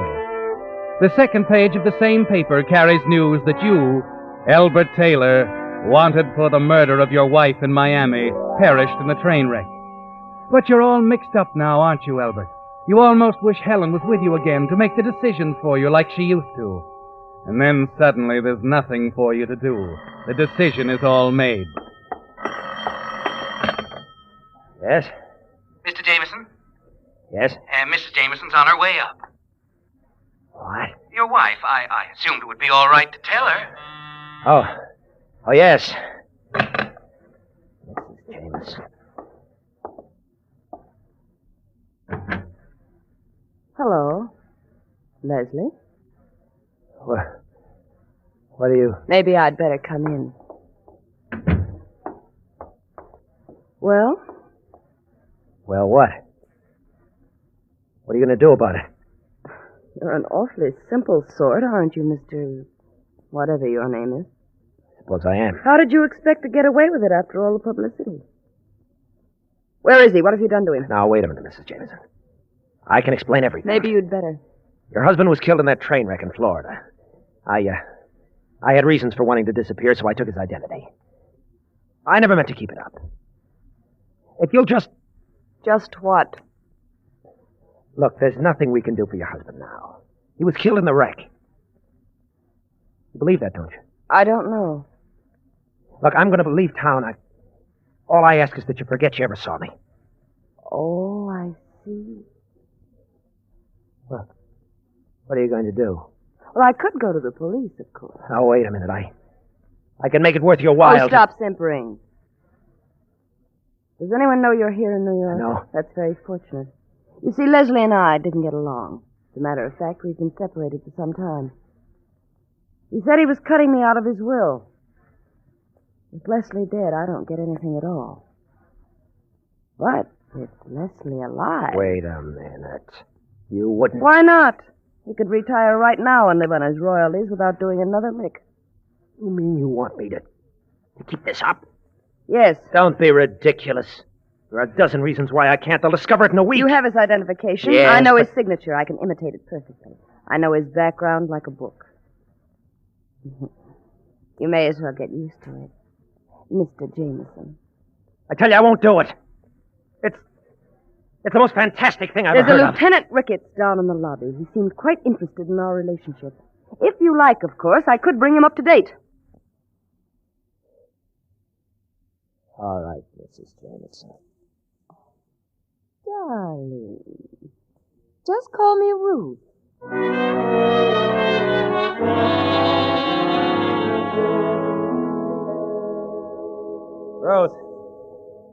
Ruth. Yes, what is it? I tell you, this can't go on. You're spending money like a child. $28,000 in 3 months besides the deposits I made to your account. Behind in the rent, the maid hasn't been paid. Well, look at these bills. Just look at them. I haven't got a penny. Are you all through? There's your quarterly royalty check due tomorrow. Well, that'll only pay part of the bills. It's not paying any of them, darling. That's going into my account. Oh, I see. Maybe you've got a fast way of getting out from under these bills? That's your worry, baby. Not mine.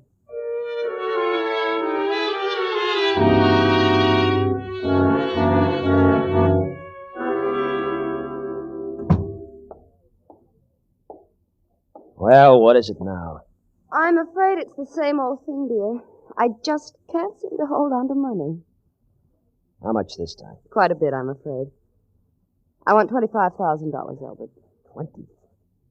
What are you talking I have about? an obligation to meet. I need the money this afternoon before the banks close. And don't tell me it isn't there because the check covering movie rights to Stolen Murder was deposited yesterday. You know, you make very good sense. You'd better hurry down to the bank. It's after 2. Ruth, be honest with me. How long do you intend to carry on with this?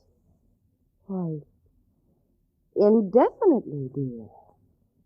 I know when I have a good thing. There's no end? There is if you want one. There are the police. You can be decent about it, you know. There could have been plenty without bleeding me to death. I think I've been pretty fair with you. 6 months now, no sleep. Pounded day and night.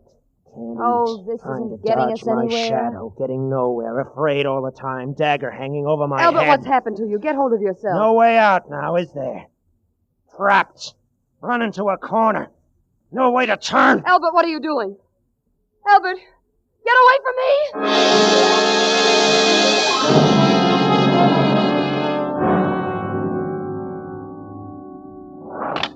Main floor. Yeah.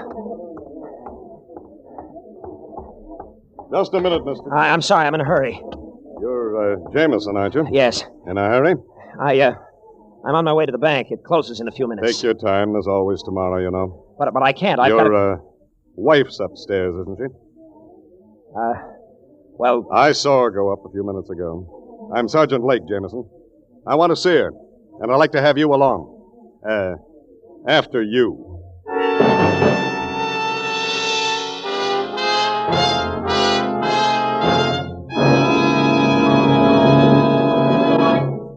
The Whistler will return in just a moment with the strange ending to tonight's story. Meantime, a message especially for you drivers who have new cars or expect to be getting one. Just any motor oil won't do, you know, for today's high-efficiency motors. No, sir. They need special protection against corrosion, wear, and carbon if they're to give you the long, trouble-free service you have a right to expect. That's why Signal has brought out a new and finer motor oil, especially created to give modern motors this extra protection. Of course, Signal Premium has 100% pure paraffin base, but in addition, a total of 5 scientific new compounds have been added to Signal Premium motor oil.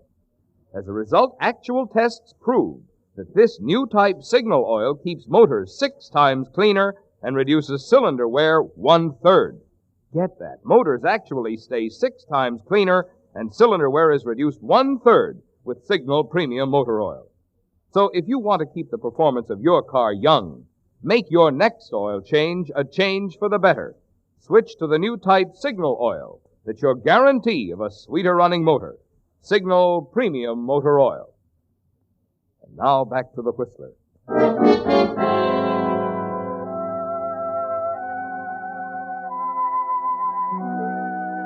And that's how it ended, Albert. With the two of you and Sergeant Lake, standing over Ruth's body where you left it on the floor of your apartment upstairs. It's over now, and somehow you feel relieved. The hounding, the fear, the dagger hanging over your head, they're gone now. And you lean back in the chair in Sergeant Lake's office at police headquarters and tell them the whole thing. I couldn't take any more of it. I knew it'd go on for the rest of my life. Day after day. Year after year. I see. You know, of course, she's not my wife. Yeah, that's why I was following her, and she knew it. Oh, and incidentally, that's why she hit you for that $25,000 this afternoon. It was the last big bite. What? There were plane tickets in her purse. She was on her way out. You mean it was the last time? That's right. But what I can't figure is why you let her shake you down in the first place, after the jam she was in Buenos Aires.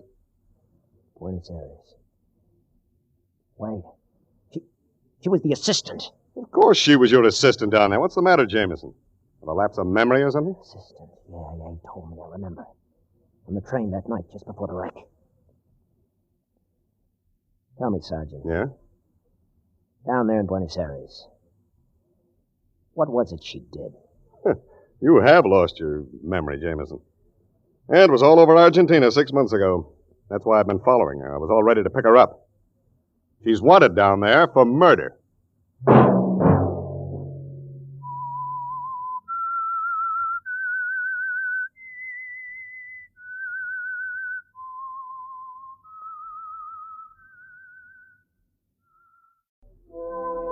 And now the Whistler's strange story. Decision.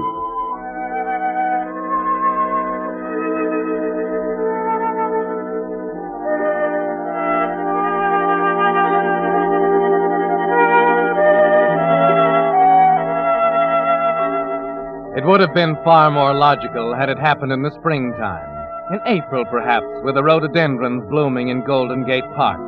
The kids playing ball on the green lawns and the maple trees coming to life again.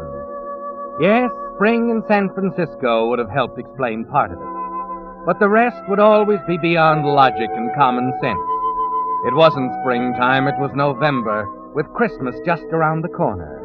A cold, gray day with the steam sizzling in the radiators as he sat near the window of his office on the 20th floor of the Hamilton Building, looking at an uninspiring assortment of X-rays of Mrs. Harrison's chest cavity.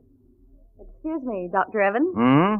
Oh, yes, Miss Carlton. Mrs. Harrison called again about the X-rays. Oh, there's nothing wrong with her heart. All she needs is some fresh air. Shall I tell her that? No, I suppose I'll have to find her a disease with 20 letters. Oh, I'll call her. And there was another call from a Mrs. John Cameron. Cameron? Can you see her today? Is it important? She says so. Yes, they all do. All right, make it 12:30. What about lunch? I'll have to skip it. Mrs. Cameron's heart is undoubtedly more important than my lunch.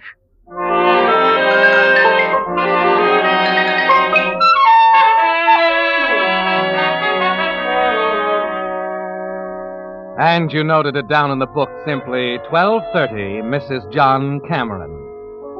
Later, when you had a chance to think, you decided if it hadn't happened so suddenly, it might not have happened at all. Perhaps that was part of it, Paul. The suddenness, the way it threw you off balance. But more than that, it was a black-haired girl with blue eyes standing by the window when you looked up from your X-rays a half hour later. You remember exactly how she looked. The turquoise dress with a gold belt and clip, the smart little felt hat accenting her dark hair, making you realize in a split second what was wrong with all the girls you ever knew. You must have come in while you sat at the film illuminator looking at negatives and making notes. Evident mitral insufficiency, minor valvular lesion. You're Dr. Evans? Oh, right. I'll be with you in a moment. Request detailed cardiograph immediately. There we are. I'll just get rid of this stuff. Please sit down. Now, what can I do for... Hello, Doctor. I'm Carol Cameron. Carol Cameron? The nurse said you were rather concerned about yourself. Oh, no, it's not about myself. It's about my husband. Oh, I see. John Cameron, perhaps you've heard of him? Stocks and bonds, isn't it? Yes, a few too many for his own good, I'm afraid. Oh? He's been under a terrible strain recently, and night before last he had a rather severe attack. His heart? Yes. Dr. Miles, our family physician, suggested that I see you about it. I see. Well, tell me, where is your husband now? At home, in bed. Mm-hmm. Didn't Dr. Miles recommend a hospital? Well, John's awfully unreasonable. He wouldn't hear of it. He insisted that he'd be up and around in a day or two. Well, that is unreasonable. You'll see him, Dr. Evans? Yes, of course. I'll be glad to. I'll do what I can.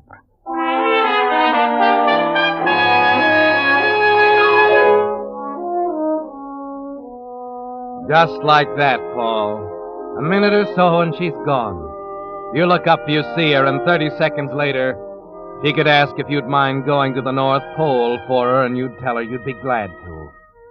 All afternoon, you try to shrug it off, Tell yourself it's fantastic, that this is the sort of thing that keeps you away from second-rate movies. But that evening, when you call on John Cameron, it's still there. Lucinda Withers, the housekeeper, is waiting outside the door after you finish your examination. Oh, where is Mrs. Cameron, Lucinda? She went out for a moment, sir. Tell me, is it serious? Yes, I'm afraid it is. Oh, I knew it. I could see it coming on. He's like a son to me, Doctor. I've been with the family for 20 years now. Since way before she came. Oh, I see. He was never like this before. Oh, what do you mean by that? She's not good for him.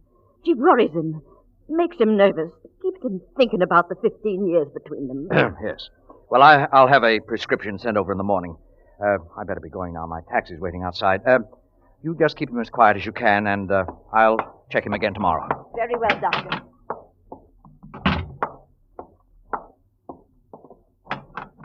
Oh, Dr. Evans. Oh, Just a minute. I wondered what happened to you.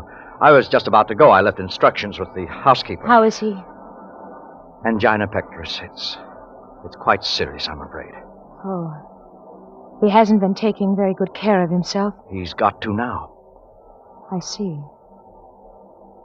Well, must you go right away? Yes, I'm afraid I'd better. My taxi's waiting. Well, I thought it was waiting. Doesn't seem to be there now. That's odd. I told him to wait. I didn't even pay him. I'd be glad to take you. Can't understand. The car's right down at the curb. Oh, no. I couldn't. It'll only take a minute to call another cab. No, it's really no trouble.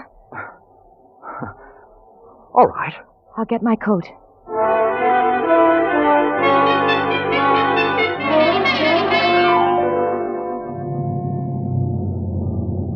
There you are, Doctor. Right to the door. It was awfully nice of you, Mrs. Cameron. All right. Well, I guess the next thing to do is get out. Just a minute. I want to tell you I lied about the taxi. What? I told him to go. Why? Because I wanted to take you home. Why? I'm very flattered. That's all. I just wanted to tell you. It's happened to you too, hasn't it? Oh, yes. Look, there's a friend of mine, a Dr. Andrews. He's an awfully good heart man. I'm sure he'll take the case. Please don't do that. What else can I do? It's only going to make it worse. I know, but you just can't throw away what's happened to us, can you? It'd be wrong to... It'd be wrong to do anything else, Carol. Is that what we're here for? To spend our lives looking for something that isn't there and then to suddenly find it? Throw it away? Oh, please, Carol. Well, shall we forget it? I'll be around tomorrow with the prescription.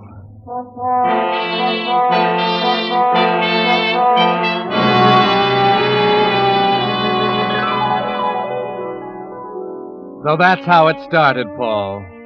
Yes, it was easy to analyze it, to list a million reasons why it was wrong. But the trouble was that when you were all through analyzing, it was still there, stronger than ever. You visit John Cameron the next day and the day after that. And before you know it, the days have grown into weeks. And the damp November night you arrange to meet her secretly at a little French cafe on Washington Street leads to a lot more of them. The two of you at the little corner table Henry reserves especially, not saying much, hardly realizing how the time has flown, that tomorrow is the day before Christmas. You know, that's one of my favorite Christmas hymns. Beautiful. Yes. Christmas, day after tomorrow. Uh-huh. It's hard to realize it. You happy, Carol? Happy. And miserable. Or did you expect anything else? No. I knew it was going to be this way, Paul. It's just that I feel so helpless, and I'm glad you came tonight, Carol, because I'm afraid this is going to be the last time. Oh, Paul. Don't you see how impossible it all is? We're both beating our heads against a stone wall. You're absolutely right, Carol. We are helpless. As I see it, the only thing we can do is try to be square with ourselves. Honestly, it just won't work any other way. No, I suppose not. John will probably hang on like this for years. Yes, he might if he's careful. You know, Paul, it's terrible to feel this way. What way? I just can't help it, Paul. I almost wish he'd... No. It's true. Carol. It's true. I never loved him, Paul. My family thought he'd be good for me. I didn't want any part of it. I know, my dear. You don't have to tell me. He's unhappy, and he's sick, and he's miserable, and it'll always be that way. Why should he Please, live? Carol. Now, this is going to be the last time. I mean it. I can get Dr. Andrews on the case next week. Oh, no. Look at me. Carol. Oh, it's going to work out somehow. The right way. Will you believe that? All right, Paul. If you say so.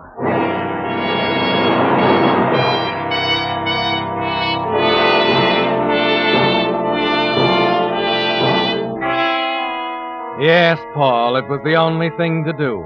The honorable thing. Approved 100% by the Medical Association.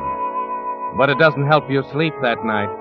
And it doesn't help the next day when you make your regular call on John Cameron. Examine him, find him the same, leave his prescription bottle with Carol and go. Yes, it had to end, Paul. Because you were both beginning to think the thing that Carol almost said at the restaurant. That you both wished John would die. And then at 10 o'clock that night...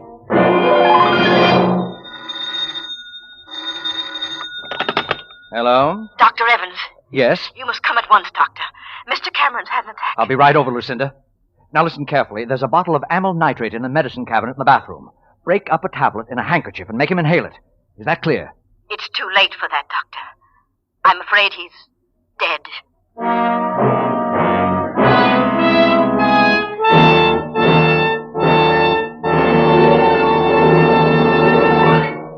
With the prologue of Decision, the Signal Oil Company is bringing you another strange story by The Whistler. Just remember these 2 points if you want to be sure of the tops in gasoline quality. 1, in gasoline, it takes extra quality to go farther. And 2, Signal is the famous Go Farther gasoline. And now back to The Whistler.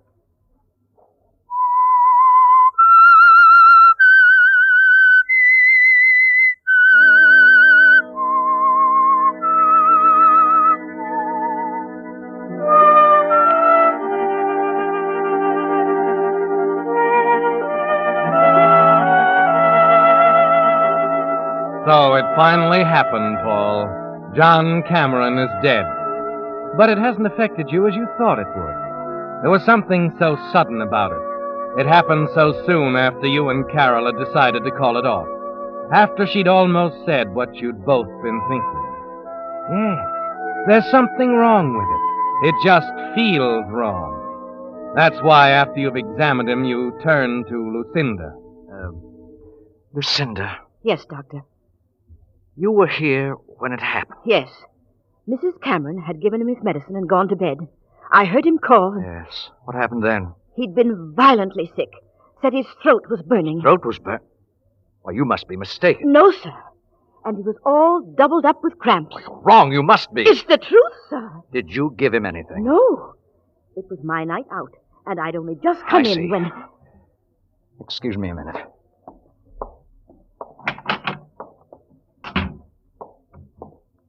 Well, Paul? Don't go in there. There's nothing you can do now. I know. Well, it's over. Oh, Carol. Don't say anything, Paul. I don't want to talk about it or think about it any more ever. We've got to think about it. I know. You don't have to tell me. He was all right this morning, just as well as could be expected. All right, Carol. What happens now? No, I won't say any more. But you know what's ahead, I guess. Of course. I'll be all right. It's just You better go to bed. You need some rest. I'll take care of everything.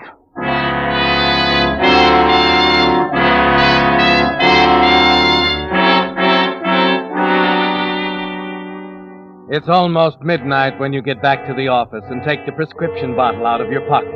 The one you took from Carol's medicine cabinet. You forget to take off your hat and overcoat as you throw a few pieces of laboratory equipment together. dissolve the powder in water and make a test. A very simple test. Thiocyanin. I knew it.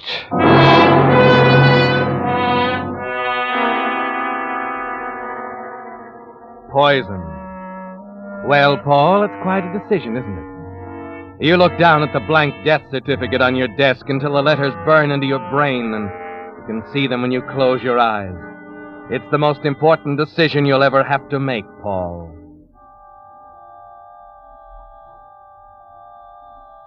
Is that what we're here for? To spend our lives looking for something that isn't there and then to suddenly find it? Throw it away?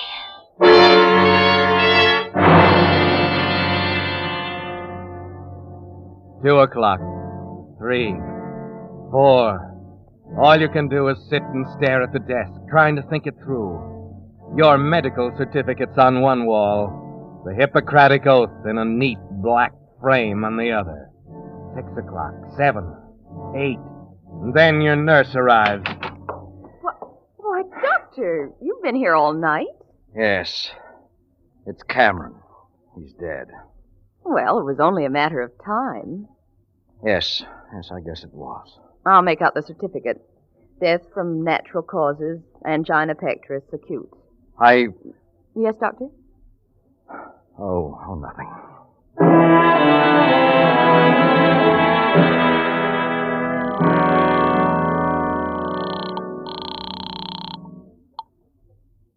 Hello? Carol, Yes, Paul. I've just filled out the death certificate. Heart disease? Yes. Do you think they'll investigate? You've got to be careful, awfully careful. I will. Poison isn't easy to cover up, Carol. They'll find it in a second if they ever get suspicious. Now listen, I'll send the certificate over this morning. If nobody gets curious during the next week, I think we'll be safe. All right, Paul. But we mustn't be seen together under any circumstances. I don't want you even to telephone me if you can possibly help it. Okay? Okay. That's all then. Good luck, darling.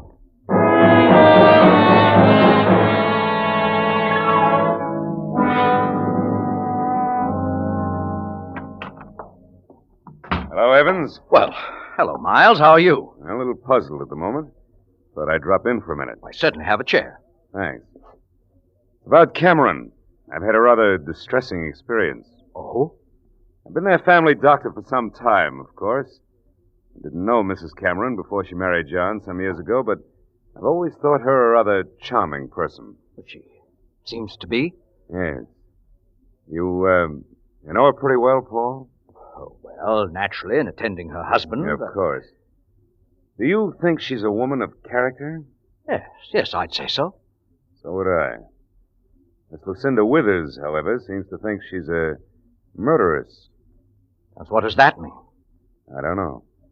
The woman was completely confusing. A lot of rambling, disconnected remarks that seemed to imply that you and Mrs. Cameron were in love. Well, as you said, Miss Withers seems to be confused. Yes. Well, I just think, Paul, that you ought to do something about Miss Withers. You know as well as I that this sort of thing can ruin you.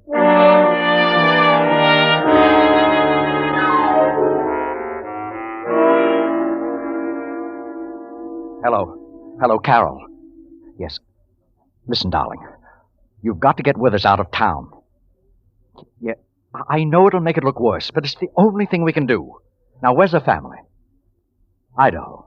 Well, that's good. Now, tell her she needs a rest, anything. I know it sounds crazy, but it's better than sitting around waiting for the axe to fall. Well, that's it. Good luck, darling.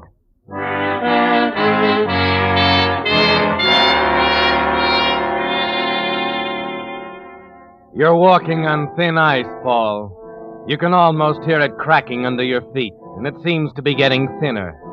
The funeral on Thursday, then Friday, Saturday, and Lucinda's still in town. Carol was right. It only made it worse to try and get her to leave. You're just waiting now. It's only a matter of time. And then, bright and early, Monday morning... Hello, Doctor.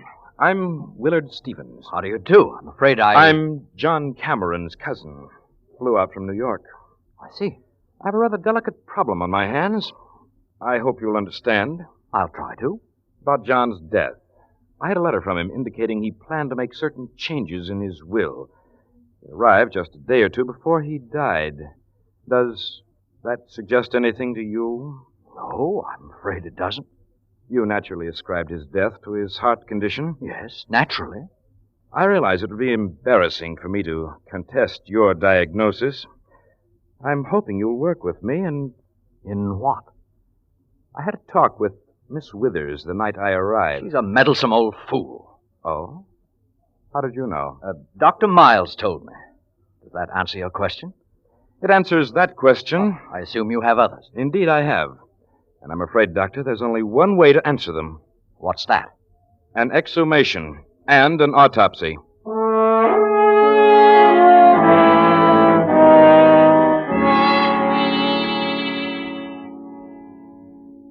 So that's it, Paul. It's all over, isn't it? The autopsy will undoubtedly be tomorrow, and after that, of course, there'll be a trial. The next decision is easy, isn't it? It would be useless to try and run away. It would never lead to anything. You and Carol could never find happiness with an axe hanging over your head.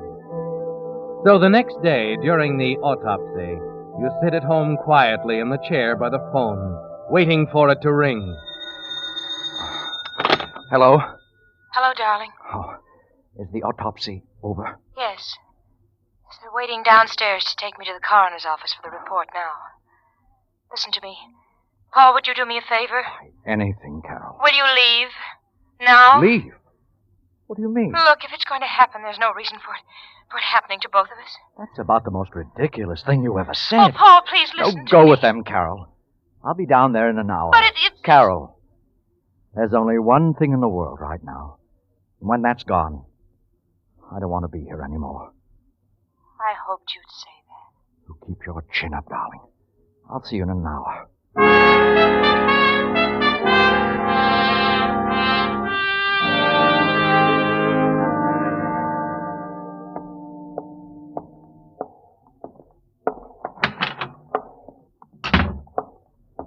Yes? I'm Dr. Evans. Oh, yes. This way.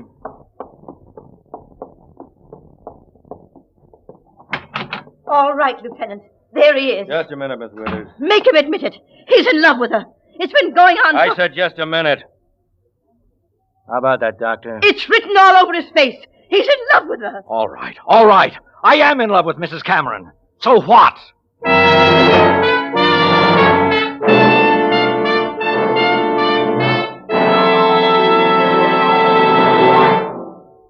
The Whistler will return in just a moment with a strange ending to tonight's story. Meantime, all of the people in the Signal Oil Company, as well as signal dealers, and we of the Whistler cast, wish you a very Merry Christmas and a New Year brimful of good health, good cheer, good luck. And now back to the Whistler.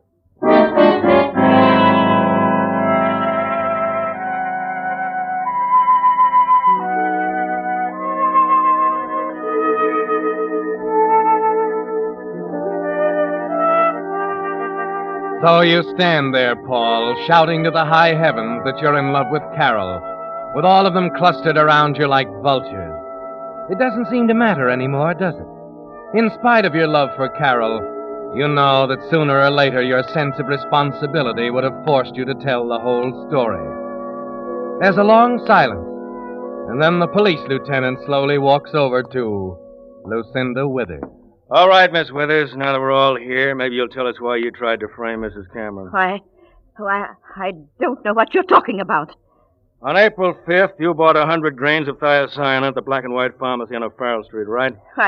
I did no such thing. You signed Evelyn Jones on the register. That's a lie. Is this the woman, Mr. Thorson? That's the woman. I make a practice of remembering the faces of people who buy poison. Excuse me. I think I'd like to sit down. Sure, Jock. Take a chair over there. Now, Miss Withers, why did you try to frame Mrs. Cameron? Why did you put poison in the medicine you knew she had to give him? I didn't do it. Don't lie to me. Now, what did you do with the bottle? I didn't do anything with it. I left it in the... Oh, you did have the bottle, huh? Why did you try to frame Mrs. Cameron? Why did you try to frame her? She killed him! She killed him just as surely As if she put the poison in the bottle instead of you, that's it, isn't it? She didn't love him. She never did. He was as good as dead. So you thought you'd finish the job and hang it around her neck? Lieutenant, I must see Mrs. Cameron. Where is she? In the next room, lying down. Go ahead, Dr. Evans. Now, Miss Withers, we're going to take this all down right from the very... Carol, You're looking for Mrs. Cameron? Yes, the lieutenant You're said... Dr. Evans? Yes, I am. Well, Mrs. Cameron's gone, but she asked me to give you a message, and she said she was waiting for you at the French restaurant on Washington Street. She said you'd know the place. Oh, yes, thank you. I know the place.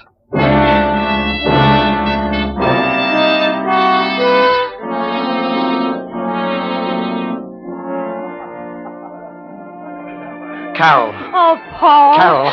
Oh, please sit down, Paul. Here it is, the same table.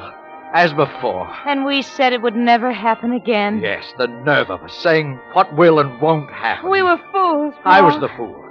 Thinking all the time that you'd killed him. I know, but you had every reason when I think how I acted after it happened. But I thought it was you.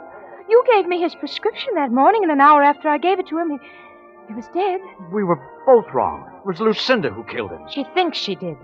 They say they'll have a better case against her if they let her confess it first before they tell her. Tell her what? Paul, when you brought the new prescription that morning, the old bottle was still half full. And that's the one she put the poison in. What? That's the way it happened, Paul. You see, darling, I used the new bottle the night he died. That's why I was so sure you did it. The prescription was perfectly all right. There was nothing... Of course it was. And I was so sure he was poisoned. Those symptoms... Lucinda was lying, Paul, about the burning in his throat and the cramps. Don't you see? Then the autopsy was okay. There was no murder. No, there was no murder, Paul. You see, darling, your diagnosis was correct. John died of natural causes, just as you said on the certificate.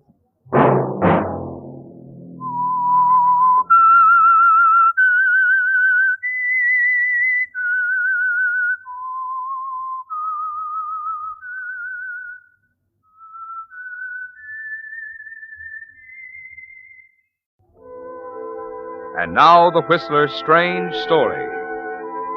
The first year.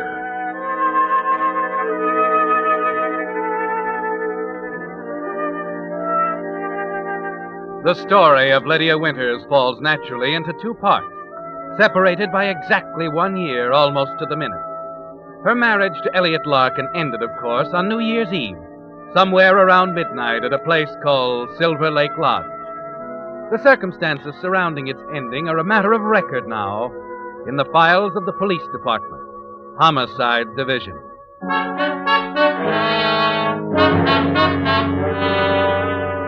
The beginning is another story, a personal one. Just a year before, early on New Year's morning, Lydia Winters had stood at the door of her uncle's apartment with Elliot, listening to the whistles ushering in the new year. Darling. Huh? Listen. It's official now, a brand new year. Brand new life. I better go in now, Elliot. Look, Lydia, let's go together. You can speak your piece and I'll back I've you up. already told you I want to talk to Uncle Philip alone, darling. Oh, but why waste New Year's Eve? Good Lord, woman, it'll only take a minute to I tell love the old you, boy. dear, and I'm going to marry you. But you might as well learn right now when I make up my mind, I mean it. So Marty tells me. Poor Marty. Yeah, poor Marty. Looked like you hit him with a poleaxe when you told him tonight. He'll get over it. They all do. I wonder if we will. Maybe. But it'll be fun while it lasts. Lydia, why are you marrying me? Oh, you dance well, you're good looking. You have charm of a sort, and of course... My money. Your money. I'm tired of depending on Uncle Philip. Ah, you're a worldly woman. But very practical. Kiss me, darling. Good night, Elliot. I'll pick you up tomorrow at noon. Mm-hmm. We can be married in Greenville and run up to Silver Lake Lodge for a couple of weeks, huh? You're so capable, darling. All figured out for me. Yeah, except Uncle Philip. Just leave Uncle Philip to me, dear. Good night. Good night. Happy New Year.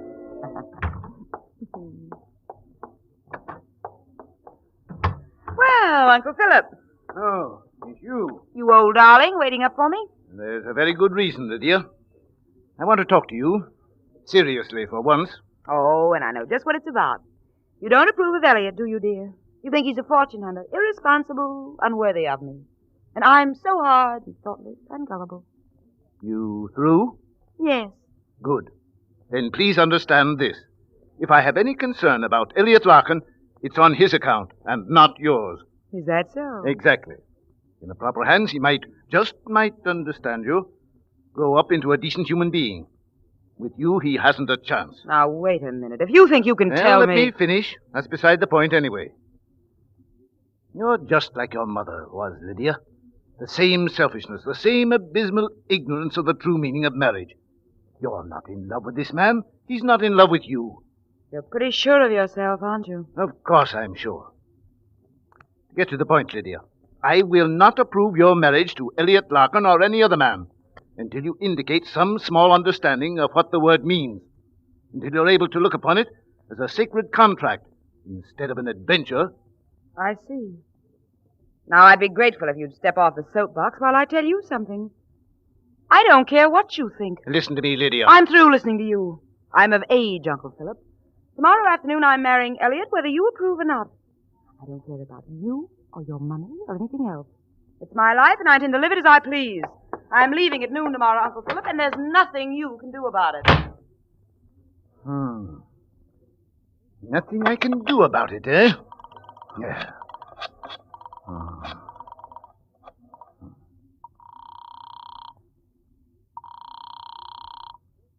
Hello? Ballinger? Yes? Phil Ridgely. I hate to get you up, old man. Oh, not at all. New Year's, you know. We're having a little party. I want to see you right away, Ballinger, about my will. Oh. How about tomorrow morning? I said right away. Now.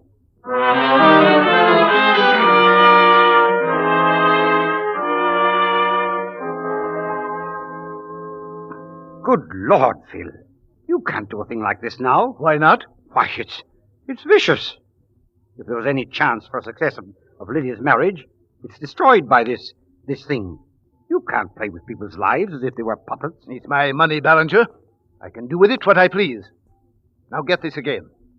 The new will is to provide that if Lydia and Elliot Larkin live together as man and wife under the same roof for a period of 10 years, they are to receive the principal legacy of $500,000 jointly, or half to each other as they may choose. That failing, it goes to the Children's Relief Fund. Got that? That's clear enough. Now, if at any time during those 10 years either one of them die by any means, the entire sum is payable to the survivor immediately. Now, look here, Philip. I realize I'm in no position to question your moral code, but this thing is fiendish. Why, it'll set them at each other's throats. Perhaps it will, Ballinger. Perhaps it will. It's a sort of a test, you know. If I'm right, if the marriage means nothing to either of them, it will destroy them. On the other hand, if I'm wrong, it will be a real reward. Yes, but don't you see? It's not a will, Philip. It's a weapon. Maybe.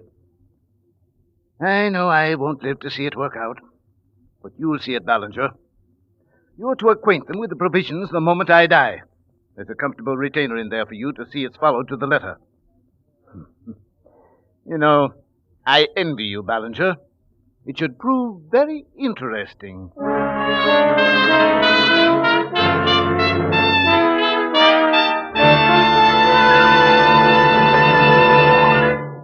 With the prologue of The First Year, the Signal Oil Company is bringing you another strange story by The Whistler.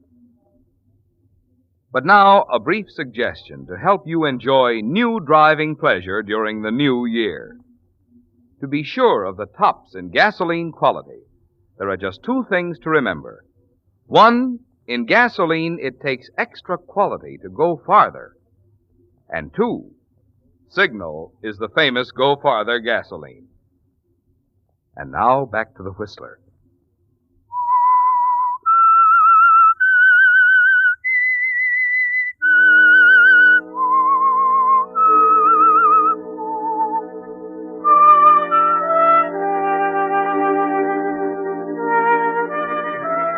Yes, Lydia, it began on a New Year's Eve, at a party with Elliot Larkin, when suddenly, impetuously, you decided that here was the answer to Uncle Philip's tyranny, an avenue to freedom. And it's worked out fairly well, hasn't it? It's not a storybook marriage, of course, but you didn't expect that. Still, Elliot is fairly presentable, reasonable, and charming, And you're sure he's wealthy enough to keep you well dressed and entertained. And until something better comes along, you're content. It was an evening in October that changed all that. The two of you had just arrived home from a football game. Old Johnny Gates. Can you imagine running into him that way? I felt like a lost sheep with the two of you huddled together all Well, I haven't seen him since college. Oh, here, let me take your coat. Uh-huh. There. It was a lucky break running into him that way, you know? Where's the cigarettes? Oh, a minute. Oh, here you are. Catch. Thanks. What do you mean, lucky break? You didn't pay any attention to the game. Well, he's leaving his job. He's going to the Orient. Oh? Yeah, he represents some cordial outfit, liqueurs, that sort of thing, you know. Well, I mean, that's the job he's leaving, and it's a pretty good job. What's that got to do with you? He says he'll recommend me to replace him if I want it. You mean you're going to work? Well, why not? I can't be a playboy all my life, you know. What? Elliot. Elliot, darling, what in the world got into your head? What's so funny, huh? Elliot, you working. Oh. Yeah, well, you better answer the phone. Yeah, excuse me. Hello? Mrs. Larkin? Yes? This is Mr. Ballinger, your uncle's lawyer. I'm not at home to my uncle, Mr. Ballinger. You can tell him Just a minute, Mrs. Larkin. I'm calling to tell you that your uncle passed away this afternoon. I see. It's my duty as his executor to read to you the terms of his will. Who is it, honey? Just a minute, please. Uncle Philip's dead. Something about the will. Oh, let me talk to him. I'll handle it. Mr. Ballinger, perhaps you don't quite understand my relationship with Uncle Philip. Wait a minute. Elliot. Give me that phone What now. do you think you're doing? It's time I knock some sense into your head, Angel. You may as well know it now. We're broke. What? Oh, as close to it as you can get without selling the furniture. That's why I took Johnny up on the job. Hello? Had money? A lot of it, you say. Never mind that now. You just tell Mr. Ballinger we'll be glad to talk to him. You hear? Go on, take the phone. Hello? Hello, Mr. Ballinger. Yes? We'll be over right away. How'd it taste, dear? What? Humble pie. I'm not in the mood for that sort of thing, Elliot. Why didn't you tell me you were broke? You didn't ask. You just went along with what everyone believed about the Larkin You fortune. think that was fair to me? Well, it works two ways, Angel. After all, I was under the impression your Uncle Philip's worldly goods were practically in your pocket. I see. Well, I guess I'd better make this clear, Elliot. I don't love you. I never did. Oh, now take it easy. And bright and early tomorrow morning, I'm leaving this house and I'm not coming back. Really? Well, I'm going to miss you terribly. Where are you going? Does it matter very much? No, not really. Tomorrow's up to you, Lydia. Tonight, on the other hand... I'll see Mr. Ballinger alone. We're going together, darling. Somehow I'm just a little curious about your uncle's will.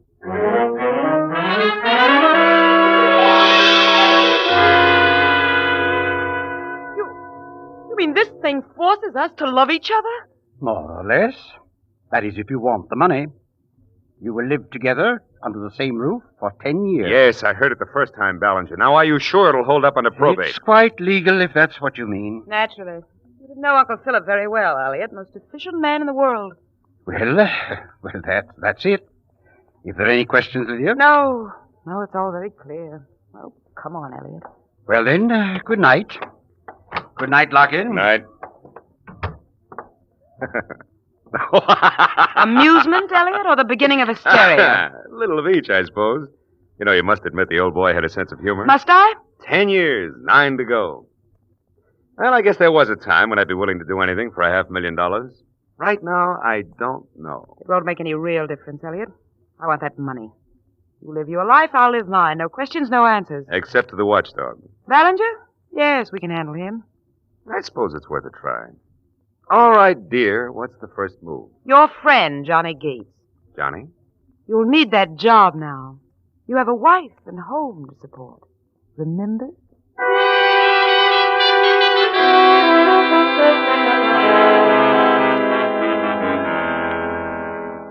At that moment, you're forced to admit something to yourself, aren't you, Lydia? That Uncle Philip was right.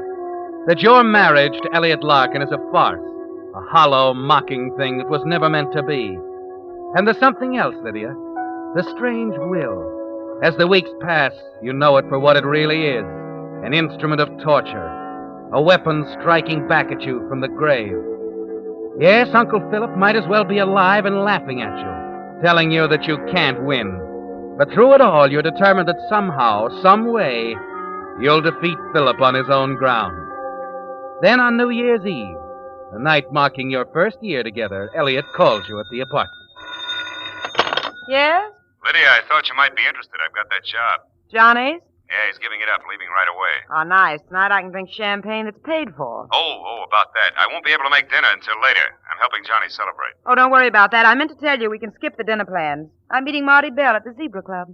Marty Bell, huh? Well, true love never dies. Good old Marty. Don't tell me you object, darling. I'll see you tomorrow, Elliot. You'll see me tonight if you insist on going there with Bell. I'll come down to the Zebra Club. And what? Don't play the jealous husband, Elliot. That's really overdoing it. Goodbye. Lydia! Lydia!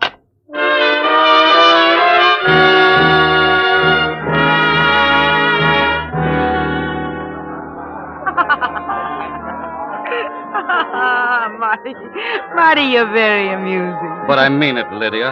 I love you. Does anyone really mean that? I want you to go away with me, Lydia.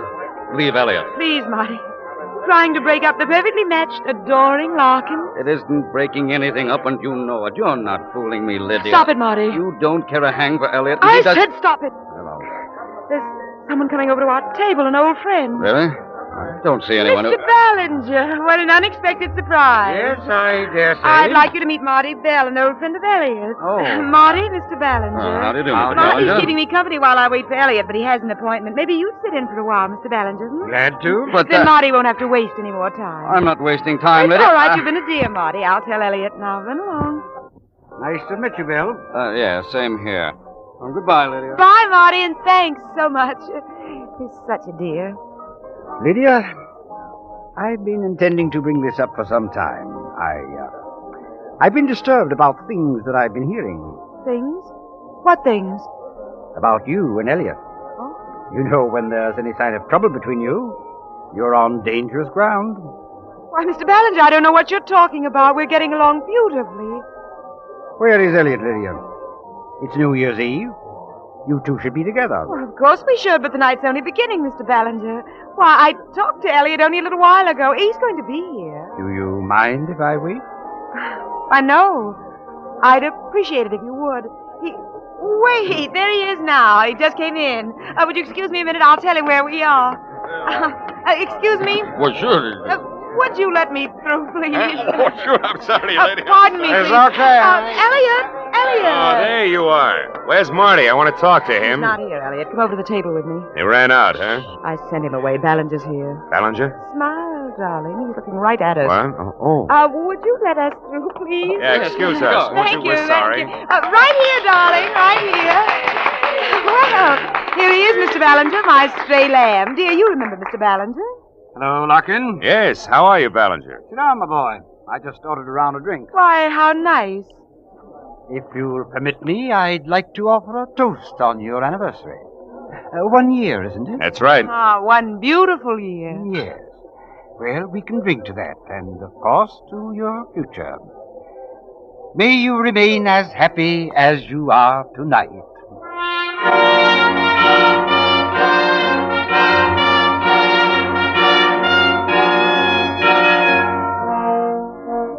Right now, Lydia, as you lift your glass and touch it to the others, listen to Ballinger's hollow toast. You realize that this can't go on, that 9 more years seem impossible. But it's impossible, too, Lydia, to sacrifice the money, isn't it? The money. The defeat of Uncle Philip on his own ground is uppermost in your mind. All you can think of an hour later as you sit beside Elliot in the car. I hope Mr. Ballinger doesn't think it odd, our leaving so early. I explained to him. I have to drive a friend to the airport. Oh? Johnny Gates? Yeah, he's flying to Seattle on the midnight plane. What I didn't tell Ballinger is that I'm going too. You're what? Got my ticket, suitcase in the back. Elliot, you can't do this. Why not? Because of what it might mean. Ballinger's suspicious now. What'll he think when he hears you've gone flying off somewhere on our anniversary? Does that matter? Of course it matters. He's got the power to cancel everything. You can't do it, Elliot. Wait a few days at least. I'm sorry. It's my first assignment on the new job. Company expects me to wire them from Seattle in the morning. Why did you agree to such a thing? Maybe I've had all I can stand, Lydia. For $500,000, don't be a fool, Elliot. Look, I'll do anything you say. I'll stay away from Marty. Anything, Elliot, just give me a chance. Well, another helping, huh? What? Same humble pie. Oh, Elliot, please be reasonable. Oh, Johnny's expecting me. Lydia, I don't see how I can change things now. I'm supposed to be there. There must be a way, Elliot. You'll regret this yourself. I know you will. Well, I wonder. What? What are you thinking? Maybe Johnny can help us. Come on up with me. We'll talk to him.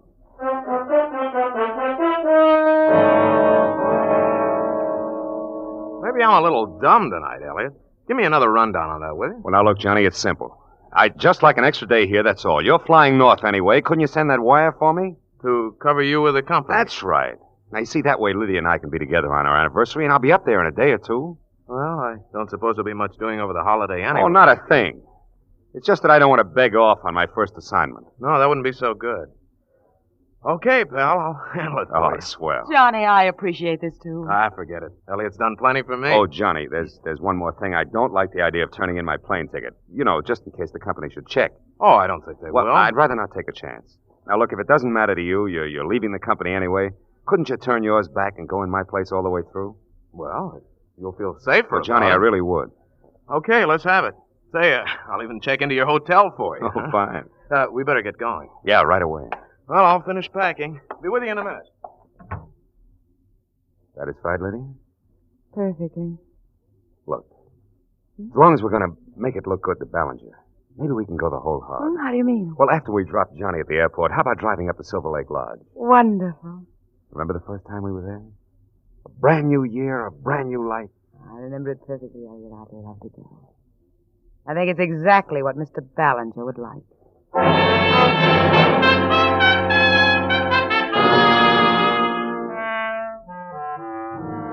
Well, Lydia, for the moment you've won. But the worry of the future is on your mind, driving down to the airport and watching Johnny Gates off on Flight 27. And all the way up to Silver Lake Lodge, you wonder about those 9 long years ahead. It isn't going to be easy, Lydia, but somehow you're determined to make Elliot continue to see it your way. A few miles below the lodge, you ask him to stop at a roadside store. Sounds like they're having quite a time down in New Orleans. Yeah? I just want to get some cigarettes, Elliot. I'll be right back. Take your time.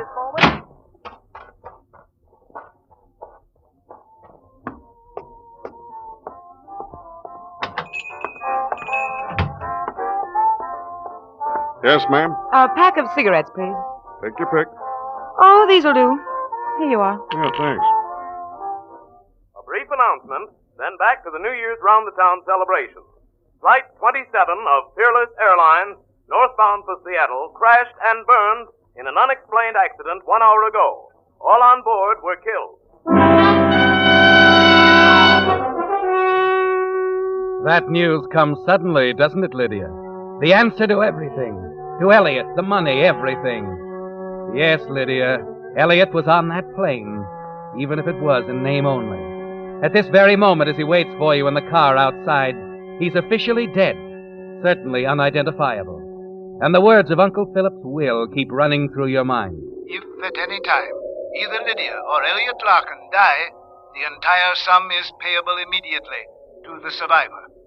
You know how simple it can be now, Lydia. Yes, as you close the door behind you, walk through the bracing mountain air to the car, you realize that here is the opportunity of a lifetime. Freedom from Elliot, and all of the $500,000 for yourself. And looking at Elliot relaxed, waiting for you, you know you're going to kill him tonight. Sorry to keep you waiting. Oh, that's all right. Just as I went into the store, there was some sort of news flash on the radio. You hear it? News flash? No, some other station, probably. Yes, I suppose so. Hey, I was enjoying that. New Year's Eve in New Orleans. Please, I'd like it quiet. We'll be up at the cabin in a few minutes. Right now, I want to think.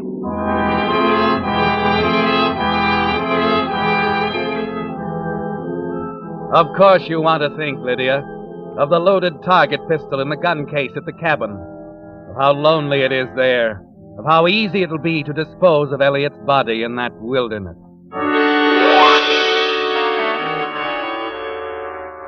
Less than an hour later, you're at the cabin, ready to put your plan in operation. The pistol is just beneath your hand, stuck between the sofa cushions as you sit before the fire Elliot has built for the occasion. You steady your nerves and... Elliot, Just a minute, dear. I'm fixing the drink. hurry it up, will you? You're tense now, bracing yourself. You'll wait until he's moved around and is standing right in front of you, holding the drinks on the tray. That way it can't go wrong.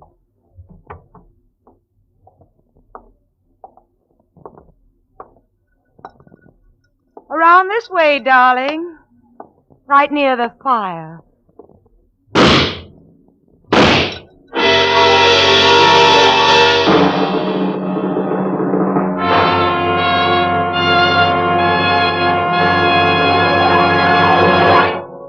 The Whistler will return in just a moment with the strange ending to tonight's story.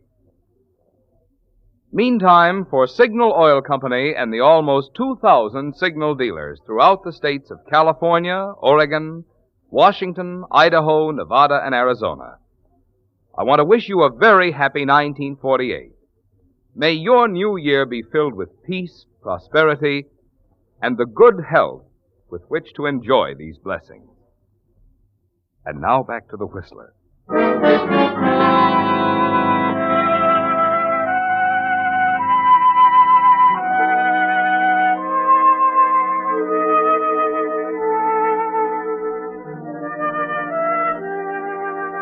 Yes, the marriage of Lydia Winters Larkin ended in murder on a New Year's Eve at a place called Silver Lake Lodge, where she and her husband Elliot had spent their honeymoon just a year before.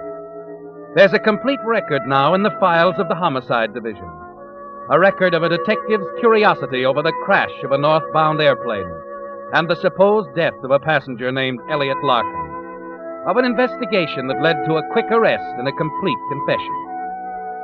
At police headquarters, Mr. Ballinger, the attorney, was remarkably philosophical as the lieutenant read the whole amazing story from a hurriedly prepared transcript of the confession. I can't say that I'm surprised, Lieutenant. I was afraid from the beginning that Philip's will would lead to something like that. Yes, the will, of course, gives us a solid motive. Although we already figured we'd find something like that. Oh, there's one more paragraph to the confession. You want to hear it? Yes, read on, please. Well, it goes on to say, once I knew that Johnny Gates was on that northbound plane traveling as Elliot Larkin, the way seemed perfectly clear. As soon as we got to the cabin, I got hold of a gun and waited for my opportunity. The first chance I had, I pulled the trigger twice without any warning, and it was all over. And then there's the signature, of course. The only thing I don't understand, Lieutenant, is how you were able to make the arrest so quickly. A good hunch on the part of one of the boys. You see, when he found out that Larkin was due up in Seattle on that new job, he flew up there as a matter of routine. Well, after that, of course, the arrest was over. Oh, they're bringing in the prisoner now. Do you want to... Yes, I'll stay. All right, Sergeant. In here. I don't know how you ever expect to get by with this, Larkin. Does that matter now? With Johnny Gates traveling in my name, I thought I had a perfect alibi. So I killed him. And until our man walked in on you in Seattle, you still didn't know that your alibi had blown up in that plane. Yeah. Funny thing, too. That night in the car, Lydia asked me if I'd heard a news flash. It must have been about that plane. I wonder why she didn't tell me.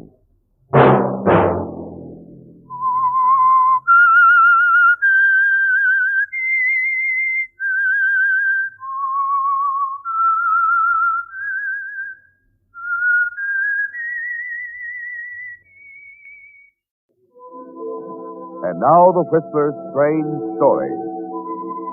Come back.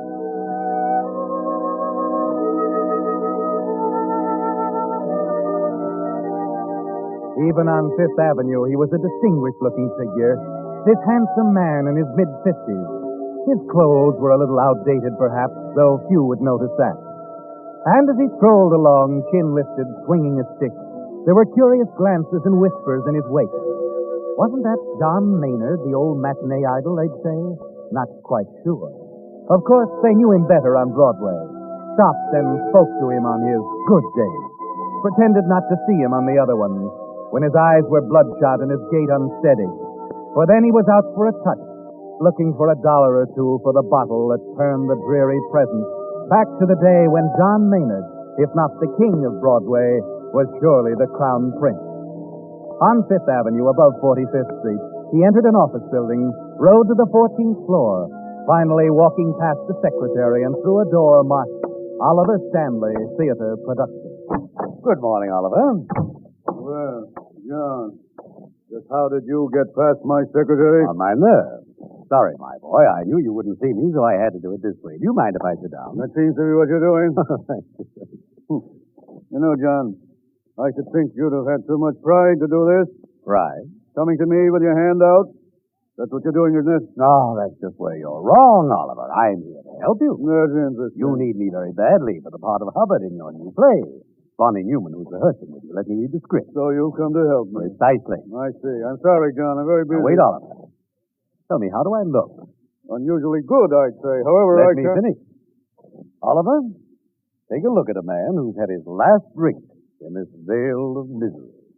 Don't smile, my boy. I'm not jesting. John, have you ever kept track of the number of times you said that? This time it happens to be true.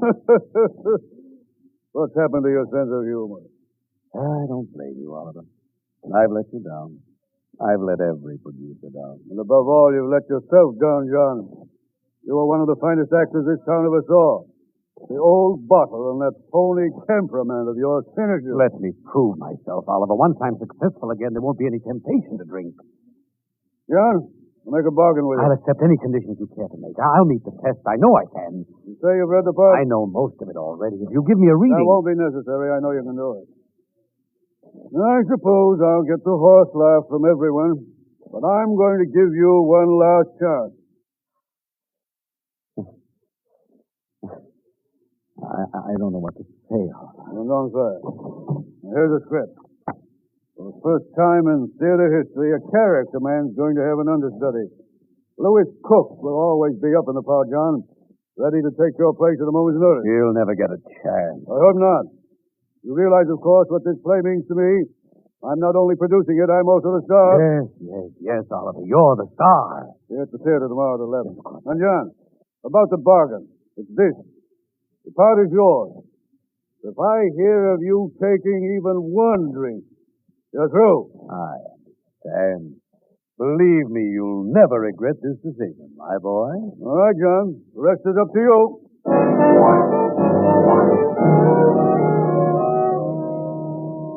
You bow and leave. And as you walk down the hallway to the elevator, there's a new triumphant sound in your ears. The applause of opening night. The crowds raving about your comeback. The reviews saying you stole the show from a mediocre star. You'd do anything for that, wouldn't you, John? You'd even resort to murder for the pleasure of forcing Oliver Stanley to crawl back to you for a job. But that won't be necessary now. You knew the minute you read that part that here is a play with one rewarding role, the part of Hubbard, and the rest completely second-rate. You know the show will flop, John, but not you. And the next morning at the theater, you're confident as the rehearsal moves into the last act. Now comes your big scene with Oliver. Who are you? What are you doing here? I've come to see you about Nancy. Hubbard! The mask. Why are you A very practical reason for the mask, Edward. In view of what I've come here for, I can't risk being recognized. Listen, Hubbard. We can work this thing out reasonably without... Hubbard!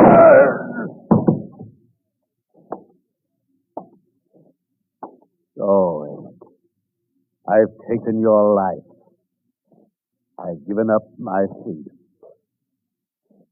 Does that seem a bad bargain, Edward? Your life for mine? But mine was gone, you know. Mine was gone the moment you took Nancy from me.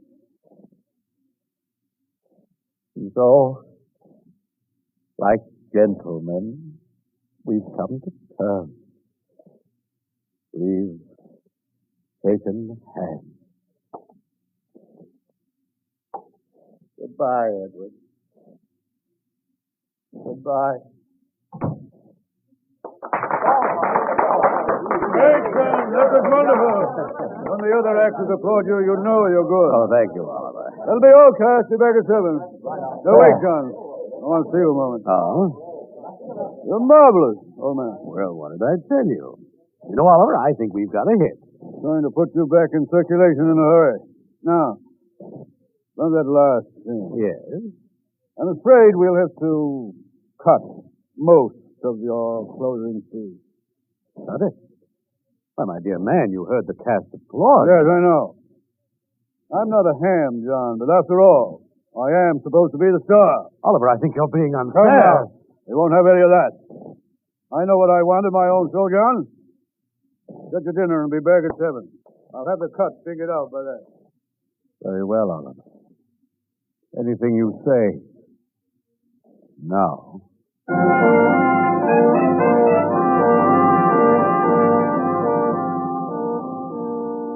He's beginning to wake up, John. Starting to realize the danger of having an actor like you in the cast. But it won't matter after all, because on opening night you intend to read the full speech anyway. It belongs there, John. In that one scene, the careful development of Hubbard's character reaches its climax. And you'll read it all, alone on the stage, regardless of Oliver or anyone else. So for the next few weeks, you avoid argument with Oliver. Everything goes smoothly until one night Louis Cook, your understudy, meets you at the stage entrance as you start out of the theater for dinner. Hello, John. Oh, Louis. I waited for you. Thought we might have dinner together. Good. How about the automat? Let's make it Mike. Well, I'll even grab the check. It's not that. It's just that, you see, Mike has a bar. And... Oh, afraid of bars? Well, all right, Louis. Let's make it Mike.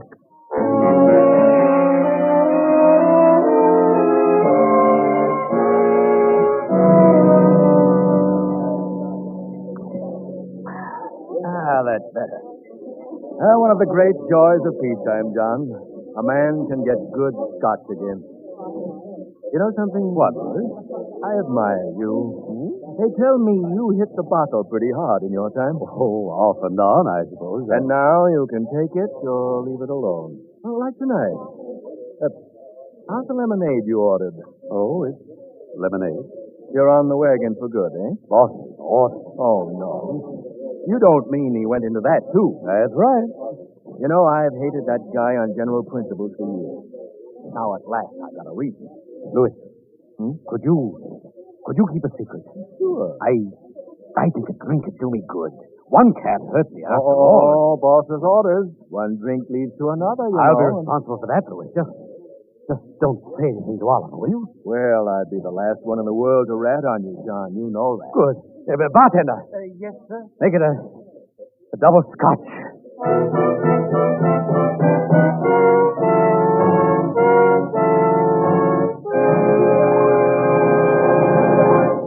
With the prologue of Comeback, the Signal Oil Company is bringing you another strange story by The Whistler. Since last week's Whistler, you know, your car has aged a whole year. Yes, even those shiny 1947s are now last year's models. But after all, the important thing is not the year your car was made, but rather the care it received. That's what determines how long and how well it's going to hold up. And that's why, if you want your car's performance to stay young, it's so important for it to receive the more thorough, more conscientious service cars get at dealer-owned Signal service stations. For example, when a Signal dealer lubricates your car, he doesn't take any chances on memory to locate the many different lubrication points. Instead, he checks against the official factory chart that shows exactly which of Signal's 9 specialized lubricants each part should have for long, trouble-free service.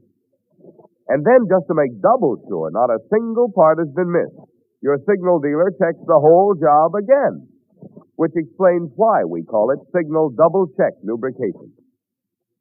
This is typical of the many little extra services you get from Signal dealers, because each one owns his own business and has a personal interest in keeping your goodwill. Typical of Signal service, designed to help your car run better, look better, and last longer. Now back to the Whistler.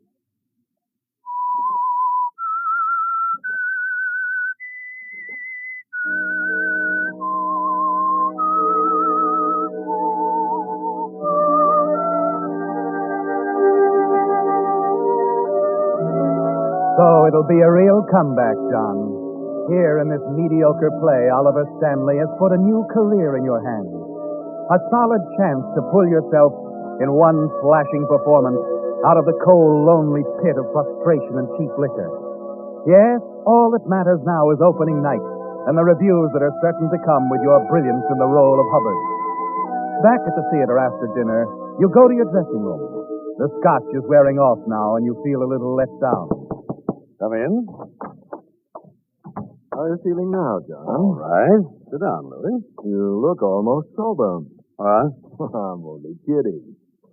You see, that drink did you good, and who's the wiser? The idea of that guy telling I you... wish I had another one right now. It's been several weeks. Oh, I don't think you'd better, John. If Oliver happened to get suspicious, you know. Yes, I guess so. No point in thinking about it anyway. There isn't a drop within a block of the theater. Oh, let's not go that far. You mean there is some? Just happen to have a bottle in my overcoat pocket. Look, Louis, I'm sure another one wouldn't hurt. No, sir, I don't want the boss accusing He won't do me a thing about it. Come on, Louis, be reasonable. If we settle for one back at Mike, he might smell it on your breath. I have a pack of mints here. Please, Louis. Well, just one. Sure, just one. Oh, that's better. Okay. You'd better get out there now. They're ready to start. Yes. Thanks, Louis. I needed that one. Not at all. Anything for a pal.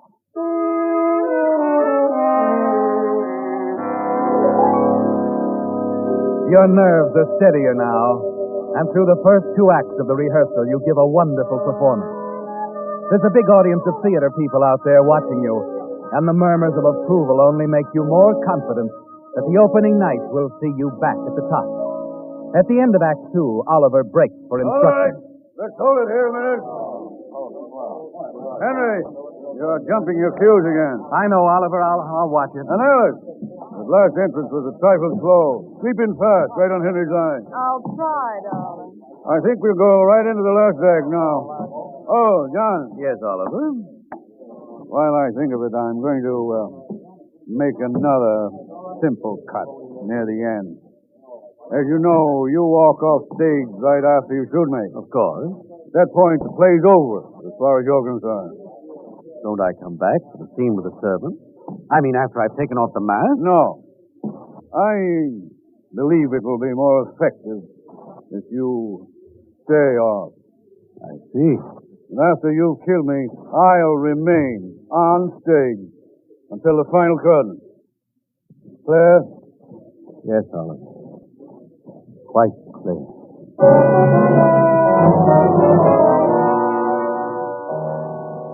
You turn and walk away to hide your contempt. Another of your scenes gone, John, to satisfy Oliver's unbelievable ego. But you're not worried, because tomorrow's triumph will put you back on top. The critics will single you out, you're sure of it. And you can leave Oliver and his ridiculous play for good. At 2 in the morning, the grind of the rehearsal is over. You hurry back to your dressing room, tired and nervous from the strain. And then you notice something. Louis's overcoat hanging next to yours in the closet. You hurry over and lock the door, then go to the closet.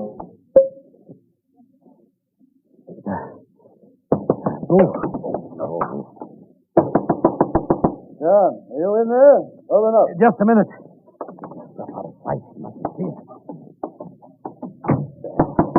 Coming. Why have you got the door locked, John?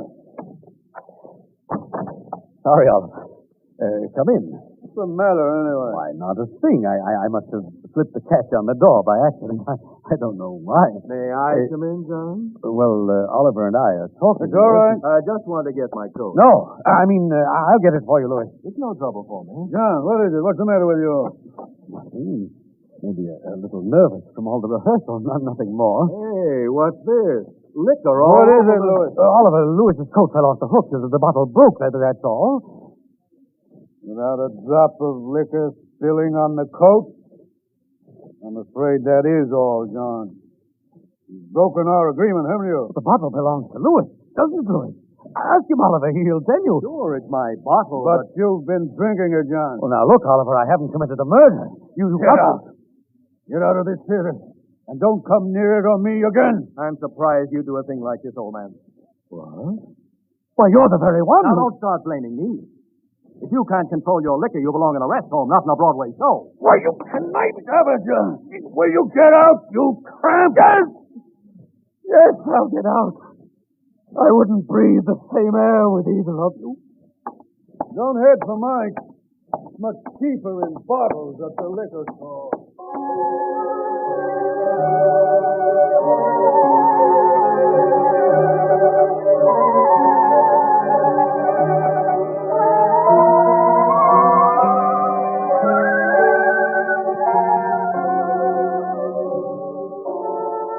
Consciousness is finally breaking through, John, and things start to make a little sense. You're lying on the bed. You're ill and weak, but you lunge forward to knock an empty bottle aside. But you're over it now, John, and you can't bear even the sight of a bottle for a while.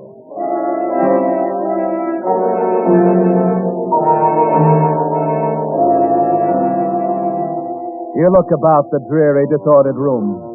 Wonder what time it is, what day it is. The cracked, wavy mirror shows a haggard old face staring back at you. A face covered with gray stubble, with patches of grease paint still clinging in places. It's a horrible sight, and you turn away. They did this to you, didn't they, John? Oliver Stanley and Louis Cook, your friends. You wonder how you can strike back. You're still thinking about it as you make your way to a tiny lunchroom for a few cups of black coffee. A calendar in back of the counter tells you that 4 days have gone by. 4 days. Oliver's show is opened without you, with Louis playing your part, moving about the stage in the role that belongs to you.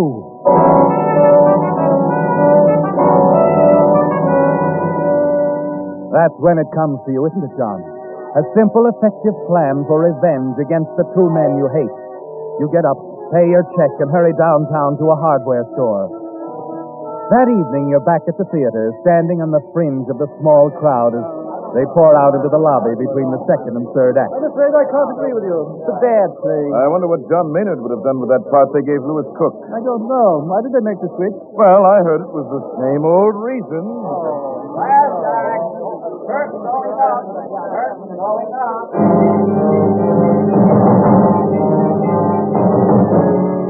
Yes, John, the last act. You smile coldly at the thought as you walk back to the stage door, slip inside unnoticed. You know that Louis is on stage as the curtain goes up, so you're quite confident that you'll be alone when you enter his dressing room. You close the door softly, find the gun that's used near the end of the play, and then seat yourself behind the screen to wait.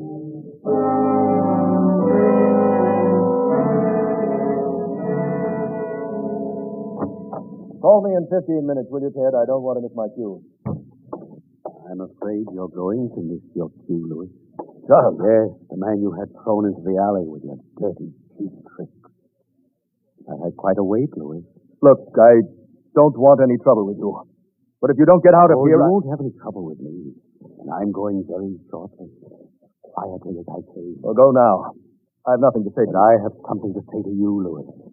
I've come to take over your part in the last act. My part, I should say. What's the matter with you? I've had enough of this. I'm going to call Oliver. Sit down, Louis, while I lock this door. You can't threaten me with that. A prop gun. No longer a prop, Louis. I've loaded it with the real thing. What? Very simple to do. Just a little trip to a hardware store this afternoon. John, you can't get away with it. Amusing, isn't it, Louis? All the things you've been doing, imitating my style. It'll make it so much easier now. What are you talking about? Last act. For you and Oliver. Wait a minute. I'm beginning to get this. You intend to go out on that stage and murder Oliver? Oh, you murder him. Or at least an entire audience will think so. We're the same size, a part called for a mask, and I think I can read it as badly as you would, even with Oliver's cuts. I've been rehearsing for hours. And just how do you expect to shut me up? I figured that too, Louis. Just as you had it figured when you coaxed me to take that drink. But what do you intend to do? Why are you wrapping that towel around the gun? You'll deaden the sound to some extent. And when Alice Horton does her big screaming scene, that will help. No, John. Don't do it. You won't get away with it. There's my cue. Goodbye, Louis. John, no!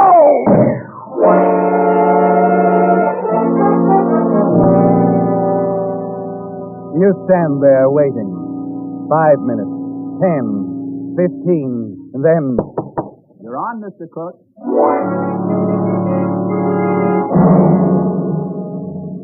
Who are you? What are you doing here? I've come to see you about Nancy. Hubbard! The mask. Why are you wearing... Very practical reason for the mask, Edward. In view of what I've come here for, I can't risk being recognized. Listen, Hubbard. We can work this thing out reasonably without... Hubbard! Goodbye, Edward. Goodbye.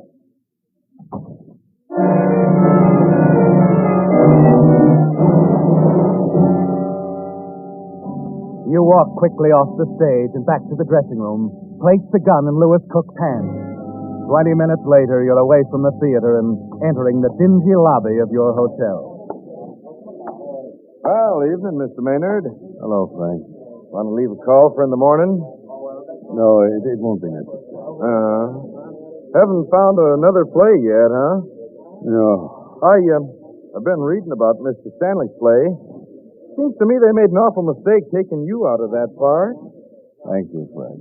No, it wouldn't surprise me if the show folded up tomorrow.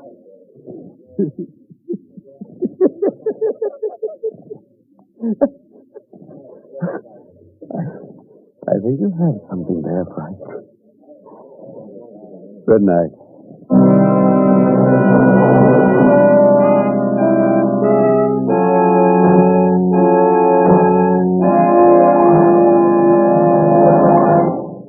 The Whistler will return in just a moment with the strange ending to tonight's story. Meantime, since most everyone is concerned about getting maximum value out of today's shrinking dollars, I'd like to give you a tip on how to be sure you're choosing the gasoline that tops in quality. Just remember these 2 points. 1, in gasoline, it takes extra quality to go farther. And 2, Signal is the famous Go Farther gasoline. Yes, it's a fact. Your best yardstick of gasoline quality is mileage, the thing Signal gasoline is famous for. After all, in order for a gasoline to give you more miles per gallon, it has to help your motor run more efficiently. And when your motor runs more efficiently, naturally you enjoy quicker starting, faster pickup, smoother knock-free power. In other words, the superior performance you expect of a superior gasoline. That's why we say, to be sure of the tops in gasoline quality, just remember 2 things. 1, in gasoline, it takes extra quality to go farther. And 2, Signal is the famous Go Farther gasoline. And now, back to the Whistler.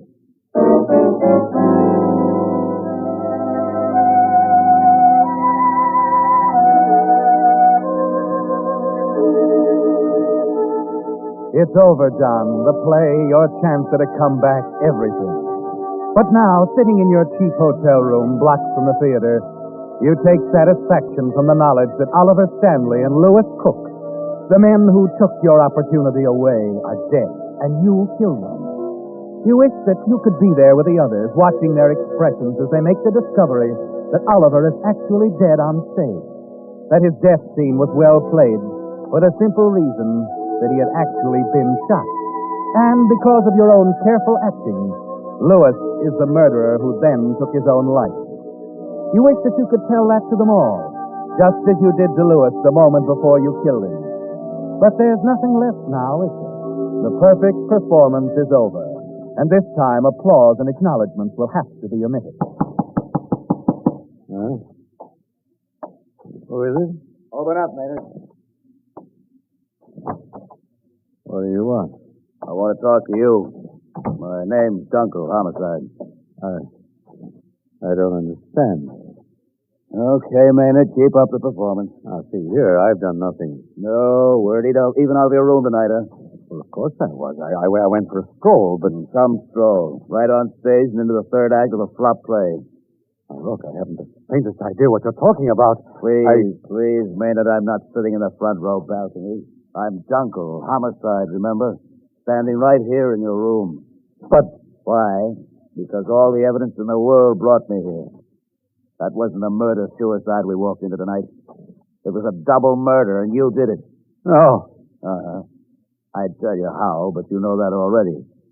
So I'll just tell you where you slipped up. It was your big scene, old boy. Bad. Very bad. Huh? You left out the best part. The speech right after the murder. Beautiful thing, Maynard. That speech was cut. Oliver put the speech back right after he threw you out. You see, he wasn't afraid of the speech, Maynard. He was only afraid of you stealing the show with him.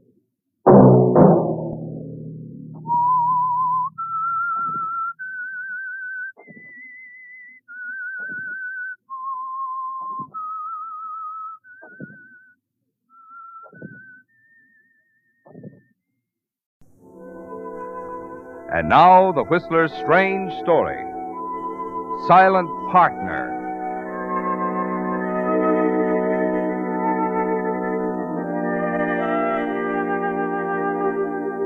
For 20 out of every 24 hours, Saunders Junction is a sleepy little western town, the railhead of a dairy cattle empire called the Robertson Ranch. But twice a day, at 6 o'clock in the morning and evening, it comes to life, its 3 blocks of stores and supply houses suddenly active as the trains pull into the station and Robertson trucks line the platform. The drivers and swampers hustling hundreds of gleaming cans of Robertson milk into the waiting cars to be taken south to the cities.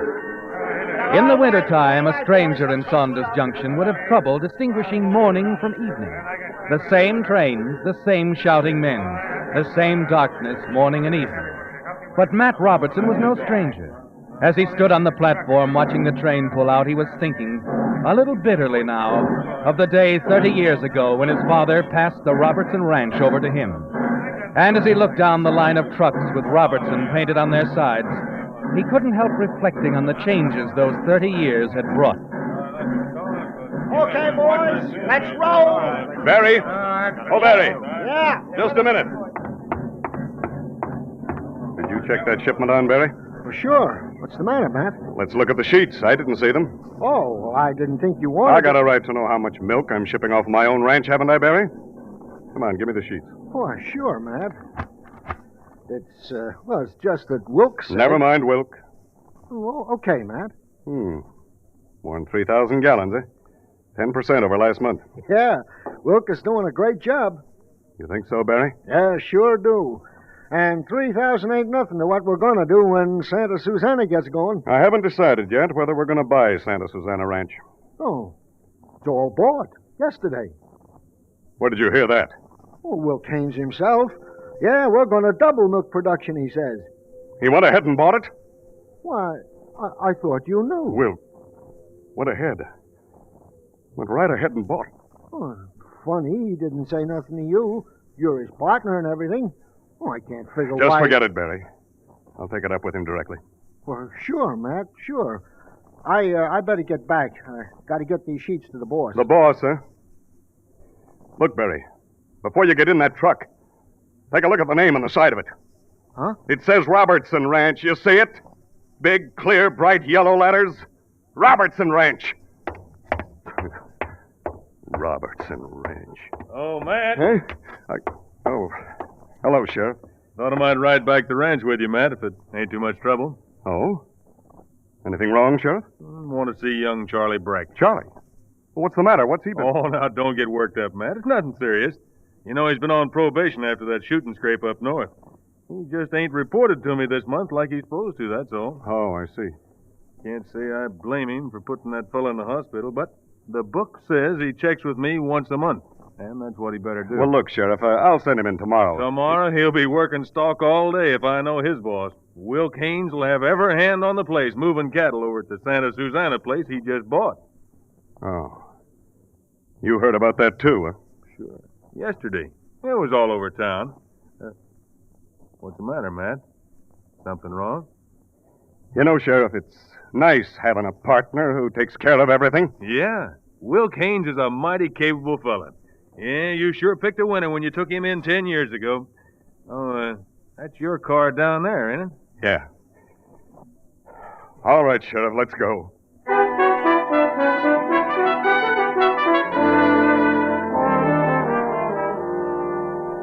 It's 10 miles from town to the main ranch house.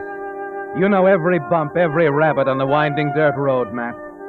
And as you guide the car through the night, you can see in your mind the vast stretches of pasture land on either side, the cottonwood thickets, the oak-covered hills, all part of an empire that once was yours.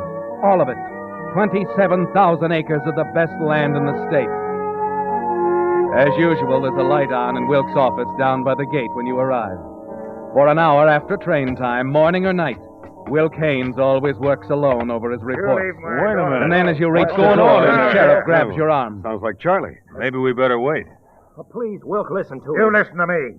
I don't give a hang what you think or Dorothy thinks either, for that matter. You gotta think of her, Wilk. She's not a kid anymore. She's a grown woman with a mind of her own. It's her business. Well, I'm making it my business. Get that?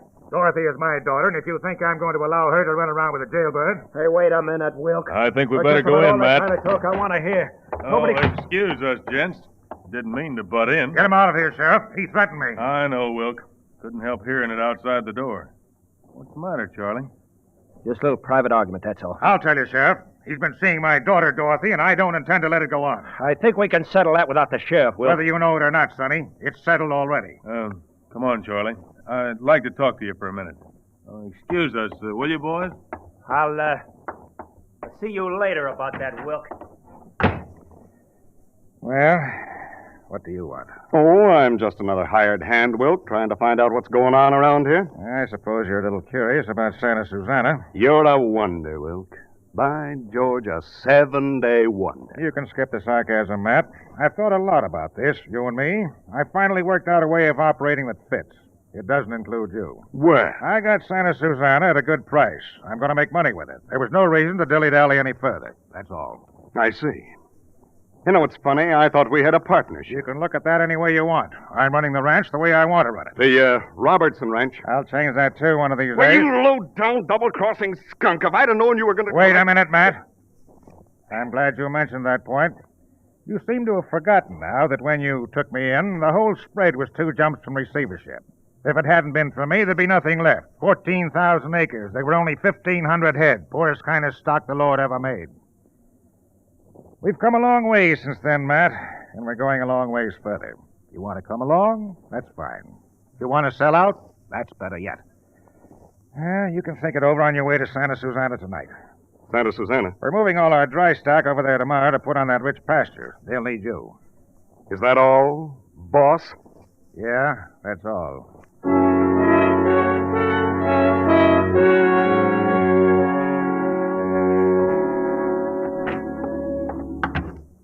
Oh, Charlie. Hello, Matt. You waiting for me? Yeah. I want to tell you I'm leaving. Leaving what? The ranch. Oh, now, wait a minute, Charlie. I've had about all I can take, Matt. I don't want any more. I know what you mean. Making it hard for her, too. Dorothy? Yeah. I'll be forcing her to make a choice, Matt. It's not right to make her choose between me and her father. I'm not going to tell anyone who's going to climb on the 6 o'clock train tomorrow night and get out of here. He thinks I'm a criminal. A killer. Well, maybe they're right. If I had a gun a few minutes ago, I could kill him, Matt.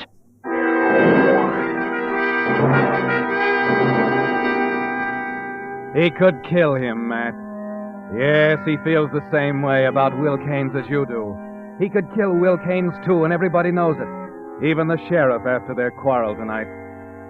Suddenly you see your special partnership agreement with Wilk Haynes.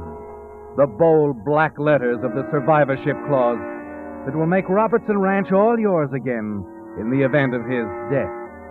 If Wilk were found dead, if Charlie Breck were picked up fleeing the scene on the 6 o'clock southbound just after the crime, then, Matt, the yellow lettering on the trucks, Robertson Ranch, would mean again exactly what it said. Charlie, you say you aren't telling anyone you're leaving? I can't. Sheriff would keep me here because of my probation. Still 3 months to go. What about Dorothy? See her tomorrow. Where is she, Charlie? Up at North Ranch. You going to tell her? No. I'll write her a letter from New Orleans or somewhere, that's all. But aren't you afraid if you see her, she'll guess something's wrong? No, I told you I won't tell her anything. Just want to see her once more, that's all. Charlie, I think you're right.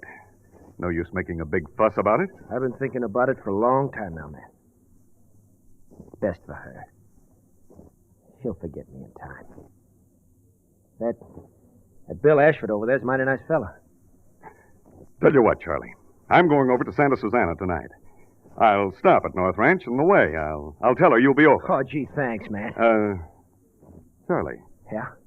If you decided to keep this under your hat, why did you tell me? Well, I wanted someone to know. I guess I just trust you, Matt. I figured you wouldn't say anything. You're right, Charlie. I won't say a word to anyone.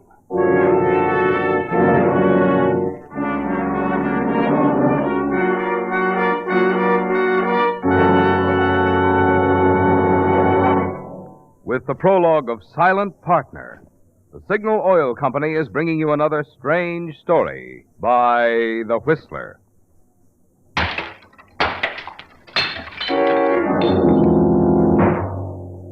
Recognize that noise?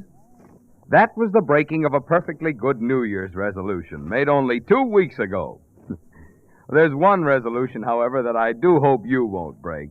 The resolution to just try Signal gasoline in your car. Because seriously, friends, there are real advantages for the driver who powers his car with Signal. Not only because Signal is the famous Go Farther gasoline, but also because of what makes Signal's good mileage possible. I'm talking about the extra efficiency today's Signal gasoline gets from your motor, which naturally gives you quicker starting, faster pickup, smoother, knock-free power. The superior kind of performance you expect of a superior quality gasoline. Yes, it's a fact. The same features a gasoline must have for extra driving pleasure also give you extra mileage, the thing Signal gasoline is famous for. That's why we say, to be sure of the tops in gasoline quality, there are just 2 things to remember. 1, in gasoline, it takes extra quality to go farther. And 2, Signal is the famous Go Farther gasoline. And now back to the Whistler.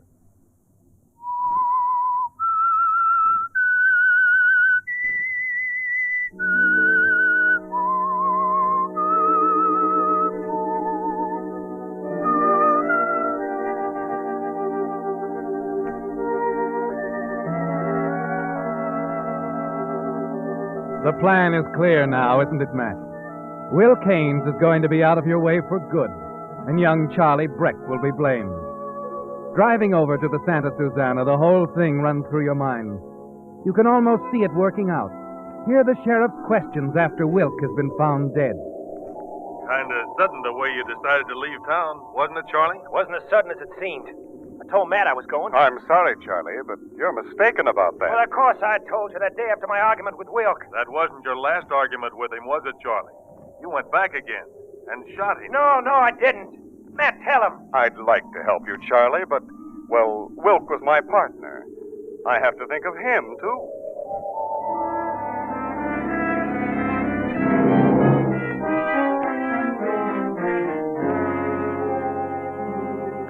Yes, Matt, it'll be that simple. You're confident as you pull up in front of North Ranch House and go inside to talk to Dorothy.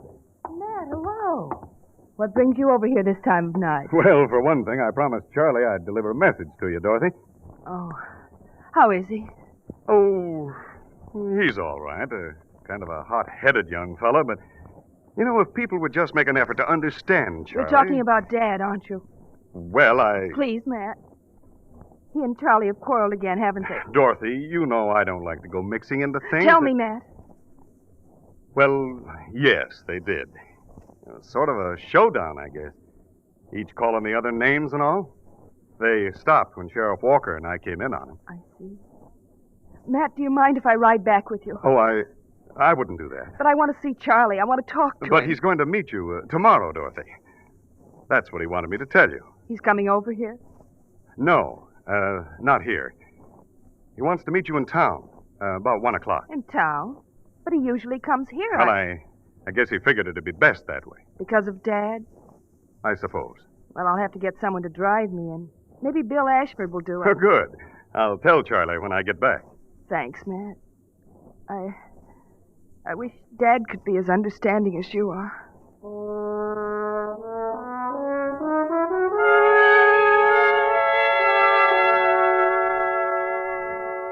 You have to lie, Matt, to send Dorothy into town when Charlie will be looking for her at the North Ranch. Above all, you can't take the chance of having them meet. Of course, you know there'll be questions later on when Sheriff Walker is investigating. But you can always say you lied to prevent more trouble. That's a good excuse, Matt. And all through the night as you're giving orders to the hands, you're thinking it through. But in the morning when you meet Charlie back at your place, you find there's something else to think about. Matt, I know you'll think I'm screwy changing my mind, but I've got to tell Dorothy about leaving. It don't seem right to just run off. That won't make it any easier on her, Charlie. I know, but I didn't sleep last night thinking about it. I feel that I should tell her. I think your first hunch was best. I didn't ask what you think. I'm telling her, and it's none of your business.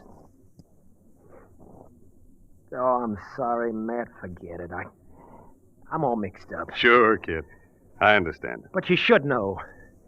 I'm going to have one of the boys tell her to meet me in town just before train time tonight. Why don't you ride over and tell her yourself, Charlie? As long as she's expecting you. No, they got everybody over at Santa Susana moving stock. I'm holding down the fort here alone. Does it matter if you're quitting? You know Wilk. If my work isn't done, he'll start wondering about it and maybe get suspicious. Oh, sure, the sheriff. Yeah. Not that Wilk wouldn't be glad to see me leave. The sheriff won't. I want things to look usual right up till the time I climb onto that 6 o'clock train. Seems a shame you'll just get to see Dorothy for a minute. Hey, look. Maybe I can help out. You don't mean you'll work for me? Why not? Well, after being up all night handling your own shift, why, that's no good. You're worn out already. Oh, well, I'm not so tired I can't do a friend a favor, Charlie. Yeah, but Now, man... go on. Get over to North Ranch and talk to her. Oh, gee, I sure appreciate this, man. Forget it.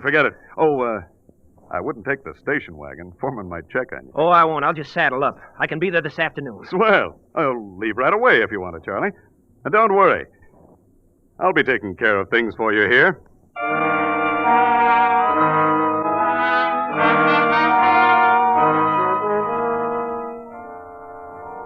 And it's a deadly 8 hours you spend taking Charlie's shift at the main ranch after that long night of work at Santa Susana.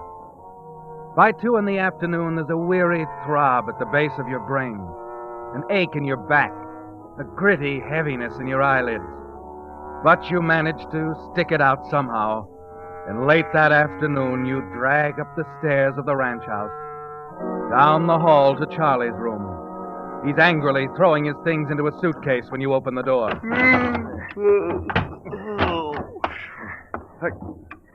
Say, what's wrong, Charlie? Huh? You and Dorothy have words or something? Oh, hello, Matt. No, I didn't see you. But I thought you... Look, Matt, I appreciate you taking my place and all, but I just soon not talk about today. Whatever you say, Charlie. I'm sorry, Matt. You might as well know. She wasn't at the ranch when I got there. Wasn't there? That's right. Hadn't left a message or anything. When I got inquiring around, one of the boys said he saw her drive off for town with Bill Ashford. What? Why, but that isn't like Dorothy. I'm sure I'm sure she'd been listening to her father. Probably swung over to seeing things his way. Anyway, it don't make no difference. I'm leaving. On the 6 o'clock, just like I said. Well, good luck to you, Charlie. Thanks, Matt. You've been swell. It's one thing I won't forget about Saunders Junction. Listen, if I can ever do anything for you. Yeah, I know. Well, I'm going up to my room and stretch out for a little while, Charlie. You know, I'm kind of tired after 48 hours. So long, kid. So long, Matt. And thanks for all you've done.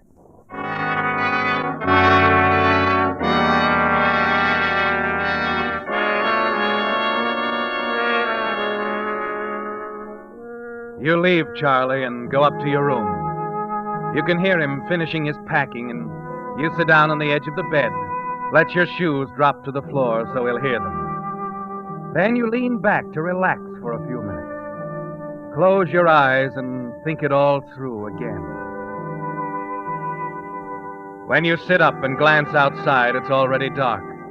The clock on your bureau says 5:30. The time is just right for what you have to do. And as usual at this hour, the light is on and Will Keynes is working alone in his office down by the gate. Come in. Oh, hello, Matt. What's on your mind? I suppose you know Charlie Breck left? Yeah, good riddance. If I'd have known in time, I'd have sent a brass band down to the depot. I don't think Dorothy would agree with you. Oh, Dorothy will forget him in a week. I'm not so sure. I didn't come in here to discuss that. Look, I'm busy trying to hurry through this stuff, if you don't But mind. I do mind, Wilk. I mind everything you've done. I don't want to get on that again. I've told you what you can do. Sure. Just like you told Charlie. Only it's different with me, Wilk. I'm not running out. I'm staying. What are you talking about? I invited you to stay or go or do whatever you please. I think that last is more to my liking, Wilk. I want to do whatever I please with the Robertson Ranch, just like in the old days. That's why I brought this along. Matt, are you crazy? Don't point that thing at me. Sit down, Wilk. You're not going anywhere. What are you thinking of, Matt? You'll never get away with this. There's a survivorship clause in our partnership agreement, Wilk. I think it'll make things pretty simple. Matt, you fool. You'll hang. Oh, no, Wilk, no.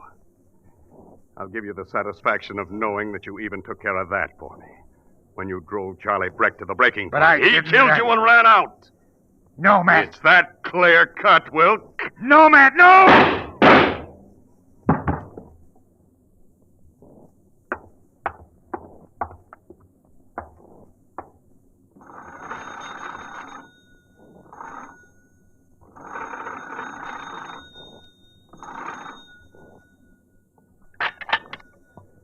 Hello? Hello, Sheriff Walker. Speaking. That you, Matt? Yes, I'm calling from the ranch. Wilk Haynes has been murdered. What did you say? My partner, Wilk Haynes. He and Charlie Breck had another fight.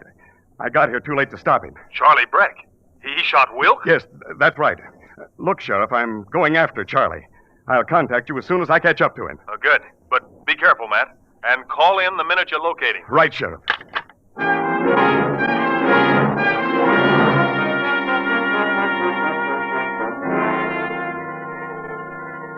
20 minutes later, you're in the station wagon, the headlights cutting through the darkness. The clock on the dash shows almost 6 as you reach the depot, just as the train is pulling out.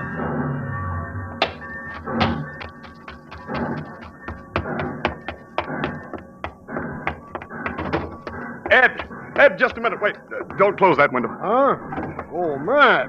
Oh, say, you don't want to take it out of here, No, too. Ed, no. I'm trying to catch Charlie Breck. Charlie? Oh, you're a little late, Matt. You missed him. But he did leave? Yeah, he sure did.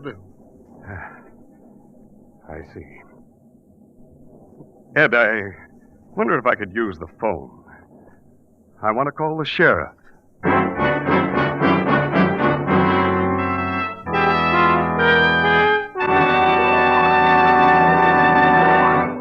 The Whistler will return in just a moment with the strange ending to tonight's story. Meantime, for you drivers who are not already enjoying the convenience of a Signal credit card, I'd like to mention just a few of the ways in which this simplified, modern method of taking care of your driving needs can add to your driving pleasure. With a Signal credit card, instead of paying cash each time you buy Signal gasoline or lubricants, you just say charge it. Then at the end of the month, you merely send Signal Oil Company a check to cover your month's purchases, just as you now take care of your telephone, electric, or department store bills. This gives you a handy record of what it costs to run your car. And on trips, it eliminates the necessity of carrying large sums of money for driving expenses and possible emergencies. For Signal credit cards are honored at all Signal service stations, almost 2,000 of them, throughout the Pacific Coast states from Canada to Mexico. To add to this convenience to your driving, here's all you do. Just stop by your nearest Signal dealer and tell him you want to fill out an application blank for a Signal credit card. And now back to the Whistler.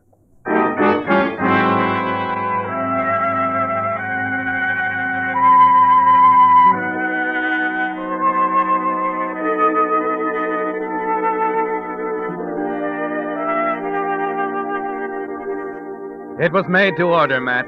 This opportunity thrust in your hands when Charlie suddenly decided to leave secretly on the 6 o'clock southbound.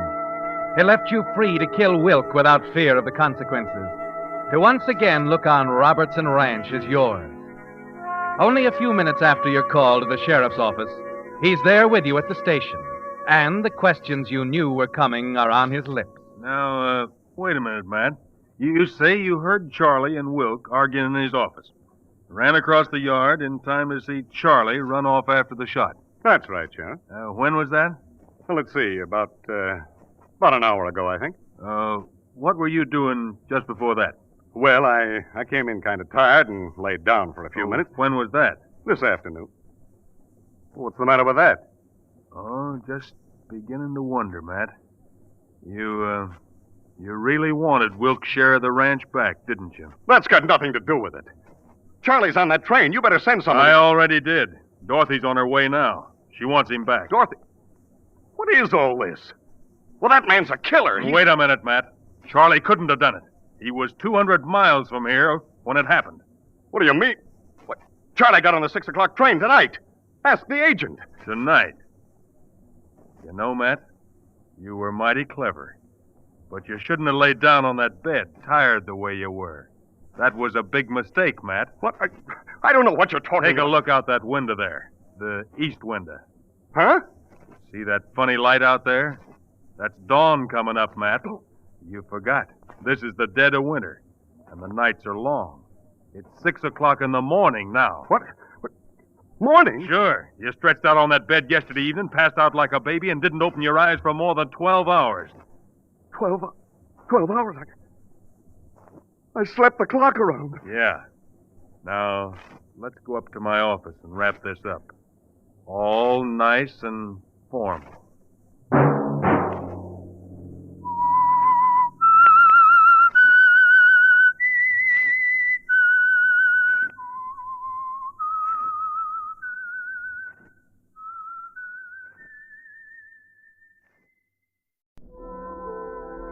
And now, the Whistler's strange story.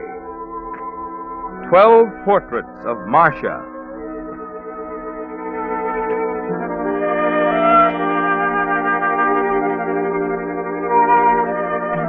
The late afternoon sun slanted through the skylight behind Marcia, making a halo of her hair as she sat, legs crossed, on the model's platform. Ralph paused a moment, looked past the canvas he was painting, his 12th portrait of Marcia, studied her fresh, eager face, then back to the picture again, touching up the mouth, the delicate nose, the luminous eyes. Ralph, darling, I meant to Hold your tell pose, Marcia. Told you, I'm almost finished. Sorry, darling. At least when it's over, you won't snap at me. You're always present after a portrait's done. Why not? To begin a painting is to sell yourself into slavery. The only way out is to finish. In just a few moments, I'll be free again.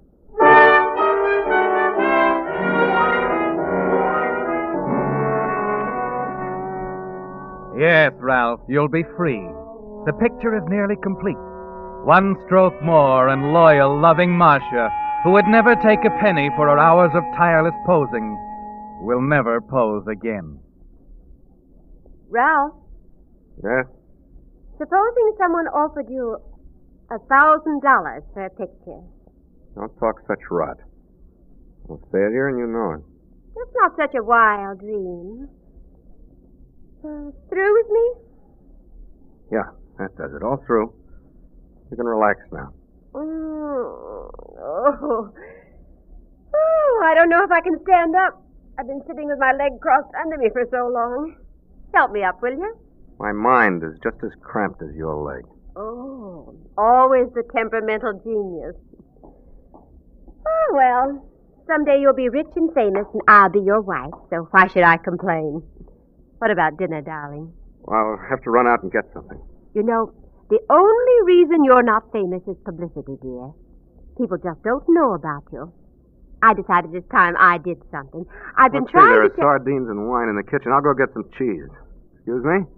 I'll have to consult the treasury. Oh, Ralph, you never listened to me. I was about to tell you.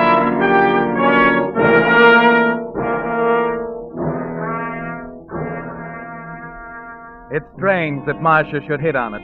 Today of all days, now that you've decided to do it. Publicity, Ralph. Something that will tell the whole world of you and your paintings. Headlines. Great artistic talent uncovered when model commits suicide. Foul play suspected. Artist may be brought to trial. Ralph Winston. Winston, eh? Have to look him up. You're perspiring now as you pull open the drawer of the battered dresser in your room, fumble for the little store of currency under the pile of handkerchiefs, and your gun with its black handle towards your hand. You realize it could happen now, Ralph. There couldn't be a better time. You'll tell them that you went out for groceries, and when you return... You don't mind if I rest a minute, do you, Ralph? Thought I'd stretch out here on the couch while you're gone. No. Go right ahead. Oh, you're so moody, Ralph. You used to want to celebrate when you finished a painting. Now you look as if... Yes, Marcia. As if you wanted to... Ralph, don't!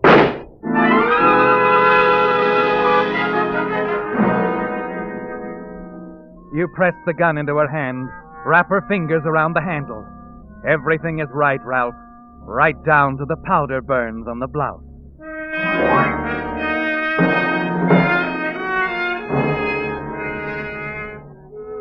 A half hour later, you're on your way back to the studio with a package of cheese and a few other things for dinner in your arms. The lights are on when you get there. You have visitors, Ralph. You stop for a minute, get hold of yourself. You know you must be careful now. Careful of everything, even of the way you breathe.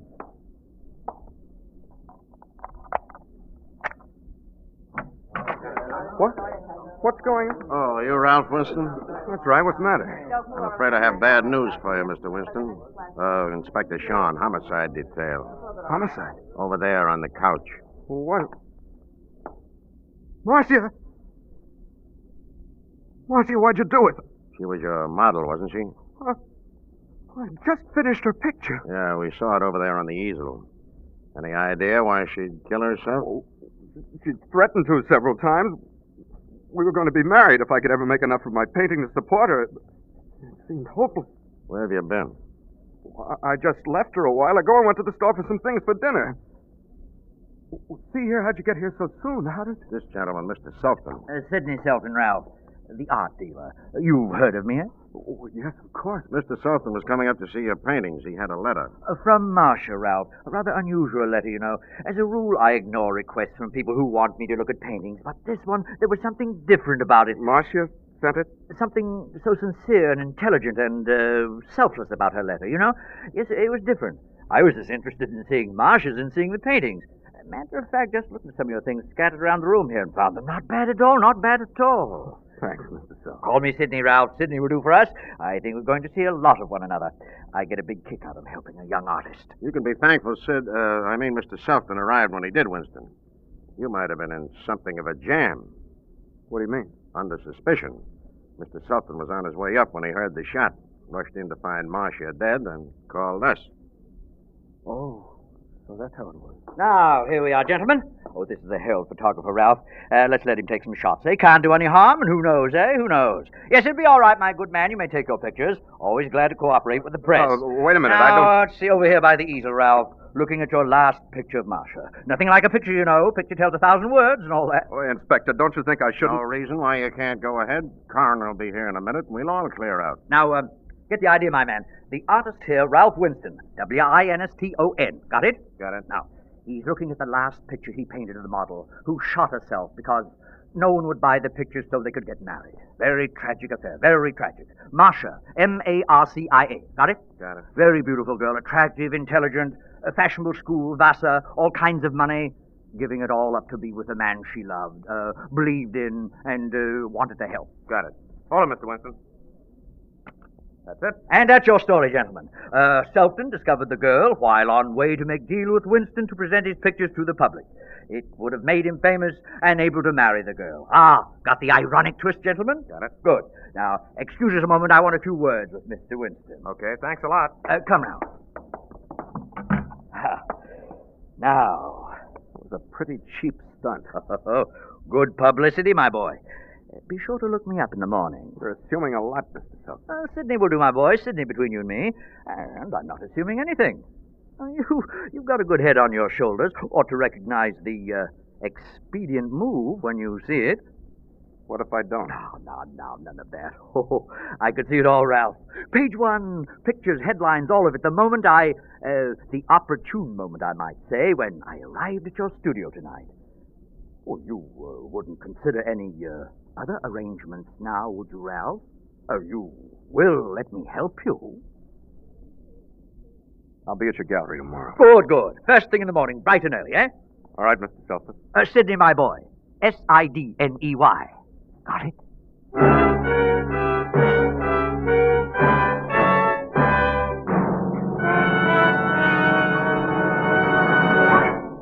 With the prologue of 12 Portraits of Marcia, the Signal Oil Company is bringing you another strange story by The Whistler. If you've been reading the ads about the new 1948 cars, and who hasn't, you've no doubt noticed the emphasis that's being placed on gasoline mileage. Mileage that's the result of increased engineering efficiency. Well, that's especially interesting to us at Signal, because Signal gasoline has long been famous for mileage. Mileage that's the result of that same engineering principle. Because today's Signal gasoline helps your motor run more efficiently. And of course, when your motor runs more efficiently, you also enjoy quicker starting, faster pickup, and smoother knock-free power. That's why in gasoline, mileage is really your best yardstick of performance.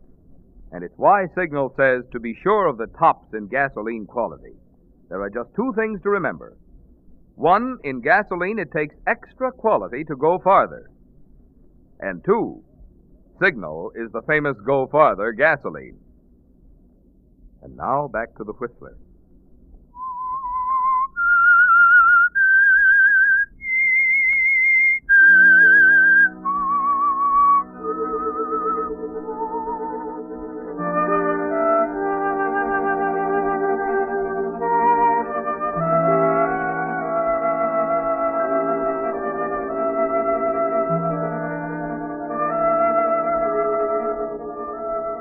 It seems as if you tell the story 100 times, doesn't it, Ralph? To the reporters, to the police officials, to the coroner when he arrives. So often that you almost believe Marcia did commit suicide while you were out of the apartment. But though at long last it's over, the fear of Sidney Selfton keeps you awake, tense, wondering how he could have heard the shot and yet not seen you leave the apartment. Finally, at 9 the next morning, you walk into his office, and he takes you into a private gallery behind the main display room. You decide you're going to put it to him directly. Well, Ralph, right on time. I like to see that. How are you, Sidney? Exultant, to put it mildly. Have you seen the papers? You and Marcia all over the front page. Biggest story since the Hall Mills case, eh? Sit down, my boy. Thanks. What's on your mind? Oh, lots of things to be done, my boy. If we're to have a showing of your pictures next week, strike while the iron and all that, eh? I see. Maybe you could clear up something for me, Sidney. Why, of course. Tell me, did you see me come out of my studio last night? See you? Why, no. You're sure you heard the shot on your way up? A shot? Well, who can tell? I heard an explosion. It might have been a blowout, car backfiring. Who can tell? But I thought... The important thing is you and I, Sidney and Ralph, making lots of money. Lots of money. Okay with you, eh? So we must have a show very soon. Strike while the iron. Yes, you said that. Oh, yes, so I did. Which means you need new clothes. Now, here, I've prepared a check. It's in here somewhere. I just signed it a moment ago. You, keep that thing around all the time? What thing? That revolver? Oh, well, can't be too careful, my boy. Occasionally have pictures of great value around here. Things which don't require publicity to sell. Always keep it here, ready and loaded. Let's see. Oh, yes, here we are. A check for $500, my boy. Call it an advance. Clothes are what you need. Clothes make the man and all that, eh? Here you are. You're sure you'll get it back on my first showing? We'll double it on the first picture we sell.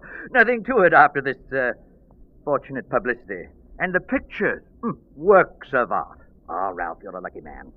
We're lucky, lucky people. I'm still a little dazed. Well, naturally. Now, how many canvases have you done? Oh, about 50.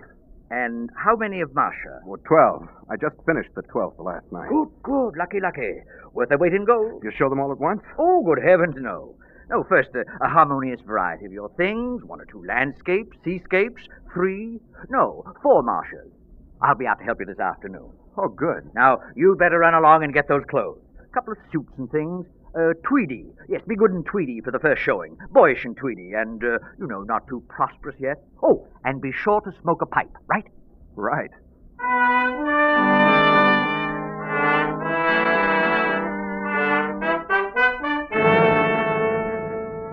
And that's the way it is, Ralph. Sidney taking over and running your life. And it's all right with you, isn't it? Yes. The big day with the public viewing your paintings for the first time is almost too much to believe. You stand shyly on the sidelines, dressed in smoky brown tweed, a black mourning band on your arm, thrilling inwardly with every bit of comment and praise, watching admiringly as Sidney handles the smartly dressed society women. I cannot use a stick. Oh, Mr. Selton. Oh, yes, Mrs. Andrews. I think it was simply vile of you not to give me a chance to buy Marcia 1945. My dear Mrs. Andrews, everyone wants to buy the Marcia paintings. They were all sold almost before we opened the galleries this morning. Oh, dear. Oh, now, if you'll excuse me, please. Yes, of course. Oh, Ralph? Yes? May I see you a moment? In here, please. Well, Ralph, congratulations. The show has been a success. Has been? I've sold everything on the wall. Oh, that's fine, Sidney. From now on, we play host to curiosity seekers and future buyers, eh? Yeah, I guess that's right. But what if the critics... Critics? Oh, if the critics knew anything about art, they'd be in the business of buying and selling it, wouldn't they? I suppose so. I know so. Now, don't you worry about the critics, Ralph. Just think about our next showing in, shall we say, 2 weeks?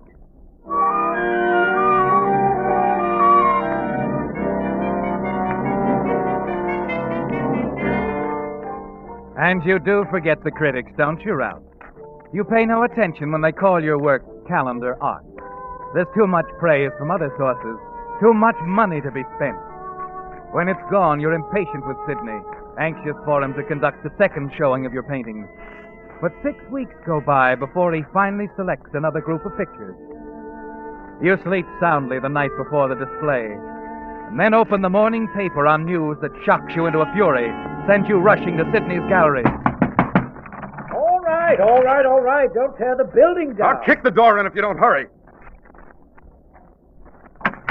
Well, Ralph, so anxious to get into Sidney, what's the meaning of this? In the papers. Come in, Ralph. Now listen to this. Sidney of Selfton, art dealer, might find he has reopened the case of the beautiful artist model Marcia when he suggested to this columnist that after much consideration he was no longer certain that the explosion he heard on the night of the suicide came from the studio of Ralph Winston. This could suggest to the police that Marcia was dead before Selfton arrived on the scene and a new investigation might result. Well, Sidney, how could you do this to me? There, Ralph. Here, let me have a look. Here. Mention the show we're opening today. Sidney. Oh, yes, they got it straight. Mm-hmm. Selfton Galleries, 9 o'clock. You showing 25 canvases, 4 more portraits of Marcia. Sidney, do you mean to tell me that you... What's the matter, Ralph? They got all the details straight. Well, yes. I have a terrific investment in you, my boy. Terrific. But what happens to me? Nothing, Ralph. Nothing. I simply inform the police if and when they question me that I was misquoted. I might even suggest that the columnist had been drinking. It better work. It will. But now, look at yourself, my boy. Now get along home. Don the morning coat and the striped trousers. You're the success type for this one, Ralph. Definitely the success type.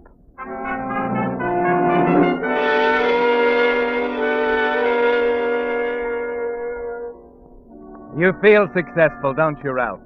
Successful and sure of yourself again, as you stand around bowing politely, accepting the congratulations of the excited, wealthy dilettantes who throng the gallery to admire and criticize and buy. The second showing is almost as successful as the first, but this time the money doesn't last even as long. And as the weeks slip past, you press Sidney to hurry the third showing, but he keeps postponing it again and again until you're almost desperate. And then one night your telephone rings. Yes? Ralph, my boy, I want you to come over. About the showing? Yes. I thought we'd have it in the little gallery here at my office. But do you think that's You're large? going to say it isn't large enough, but it is. I want this to be a private showing, just you and me. What? Can you come over right away? Yes, Sidney. Right away.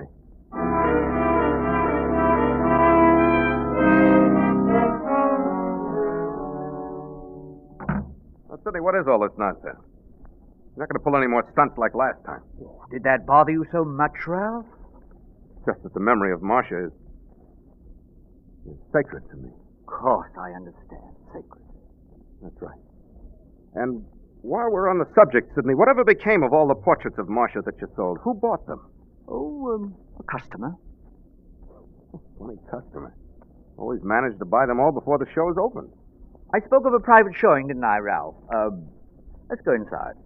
What? Wait a moment, I'll get the light. Why do you... Sidney, what does this mean? All the portraits of Marcia, all 12 of them, hung side by side. Is it so strange? You got a fair price. If I wanted to buy them, that was my business, eh? Sidney, what are you trying to do? Such an admirable person, Marcia. These portraits provide physical proof of the image that I formed of her while reading her letter. This is incredible. These 12 portraits tell me so much about the girl and about you. She was good, kind, beautiful, through and through. Now, this first portrait, Marcia, 1944, shows that you were in love when you painted it. Yes, I was. You idealized her beyond reality, the pinks and the blues and the gentle sunlight gliding through her hair. No woman could be so beautiful except the man in love with her. Beautiful experience. And Marcia, early 1945. You began to look on her more as a playmate. In spring 1945, ecstasy, blinding golden light, a look of joy and expectation on her face. It was the most beautiful spring I'll ever know. She was so wonderful you didn't want to paint another thing. You see, 2 more canvases, almost identical. So? Then, a long pause in the series, Ralph. You didn't paint Marcia again until the following winter. You were tired of her. What is this, Sidney? Black magic? No, it's all there, Ralph, you see? You tried to see her again as you first saw her, but you failed. You no longer loved her. Ah, poor Marcia. A photograph would have been more just. What's all this leading up to, Sidney? Don't you think it clever of me to deduce so much information from paint on canvas? Oh, very clever, Sidney. Go ahead. I won't interrupt you again. Oh, there isn't much more. Now, here you grow panicky. The worry over a promise to marry a woman you didn't love.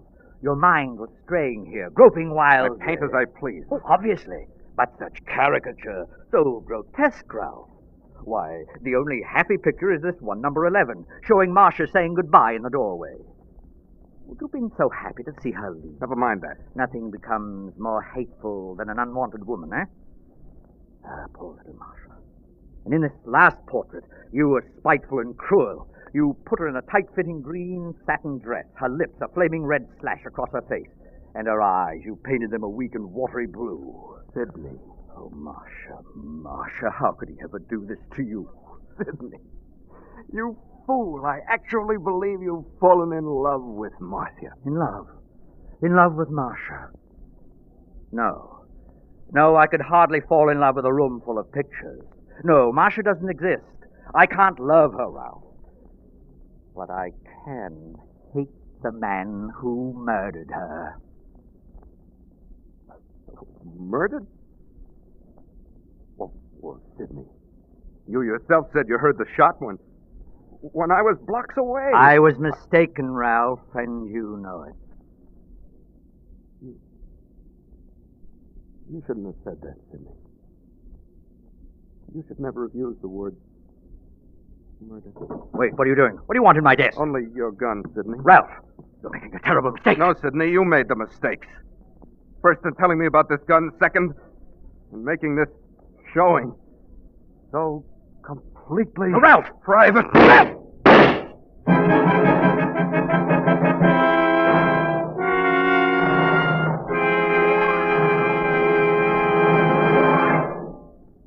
The Whistler will return in just a moment with the strange ending to tonight's story. Meantime, in place of the message about Signal gasoline usually heard at this point on the Whistler, Signal Oil Company is giving this time tonight for an announcement in the interest of public health. Have you ever asked yourself what you would do if infantile paralysis would strike someone in your home? The treatment is long, the average cost over $2,000. Fortunately, however, you wouldn't have to worry about cost. For today, the National Foundation for Infantile Paralysis guarantees every victim of this dread disease, regardless of age, race, creed, or color, the immediate scientific care which alone can prevent tragic crippling. And where does the foundation get the millions of dollars needed for this great mission of mercy? Why, from the dimes that you contribute during the annual March of Dimes. When you consider that last year those dimes took care of over 10,000 victims of infantile paralysis, you can realize how much every contribution counts. So let's all get into the march. Drop into an envelope whatever you can spare, a few dimes or a few dollars. Then mail it tomorrow morning to the March of Dimes headquarters in your city. Now back to the Whistler.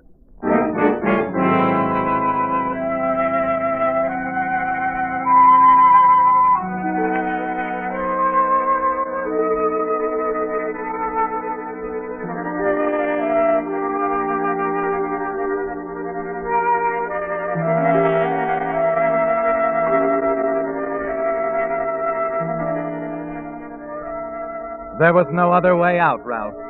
As you sat at the desk watching Sidney move from picture to picture, his eyes glowing as he described Marcia, as he uncannily guessed your changing feelings toward her, instinctively followed the winding road that you and Marcia traveled, full of sunlight and brightness at first, finally plunging downhill into the dark valley of murder. Yes, there was no other way but to kill Sidney, too. And now, moving like a man in a dream, you find yourself going through it all again, exactly as you did with Marcia. You walk forward, bend over him, press the gun into his hand. And then suddenly the room is filled with a blinding light.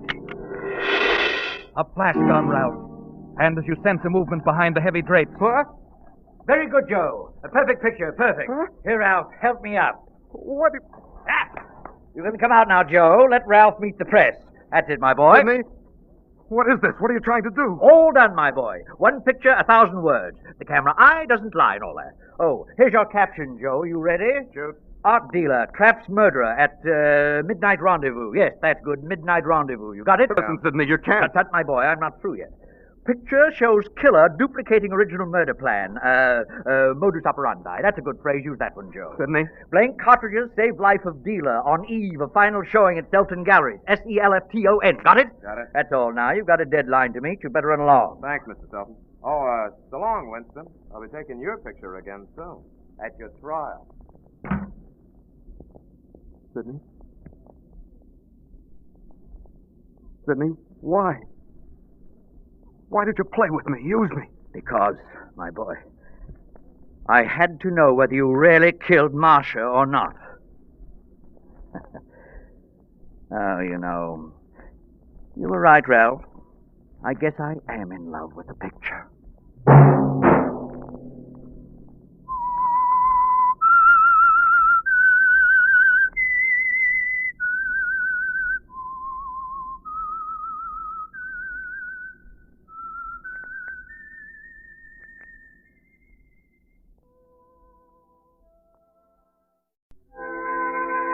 And now the Whistler's strange story.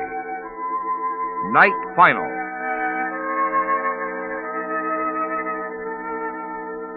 She was a newspaper woman, and a good one. Words came easily to her. Fresh, new, interesting ways of saying what she saw or felt or heard. Her critics and colleagues agreed that regardless of her shortcomings as a person, Helen Conover was a superlative reporter, holder of the Guild Award for on-the-spot reporting, the first woman to win such an honor. Yet now, as she stood in the courtroom, she found it was hard to put her feelings into words, impossible to describe the exhilarating sense of freedom she felt when the judge announced his decision. That's all, Mrs. Delavan? That's all, Your Honor. Very well. Divorce granted.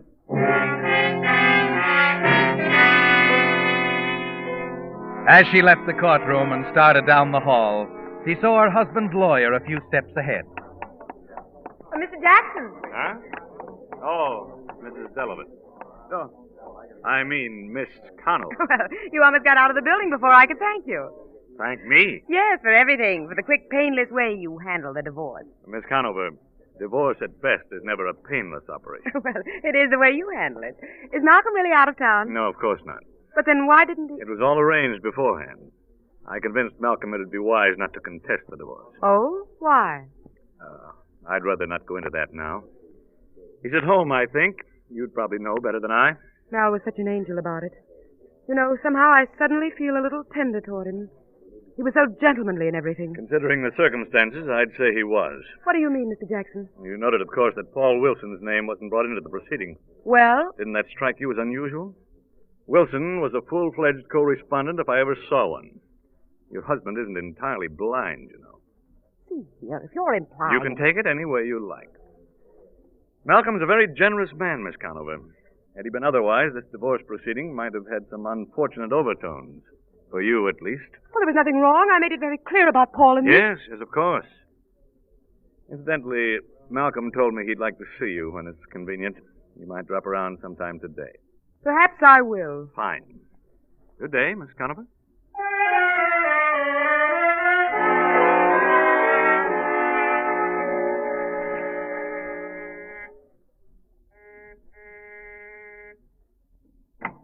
Hello, Malcolm. Oh, nice of you to ring the bell, Helen. Oh, now, don't be that way. I've come to tell you how nice you were. For what? Being such a good sport. We can still be good friends. Yes, I suppose that's the fashionable thing for divorced couples, particularly among your pseudo-intellectual friends. Sorry, darling. I'm not going to let you draw me into an argument, especially now. With love on the wing, huh? Right. Let's have a drink, Mal, to our separate futures. Well, you say so. What'll it be? Bourbon, dear. Oh, you might find something on the desk that'll interest you. Oh, don't tell me. Let me guess. Oh, here we are. A new letter opener. Oriental sheath knife, isn't it? 14 notches on the handle. Ooh, long and bloody history. Now, why do you ever collect these things? Isn't Oriental. It's South American, and that's not what I'm talking about. Take another look. Nothing else here. Just a letter. Now, where did you get this letter? In the mail. Perfectly normal routine. It's from Paul. Why is he writing you? He'll be in town tomorrow night. For some reason or other, he wants me to come to his apartment at 9. Here's your drink. But why would he... Oh, maybe at long last he's heard about the divorce. Airline pilots out of touch with things, you know. You're going to see him? Of course. Let's drink to him, Helen, to our good friend, that wife-stealer superb Paul Wilson. That's not necessary. You saw now, because you didn't even know he was going to be in town. I knew it and you didn't. That's a great story. Man bites dog. Stop it, Mel. I won't have you talking like that. All right, Helen. You're a great girl, a fine reporter. I resent losing you, I admit it. Just too bad you didn't take enough time out from your reporting to learn to be a woman. Now you'd better go. Listen, Mel. I said you'd better go. He's probably in town now waiting for you. Well? All right. Goodbye, Malcolm.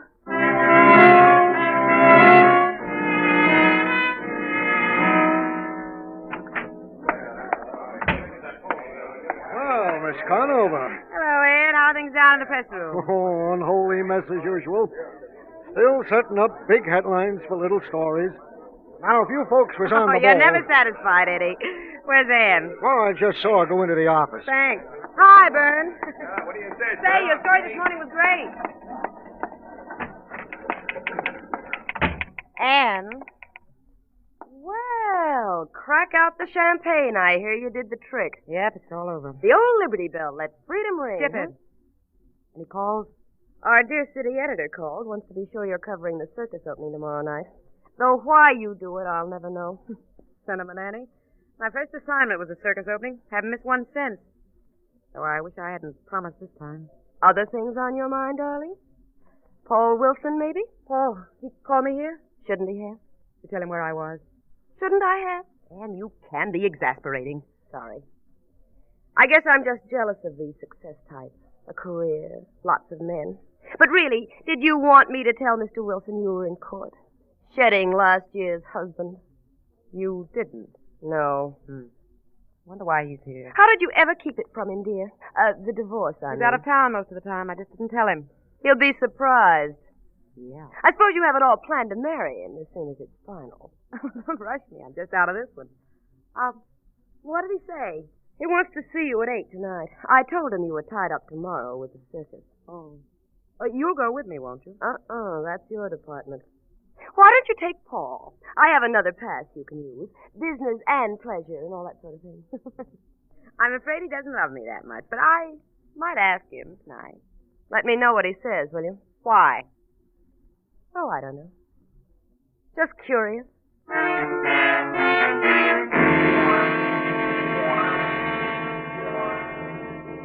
For the rest of the afternoon, you try to catch up on your work.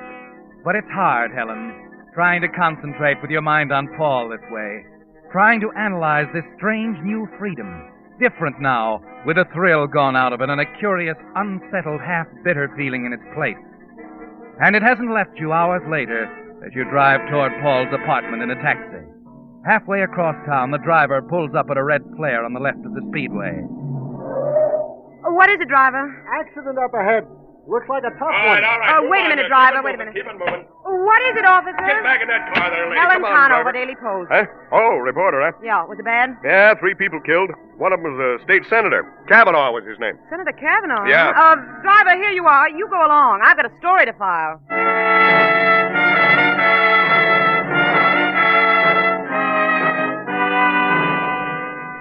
Yes, Helen, on duty or not, you're a reporter above everything else. A state senator killed. The bodies of 2 high school students in the wreckage of the other car. So it's 2 hours later, nearly 10 o'clock, when you finally arrive at Paul's apartment. Well, so you finally decided to show up, darling. I'm sorry, Paul. I got here as soon as I could. There was a bad accident. I had to get the story in. You're not supposed to be working this late. I'm a reporter, dear. When a story breaks and I'm there, the Daily Post gets it. Yeah. For God, for country, and the Daily Post, eh? Well, I'm not a reporter now, dear. Oh? I'm a woman. A single woman. Yeah, I heard about it. Aren't you glad? Nope. What did you say? Helen, just because I buy you a few drinks, take you dancing a couple of times, doesn't mean I intend to break up a man's home. Paul, I told you about You Malcolm. didn't tell me half of it. A man named Jackson looked me up. Your husband's lawyer. Jackson, what did he say? You should have let me in on all these plans of yours, Helen. Malcolm, too. What are you trying to say? I wouldn't have let you go ahead with this divorce. It's all over, Paul. I have my divorce. I did it for you so I could be free. You made a mistake. A bad one. You see, I'm not getting a divorce. You're married. That's right. Malcolm knew it. I don't know how, but he did. You what? Seems that you got into the wrong game, baby. Ordinarily, it'd be time to pick up your chips and go home. Now you can't even do that. You can't do this to It me. was your own doing, Helen. Don't go blaming me. Rotten. Careful, low. sweetheart. You'll spoil your makeup. You'll never get away with it, Paul. Do you hear me? You'll never get away with it. I'll You don't know kill how you funny first. you look, really. Did you hear what I said? I'll Hey, wait a minute. kill you. Wait a minute. Don't. No. Oh, that's a dirty shame. that vase belonged to my favorite aunt. Don't slam the door.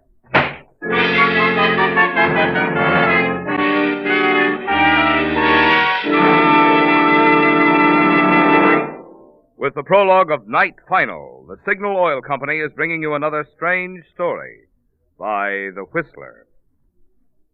But first, a word about some of the convenience features that today's drivers can enjoy. More and more of the new cars are featuring no clutch, no gear shift. Some even have windows that raise or lower automatically at the mere touch of a button. But whether or not your car has these features, there's one convenience that every driver can enjoy. That is a Signal credit card. For instance, instead of paying cash every time you stop for gas, oil, or a lube job, you merely tell the Signal dealer to charge it. And because Signal credit cards are honored at all Signal service stations throughout the 6 Pacific Coast states from Canada to Mexico, you'll find one especially helpful on trips. You're relieved of the necessity of carrying large sums of money, yet you're prepared for those unexpected emergencies that can arise. Moreover, at the end of each month, when you pay for your driving needs with one check, just as you now pay your phone, light, or department store bill, you have a handy record of what it costs to run your car. When you consider how much ease and pleasure all of this adds to your driving, it's no wonder more and more motorists are stopping by their Signal service stations to fill out an application blank for a Signal credit card. And now back to the Whistler.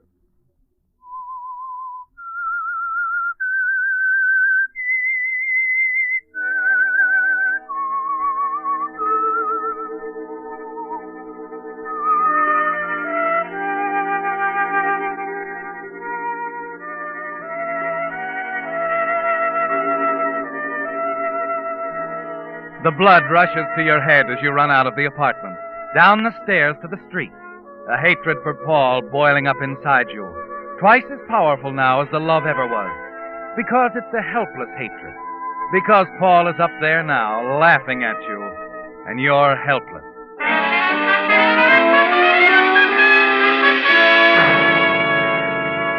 Then, as the damp fog begins to clear your head, as your heart stops pounding, a cold, curiously logical idea comes home to you. And you realize that the thing you shouted in anger at him back in the apartment, that you could kill him, wasn't really hysterical at all. It was a statement of fact. You could kill him, Helen. You aren't helpless at all.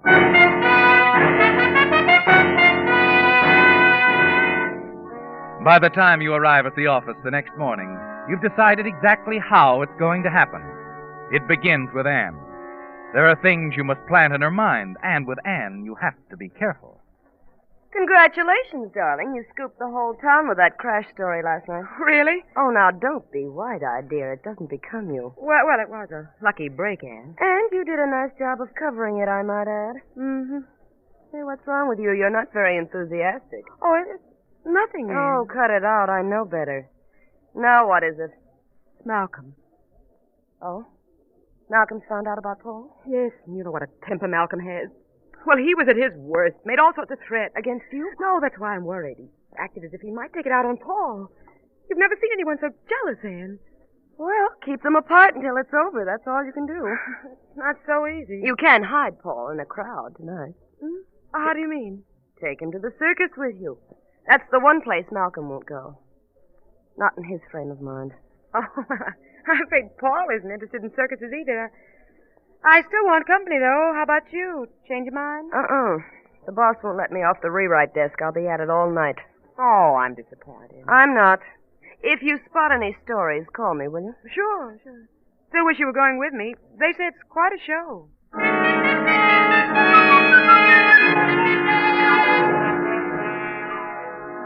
Yes, Helen, quite a show. But you knew all along that Anne would have to decline your invitation, didn't you? That was part of your plan. Part 2 takes place at the apartment, your old apartment, to which you've still got a key.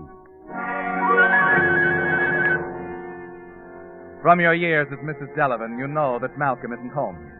At his desk, you pick up Malcolm's long, thin letter opener, hide it in your purse. Half an hour later, wearing a conspicuous red bolero jacket, you're standing in line at the ticket booth in front of Seeley Brothers' giant show. And there's a reason for not using your pass, isn't there, Helen? Hurry, Jumbo. Right here. 2, please. 2, here you go. Thanks. 3 in the grandstand. 3 grandstand, thank you. 1, please, grandstand. Yes, ma'am, 1 grand. $50 bill. That's the smallest you got, lady. I'm sorry. Well, for crying out loud, 50 I bucks. said I was sorry. Okay, I can handle it.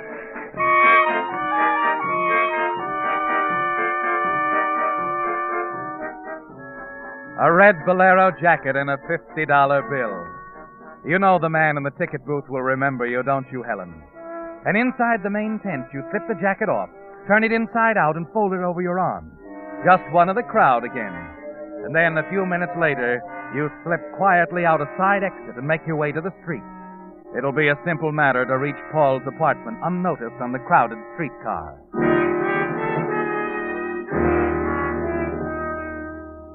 You're standing in an alcove in the hall outside Paul's apartment, waiting for Malcolm to complete his visit and leave.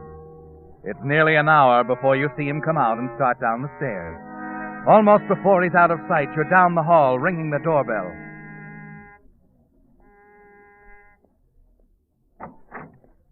Helen. Aren't you going to ask me in, Paul? Should I? There's a vase or 2 I forgot to nail down. I'm sorry, Paul. I won't stay long. Okay. Your timing was perfect. Just missed your husband. Yes, I know. Oh? He showed me your letter, Paul. What did you talk about? Oh, Helen, it's all over. Why go on talking about it? It meant a great deal to me, Paul. I'm sorry. No, you're not. Helen, please. Why did you come here? I want to say goodbye, Paul. Goodbye. Yes, I won't bother you anymore. But would you mind too terribly, Paul? Would you mind kissing me goodbye? Of course not. Come here. Oh. Oh. Helen, I never meant to. Helen, you.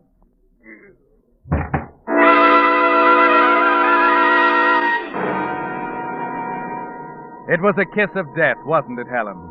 You stand for a moment looking down at Paul's still face. And then you hurry to the door, cautiously let yourself out of the apartment, hurry back to the circus.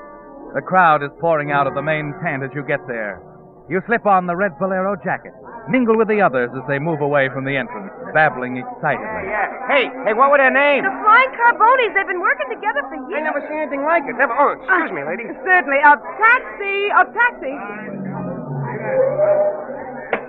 Where to, lady? Daily Post. No, wait a minute. I'll call the story in. Take me home, driver. Brockhurst Apartments.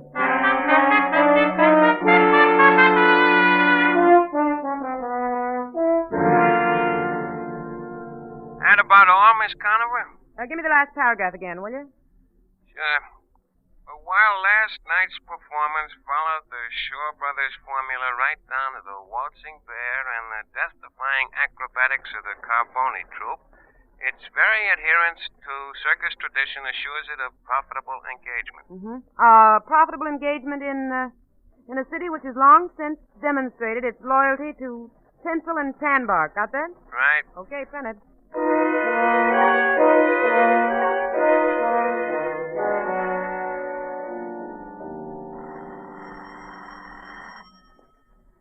Well, this looks like it. Hello? This is Anne, Helen. Oh, good heavens, Anne, it's 3 a.m. If it's about that review, It isn't about the review, darling. You better brace yourself. I have some pretty shocking news. What is it? Paul Wilson was murdered tonight. What? They're holding Malcolm on suspicion. I'll be right down.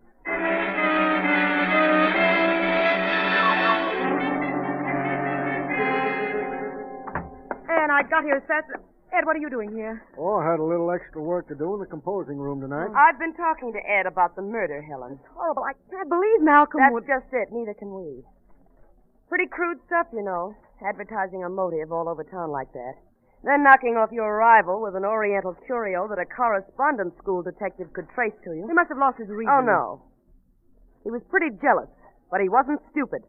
Well, that's beside the point now. Suppose they'll want me down at police headquarters. You can relax, honey. Police headquarters is coming to you. What's this all about, Anne? Why are you... Just a minute. All right, Lieutenant Jacobs. This is Lieutenant Jacobs, Helen. How do you do? How do you do? I'd like to ask you a few questions. Well, I'd like to ask a few myself. You'll have a chance in just a moment, Miss Conover. I won't be long. You see, I only have one question. All right. Where were you at 10:15 last night?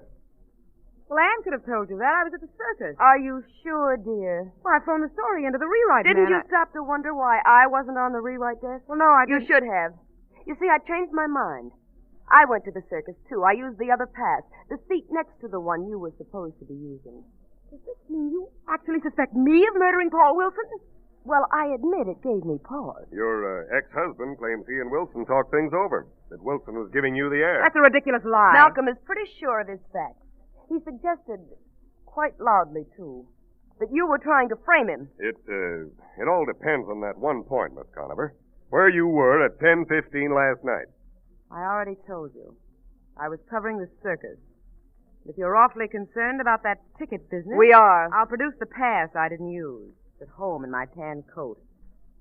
Yeah, I changed to my red bolero jacket and discovered when I got there I'd left the pass at home. So I bought a ticket in the grandstand. You can prove that? I think so. All I had was a $50 bill. The man at the ticket window was terribly irritated with me. I see. I suggest you find out who he is and ask him about the woman in the red bolero jacket. He'll remember me. Well, that's an angle. Now, let me tell you something, Lieutenant. My good friend Anne over here seems to have engineered this. You might be interested in her reasons. Wait a minute, First Helen. off, she's been jealous of me and my position with this paper ever since she came here. She hates me. She'd do anything to ruin me and my career. Helen. You better tell the truth, Annie. It's all going in the record. And this is the topper, Lieutenant. I introduced her to my former husband at a cocktail party 3 years ago. She's been in love with him ever since. She'd do anything right now to save him. Ask her if that's crew, Lieutenant. Ask her to answer that one, under oath. Well, what about it, Miss Stoddard? All right, I do love him.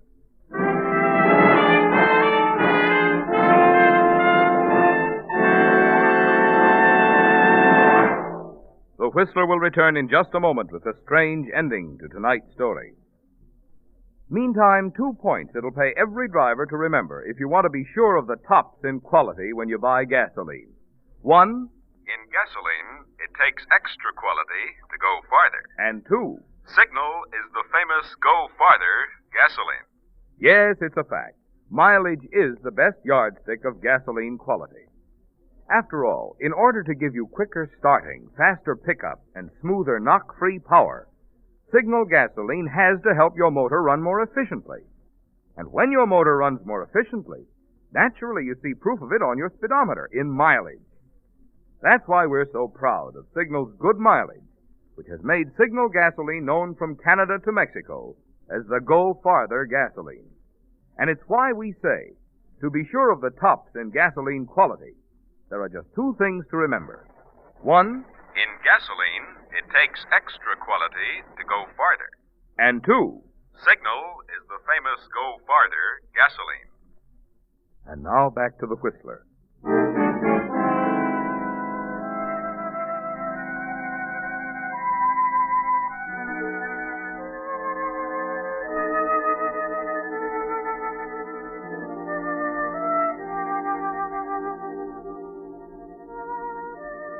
It's a tense scene, Helen, the 3 of you, and Lieutenant Jacobs and yourself, grouped around the dingy rewrite desk under the cruel white light in your office at the Daily Post.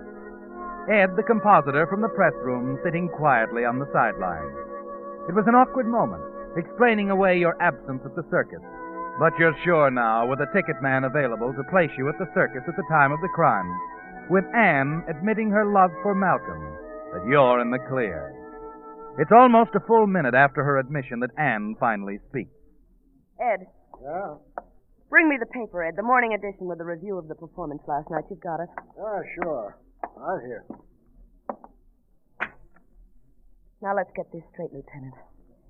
We're all agreed everything depends on where my capable colleague was at the time she claimed she was at the circus.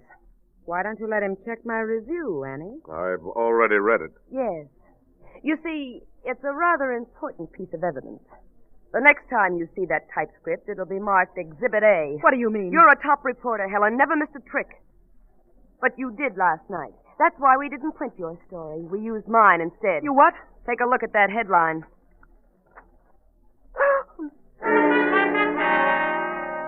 The black letters stab into your brain like neon, swim before your eyes.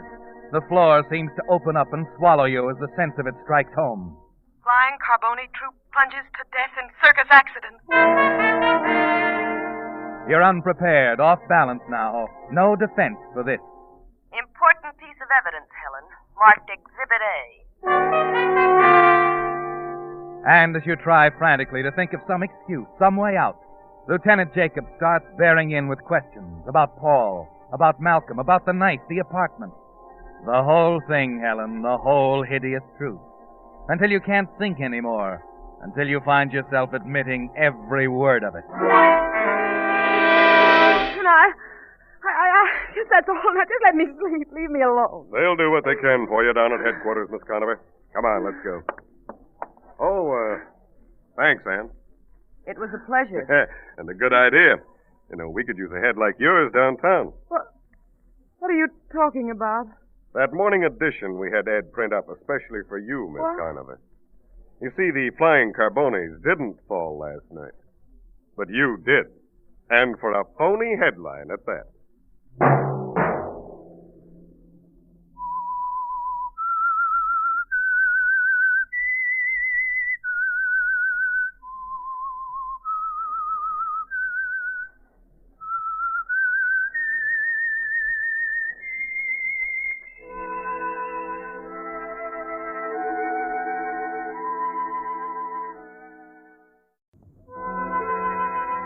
And now the Whistler's strange story. Undertow.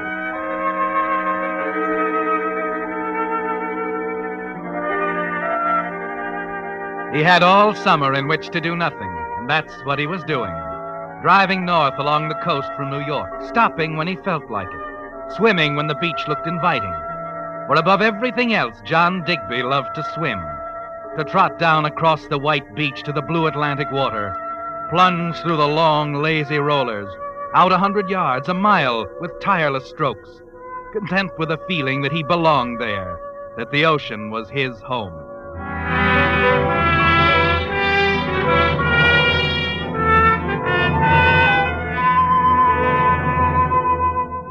He'd been 10 days coming north to Cape Ann, and as he floated out beyond the breaker line, he knew that here was the most beautiful spot of all.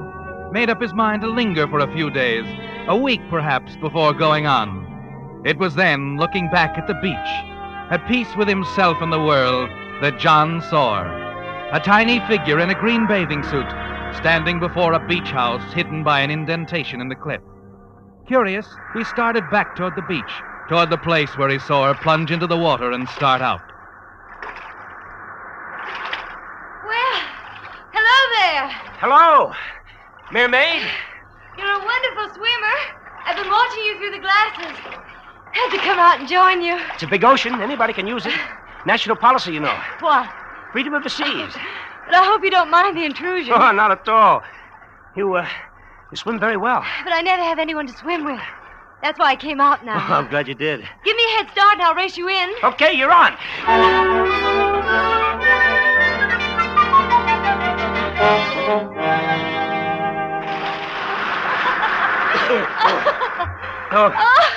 I win. Yeah, nice going. Oh, I'm going to collapse right here in the sand and catch my breath. Oh, wasn't it glorious? Oh, nothing like it. I love to swim, always did, since I was a kid. You're from New York, aren't you? Yeah, I got my first taste of water off the East River docks. How'd you guess? The way you talk. And you're a denizen of the deep. Only what did you do with your long silver tail? Only wear it on Sundays. Say, do you live in that house around the bend? During the summer. Just where I'd want a house if I had my choice. Sand and water and no one around for miles. Gets lonely sometimes. Doesn't have to. Would you like a hot drink, coffee, or anything else? How about anything else? Well, if I remember correctly, we have a whole cabinet full of assorted anything else. You know how to mix it. Why don't you give me 15 minutes to get dressed?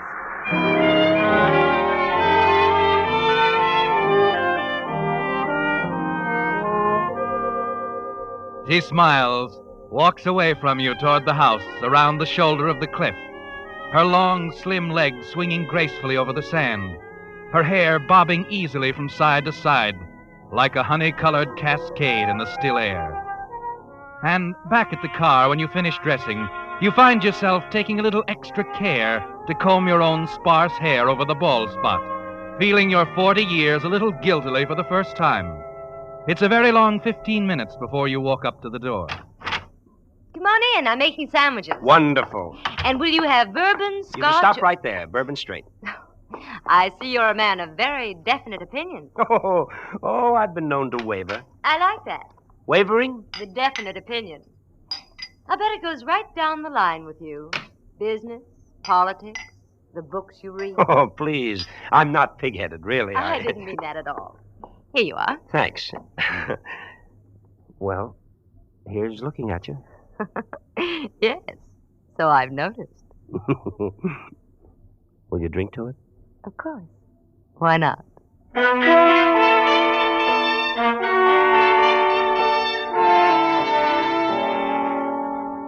Well, the sandwiches were wonderful and the anything else. You'll be back again tomorrow to swim? I think so. Will you let me start out with you? You were right a while ago. I have pretty set ideas about politics and business. Oh? Women, too. My name is John Digby. I'm stopping at the Gloucester Inn. I'm, not married. I'm Sandra Merivale. Mrs. Sandra Merivale. I see. You will make it tomorrow.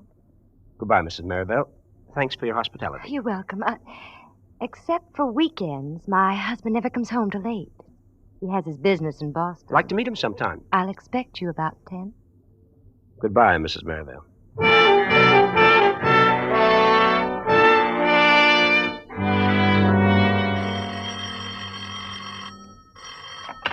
Hello? It's me. I thought it might be. I'm calling from the drugstore on Main Street. Yes? I'll park my car in the drive near the statue in 10 minutes. Do you always do that? What? Give a man the exact number of minutes to meet you? Suppose I'm not there in 10 minutes. You'll be there. You're making it difficult. I think I know what I'm doing. So do you. Yes. All right. I'll see you in 10 minutes.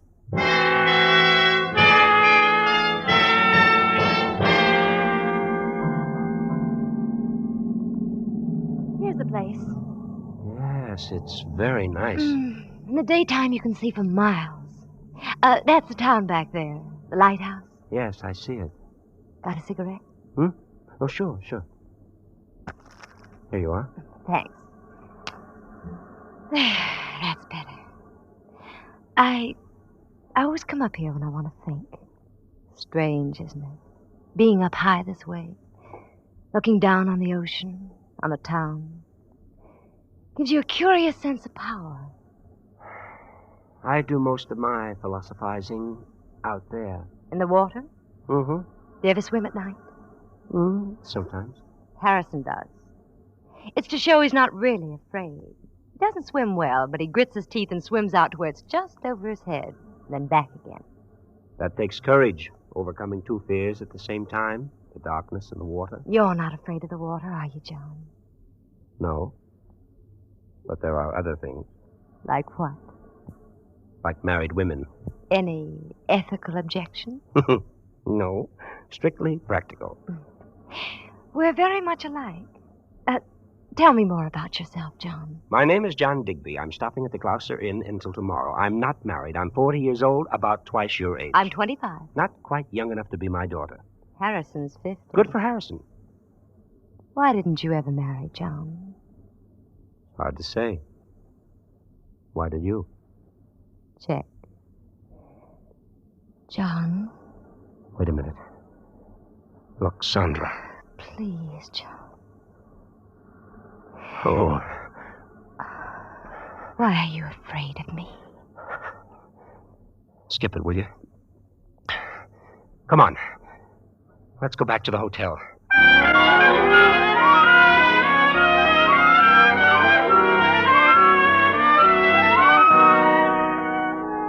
Her kiss tasted salt, like the ocean, like tears.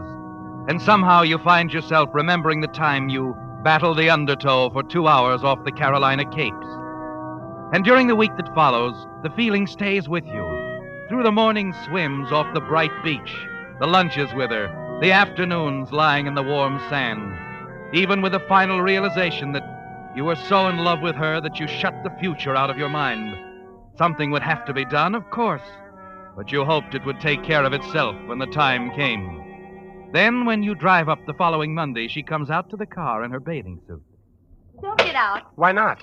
There's a barge anchored 100 yards offshore. Some scientist from Woods Hole conducting some sort of experiment. Oh, why did they have to pick on our little piece of ocean? I don't know. But I don't want them to see us together. We'll swim on the other side of the Cape. I have lunch in the basket. We can spend the day. You think of everything, don't you? I try to, darling.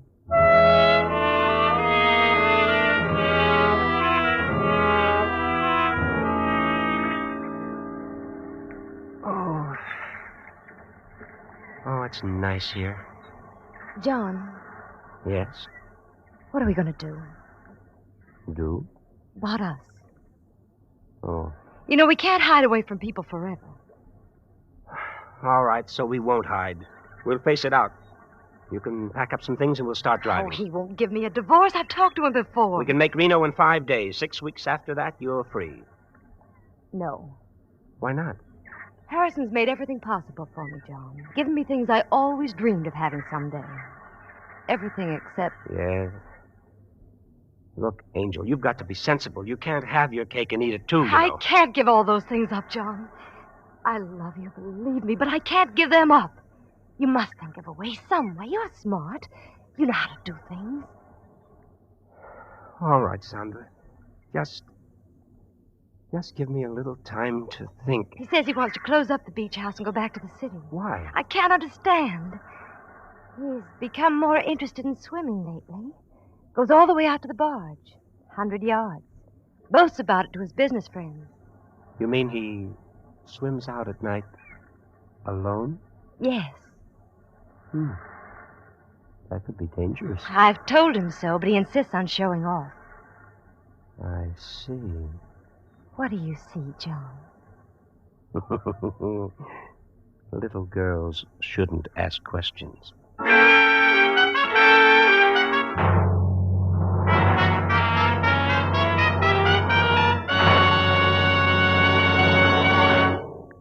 With the prologue of Undertow, the Signal Oil Company is bringing you another strange story by The Whistler. This, you know, is the 5th consecutive year that Signal Oil Company has sponsored The Whistler. A long time for a radio program, yet short compared with the 17 years that Signal has served the West. And just as The Whistler has grown to be the West Coast's most popular mystery show, Signal has grown too. Grown from a mere handful of stations in Southern California to almost 2,000 dealer-owned stations serving 6 western states from Canada to Mexico. Now, obviously, there must be good reasons why so many drivers have switched to Signal gasoline. And there are.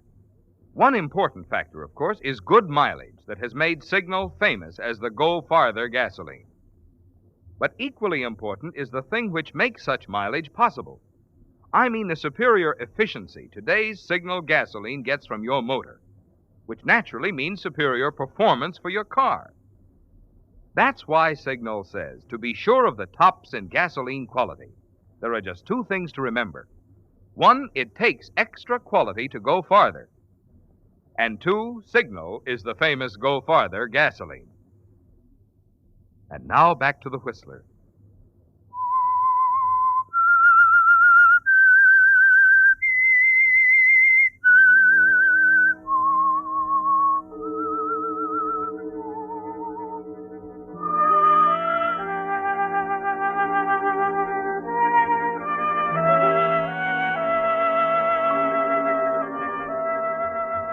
It's something out of a fantasy, John, like swimming underwater, with blurred shapes and shadows, your mind moving past everything except what you must do to have Sandra.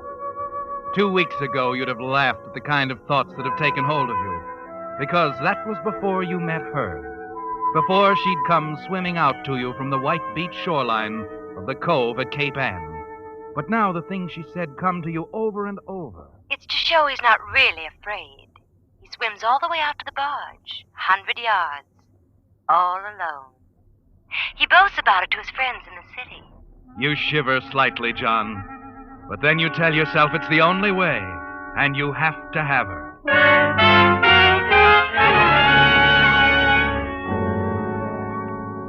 During your swim the next day, neither of you talk very much, and you find yourself surprised and a little alarmed that Sandra has sensed your mood so quickly.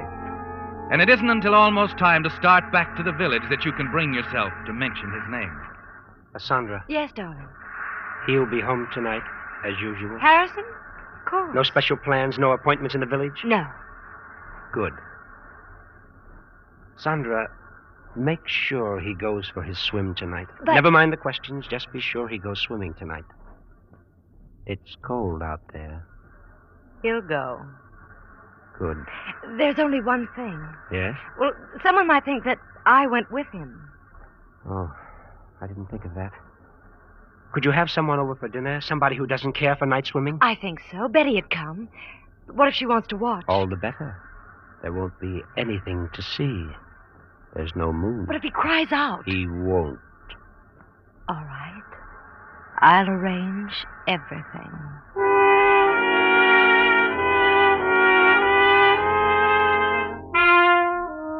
You start early, John, but even in the darkness you have a little trouble finding the barge. It's necessary to swim out to sea a ways and get the house lights behind it.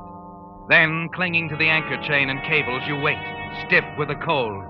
But just when you're almost ready to give up, Sandra's voice carries across the water to you, crisp and clear. Now do be careful, Harrison, please. I'm all right. We can watch from won't see much. You strain to get a look at him in the darkness, but it's no use. You'll have to go by the sound. And then you hear him swimming towards you. You listen to him moving closer and closer. When he's almost to the barge, you take a deep breath. Pull yourself down on the anchor chain. The water is pitch black, John, and it won't be easy to find him. But you move under the surface to the point where you plan to meet him. His thrashing feet give off a faint luminescence. You glide toward it, using a flutter kick, hands outstretched. A few seconds later, you reach him and pull him down.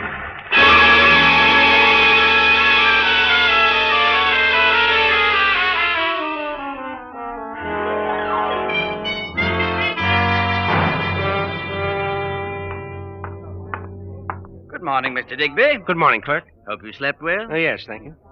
Have you heard the terrible news? What news? Oh, of course you couldn't have. There's been another drowning, one of the regular summer residents. He was swimming off the dunes last night and evidently was pulled down by the Undertow. Oh, that's too bad.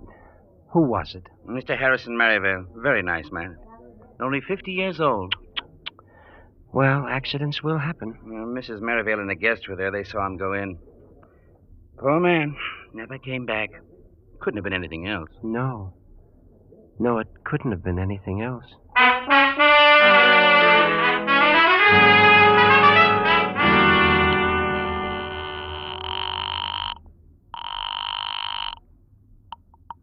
Hello? Hello. It's John. John, listen, I can't talk. The house is still full of friends and relatives. You've got to be patient. They're already asking questions. It's been 3 days, Sandra. I want to see you. Get rid of them, will you? Well, I'll try. Goodbye, John.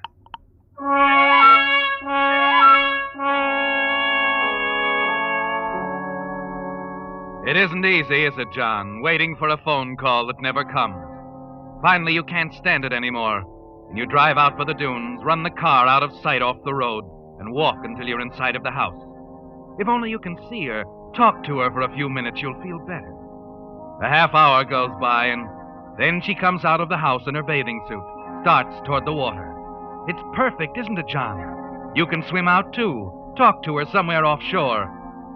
Then you stop, staring unbelievingly as a young man comes out, joining Sandra.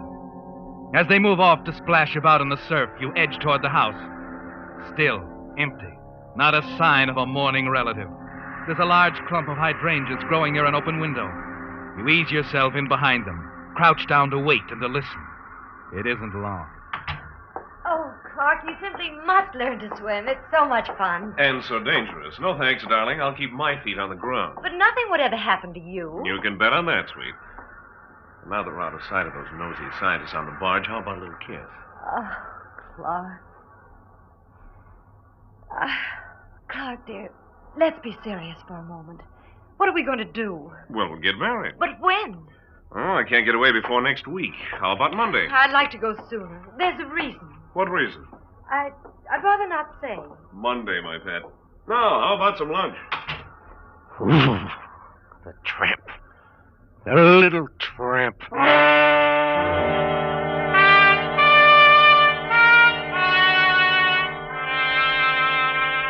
You're shaking all over as you get up and stumble back to the road. You drive around to get control of yourself, to think, and then... John, you shouldn't have come here. Why not? No one's going to see me. Well, it's so soon after... That's what I want to talk to you about, Sandra. I don't want it to appear as if you were in a terrific rush to get married. Oh? I thought maybe I'd go back to New York tomorrow and get some work in until you can join me, say in about a month or so. Oh, that's a splendid idea, John. Then we can have a quiet wedding, go on a trip or something, and come back and settle down with nobody the wiser. John, you are thoughtful, dear. I thought you'd like it, Sandra. Only since I won't see you for so long, I'd like to take something back with me. A memory, sort of. Oh, sentimental. I guess I am, sort of. Anyway, I thought we could say goodbye in the same way we met. You know, swimming. Swimming? Mm-hmm. Let's go for a long swim, Sandra, way out. Then in the morning, heading back for New York, I'll remember you as you were that first time. My lovely mermaid. Give me time to change. My trunks are out in the car. I'll meet you in the water on the other side of the barge. I'll be there in 20 minutes.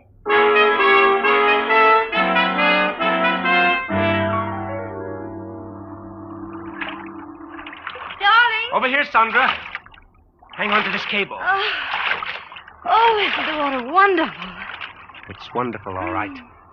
Just like the night you sent your husband out here for me to drown. John, I don't want to hear about it. This isn't about it, Sandra. This is about me, John Digby, the man you said you wanted to marry, remember? John, I don't know what... It's no use, Sandra. I know all about your friend Clark. You know about... Get away from me, John. Let go, I'm going in. Not in, Sandra. No, down, the way Harrison went down. Another accident in the Undertow. No! Please, John, let me go. No. Clark means nothing to me.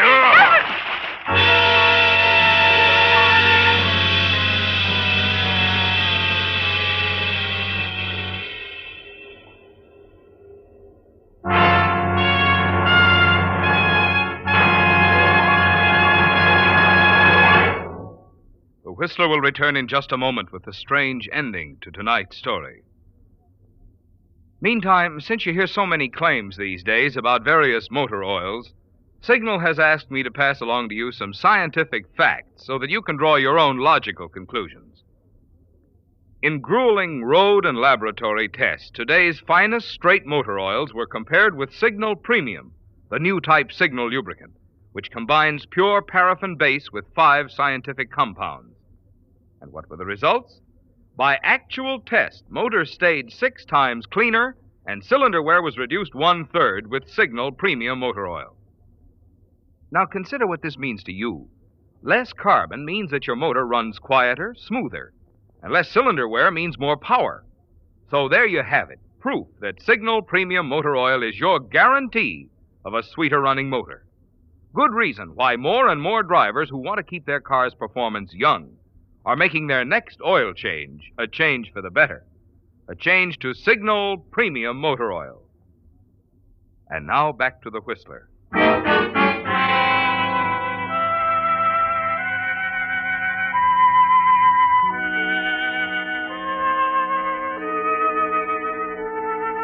Two days later, it doesn't seem real, does it, John? As you drive on from Cape Ann north to the Maine beaches, as you fill your eyes with the beauty of the down east coastline. And as more long, lazy weeks pile up, it recedes farther and farther into your memory, and you can't believe that you committed 2 murders, that the Undertow pulls you out beyond your emotional depth for 5 horrible days. For Sandra's gone now, and you're as safe as on the day you dragged yourself out of the Undertow on the Carolina Capes. It's 2 days after you arrive back in New York that a man drops into your apartment, flashes a headquarters shield. I'm Lieutenant Patton, Mr. Digby. Oh? Well, what can I do for you, Lieutenant? I'd like you to drive downtown with me, if you will. Any particular reason? Yeah. A few weeks back, there were a couple of drownings in Massachusetts.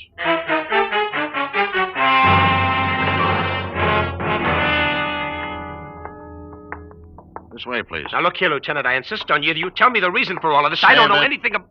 You'll know in a minute. Hello, Dr. Alderman. Yes, sir. This is Mr. Digby, Dr. Alderman. How do you do? How do you do? I'm an ichthyologist, Mr. Digby. Fish, you know. For the past year, I've been conducting some experiments from the Woods Hole base. You've heard of Woods Hole, of course, Digby? Well, yes, but what has Go on, Doctor. Very interesting experiments they were. During the war, the Navy discovered its underwater detection apparatus was picking up some curious impulses, vibrations, which we later discovered were made by fish, the sound of fish. I'd like to play you a recording we made. Now, wait a minute, Lieutenant. I haven't got time to sit around... It'll only take a moment, Digby. Got the turntable ready, Doctor? Yes, here we are. Now, our microphone is in about 50 feet of water, right over a bed of snapping shrimp. This is the way they sound. That noise is made by snapping their claws together. Now here is a chorus of croakers. Our microphone is right over this school of fish. Here are some single fish.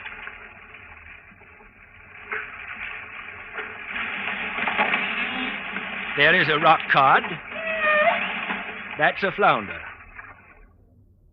The records you have just heard were official recordings made for the Navy several weeks ago. But a few nights later, we were testing the equipment. Well, listen to this record. Oh, isn't the water wonderful?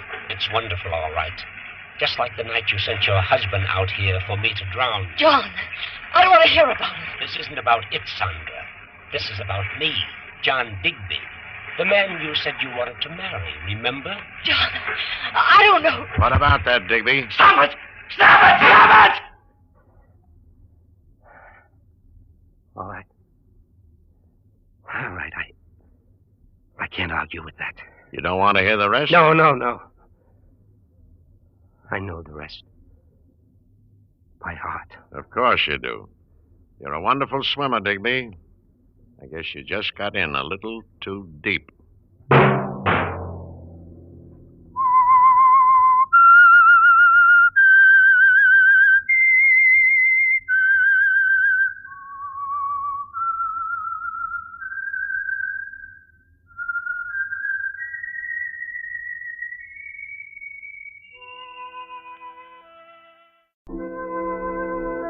And now the Whistler's strange story.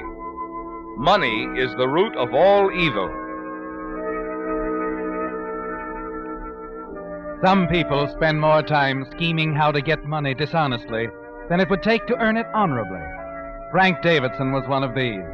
For years, he'd been building an alibi to cover his many dishonorable activities by telling everyone who'd listen that money was the root of all evil. At the same time, he was scheming to get as much money as he could from his Uncle George Davidson, who had not only built a fortune, but had also accumulated the love and respect of his fellow citizens.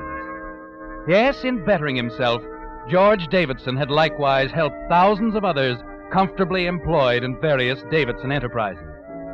As purchasing agent for the Davidson Manufacturing Company, Frank Davidson was in a favorable position to add, through shady and illegitimate means, substantial sums to the liberal salary his uncle paid him. He'd been getting away with this grafting for years until he clashed with Jim Duran, the city's most ruthless racketeer and gangster. You know, Davidson, you're a pretty smart boy. Oh? A lot smarter than people around town think you are. You must net yourself a pretty neat little sum every month. You're crazy, Duran. The commissions I get... Commissions? It's pretty cute. I love the way you keep calling that dough you steal commissions. Well, they are commissions. As buyer for the Davidson Manufacturing Company, I consider every bid that comes in. Now, quit kidding, Davidson. For the last 2 years, you've been buying second and third-rate cement, plaster, and steel. Your uncle's been billed for grade A prices. You've been pocketing the difference as a kickback from the fellas you've been dealing with. I don't think your uncle would like it at all if he knew what you were doing. Well, I can't figure where it concerns you, Duran. Everything that happens in this town concerns me. Besides, I don't like guys that give all their business to my competitors. Competitors? Sure. A couple of months ago, I formed a new company, the Mid-City Service Corporation. We're a sort of a buying and selling agency. We buy and sell steel, cement, plaster, practically everything that Davidson Manufacturing Company uses. Look, Duran, I don't make enough to split. I think you do. And I'll tell you why. First of all, your salary's $6,000 a year. And for a guy making $6,000 a year, you cover a lot of territory. In October, you dropped $700 in 1 week at Eddie Sansoni's. During November, you dropped the G. Eddie said he'd keep his mouth shut. Eddie works for me. For Christmas, you gave your girlfriend, Helene Franklin, an $1,800 convertible. Last week, you gave her a $1,000 engagement ring. Yeah. You sure do okay for a guy making $6,000 a year. All right, Duran, so I do okay. Where do you come in? Now, that's simple. We'll handle your deals for you. We'll take care of everything for, say, $150 a week. But retroactive for 6 months. You're out of your mind. You've been buying from my competitors a lot longer than that. But I'd owe you $3,900 in back money. Sure. But look how safe you'll be. If anything goes wrong, you won't appear at all. You can just say you had reason to believe the Mid-City Service Corporation was okay. But I can't raise that kind of dough. What's the matter with the old man? My uncle? Yeah, he's a nice old guy. Takes pretty good care of you, from what I hear. Yeah, but he'd never give me an amount that big without a reason. Give him a reason. Tell him you lost it at Eddie Sansoni's. Tell him Eddie's got your IOUs, and he's going to give them to the newspapers or something. The old man will hate to have a scandal. Besides, it'll be a good investment for him.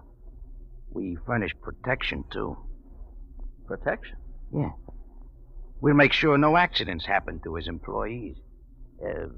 Especially his purchasing agent. Oh, one more thing. See that your uncle don't find out about this deal. He might take a notion to talk to the police or somebody. That'd be pretty unhealthy. For you.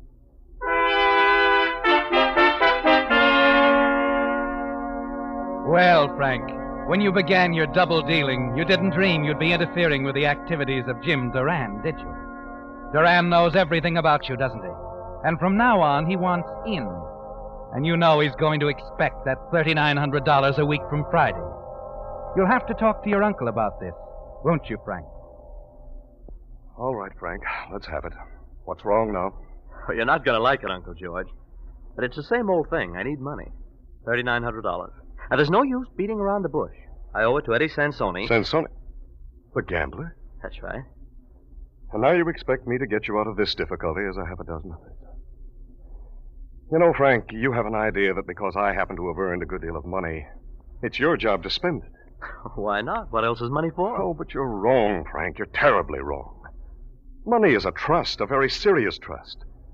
Wisely used, it makes for a better community. And I'm certainly not going to give you $3,900 to hand over to a crooked gambler. But, Uncle George, listen, you don't get it. The man I owe is Eddie Sansoni. He's a killer. I've only got till next Friday to pay up. Nonsense. Just tell the police. You mean you won't let me have the money for Sansoni? Naturally not. Why, it would be the worst thing I could do for you, Frank. And another thing, and this is for your own good. Beginning Monday, you're going to work in the factory. This job as purchasing agent hasn't done you any good. Now, wait a minute, Uncle George. If you're going to leave me the business anyway... I'm not going to leave you the business. If I did, there wouldn't be any business in 5 years. But you always said it would all be mine someday. Or even in your will. I'm changing my will, Frank. Just as soon as my lawyer returns from Washington next week. You mean you're cutting me out of your will permanently? Well, that depends. Maybe I'll change my mind in a year or two if you'll really settle down. And I hope you will, Frank. Meantime, I owe it to the employees and the people who put their savings into this business to protect their interests.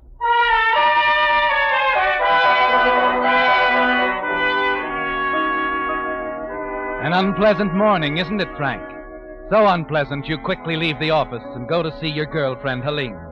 After all, Helene understands you, and like you, she believes that money is the root of all evil. That is, other people's money. You tell her about Duran, about Uncle George cutting you out of his will, all your difficulties. Helene is not only sympathetic, she's very practical, too. Your uncle can't do a thing like that, cutting you out of his will of all the dirty... He's doing it. Just as soon as his lawyer gets back from Washington. When will that be? Sometime next week. Wow. He hasn't cut you out yet, Angel. Oh, what difference does that make? He won't change his mind. Oh, a lot of things can happen in a week, honey. Such as? Take a look at that headline in tonight's paper. Mm-hmm. Wealthy playboy slain in love nest. I don't get you. Suppose your uncle had a little love nest, baby. The closest thing Uncle George has to a love nest is his little cabin out at Clear Lake, where he goes to rest up occasionally. And as far as girls are concerned, he doesn't even know they're alive. Well, he's got a secretary, hasn't he? Of course. Oh, from what you say, he pays her a lot of dough. Naturally, she's been with him a long time. Besides, Bill Lawton, her husband, was very badly hurt in an accident a while back and hasn't been able to work since. From what you've told me, Bill's not very happy about it. Mary says he's miserable. Well, suppose Bill Lawton were to think your uncle's interest in Mary was, something more than just paternal. In the mood he's in, you'd probably see headlines bigger than the... What? Elaine? I think you've hit on a wonderful idea. A wonderful idea. Except it takes time. A week's a long time, Frank. when it's all you've got. Yeah, it is at that. And this is one time I'm gonna move fast.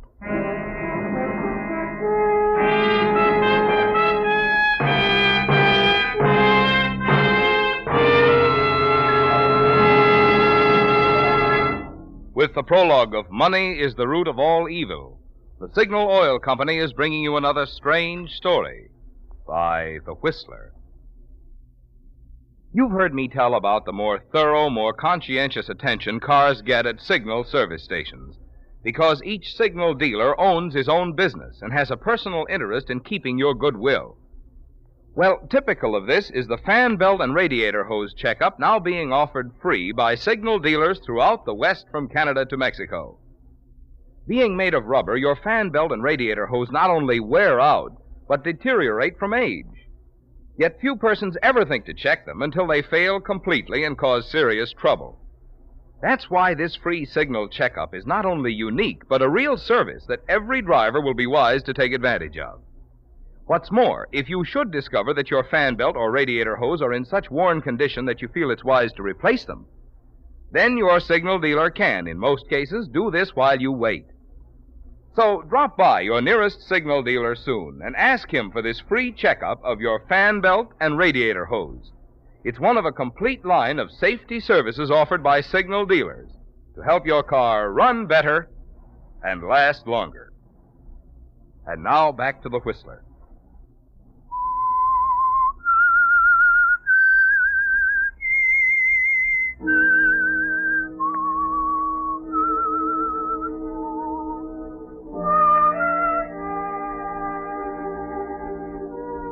Well, Frank, Helene gave you quite an idea, didn't she? It would certainly make things easy for both of you if Bill Lawton got the wrong idea about his wife, Mary, being involved with your wealthy Uncle George and killed him in a fit of jealous rage. No one could pin anything on you either. After your years of hypocritical preaching that money is the root of all evil, you're sure nobody would ever connect you with your uncle's sudden death. But you know you'll have to act fast. Plant the seed of suspicion in Bill Lawton's mind. So a few moments after leaving Helene's apartment, you're in Bill Lawton's living room. Well, Bill, how are things going? Okay. I guess it gets pretty lonesome sitting around the house all day, huh? Oh, I manage. Yeah, I know how it is. Trouble is, I can't keep living on Mary's dough. I didn't marry her to get myself a meal ticket. Well, if Mary doesn't object, why should you? It's up to me to be working, not her. Well, I wouldn't worry too much about it, Bill. After all, my uncle's pretty generous to her. Yeah, no. He's a nice old guy. But I'll feel a whole lot better when I'm paying the bills. Now, don't worry. Uncle George always gets his money's worth. I know. Mary's a pretty terrific secretary. And a pretty neat addition to the office, too. I don't blame Uncle George for keeping her to himself. Yeah. Been awfully busy down there lately, hasn't it? Busy? Nothing. It's practically dead. Oh, but then things always slow up this time of year. Dead? But Mary's been working overtime 2 nights last week. She has? Oh, I didn't know that. Oh, wait a second. Besides being purchasing agent, you're sort of an all-around assistant to your uncle, aren't you? Yeah, that's right. Well, if you work Slake, how come you don't know about it? Oh, well, I'm out calling on clients most of the time. This deal about Mary working nights when things are so slow. Well, as far as that's concerned, I don't either. But then Uncle George does a lot of things he doesn't tell me about. Don't worry about it, Bill. Listen, why don't you come into town for lunch someday soon? It'll do you good. Frank. Yeah? Is there anything between your uncle and my wife? What? What on earth made you think of a thing like that? I've been thinking about it for quite a while.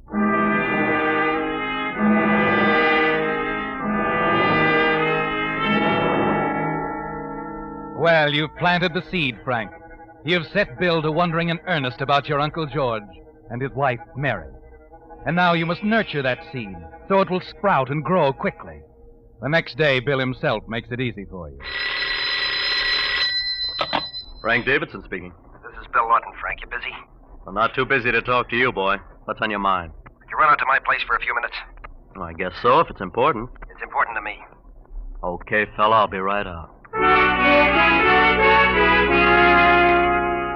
You know what he wants, don't you, Frank? And you're sure you've got all the answers, the right answers. You're sure of yourself. Pleased, too, as you reach for your hat. And then your phone rings once more.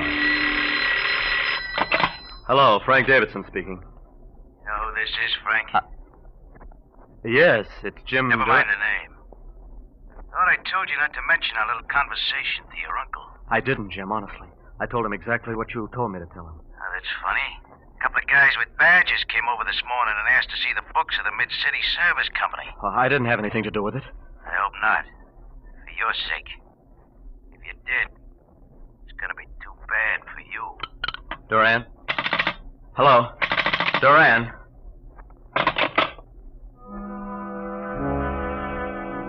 Leaving your office, following Duran's phone call, you know you have to move fast. You're sure if your plans go through, you'll have no trouble stalling off Duran until you come into control of your uncle's fortune. And as you enter Bill Lawton's apartment and note the grim expression on his face, you're equally sure your plans for the death of your uncle through Bill Lawton will work. You handle Bill to perfection.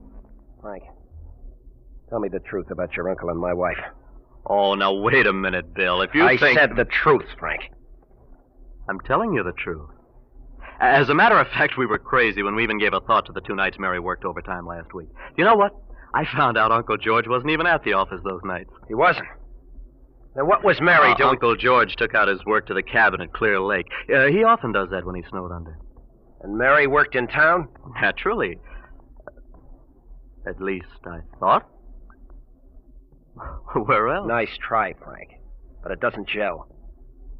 Mary told me she took 40 pages of dictation. If he was at the cabin at Clear Lake, she was too. Well, now, Bill, maybe you're just jumping at conclusions. Wait a minute, Bill. What are you going to do with that gun? Nothing right now. Just wanted to be sure it was here and loaded. Next time Mary tells me she's working at night, I'm going to go out to your uncle's cabin at Clear Lake. Bill, you're nuts. And if Listen. I find what I think I'll find, this gun's going to get quite a workout. Hi, Bill. I'm home. Oh, hello, Frank. Bill. Bill, what on earth are you doing with that pistol? Oh, he was just showing it to me, Mary. Oh, guns make me nervous. For goodness sakes, put it back in the desk, Bill. Bill? Okay, Mary. Since when have you become interested in firearms, Frank? Well, I got myself into a jam with Jim Durant. Eddie Sansoni. Jim Durant, that gangster? I said Eddie Sansoni. He's pushing me pretty hard. And, Bill thought that I might need some protection, so he offered me his revolver. Oh, that's ridiculous, Frank. Why don't you go to the police? You don't know what you're saying. Well, at least tell your uncle he's let you have money before. Money, money, money. That's all I ever hear. Sansoni's got plenty, but he wants more. My uncle's loaded with it, and he keeps working. Everybody talks about money. Everybody wants money. It's like I've always said. Money is the root of all evil. Well, you take right now. It wouldn't hurt Uncle George to just help me out one more time. Frank, I don't think you're being very fair. Your uncle's been wonderful to you. He's been wonderful to you, too, hasn't he, baby? He's been wonderful to us, Bill. Oh, now, wait a minute, kiddies. Don't let my troubles upset you. Thanks for offering me your gun, Bill. But I guess Mary's right. Carrying a gun would be silly. I'll see you at the office tomorrow, Mary. So long, Bill. So long, Frank. Bye, Frank.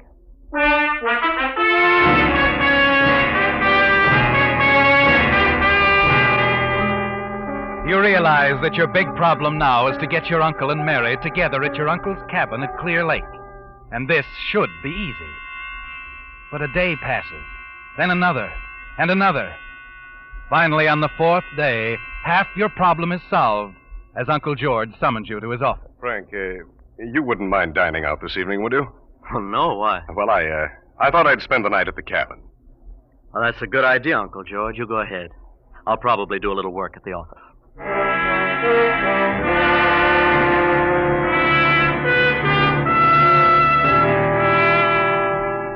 Now, Frank, solving the other half of your problem should be very simple. You can play on Mary's loyalty to your uncle and the company, and she'll agree to anything you suggest. So a few minutes after your uncle leaves, you stop at Mary's desk. Mary, would you mind working with me tonight so we can have that Carson estimate ready in the morning? Oh, Frank. You know how Bill hates to have me out at night. Oh, I don't think you'll mind. He understands you have to work overtime occasionally. And I'd hate to see us lose that Carson account. Okay. Okay, I'll phone him right away. Oh, that's swell. Thanks a lot, Mary. I'll see you at the office about 7:30, huh?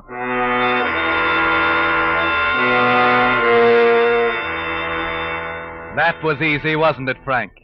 You can see the expression on Bill Lawton's face when Mary phones about working late. You can even see him hang up the phone, cross the room to his desk, open the drawer and remove his revolver, go out to his car and start for Clear Lake. So you go out for a quick snack, smoke impatiently until 7:30, and then go to the office where Mary is waiting for you. Hi, Mary. I sure do get bad breaks. You won't be able to help me after all. Now, Frank, don't tell me... Uncle George wants you to go out to the cabin at Clear Lake right away. Why? He didn't say anything You about... got me. All I know is he got a telegram before he left. Then he told me to get in touch with you and tell you to come out right away with your notebook. He says it's very important. Well, then, I guess there's nothing else to do. Uncle George said to use the company car, so I put it out in front for you. Okay. Here, here's the keys. Thank you, Frank. Oh, say, did you hear about Jim Duran being arrested? No, I didn't. Is he in jail? No. Oh, he's out on bail. Well, see you tomorrow, Frank. Hope you get that Carson estimate out all right. Don't worry, everything will be taken care of tonight. It has to be.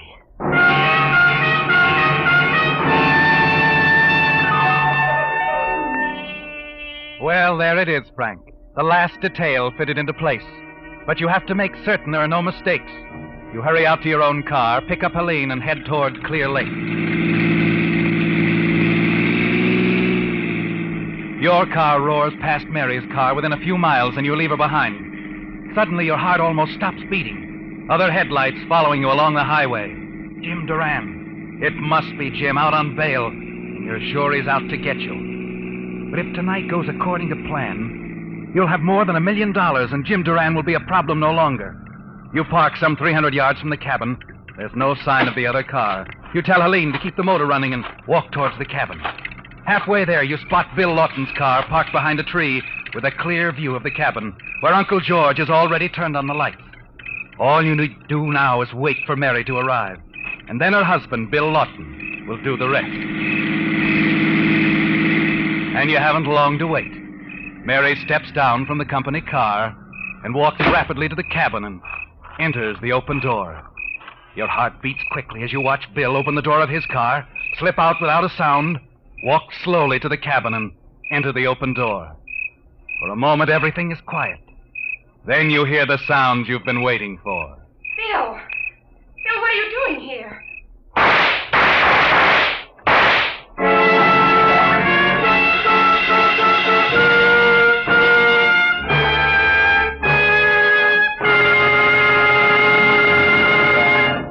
The Whistler will return in just a moment with a strange ending to tonight's story. Meantime, a word about these chilly nights and mornings we've been having. To be sure your car will start pronto the instant you touch the starter, you naturally want to be sure you're choosing the gasoline that's tops in quality. But how can the average driver measure gasoline quality? Why, by mileage, of course. Which explains why we're so proud of Signal's good mileage, which has made it known throughout the West, from Canada to Mexico, as the Go Farther gasoline. You see, there's only one way today's Signal gasoline can give you such good mileage. That's by helping your motor run more efficiently. And when your motor runs more efficiently, you just naturally enjoy quicker starting, faster pickup, smoother knock-free power. In other words, the superior performance you expect of a superior gasoline. That's why Signal says, to be sure of the tops in gasoline quality, there are just two things to remember. One, it takes extra quality to go farther. And two, Signal is the famous Go Farther gasoline. And now back to the Whistler. When you hear the shots from Bill's gun, you're sure your worries are behind you, aren't you, Frank? Tomorrow you'll be head of Davidson Enterprises. You can marry Helene, pay off Duran. Your lies about your Uncle George and his secretary, Bill Lawton's wife, work like a charm, assuring him and arousing him to the jealous fury culminating in the shooting you've just heard. You're almost jubilant as you run to your car, tell Helene the good news, and step on the gas.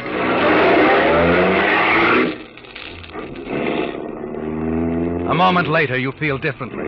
That strange car is right behind you again. Now you're sure it's Duran, the gangster who believes you're responsible for his arrest. You want to stop, explain things, but you're afraid. And you're sure that once he knows of your uncle's death, you can handle him. You've got to get away. You press down on the gas. Why so fast? That car behind us, Helene. It's Duran. Oh, how do you know? I just know, that's all. Soon you're doing 50, then 60, then 70, then 75. Be careful, Frank! Slow down that curve! Frank, no!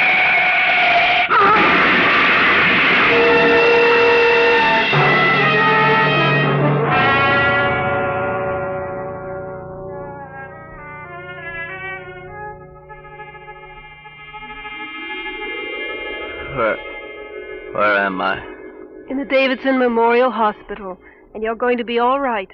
How about Helene, the girl who was with me? She's pretty badly hurt, but she'll recover. And we hope that plastic surgery may help her face. Hello, Davidson. Who are you?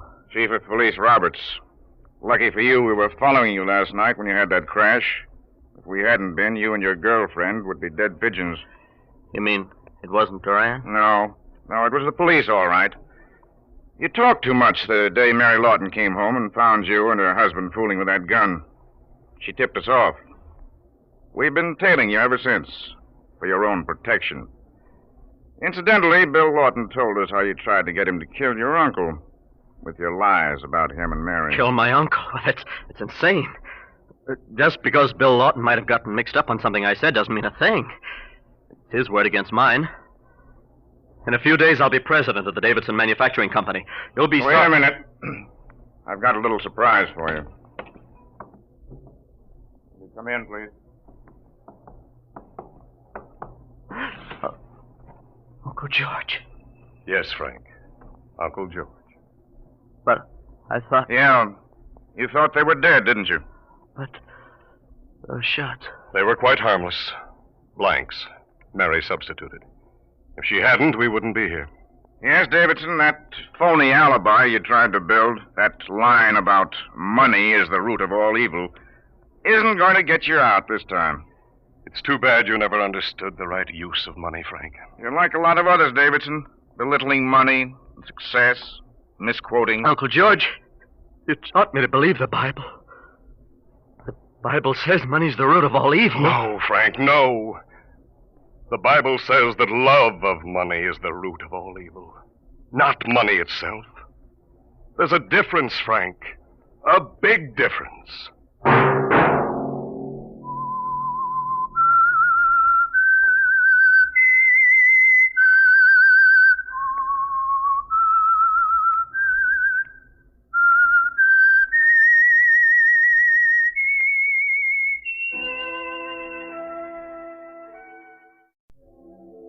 And now the Whistler's strange story. Quiet Suicide.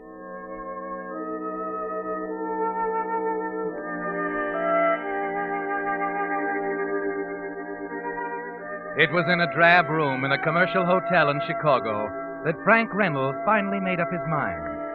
And in a curious way, it was quite appropriate that the decision should come to him there, partway between Los Angeles and New York, partway between two lives. He'd known from the first, of course, that a showdown was inevitable sooner or later. But as time went on, he began to recognize the desperate form the showdown would take. He came to realize that the only way out was murder. The train tickets were in his pocket. His bags were packed, ready to go when he picked up the phone. Operator. This is Mr. Reynolds in room 617. I'd like to call New York. This is Frank Reynolds. Long Island, 89038. Thank you, sir. One moment, please. Right. Long distance? I'm calling Long Island, New York. Is this Mr. Frank Reynolds? Yes, that's right. I have a call for you from Los Angeles, Mr. Reynolds. Los Angeles? Look, I'm calling New York. Go ahead, Los Just a Angeles. moment, operator. Frank. Millicent, how did you... Darling, I had to call you. I knew you'd be staying there. And Oh, I'm sorry, Millie. I can't talk now. My train leaves in a Frank, few you've minutes. got to tell me the truth. I can't stand it any longer. What's the matter, dear? You're running off that way, not even saying goodbye. Oh, darling, I told you I had to rush off. About that business deal in New York. But it's more than that. Isn't it, darling? What do you mean, Millie? Tell me, Frank, you've got to be fair with me. If it's another woman, Another woman? It's on my mind all the time. I can't eat, I can't sleep. Listen, Millicent, I told you 100 times. There's no other woman, dear. No one but you. Please believe that. I wish I could. Ready with New York, Mr. Reynolds. Shall I put them on? No. Can't you tell I'm still on this call? Get off the line. Millie. Yes. Millie, believe me for once, will you? You're imagining things. I love you, baby. There's no one else. I'll just be a good girl till I get back. All right, Frank. I'm sorry. But you can't blame me. After all, I am your wife. Yeah, sure. Goodbye, Angel. Operator? You can go ahead with New York now. Oh, yes, sir. I'm sorry about the interruption, sir. I knew you wanted to talk to your wife in New York, but when I found out your wife was still in Los Angeles... Never mind that. Have you got my New York number? Yes, sir. I'll connect you. Hello? Hello? Diane. Frank. Diane, listen, honey, I haven't much time. You're expecting me day after tomorrow off the train at Penn Station? You mean you aren't coming? Oh, sure, but listen. I'll be in New York tomorrow morning. Tomorrow? Yeah, I'm flying the rest of the way. Be in early. It'll give us at least a day together, alone. You can meet me at LaGuardia, Flight 8, American Airlines. But Frank, you do such strange things. What'll I tell Uncle George and the family? Well, don't tell him anything. That's the idea. Explain to your Uncle George that you're going into town early to shop for a day or two. How we'll skip the whole Long Island tribe and just be together for a day.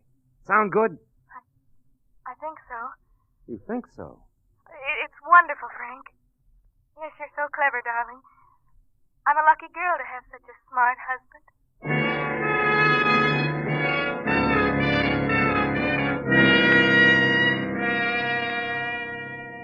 Yes, Frank, the operator has reason to be confused.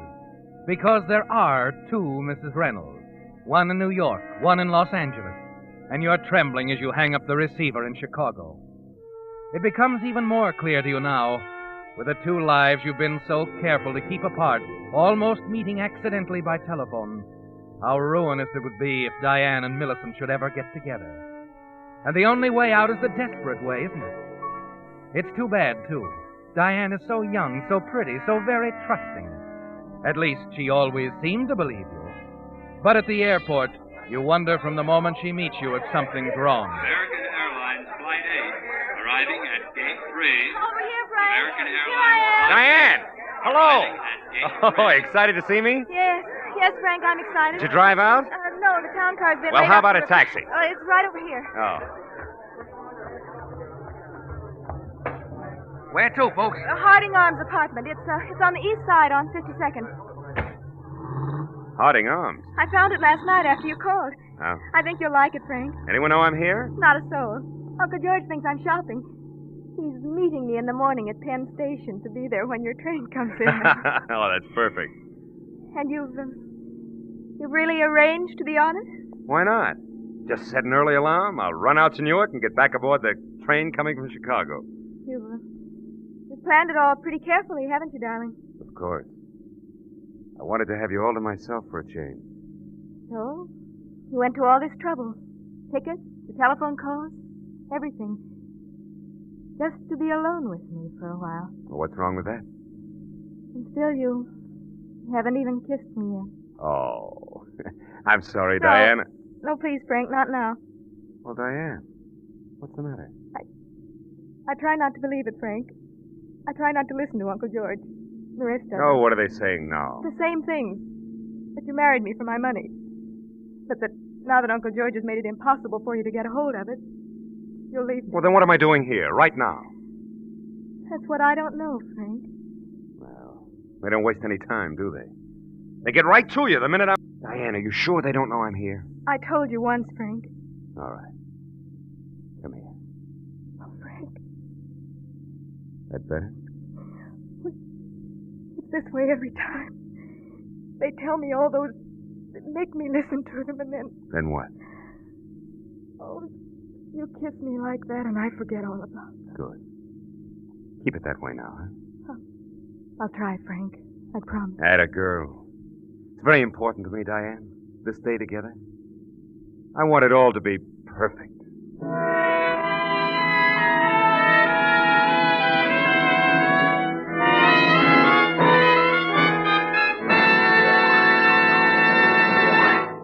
With the prologue of Quiet Suicide, the Signal Oil Company is bringing you another strange story by The Whistler.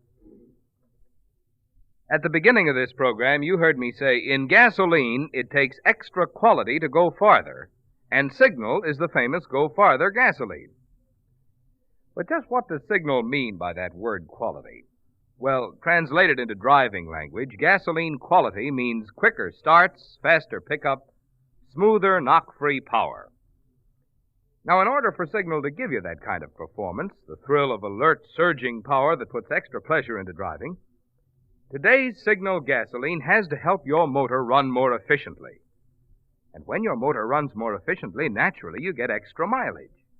Which explains why more and more folks who insist on performance, as well as those who appreciate mileage, are both switching to Signal. They've discovered that to be sure of the tops in gasoline quality, there are just two things to remember. One, it takes extra quality to go farther. And two, Signal is the famous Go Farther gasoline. And now back to the Whistler.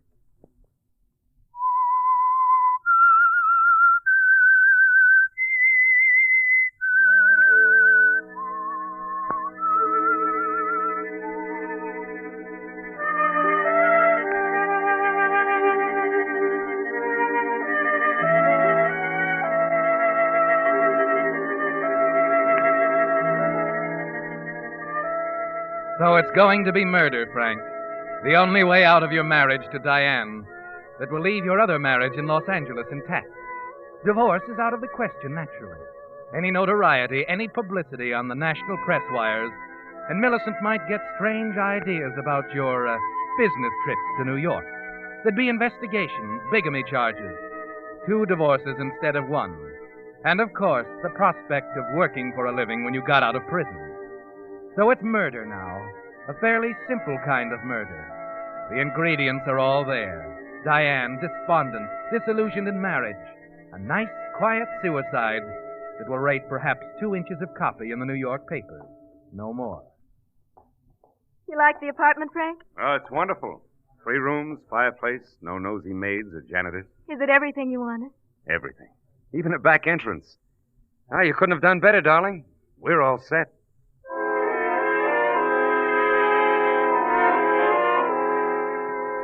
Yes, Frank, all set, with a murder planned for tonight.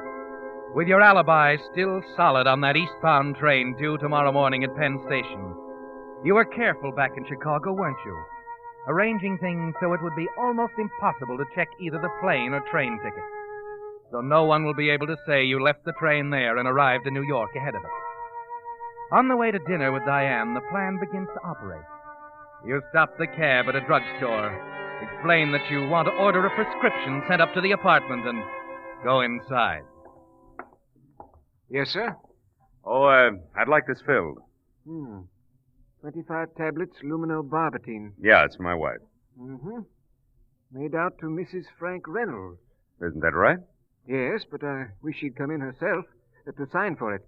We have to be careful filling prescriptions for sleeping medicine, particularly anything as potent as this. I understand. Well, look, I'd rather not wait anyway. Why not send it up to her? Harding Arms Apartments. She'll be there to sign it for herself.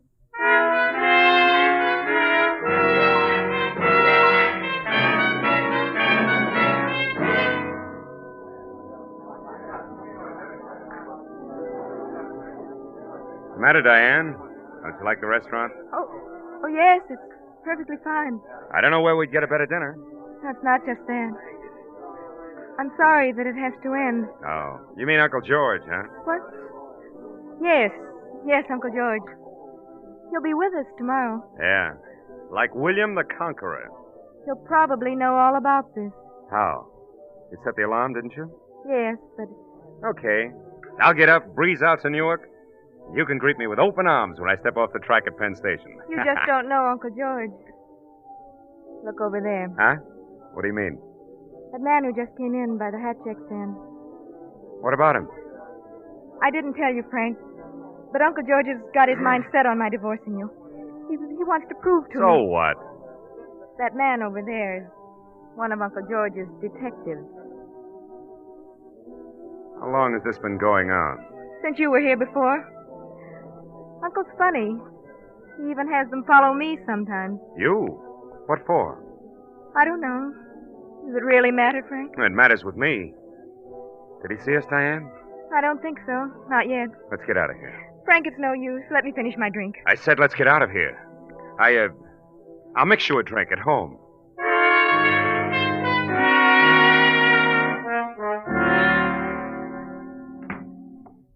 Frank? Yeah?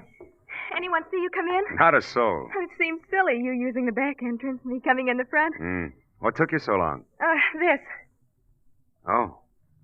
My prescription. The desk clerk gave it to me. I had to sign for it. Is it right? Yeah. Yeah, it's right. I'll fix you that drink I promised you.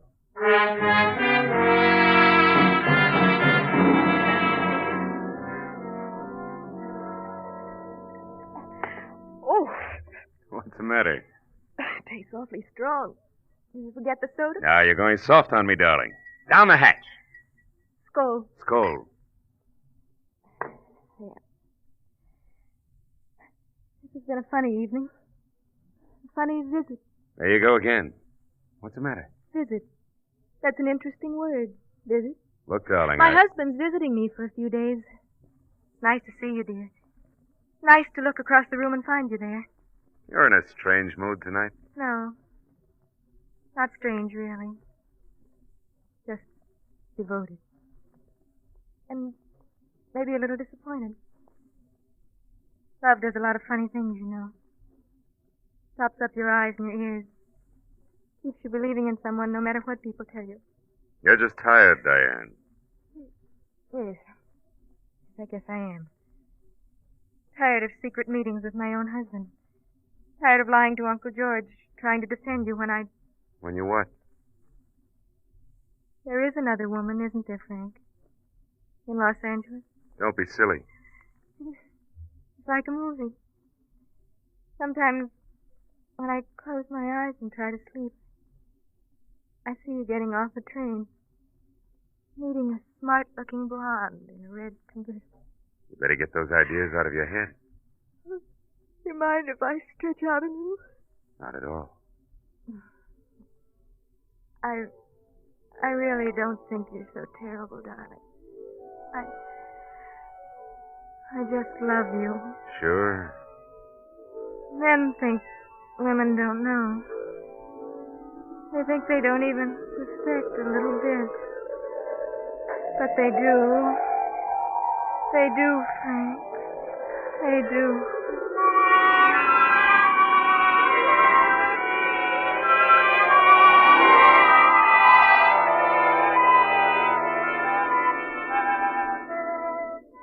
Yes, Frank. That sleeping medicine works fast. You watch the clock. 7:30, 8, 9, and then finally reach for her wrist and feel her pulse. There's nothing there now. Nothing.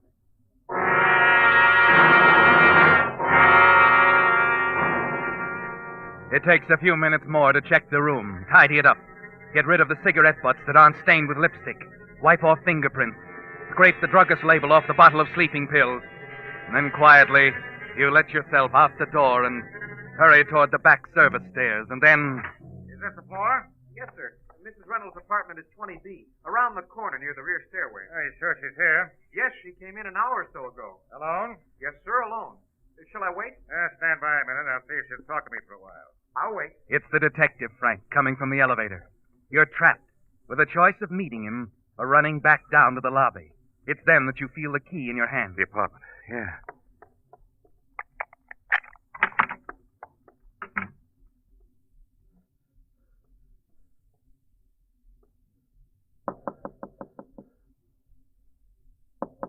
Mrs. Reynolds. Mrs. Reynolds, your uncle wants me to talk to you. Mrs. Reynolds, are you all right? Right. I know she's in there, sir. Bring me the pass key, will you? There's no time to think, Frank. You hold your breath, press back against the wall behind the door, and then... She must be in there, sir. There's only one way out of the building at this time of night. Yeah, open it up. That's it. Mrs. Reynolds! You take the only chance you have, Frank. As they go in, you slide around the door in the darkness and then out into the hall. Here, what's this? Mrs. Reynolds!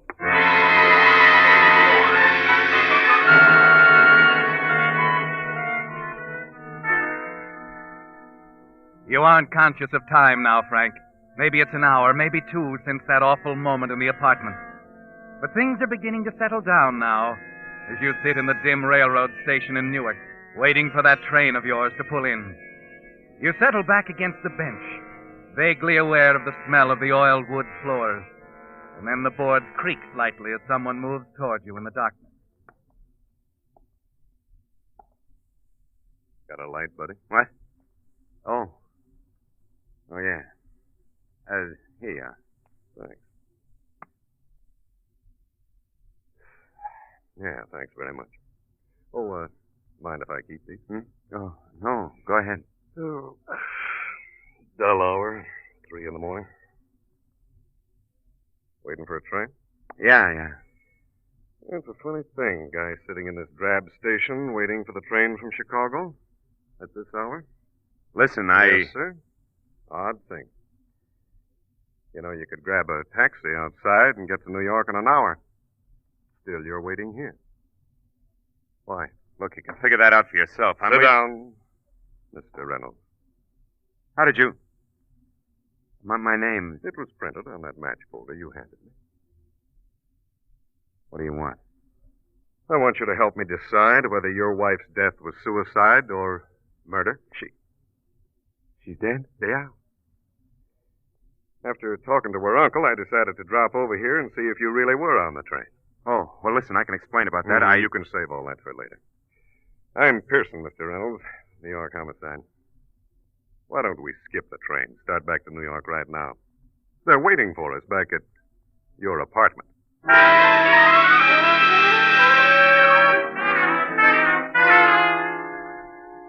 So now you're faced with it, Frank. Your big alibi, the keystone in your whole plan, is gone. Once or twice on the way back to the apartment, you almost decide to get it over with. To tell Pearson the whole truth and avoid the dread questioning you know is sure to come. But somehow you're not quite ready to give up. And when you finally walk into the apartment to face Diane's Uncle George, you get an idea of a way to bluff it through. I tell you, this man's a murderer, Pearson. Just a minute, Mr. Breckenridge. Just a moment. Let me handle I it. told you. I can explain everything. All right, you'll have a chance to, but let me start out, huh? Now, it seems you're on your way to New York on a train. You switched to a plane somewhere without telling anyone but your wife. Figure you can intercept the same train a day or so later, give yourself a solid alibi. There's no use denying it, Frank. Who's denying it? What? You mean you admit it? Most of it. Just one word I don't like. Alibi. Oh, it's true about the train. I set it up by telephone from Chicago. You had a good reason, of course. A very good reason. What are you talking about? You, Uncle George. You've never given us a minute's peace. Sticking your nose into our business, trying to poison Diane's mind against me. That's why I did it, Pearson. I wanted that day together. Just Diane and I. My wife, the two of us. By ourselves. Oh, that's ridiculous. I was forced into it, Lieutenant. Ask him about the private detective. Yeah. We go out for a quiet little dinner. At 7 o'clock last night, one of his bloodhounds follows us into the Shamrock Club. We know all about that. So, what happened after you got home? I told her. She either forgets Uncle George or I was through. She broke down. She got hysterical. Well, I walked out. I paced the streets for a while, and then I went over to Newark. You didn't come back here? No. I see. Mr. Kittredge, will you step in here, please? Kittredge? Yes. A druggist, Mr. Reynolds. I want you to meet him. Yes, Lieutenant? Oh, this is Mr. Reynolds, Mr. Kittredge. Do you, Yes, sir. That's the man who ordered the prescription. Oh, of course. If you thought hard enough, Mr. Kittredge. You remember I told you that prescription was for my wife. Then why did you order it? Because she asked me to on the way to dinner. And she gave you a prescription made out by a doctor in Los Angeles? Los Angeles? Why, I can't. Yes. You don't know how a Los Angeles doctor could prescribe pills for your wife when she's never been there. Well, neither do I. There's something else, Mr. Reynolds. I've been in the homicide division for 8 years now. I guess I've investigated 100 suicides, and a lot of them women. You know something, Mr. Reynolds? I have yet to find one, particularly a woman, who didn't want to have the last word. I don't know what you mean. A suicide note. Your uncle's detective comes in here, finds the girl in the bed, a bottle of sleeping pills next to her. Now, does it seem logical she'd set up a thing like that without doing the one thing they all do? I told you. She was despondent. She wasn't thinking straight when I left her. That's what you say. I say she went to bed with every intention of getting up. All right, come on, Reynolds. You can get in touch with your lawyer on the way to headquarters. Now, wait a minute. I didn't do anything, Lieutenant. You've got to believe me. Skip it. I've got no time for that. Just a minute, Lieutenant. Huh? I just can't take this on myself. What I feel personally and what is just are two different things, I guess. Diane was in Los Angeles a month ago. What? You mean she was? Well, that's interesting. I should have told you before, I suppose, but... Oh, think nothing of it. And I suppose you have the suicide note tucked up your sleeve? Well, I do have one, as a matter of fact. An old one. You see, Diane did try to kill herself just last month. And that's why I've been having her followed. Well, Reynolds, I guess I was wrong. Well, we all make mistakes once in a while. I'm sorry.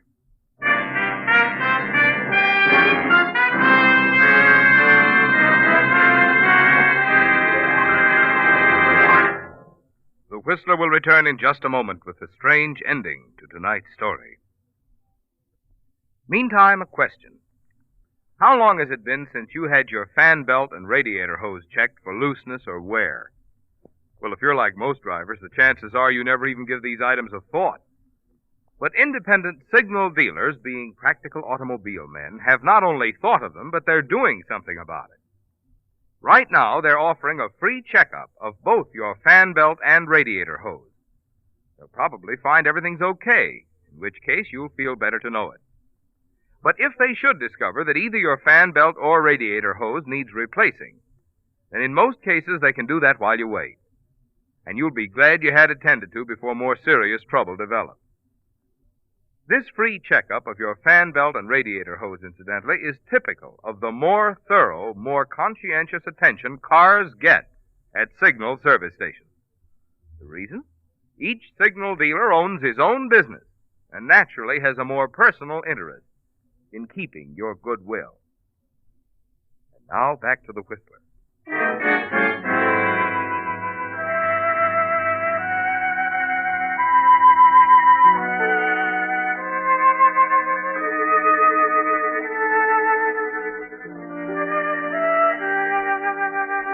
So it's over now, Frank. A few more questions and you'll be released. Free of suspicion that you murdered Diane, wife number one. Free to go back to Los Angeles and someone they know nothing about, Millicent, wife number two. And it's ironic that Diane's Uncle George came through with the one statement that could save you. Yes, you were as surprised as Lieutenant Pearson to hear that Diane had actually gone to Los Angeles. And you realize now that she knew the truth about Millicent. That if you'd left her alone, she might have tried suicide a second time, successfully. You're going to be careful now, Frank. No missteps, no false moves, taking the cue from the lieutenant. Yeah, this is a tough business I'm in, Reynolds. Gotta play hunches, you know. Yeah. I came into the room tonight and I took a look around. I see there isn't a note. Say to myself, this lady went to bed figuring she'd be up and going the next day. Intent, you know. Yeah, it's pretty important stuff. I understand, Lieutenant. Yeah. I was trained to look for intent above everything else. Well, sometimes you go wrong, though, just like now. Sometimes. Well, now. What do you know about that? Intent, you know. That's what they're going to ask me, Reynolds. What was in the little lady's mind? The clock? I don't understand it. I don't blame you. Now, why do you suppose she set that alarm clock? I'll tell you why. She expected it to wake her up. She expected to be alive right now. You know, I guess we'll just have to start the questions all over again. That clock's a little noisy for a nice, quiet suicide.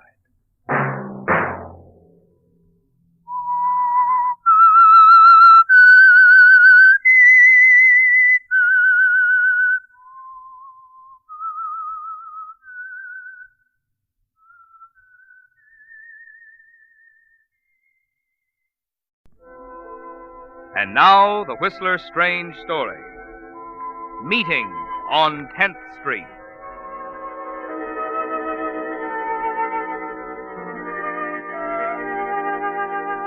On February 25th, the final edition of the Daily Bulletin was a sellout 10 minutes after it hit the streets. Across the top of the page, headlines screamed that the district attorney's office had at last won its long fight against the city's organized crime. But the real drama was below, neatly centered on the page, in an article by Stephen North, the Bulletin star reporter, an article titled Retraction. In 25 years in the newspaper game, this reporter has never before been forced to print a retraction. Today, I break that record. Last week, I called a man a weakling and a coward. I vilified him, told him he'd failed me. I said these things not knowing he had already made up his mind to tackle a tremendous task. I said them not knowing that Gerald Wright, an ordinary citizen of this city, intended to challenge Gangdom's most vicious killers alone. Now I want to correct the injustice. The story of Gerald Wright is one that every reader of this newspaper, every taxpayer of this city...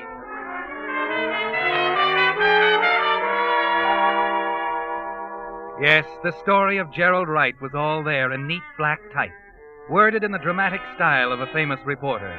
It was all there, but the truth. Actually, the true story had begun late on a Friday evening more than a week before, when a man entered a drugstore on 10th Street. Just the same, Sam, if I was a reporter like this guy North, I'd lay off this Murder Incorporated ring. They're too tough.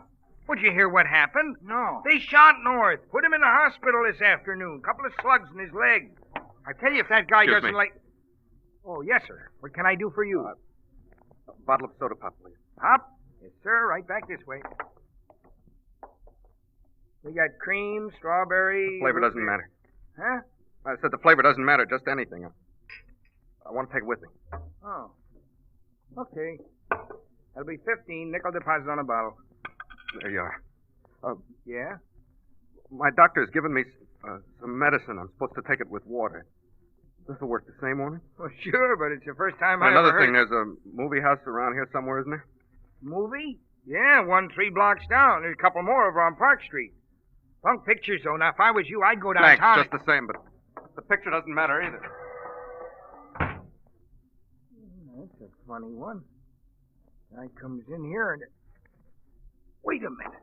Sam! Yeah? What's the matter? That guy, did you see which way he went? What do you mean? He just went out the door. Is something wrong? I don't know. He come in here asking for soda pop. Flavor didn't matter.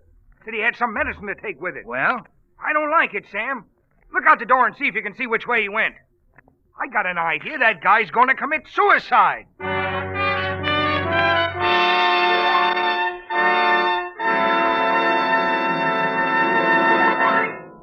With the prologue of Meeting on 10th Street, the Signal Oil Company is bringing you another strange story by The Whistler. But now, friends, just for a moment, let's suppose this were a quiz show, and you were asked, what gasoline is known as the Go Farther gasoline? What would your answer be? Well, if you've lived out west any length of time, you know that from Canada to Mexico, Signal is known as the Go Farther gasoline. Now, naturally, we're mighty proud of Signal's good mileage, but even more so, we're proud of what makes such mileage possible, the extra efficiency today's Signal gasoline gets from your motor. Because when your motor runs more efficiently, you also enjoy quicker starting, faster pickup, and smoother, knock-free power, the things that make driving more fun. That's why folks who want superior performance, as well as those who insist on mileage, are both switching to Signal. They've discovered that to get the tops in gasoline quality, there are just 2 things to remember. 1, in gasoline, it takes extra quality to go farther. And 2, Signal is the famous Go Farther gasoline. And now back to the Whistler.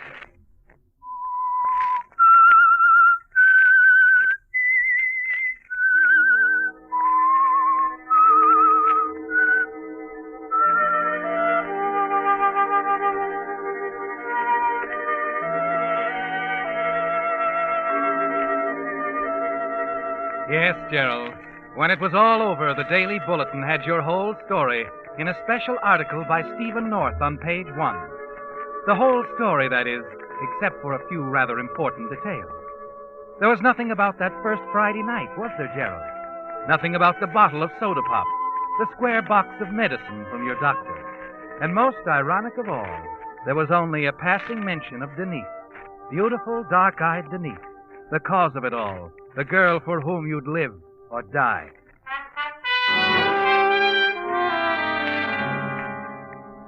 You were thinking of Denise, of course, as you stood at the box office of the all-night theater. Remembering the way you met, the way she laughed. Even remembering how sorry she looked when she sent your world toppling with her promise to marry Bob.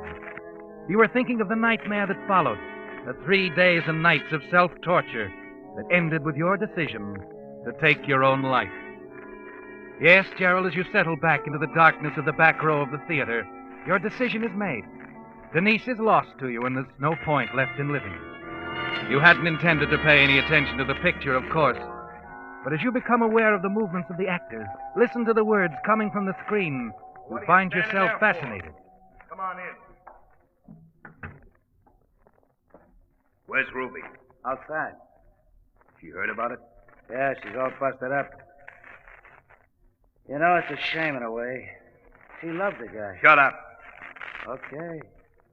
Well, tell me, how did it go? Same as all of them. We found him 3 miles out of town in a ditch. Solid, huh?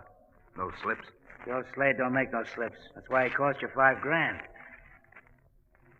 And I guess that does it. Yeah, that does it. You must love her, Alan. Putting out $5 grand like that to get the number 1 boy out of the way. You think so? That's a good guess. I'm not paying you to guess. Beat it, Mike. Okay, boss. You feel a strange excitement watching the hero, a two-fisted, good-looking young man, carry the story forward. He had a rival, too, Gerald, just like you.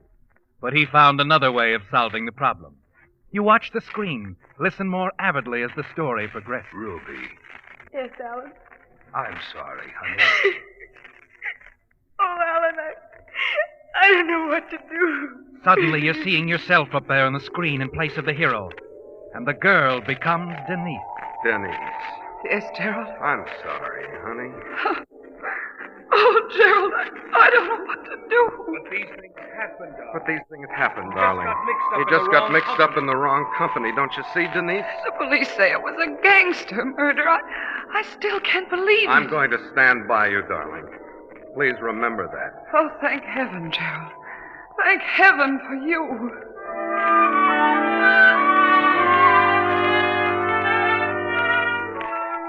You sit there fascinated for the rest of the picture, seeing yourself as the hero, fighting back, winning Denise in the only way open to you, with a hired murder. And that's when you suddenly recall something else, Gerald. The news item you heard the clerk discussing back at the drugstore. The headline the newsboy was shouting outside the theater as you came in. Excuse me, please. I'm sorry. I want to get out.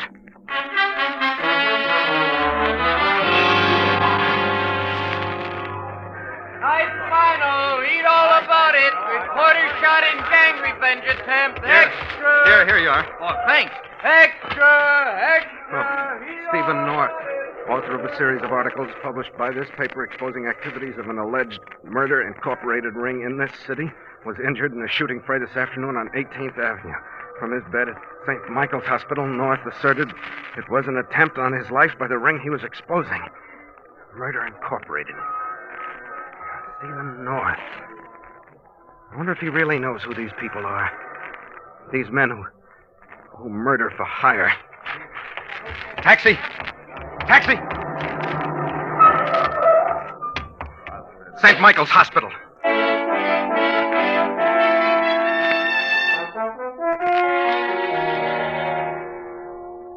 I hope you'll forgive me for saying I was a friend of yours, Mr. North. The nurse wouldn't have let All right. What's on your mind, Mr. Wright? I've been reading your articles, Mr. North. Uh-huh. I think you've done a magnificent thing. And, well, that's what I wanted to tell you. That all you want? Yes. I just think the average citizen simply doesn't believe that there are people who commit murder for money. That's why it's so important these things come out in the open. Why, until I read about what happened to you this afternoon, I couldn't believe it myself. And you just came here to tell me I was doing a good job. That's right. I thought if you knew people like me were behind you... Yeah. As I said, most of us just can't believe it could happen. Why, if anyone told me I could go to someone and pay to have a man killed, Why? Well, it's possible, all right. They got an organization, Mr. Wright. Just like a factory that makes shoes or bottle tops. Only they manufacture murders. Now, come on. Why don't you tell me why you really came here? Well, no, you'll probably think this is ridiculous. Maybe I won't. Go on. Mr. North, I want to help. You want to... I knew you'd think it was crazy, Mr. North. It just seemed to me, if these people are as highly organized as you say, that the best way to get evidence against them would be for someone they couldn't suspect, like me, for instance, to go to them and... And by a murder. Well, yes, that's it. So you're offering to help me. Tell me, Wright. What's your business? What do you do? I work in a bookstore. The Aegis Bookshop. Yeah, how did you... I knew I'd seen you before. I couldn't remember where. Well, you can check on me, Mr. North. That is, if you... If I have any sense. Yeah. Only at this point, I'm wondering what there is to lose. What do you mean? Well, I've been careful up to now, and all it got me was a couple of slugs in the leg. Maybe I do need some help, Mr. Wright. Maybe I ought to just believe what you're telling me and... Look, I want you to understand this. These boys are tough. They'd as soon shoot you as look at you. I know that. And yet you're offering Mr. North, you see, I haven't anything to lose either. Except your life. I'll take the chance. If you'll just tell me where to go, who to see. Anyone see you come here tonight? No. Good. You don't come back here, understand? If you want to contact me, use the phone. Then you'll let me help you? You're asking for it. I'm giving it to you. Now, here's what you do. Tomorrow, you go into the Elite Barber Shop. I think that's the front. Yeah. The barber in the back chair's name is Ralston. Be sure you get that chair. Say, Tommy Roy sent you. But open up gradually. You know, there's a guy you hate. He's in your way.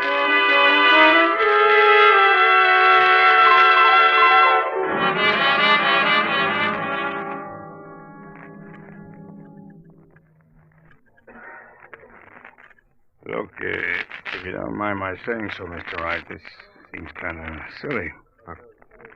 I don't understand. I just cut your hair yesterday afternoon.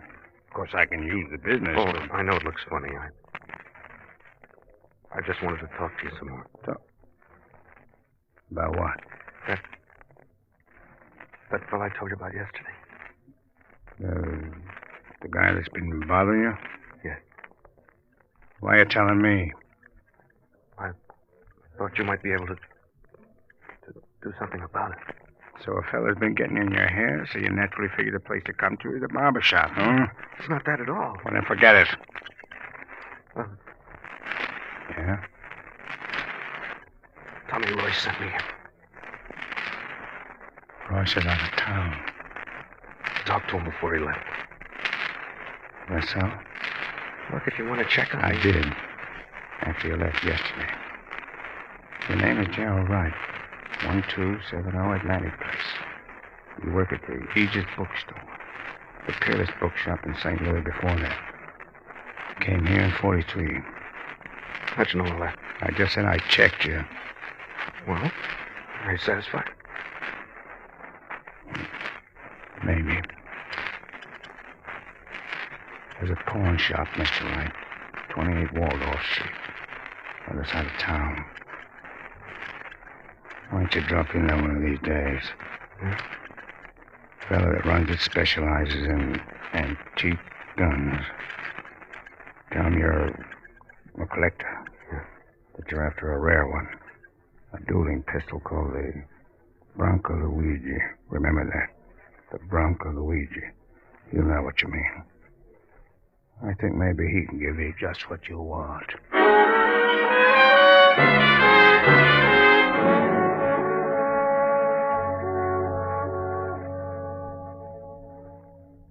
A Bronco Luigi dueling pistol, you say?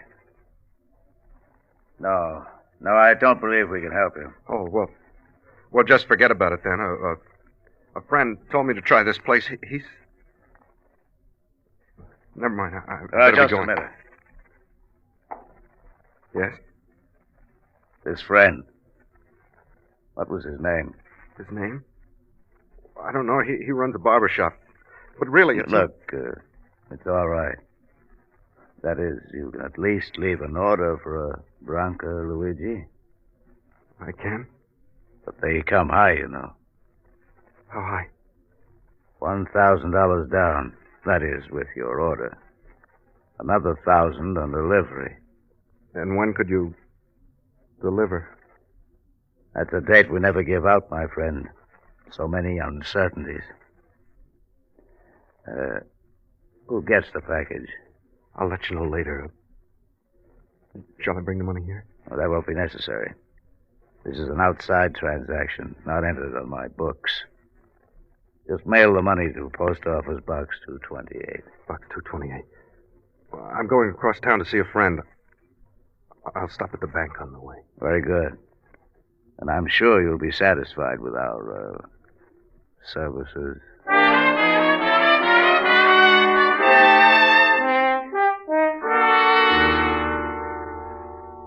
I hope you don't mind my dropping in like this, Denise. Certainly not, Gerald. A good friend is always welcome. Good friend. Please, Denise.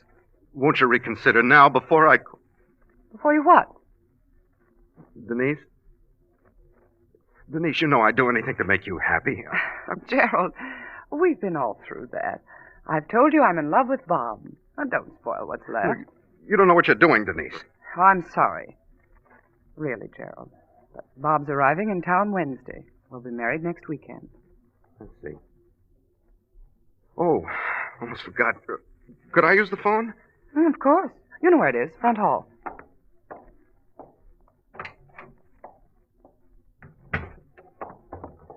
Sorry, Denise. 2, 4, 9, 6.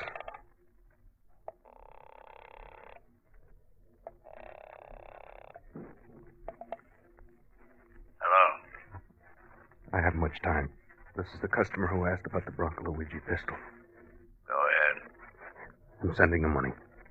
The name of the man who's to receive the order is Sinclair. Bob Sinclair. He'll be in town Wednesday visiting a Miss Denise Evans. That's 119 Allison Street. How do we know the guy? What about a picture? A picture? I haven't got it. Wait. What about a picture of the girl? He'll be with her. Okay, put it in an envelope with the money. Right.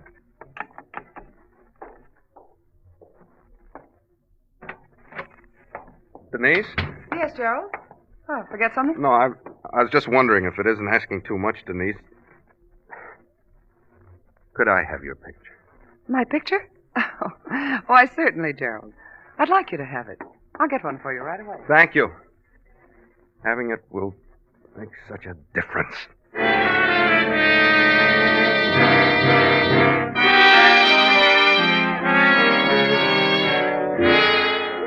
20 minutes later, you drop the picture and the money into a mailbox and hurry on to the hospital to see Stephen North. You aren't prepared for his burst of anger when you tell him you're quitting. What do you mean you can't go through with it? Was that just a song and dance you gave me about wanting to help? I'm afraid my enthusiasm sort of carried me. Enthusiasm? You're like all the rest. Cowards. 9 out of 10 in this town are just like you. I know how you feel, Mr. North, but I... Never mind the words. Oh, I know what happened. You tried it. It got too tough. You got scared. No, that isn't it at all. Well, what is it then? I don't think you'd understand. Yeah, I think I do. Run along, right? You're not the first volunteer assistant to check out on me. From now on, I carry the ball alone. I'm sorry, Mr. North. So am I. And don't worry about being yellow. You got plenty of company. The line forms on the right. And it's a long one. Good night, Mike. Good night.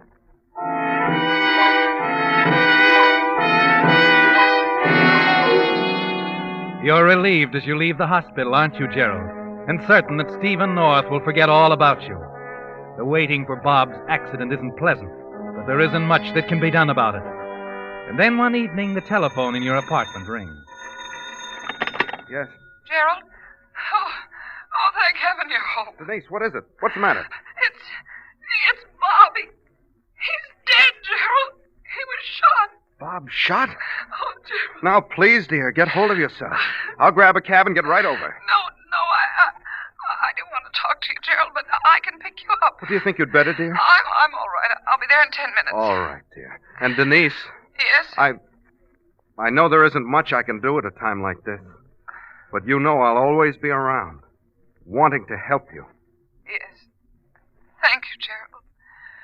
Thank you.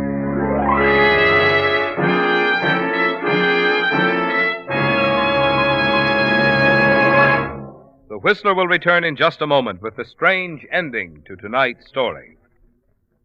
Meantime, an important question for drivers. Are you missing anything? Well, you're missing something very important if you haven't gotten that free checkup of your fan belt and radiator hose, which signal dealers are now offering. Perhaps you didn't even know that these items need periodic checking, because most service station operators never mention them. But then, signal dealers aren't like most operators. You see, each signal dealer owns his own business and has a personal interest in keeping both you and your car happy. He realizes that fan belts and radiator hoses, being made of rubber, can either wear out or deteriorate from age and possibly cause serious trouble, which explains why almost 2,000 signal dealers throughout the Pacific Coast states are now offering this valuable service without cost or obligation.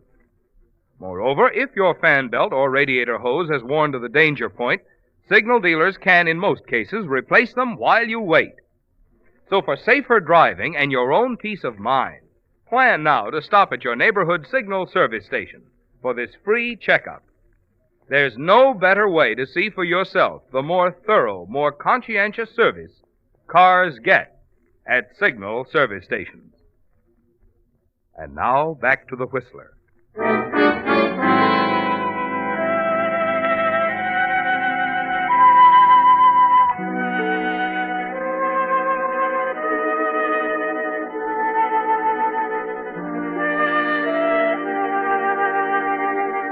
Well, Gerald, now you know what Stephen North has been writing about.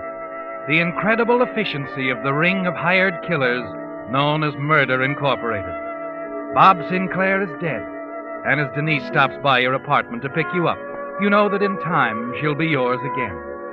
And then as she drives away toward the edge of town, you remember the envelope with the other $1,000 in it, addressed to Box 228, the final payment for murder. Denise, Yes? would you mind stopping at the next letterbox?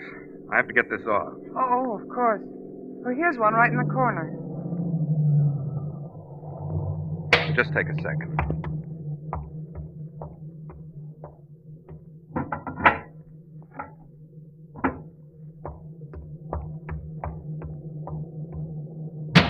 Okay.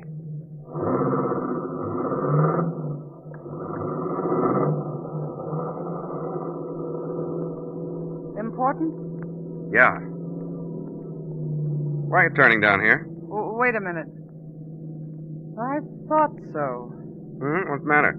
That car in back of us made every turn we have. That's why I just swung onto 10th Street to check. Oh, you're imagining things, Denise. I don't like to keep repeating it, but you just can't let this upset you so much. I know, you're right. But I just can't get it out of my mind. It was so crazy, so unnecessary. Bob knew about guns. He's hunted all his life. Hunted? What do you mean? Oh, to sit there in his own house in Hartford, cleaning his Hartford? rifle and... You didn't tell me. Oh, he was going to do some hunting on our honeymoon trip. Oh, it's the usual story. The unloaded gun. His sister was in the next room, heard the shot. Denise. Well, Gerald, what's... Denise, turn off. Drive back toward town. What? That car in back, it is following us. They think I'm Bob.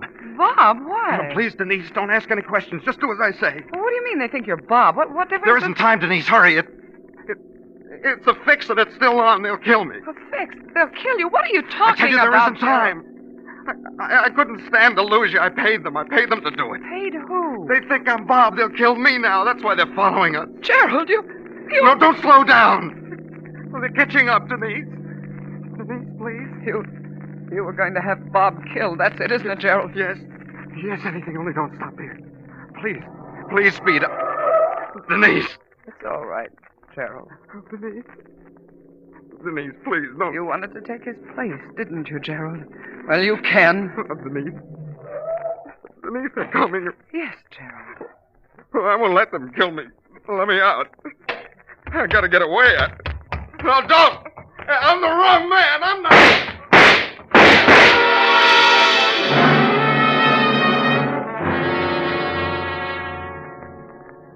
Yes, there were two stories of Gerald Wright in the meeting on 10th Street. The real one that Gerald himself could never tell, and the other one that appeared on the front page of the Daily Bulletin under the byline of Stephen North.